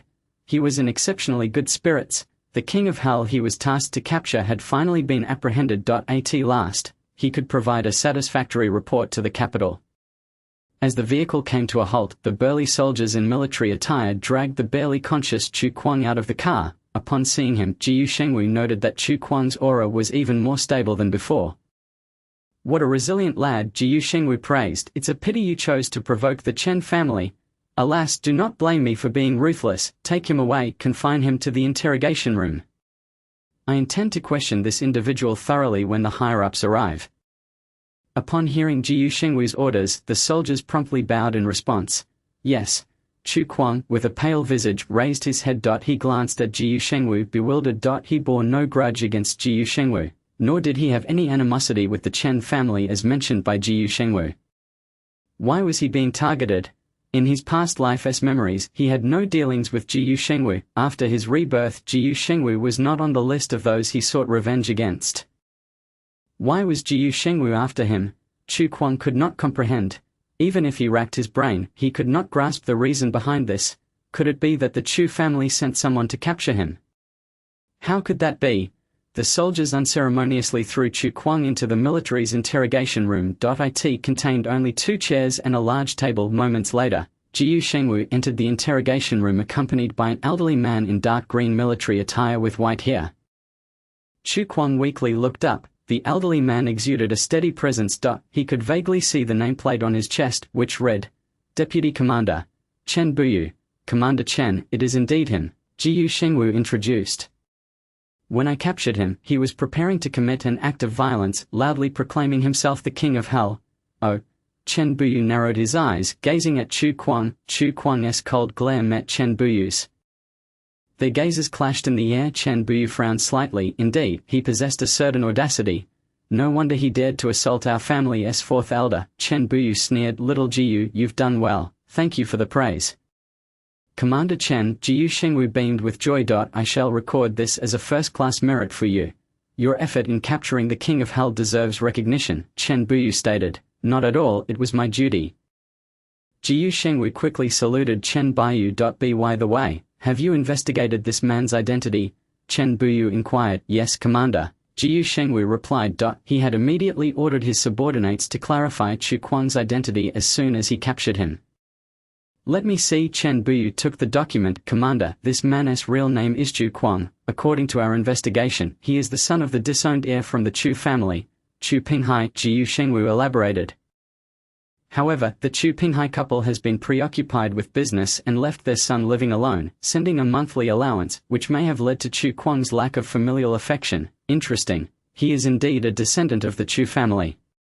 Chen Buyu's gaze fell upon Chu Kuang, scoffing. No wonder you would hand over our Chen family's treasure, the extreme blood blade, to those from the Chu family. The exchange between the two drew a frown from Chu Kuang. Extreme blood blade? What is this extreme blood blade you speak of? I know nothing of what you are talking about. Chu Kuang rasped. I advise you not to play with fire. Once I regain my strength, you shall all perish. You dare to speak defiantly. Jiyu Shengwu slammed the table. Do you even know who you are speaking to? Heh. Merely an ant. Chu Kuang coldly regarded both Chen Buyu and Jiyu Shengwu. His eyes filled with disdain. He was the King of Hell reborn. How could he yield to two martial artists from Earth? What a jest! Once he reclaimed his power, crushing these two would be as easy as squashing a chick. Chapter 124. You take advantage of me. Upon hearing Chu Kuang's arrogant words, a fierce glint flickered in Jiyu Shengwu's eyes. Nonsense. He coldly snorted, preparing to teach Chu Kuang a lesson. But at that moment, Chen Buyu stopped him. Commander. Jiyu Shengwu was taken aback. Enough, the family head has decreed that we cannot harm him, Chen Buyu stated nonchalantly. In that case, I must ensure he is brought to the capital unscathed. Understood. Jiyu Shengwu did not argue. He found Chu Kuang exceedingly displeasing. The constant self-reference as this king was simply too arrogant, yet, with Chen Buyu's words, Jiyu Shengwu had no recourse. Let it be, since it is already known that he belongs to the Chu family. Let the family head handle it. Chen Buyu glanced at the cold-eyed Chu Kuang and spoke indifferently. In 1 hour arrange for a helicopter to take him to the capital overnight. Understood. Jiyu Shengwu immediately accepted the order. Someone, take him away and wait for the helicopter's arrival, Jiyu Shengwu bellowed. Immediately 2 burly men in military uniforms rushed in. They bound Chu Kuang tightly, ensuring he could not move, and swiftly carried him out. At this moment, the only emotions in Chu Kuang's eyes were indifference, mingled with confusion. He could not comprehend why these individuals were capturing him in such a manner. Time slowly passed. The night veil gradually descended over Linju city.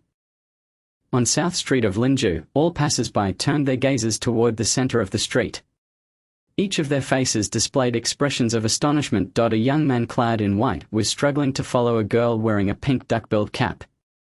Burdened with 3 or 4 dozen gift bags, the sheer number of gift bags obscured most of the young man's face. Chu Ming, can you hurry up a bit? Chen Xian shouted angrily. My lady. You bought so many things and you still want me to move faster? Chu Ming replied with a hint of grievance. Why don't you try carrying them yourself? Enough chatter. Chen Xian shot him a glare. If you keep talking back, I'll have you cuffed again. Fine, fine. You can pretend I didn't say anything.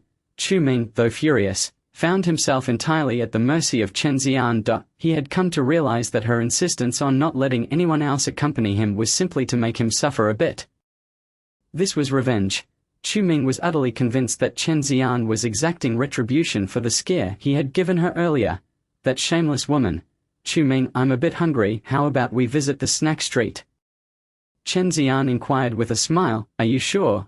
Chu Ming's expression changed. I still have all these things in my hands. How am I supposed to carry them? Simple, find a courier service.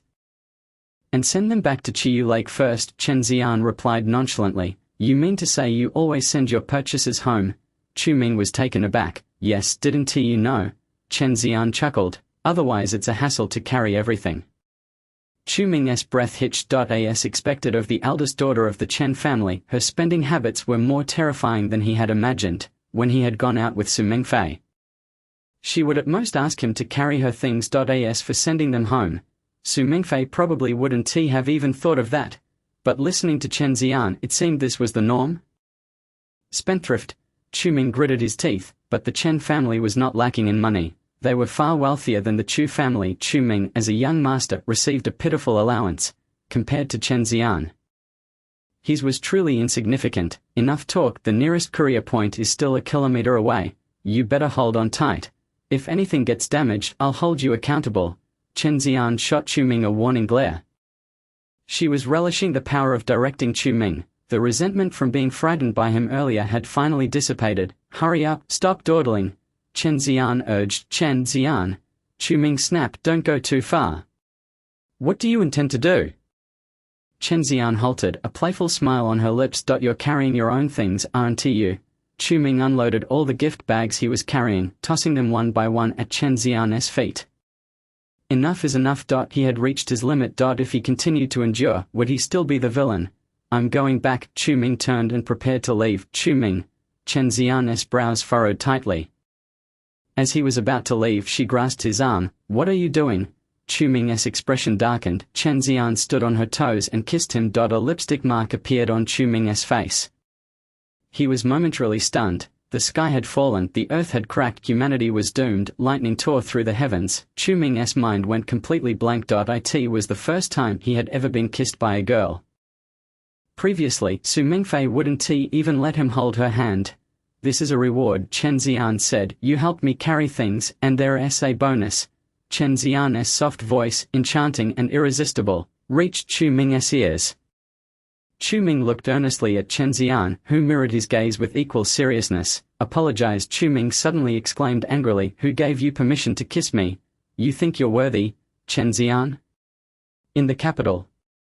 She had no idea how many young masters desired a kiss from her, yet Chu Ming had the audacity to reject her. Chen Xian was utterly perplexed. She couldn't fathom Chu Ming's thought process. What on earth did he mean? Chu Ming wiped the lipstick mark from his face, glaring coldly at Chen Xian. You let me carry your things, and now you take advantage of me. There's something definitely wrong with you. Faced with Chu Ming's furious accusations, Chen Xian was left speechless. She took advantage of him. Goodness, if her friends in the capital knew, they would laugh her to death. Did Chen Xian really need to take advantage of a man? Chen Xian felt like banging her head against a wall, trying to understand what Chu Ming was thinking. Take your things. I don't care. Chu Ming scoffed, your threats won't work. I'm leaving. He shook off Chen Xian's hand and dashed into the crowd. Soon, he vanished from sight, leaving Chen Xian alone, disheveled in the wind. But at that moment, a figure that had been observing them for a while stepped out of the crowd and approached Chen Xian. He began picking up the items Chu Ming had discarded and arranging them neatly. Who are you? Chen Xian was taken aback by his sudden appearance. Miss Chen, we meet again. The young man slowly stood up, revealing a handsome face clad in a white coat. He looked at Chen Xian and smiled. It's a pleasure to see you again. I am Jiyu Yuding, a direct descendant of the Jiyu family.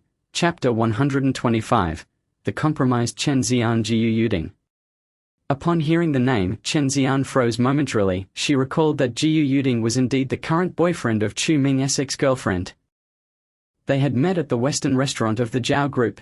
Miss Chen, it appears that Chu Ming does not regard you highly at all, Jiyu Yuding remarked with a faint smile. He actually abandoned such a beauty as you. Such a man is truly unreliable. As Jiyu Yuding spoke, he waved to the crowd. Several bodyguards in black suits rushed out from the throng. They gathered all the gift bags that Chen Xian had dropped on the ground. Jiyu Yuding smiled. How about I accompany Miss Chen for a shopping spree? He raised his head slowly, expecting to see Chen Xian's astonished and delighted expression. Instead, a fair hand suddenly swung toward his right cheek with great force. Slap! Jiyu Yuding's right cheek immediately turned red and swollen, his steps faltering slightly. Young master. One of the black-clad bodyguards quickly steadied Jiyu Yuding. Miss Chen? Jiyu Yuding was utterly bewildered. Why had Chen Xian suddenly struck him? Wasn't she supposed to thank him for his assistance? After all, Chu Ming had left her all alone. Wouldn't Chen Xian think that was too much? That's something Chu Ming was supposed to carry. You have your people put it down, Chen Xian stated coldly. Young lady, since Chu Ming abandoned you, a man like that, Jiu Yuding began to explain, but before he could finish, Chen Xian's hand struck his left cheek with equal force. The blow rendered Jiu Yuding momentarily dazed. Why was he being hit again? I know what kind of person Chu Ming is. You think you have the right to criticize him, Chen Xian retorted angrily. She was already upset with Chu Ming's behavior, and now Jiu Yuding was throwing himself into the line of fire. Was he looking for trouble, Miss Chen? Jiu Yuding gritted his teeth, forcing a pained smile. No matter what Chu Ming did, he is still a young master of the Chu family. He deserve you. Let me accompany you shopping. This way, our Jiu family. What does your Jiu family want? Chen Xian retorted. Jiu Yuding coughed lightly, smiling. I'll be honest with you, Miss Chen. Our Jiu family has already severed ties with the Su family, and we are looking for a strong ally to deal with them, and the Chen family is our top choice. If you are willing, we can buy this place outright. So you're trying to win my favor? A cold glint flashed in Chen Xian's eyes. She despised those who approached her solely for personal gain. Such individuals would be met with her wrath. Not exactly winning your favor, Jiu Yuding smiled. I merely wish to become friends with you, or perhaps your subordinate. That works too. Miss Chen, you must be all alone in Linju City. I presume you could use a subordinate, otherwise you wouldn't have let Chu Ming act as your servant. Jiu Yuding chuckled, and I, Jiu Yuding, am a person of greater excellence and standing than Chu Ming. So you now have the power of choice. You've investigated me. Chen Xian's brows knitted tightly. Jiu Yuding's false smile repulsed her. I wouldn't say investigated, but ever since we parted ways at the Western restaurant, I have been considering this matter, Jiu Yuding replied with a faint smile. If Miss Chen agrees, I, Jiu Yuding, will always be by your side, never leaving. Upon hearing these words, Chen Xian felt a shiver run down her spine. How could Jiu Yuding be so shameless? She finally understood. Jiu Yuding must have been following her and Chu Ming all along. Now that Jiu Yuding saw Chu Ming had left, he was attempting to seize the opportunity. After all, from his perspective, it appeared as though Chu Ming had quarreled with Chen Xian. If he did not take advantage of this opening, would he still be Jiu Yuding? Since you have investigated me, you should be aware of my activities in the capital, right? Chen Xian's eyes glinted as she regarded Jiu Yuding with a semblance of a smile. Jiu Yuding was taken aback. He was only aware of Chen Xian's reputation as a little vixen in the capital. Beyond that, he was utterly oblivious. He stammered, I would appreciate it if Miss Chen could clarify. Then watch closely. A fierce glint flashed in Chen Xian's eyes. She lifted her foot and delivered a powerful kick to Jiu Yuding's abdomen. Now I shall reveal to you why those lecherous men dare not approach me. Chen Xian's sudden kick left Jiu Yuding in a state of shock. He felt a sharp pain in his lower abdomen. Bending over and collapsing to the ground, young master. The bodyguards panicked, hastily dropping the gift bags in their hands to assist Jiu Yuding. However, he was drenched in cold sweat from the agony. What have you done to our young master? The bodyguards furiously demanded of Chen Xian. Chen Xian's expression was frigid, showing no fear of the brawny bodyguards. You still wish to approach me? Do you think just anyone can serve as my subordinate? Jiu Yuding, listen closely. I am this city of linen. I will only have Chu Ming as my subordinate. Everyone else should keep their distance. Otherwise, if I become enraged, this will be your fate. Chen Xian huffed coldly.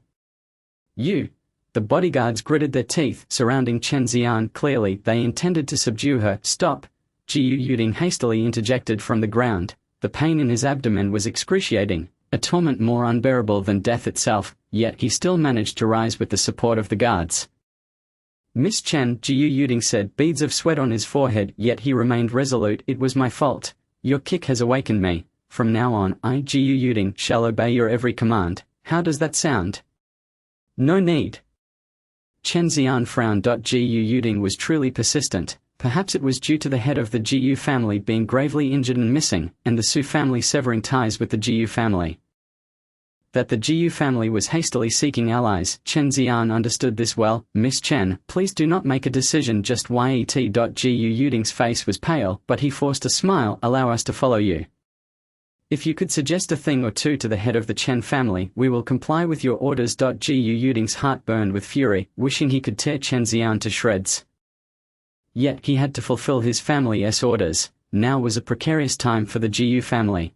If he could befriend Chen Xian, it would not only stabilize the Gu family's position but also allow him to outmaneuver his brothers and ascend as the head of the Gu family.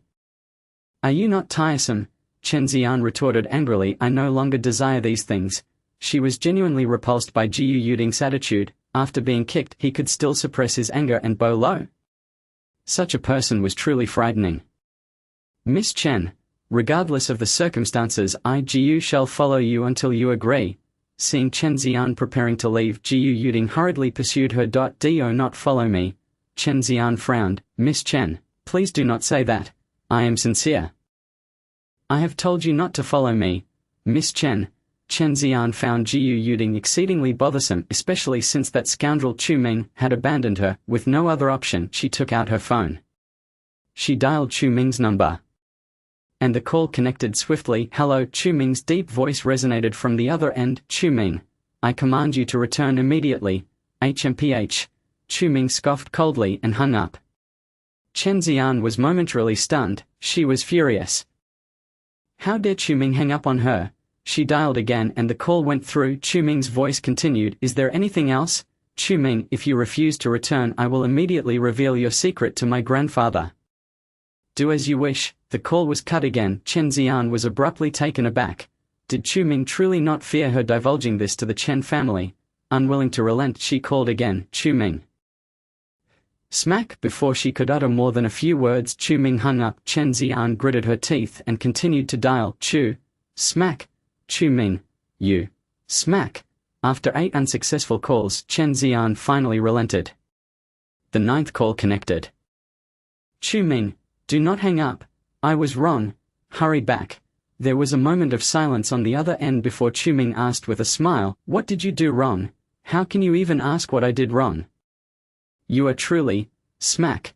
The phone was hung up again. Chen Xian took a deep breath, glancing back at the ever-smiling Gu Yuding trailing behind her. She dialed a 10th time, before Chu Ming could speak. She hastily said, I was wrong. I should not have made you retrieve things. I should not have threatened you. HMPH, do you think I was angry for that? Chu Ming scoffed. Chen Xian was taken aback. Then what were you angry about? Who told you to kiss me? Do you think you are worthy of kissing my face? Chen Xian was left in a daze. What did Chu Ming think of himself? After a kiss, he was the one feeling wronged. Fine, how about I let you kiss me back? Chen Xian gritted her teeth as she spoke. This was the greatest concession she could muster. She did not comprehend what on earth that detestable Chu Ming was thinking. Your thoughts are quite fanciful. Chu Ming snorted. Unless you agree not to threaten me in the guise of the King of Hell, I will not return. That is unacceptable. Chen Xian firmly rejected. Then we have nothing to discuss. Wait. After a moment of silence, Chen Xian conceded. I agree to your terms. For 1 week I will not use this to threaten you. A month. 1.5 weeks. A month. 2 weeks. A month. All right, a month it is. Chen Xian had no choice but to acquiesce to Chu Ming's demands. Once she dealt with the troublesome Gu Yuding, she would have plenty of ways to handle Chu Ming. For now, she decided to let Chu Ming enjoy a moment of triumph. All right, where are you? Chu Ming asked in a low voice. I am still at the commercial street. Gu Yuding is following me with his people. Your task is to get rid of them. Chen Xian replied. Gu Yuding is there too. Upon hearing those 3 words, Chu Ming's brow furrowed. This Gu Yuding, could he possibly think he had some sort of relationship with Chen Xian, hence attempting to steal her away? Chapter 126. The Gu family's solution. I understand. Chu Ming promptly hung up the phone. Gu Yuding's presence beside Chen Xian was undoubtedly not a good omen for him. With no other option, he resolved to return. Chu Ming glanced at Tang Lin in the driver's seat, sighing. Tang Lin, why would you go back to help someone as unreasonable as Chen Xian? Gu Yuding has appeared, Chu Ming explained. The prior conflict between the Gu family and the Su family has caused him to fall out with Su Mingfei. It is likely that he has ulterior motives this time. And what does that have to do with us? Tang Lin queried, puzzled. Have you forgotten? Chu Ming replied coolly. If the Gu family were to ally with the Chen family, Our status as allies of the Chen family would inevitably diminish. A single extreme path blood blade is simply insufficient. Chu Ming's thoughts were as clear as day. Although the extreme path blood blade was a treasured asset of the Chen family, it was virtually impossible for the Chen family to maintain the Chu family's status.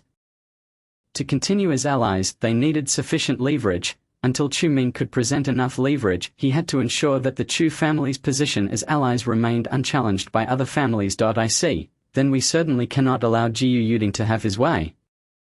Tang Lin nodded in agreement. Send someone to discreetly follow us. Do not let Jiyu Yuding notice, Chu Ming instructed. As for the items Chen Xian purchased, let them take them back later. Understood. Upon hearing Tang Lin's response, Chu Ming opened the car door and swiftly vanished into the crowd. Meanwhile, Chen Xian, due to Jiyu Yuding's presence, found herself endlessly circling the shopping mall. And no matter how hard she tried to shake him off, she simply could not rid herself of Jiyu Yuding. He clung to her like gum stuck to her shoe, driving Chen Xian to the brink of frustration. Whenever she paused, Jiyu Yuding would step forward, inquiring after her well-being, presenting himself as the epitome of an ideal boyfriend, which utterly disgusted Chen Xian. Miss Chen, do you like rings? Shall we go inside and take a look? Miss Chen, do you enjoy Western cuisine? Let me treat you to a meal. Miss Chen, these are roses I just bought. Please accept them, Miss Chen. Jiyu Yuding's incessant voice echoed in Chen Xian's ears, making her head feel like it might explode. Until she returned to the very spot where she had separated from Chu Ming. Miss Chen, what do you want? Chen Xian glared at Jiyu Yuding. Can you not pause for a moment? Jiyu Yuding, unfazed, forced a smile. Miss Chen, this is simply who I am. If you do not like it, I shall speak less. Chen Xian clenched her fists. This was the first time she had encountered such a shameless man. Just as she prepared to unleash a torrent of curses, a hand landed on Jiyu Yuding's shoulder. Long time no see, Dr. Jiyu. Chu Ming? Chen Xian's eyes brightened. She hurried to Chu Ming's side. You scoundrel, you finally returned. Quickly, help me get rid of him. Chen Xian pointed at Jiyu Yuding. Chu Ming, didn't you leave? Jiyu Yuding appeared quite astonished by Chu Ming's sudden appearance. He had clearly witnessed Chu Ming and Chen Xian having a fierce argument before Chu Ming abandoned her. Why had he returned? I merely went to buy Xian some milk tea. Chu Ming produced a cup of milk tea from behind and handed it to Chen Xian. She accepted the drink, only to be taken aback. It was a cup of peach oolong tea, with half the sugar, no ice, and added pearls. This was nearly the exact order Chen Xian always requested at the milk tea shop. How did Chu Ming know? Had he been investigating her preferences again? Chen Xian's cheeks flushed. However, Chu Ming was oblivious to her subtle emotions, his gaze coldly fixated on Jiyu Yuding across from him. Jiyu, isn't it rather inappropriate for you to cling to another man's girlfriend? Chu Ming narrowed his eyes. Jiyu Yuding was at a loss for words. For an elite like him, pursuing someone else's girlfriend was indeed disgraceful. Had he not seen Chu Ming arguing with Chen Xian, he would not have seized the opportunity to appear. If I recall correctly, my ex-girlfriend, Su Mingfei, is now your girlfriend, right? Chu Ming's voice turned icy. And now you come to pursue my current girlfriend. Or do you have a penchant for stealing others' partners? Dr. Jiyu, you. Jiyu Yuding's forehead throbbed with veins. Chu Ming, don't slander me. I've already broken up with Su Mingfei. I'm single now. Jiyu Yuding retorted. You and Miss Chen are not married, so why can't I pursue her? Is that so? Chu Ming's expression darkened. Now that makes it interesting. Chu Ming, you are merely the son of a small family. How could you possibly be worthy of Miss Chen? Jiyu Yuding sneered. With your status and financial situation, can you truly provide her with happiness? Don't be ridiculous. Ha ha ha. Chu Ming chuckled. If memory serves, the head of the Jiyu family has just gone missing. Hasn't he? The Jiyu family is currently being ostracized by the Su family and other clans. What makes you any different from us, the Chu family? Chu Ming, you. Jiyu Yuding gritted his teeth, although he wanted to deny it. The truth was undeniable. The Jiyu family was indeed being vigorously resisted by the Su family, and with other families piling on, they were experiencing a significant crisis, soon to fall from their position among the top 3 families. Jiyu Yuding clenched his fists. So what? Today, Jiyu Yuding will stick with Miss Chen. Let's see what you Chu Ming can do about it. Jiyu Yuding had shed all semblance of shame. After all, as long as he secured the Chen family's support, The Jiu family's troubles could be resolved provided that Chen Xian spoke up. Jiu Yuding, you are still too naive, Chu Ming remarked. I suspect you are hoping for the Chen family's assistance, aren't you? Jiu Yuding remained silent. Tacitly agreeing, what if I could tell you how to resolve the Jiu family's predicament? Chu Ming spoke lightly. This matter stemmed from the Su family's targeting of the Chu family, and Chu Ming could indeed lend a hand to the Jiu family. What did you say? Jiu Yuding was taken aback. You, Chu Ming, can help our Jiu family. Don't joke around. Jiu Yuding hardly paid attention to Chu Ming's words. After all, Chu Ming was just a useless young master of the Chu family. What could he possibly do? Ha ha ha. Chu Ming laughed heartily. Jiu Yuding, I have been negotiating with the Su family for quite some time. Even if I cannot help your Jiu family, wouldn't it still be a suitable strategy to deal with the Su family? So I tell you, I have a way to make the Su family withdraw. Do you believe me? Chu Ming's words struck Jiu Yuding like a thunderbolt. Jiu Yuding shuddered. At that moment, he recalled the alliance between the Chu and Chen families, which had resolved the grievances with the Su family as well as the previous scandals involving the Su family's elder, Su Guoqin. Even the current enmity between the Jiu and Su families seemed intricately tied to the Chu family. Could it be that this was all orchestrated by Chu Ming? If so, could Chu Ming truly help the Jiu family break this deadlock? What is your plan? Jiu Yuding asked, puzzled. Young master. A few black-clad bodyguards behind him were astonished and quickly cautioned. His words are absolutely untrustworthy. Silence. Jiu Yuding waved his hand, signaling them to hush. The bodyguards gritted their teeth and retreated. Chu Ming, Jiu Yuding gritted his teeth. If you can help our Jiu family resolve this issue, I can represent the Jiu family and ally with your Chu family. Furthermore, I can assure you that I will no longer pursue Miss Chen. Jiu Yuding had no real affection for Chen Xian. After being kicked by her, he felt a lingering pain. No young master from a prominent family in the capital dared to provoke such a little vixen, were it not for the peril facing the Jiu family. He would not shamelessly follow Chen Xian. Ha ha ha, this matter is simple, Chu Ming replied with a smile. Hand me your phone. Jiu Yuding hesitated for a moment but ultimately unlocked it and handed it to Chu Ming. After all, Chu Ming was right in front of him and couldn't escape. Alright. In just half a minute, Chu Ming returned the phone to Jiu Yuding. What did you do? Jiu Yuding was baffled. What could Chu Ming possibly accomplish in such a short time? However, upon seeing the contents on the screen, his expression changed dramatically. He quickly looked up at Chu Ming. Is this for real? Indeed. Chu Ming smiled. I assure you that as long as you utilize this properly, the Su family will be in dire straits and will no longer pursue your Jiu family. Jiu Yuding took a deep breath. He hadn't anticipated that Su Mingfei was truly. His words trailed off. But he cast a wary glance at Chu Ming. With this, the Su family could indeed withdraw. As long as the Su family stepped back, the Jiu family would have an opportunity for retaliation. What Chu Ming provided could indeed resolve the Jiu family's crisis. Chu, brother. Jiu Yuding inhaled deeply, cupping his fists in respect toward Chu Ming. His attitude had turned unexpectedly respectful. I apologize for any offense previously. Once this matter is resolved, our Jiu family will surely pay a visit to express our gratitude. At this moment, Jiu Yuding was entirely awestruck by the contents of the phone. And no longer did he regard Chu Ming as the useless young master of the Chu family nor as Su Mingfei's ex-boyfriend. All he desired now was to relay this information to the Jiu family as swiftly as possible. Gratitude is unnecessary, but I can tell you that breaking up with Su Mingfei is undoubtedly a blessing. Chu Ming remarked with a smile, that woman is no good. While Su Mingfei was with Jiu Yuding, she had been flirting with the young master of the Mo family in the capital. It was likely that in a few days Jiu Yuding would find himself in dire straits. In a certain sense, Jiu Yuding and the pre-transmigration Chu Ming were cut from the same cloth. I understand. Jiu Yuding nodded earnestly, casting a grateful glance at Chu Ming. In that case, I shall not intrude upon the two of you any longer. Jiu Yuding smiled apologetically. He was eager to distance himself from Chen Xian.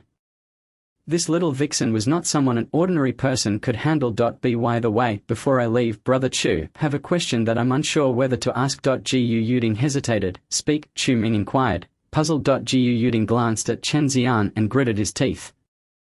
Brother Chu, you have acted with virtue in the face of grievances and I feel quite ashamed. Thus I advise you, should you ever find yourself unable to endure certain vixens, feel free to come to the Gu family. Gu Yuding have several gentle and virtuous sisters waiting for you. Upon hearing this, both Chu Ming and Chen Xian were momentarily stunned. Chen Xian's anger flared. Gu Yuding, who are you referring to? This statement was akin to directly accusing Chen Xian.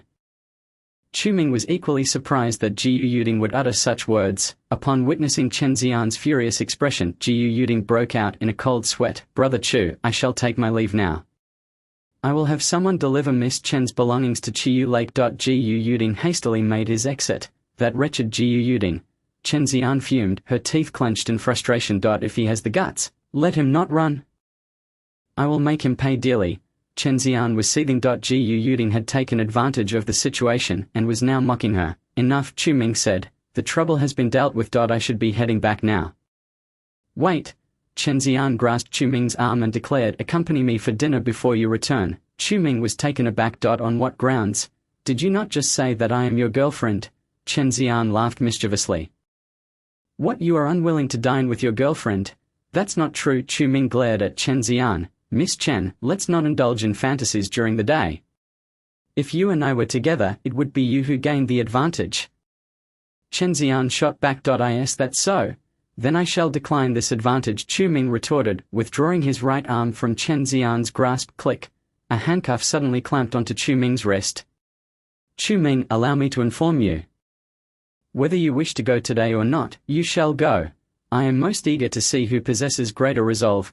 Chen Xian fastened one end of the handcuffs to her own wrist.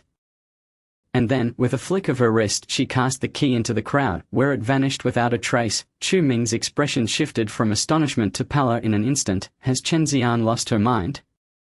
Chen Xian, do not force my hand. Chu Ming gritted his teeth. I am determined to compel you, and what of it?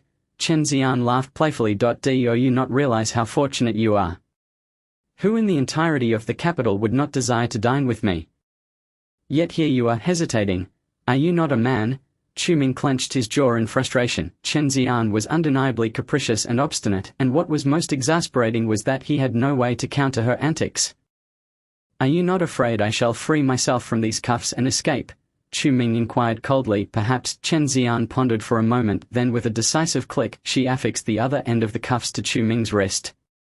Now, you cannot easily break free, she said with satisfaction. Chu Ming. He wished he could slap himself for his imprudent words. Had it been just one cuff, he could have utilized his internal energy to gradually twist it apart.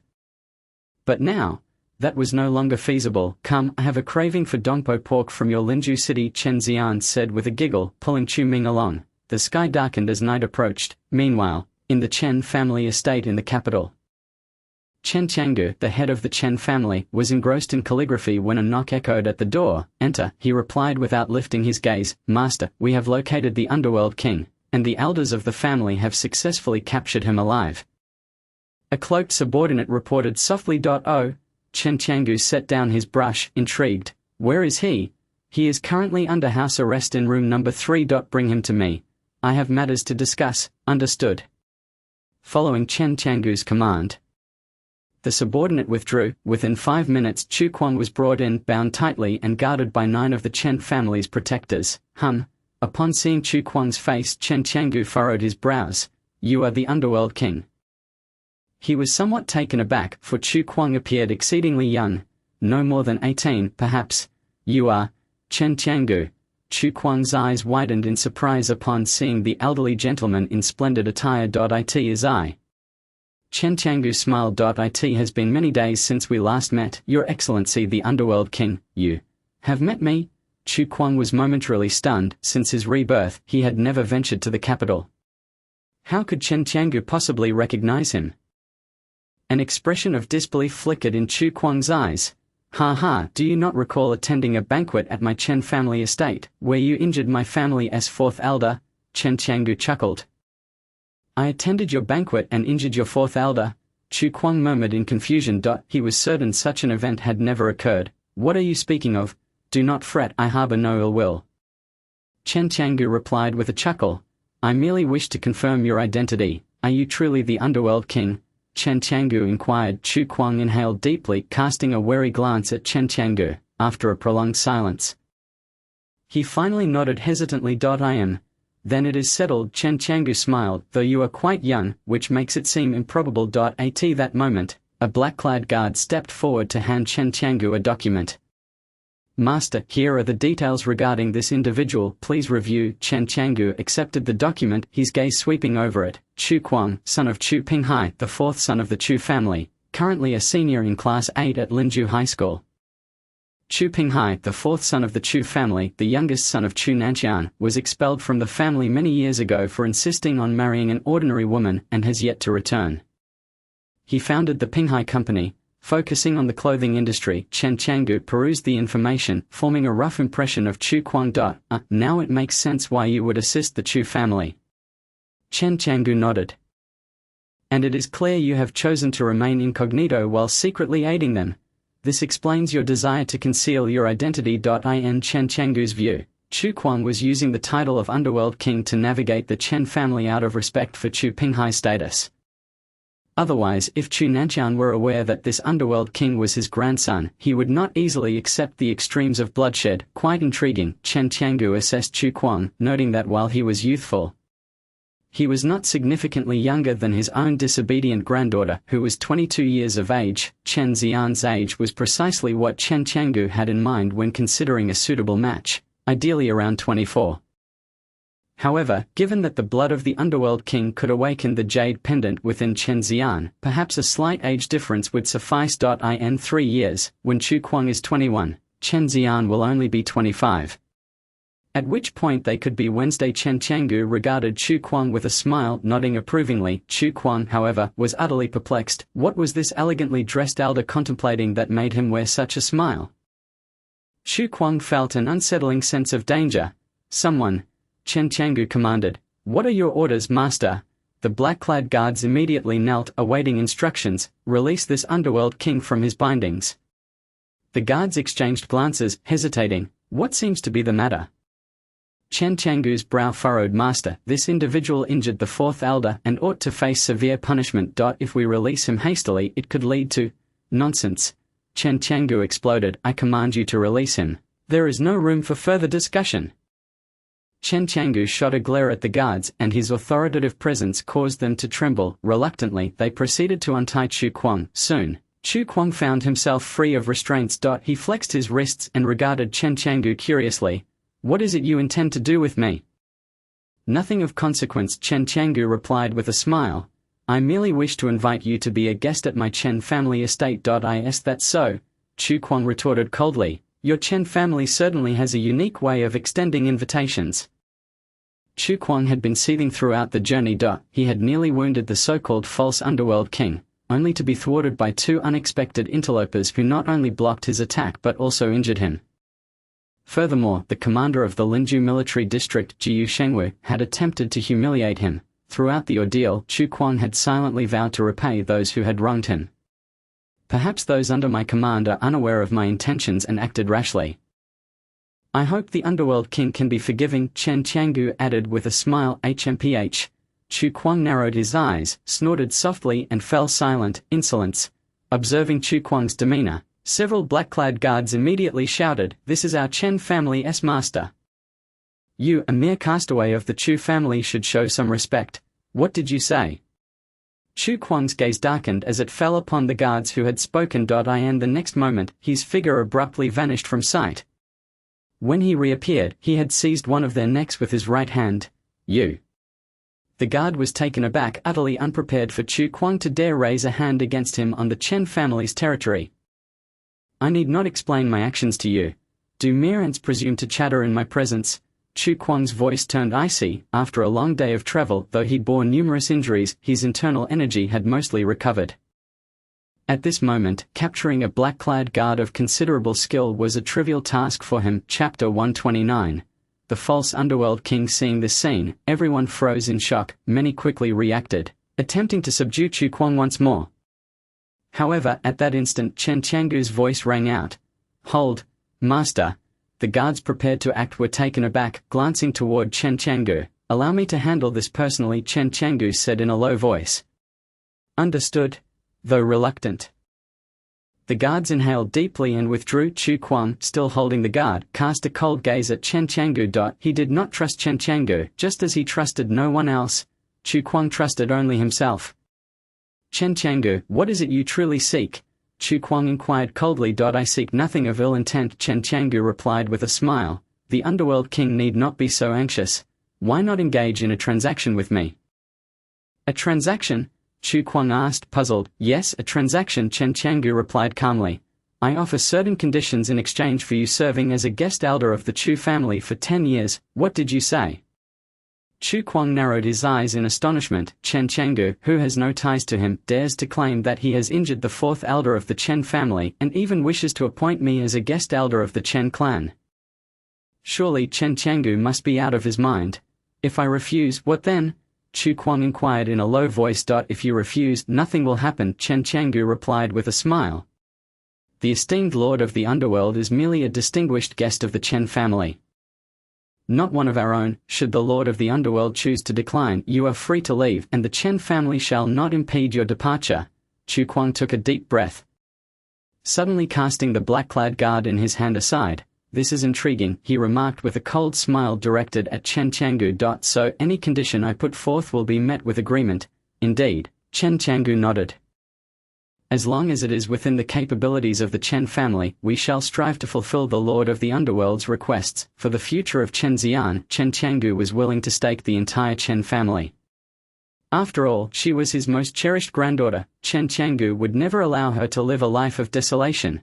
The item I seek is quite simple, and I am certain your Chen family possesses it.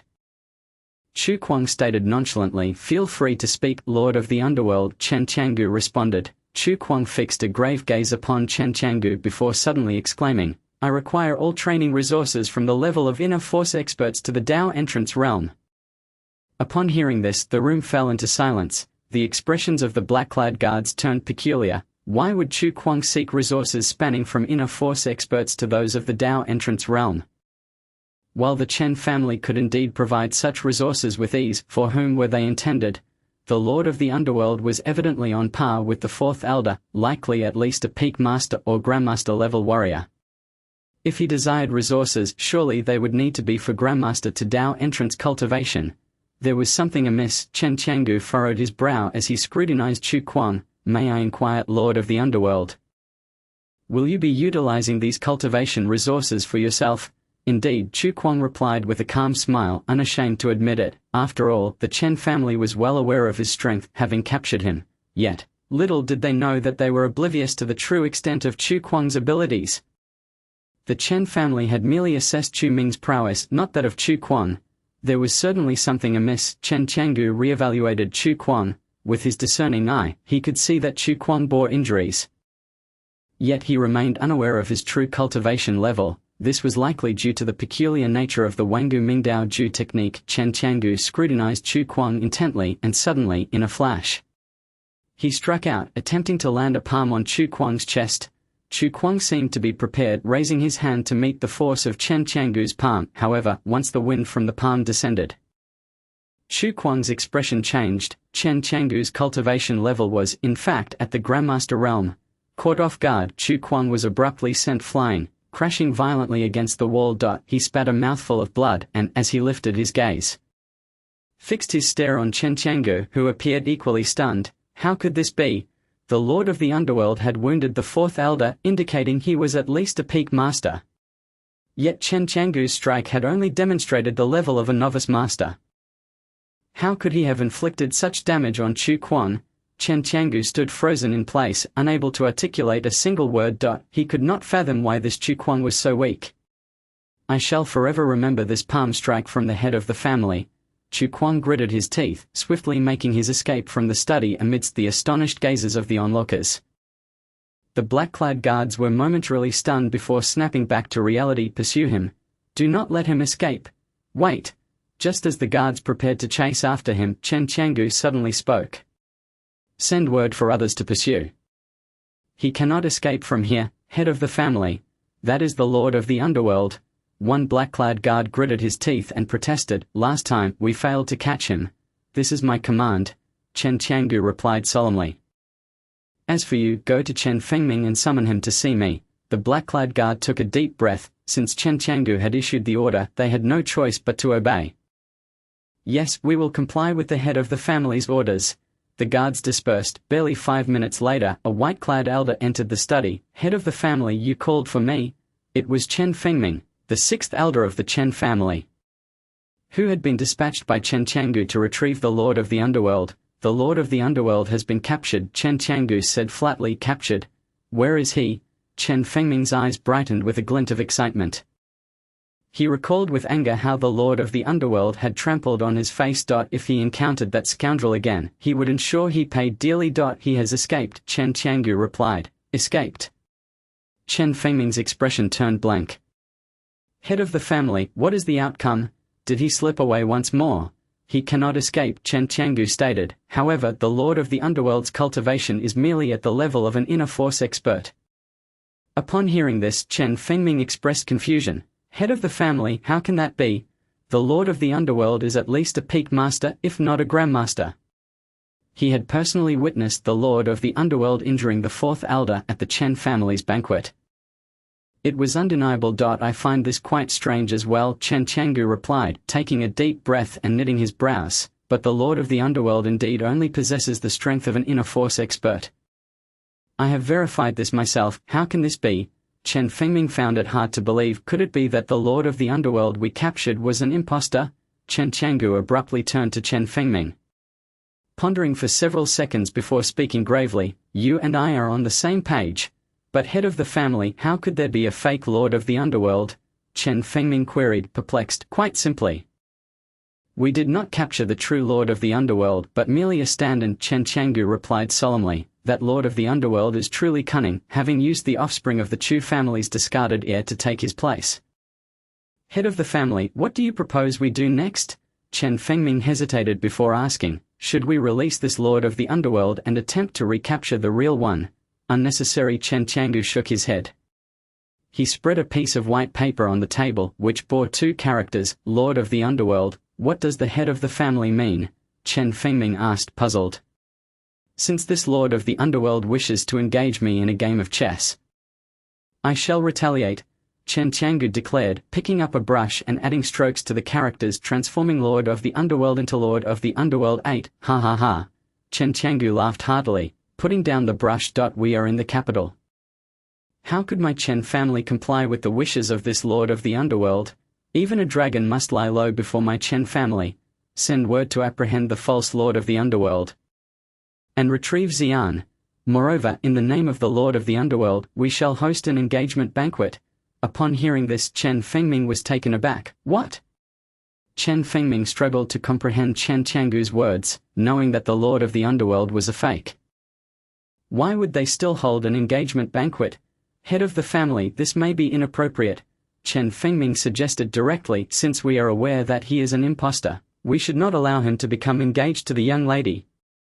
You are aware that once an engagement is established, it cannot be undone. The Chen family is a prestigious lineage, the foremost family in the capital. If they were to break off the engagement, it would surely become a subject of gossip. I ask you, did I ever say that Xian should be engaged to that impostor?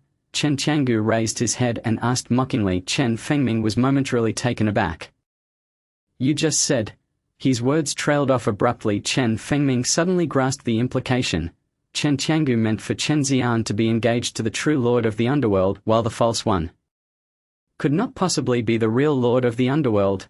Thus the Chen family was inherently in a position of advantage. Head of the family, you truly are remarkable, Chen Fengming exclaimed in admiration. Using the name of the Lord of the Underworld to bait the real one out. What a brilliant stratagem!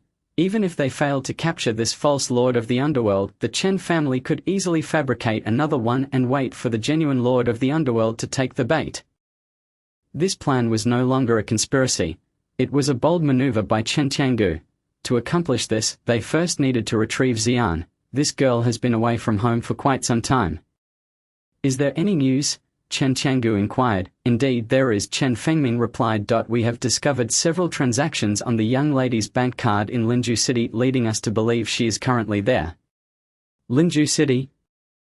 Chen Changgu frowned. If I recall correctly, that is where the Lord of the Underworld was last seen. Indeed, Linju City is quite suspicious, however, my subordinates believe it to be merely a coincidence, Chen Fengming explained. According to our intelligence, the Lord of the Underworld has a disciple named Chu Ming, who resides in Linju City. It is highly likely that the Lord of the Underworld went to visit him. Ah, I understand now, Chen Qiangu nodded, contemplating for a few seconds. First bring Xian back and simultaneously capture this Chu Ming, bringing him to the capital. Capture Chu Ming? Chen Fengming exclaimed in surprise, but that Chu Ming is the eldest son of the Chu family. The one who discovered the extreme blood blade. If we act rashly, it may provoke the Chu family's ire. What is a mere Chu family to me? Chen Qiangu scoffed, even if I were to demand Chu Ming's life. Would Chu Nanqian dare to utter a word against it? The bonds forged through noble alliances are mere transactions of self-interest. The Chen family seeks the bloodshed of the underworld, while the Chu family desires the protection of Chen. As time unfolds, will not the fate of the Chu family ultimately lie in the hands of the Chen family? The capital has never been a realm of tranquility. It is a world where the weak are devoured by the strong.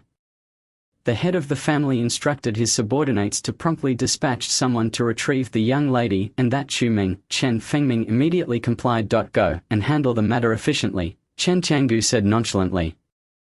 The engagement of Chen Xian is but one facet. Capturing Chu Ming is another. Under these two circumstances, Chen Qiangu harbors doubts that the true king of hell would refrain from visiting the Chen family. Understood. Upon hearing his command, Chen Fengming respectfully bowed and departed the study, leaving Chen Qiangu alone within. Chen Qiangu gazed at the calligraphy upon the Zhuan paper on the table. Abruptly, he swiped it away. And the characters spelling King of Hell vanished into thin air. King of Hell? How amusing. 1,000 miles away, in Linju City, Chen Xian and Chu Ming were enjoying a late-night meal in a quaint bamboo pavilion by the West Lake. Chu Ming's arm was restrained by an iron railing affixed to the table while Chen Xian poured him a glass of red wine. Chu Ming, stop sulking. We're out to have fun, so lighten up. Chen Xian giggled, this meal is on me. Chu Ming shot her a glare. You've bound my right hand. How am I supposed to eat? Well, that's beyond my control. If you hadn't been so restless on the way here, you might not have nearly escaped twice, Chen Xian retorted with a pout. If I hadn't tied you up here, what would have happened if you tried to run away again? Upon hearing this, Chu Ming's forehead twitched. He had indeed almost managed to flee, even nearly reaching Chiyu Lake the second time. Little did he know that Chen Xian had been waiting for him there, having planted a tracking device on him. This woman is too cunning. What if we do this? Chen Xian proposed. Let's cancel the agreement from last month and I'll let you go. How does that sound? Absolutely not. Chu Ming flatly rejected. Then let us shorten it to a week, shall we? Impossible. Well then, just eat your meal, Chen Xian said, raising her hands in defeat. You. Chu Ming gritted his teeth. Just as he prepared to forcibly break the handcuff, his pocket suddenly vibrated. It was a black phone. Could it be that this time the reward had arrived? Chu Ming's eyes lit up. He struggled to dig into his right pocket with his left hand and finally retrieved the phone. You have 15 messages from the Urban Immortal Cultivation app. Please check. Upon reading this notification, the bitterness on Chu Ming's face transformed into sheer elation. He only needed a small fraction of the storyline points to unlock the storyline shop. With a stroke of luck, he might succeed this time. Chapter 131. 2 rewards. What's got you so happy? Chen Xian arched her brow. She had intended to tease Chu Ming but was taken aback when he suddenly beamed. Nothing, Chu Ming replied cautiously, quickly suppressing his smile and casting a calm glance at Chen Xian. The existence of the black phone and the Urban Immortal Cultivation app must remain a secret from her. You reacting strange, Chen Xian muttered. What is it? I want to know. It's none of your business, Chu Ming replied coolly. Chu Ming, I command you. Before Chen Xian could finish her sentence, the waiter brought out the dishes. This is Dongpo pork, Beggar's chicken, Westlake vinegar fish and Hangzhou 3 delicacies. Enjoy your meal. A lavish spread of Hangzhou cuisine was laid out, its aroma tantalizing. Chen Xian's eyes sparkled with delight. She completely disregarded Chu Ming, her focus entirely on the food. Chu Ming could even see the glimmer of greed in her eyes at that moment. Seizing the opportunity while Chen Xian was distracted, Chu Ming opened his phone. Congratulations. You have successfully reversed the original plot. Storyline points 60. Reward. Ming Blade. Initial Form 1. Related items have been credited to your account, please swipe to retrieve. The Ming Blade. Chu Ming was taken aback upon seeing this reward. He promptly accessed his inventory to check the description of the Ming Blade. Ming Blade. Initial form. The legendary King of Hell excels in blades and swords. Each cut is unmatched. Note, this item is still in its initial form. It can be refined by dripping blood to acknowledge its master. If it reaches its ultimate form, it can evolve into the King of Hell's Holy Blade. The King of Hell's Holy Blade. Chu Ming took a deep breath. He had encountered this item in the original work. In the latter part of the King of Hell's tale, Chu Kuang fought in the Netherworld, wielding this blade to vanquish the old 18 Yama kings in a single stroke. That battle solidified the King of Hell's divine status. This is intriguing. A smile crept onto Chu Ming's face. If he could fully refine this Ming Blade, it should yield a treasure capable of instilling fear in the Netherworld. The King of Hell's Holy Blade. This time, it's a worthwhile endeavor. Chu Ming chuckled and scrolled down for more updates. Sure enough, he had received storyline points rewards for his earlier confrontation with Chu Kuang on the arena. Congratulations, your attack had a significant impact on the original protagonist reward. Storyline points 50. Congratulations, your attack had a significant impact on the original protagonist reward. Storyline points 50. Congratulations, your attack had an extreme impact on the original protagonist. Reward. Storyline points 100. Congratulations, your attack had an extreme impact on the original protagonist reward. Storyline points 100. Chu Ming was suddenly taken aback upon seeing these 4 messages. Why are there so few points? He was astonished that he hadn't inflicted a fatal blow on Chu Kuang this time. Recalling the circumstances, he realized that just as they were about to go all out, the military had intervened. Thus, the points for defeating Chu Kuang were incomplete. Damn that Jiu Shengwu. Chu Ming's forehead twitched with anger. It was all because of Jiu Shengwu meddling in affairs that he only received 300 reward points. This is bad. He wondered if this would be enough to unlock the storyline shop. Chu Ming felt a wave of melancholy wash over him. He quickly continued to scroll down. Congratulations, through your relentless efforts, you have advanced the plot progress. Current plot progress, 9, additional reward, storyline points 20. Remaining storyline points, 804. Note, the protagonist's luck index, 91. Progressing the plot can significantly weaken the protagonist's luck and enhance the user's. As expected, it's not enough. Chu Ming's face fell. He still needed 196 storyline points. If he completed some side quests, it was uncertain how long that would take, but now that Chu Kuang had been captured by the military, he had no means to trouble him further. All of this was Jiu Shengwu's doing. Chu Ming gritted his teeth. If he could land 2 more powerful attacks on Chu Kuang, wouldn't that enable him to unlock the storyline shop? He still needed to find those 196 storyline points. What should he do? Chu Ming sighed softly. Wait a minute, excluding the item descriptions, there were only 10 messages. What about the other 5? Chu Ming was suddenly struck by a realization. Something seemed amiss. He swiftly scrolled down to investigate. Congratulations. You have greatly reversed the original plot. Storyline points 120. Reward. Storyline points 20. Related items have been credited to your account. Please swipe to retrieve. Congratulations. Through your relentless efforts, you have advanced the plot progress. Current plot progress, 12. Remaining storyline points, 944. Staring at these words, Chu Ming was dumbfounded. Why did 2 notifications come in succession?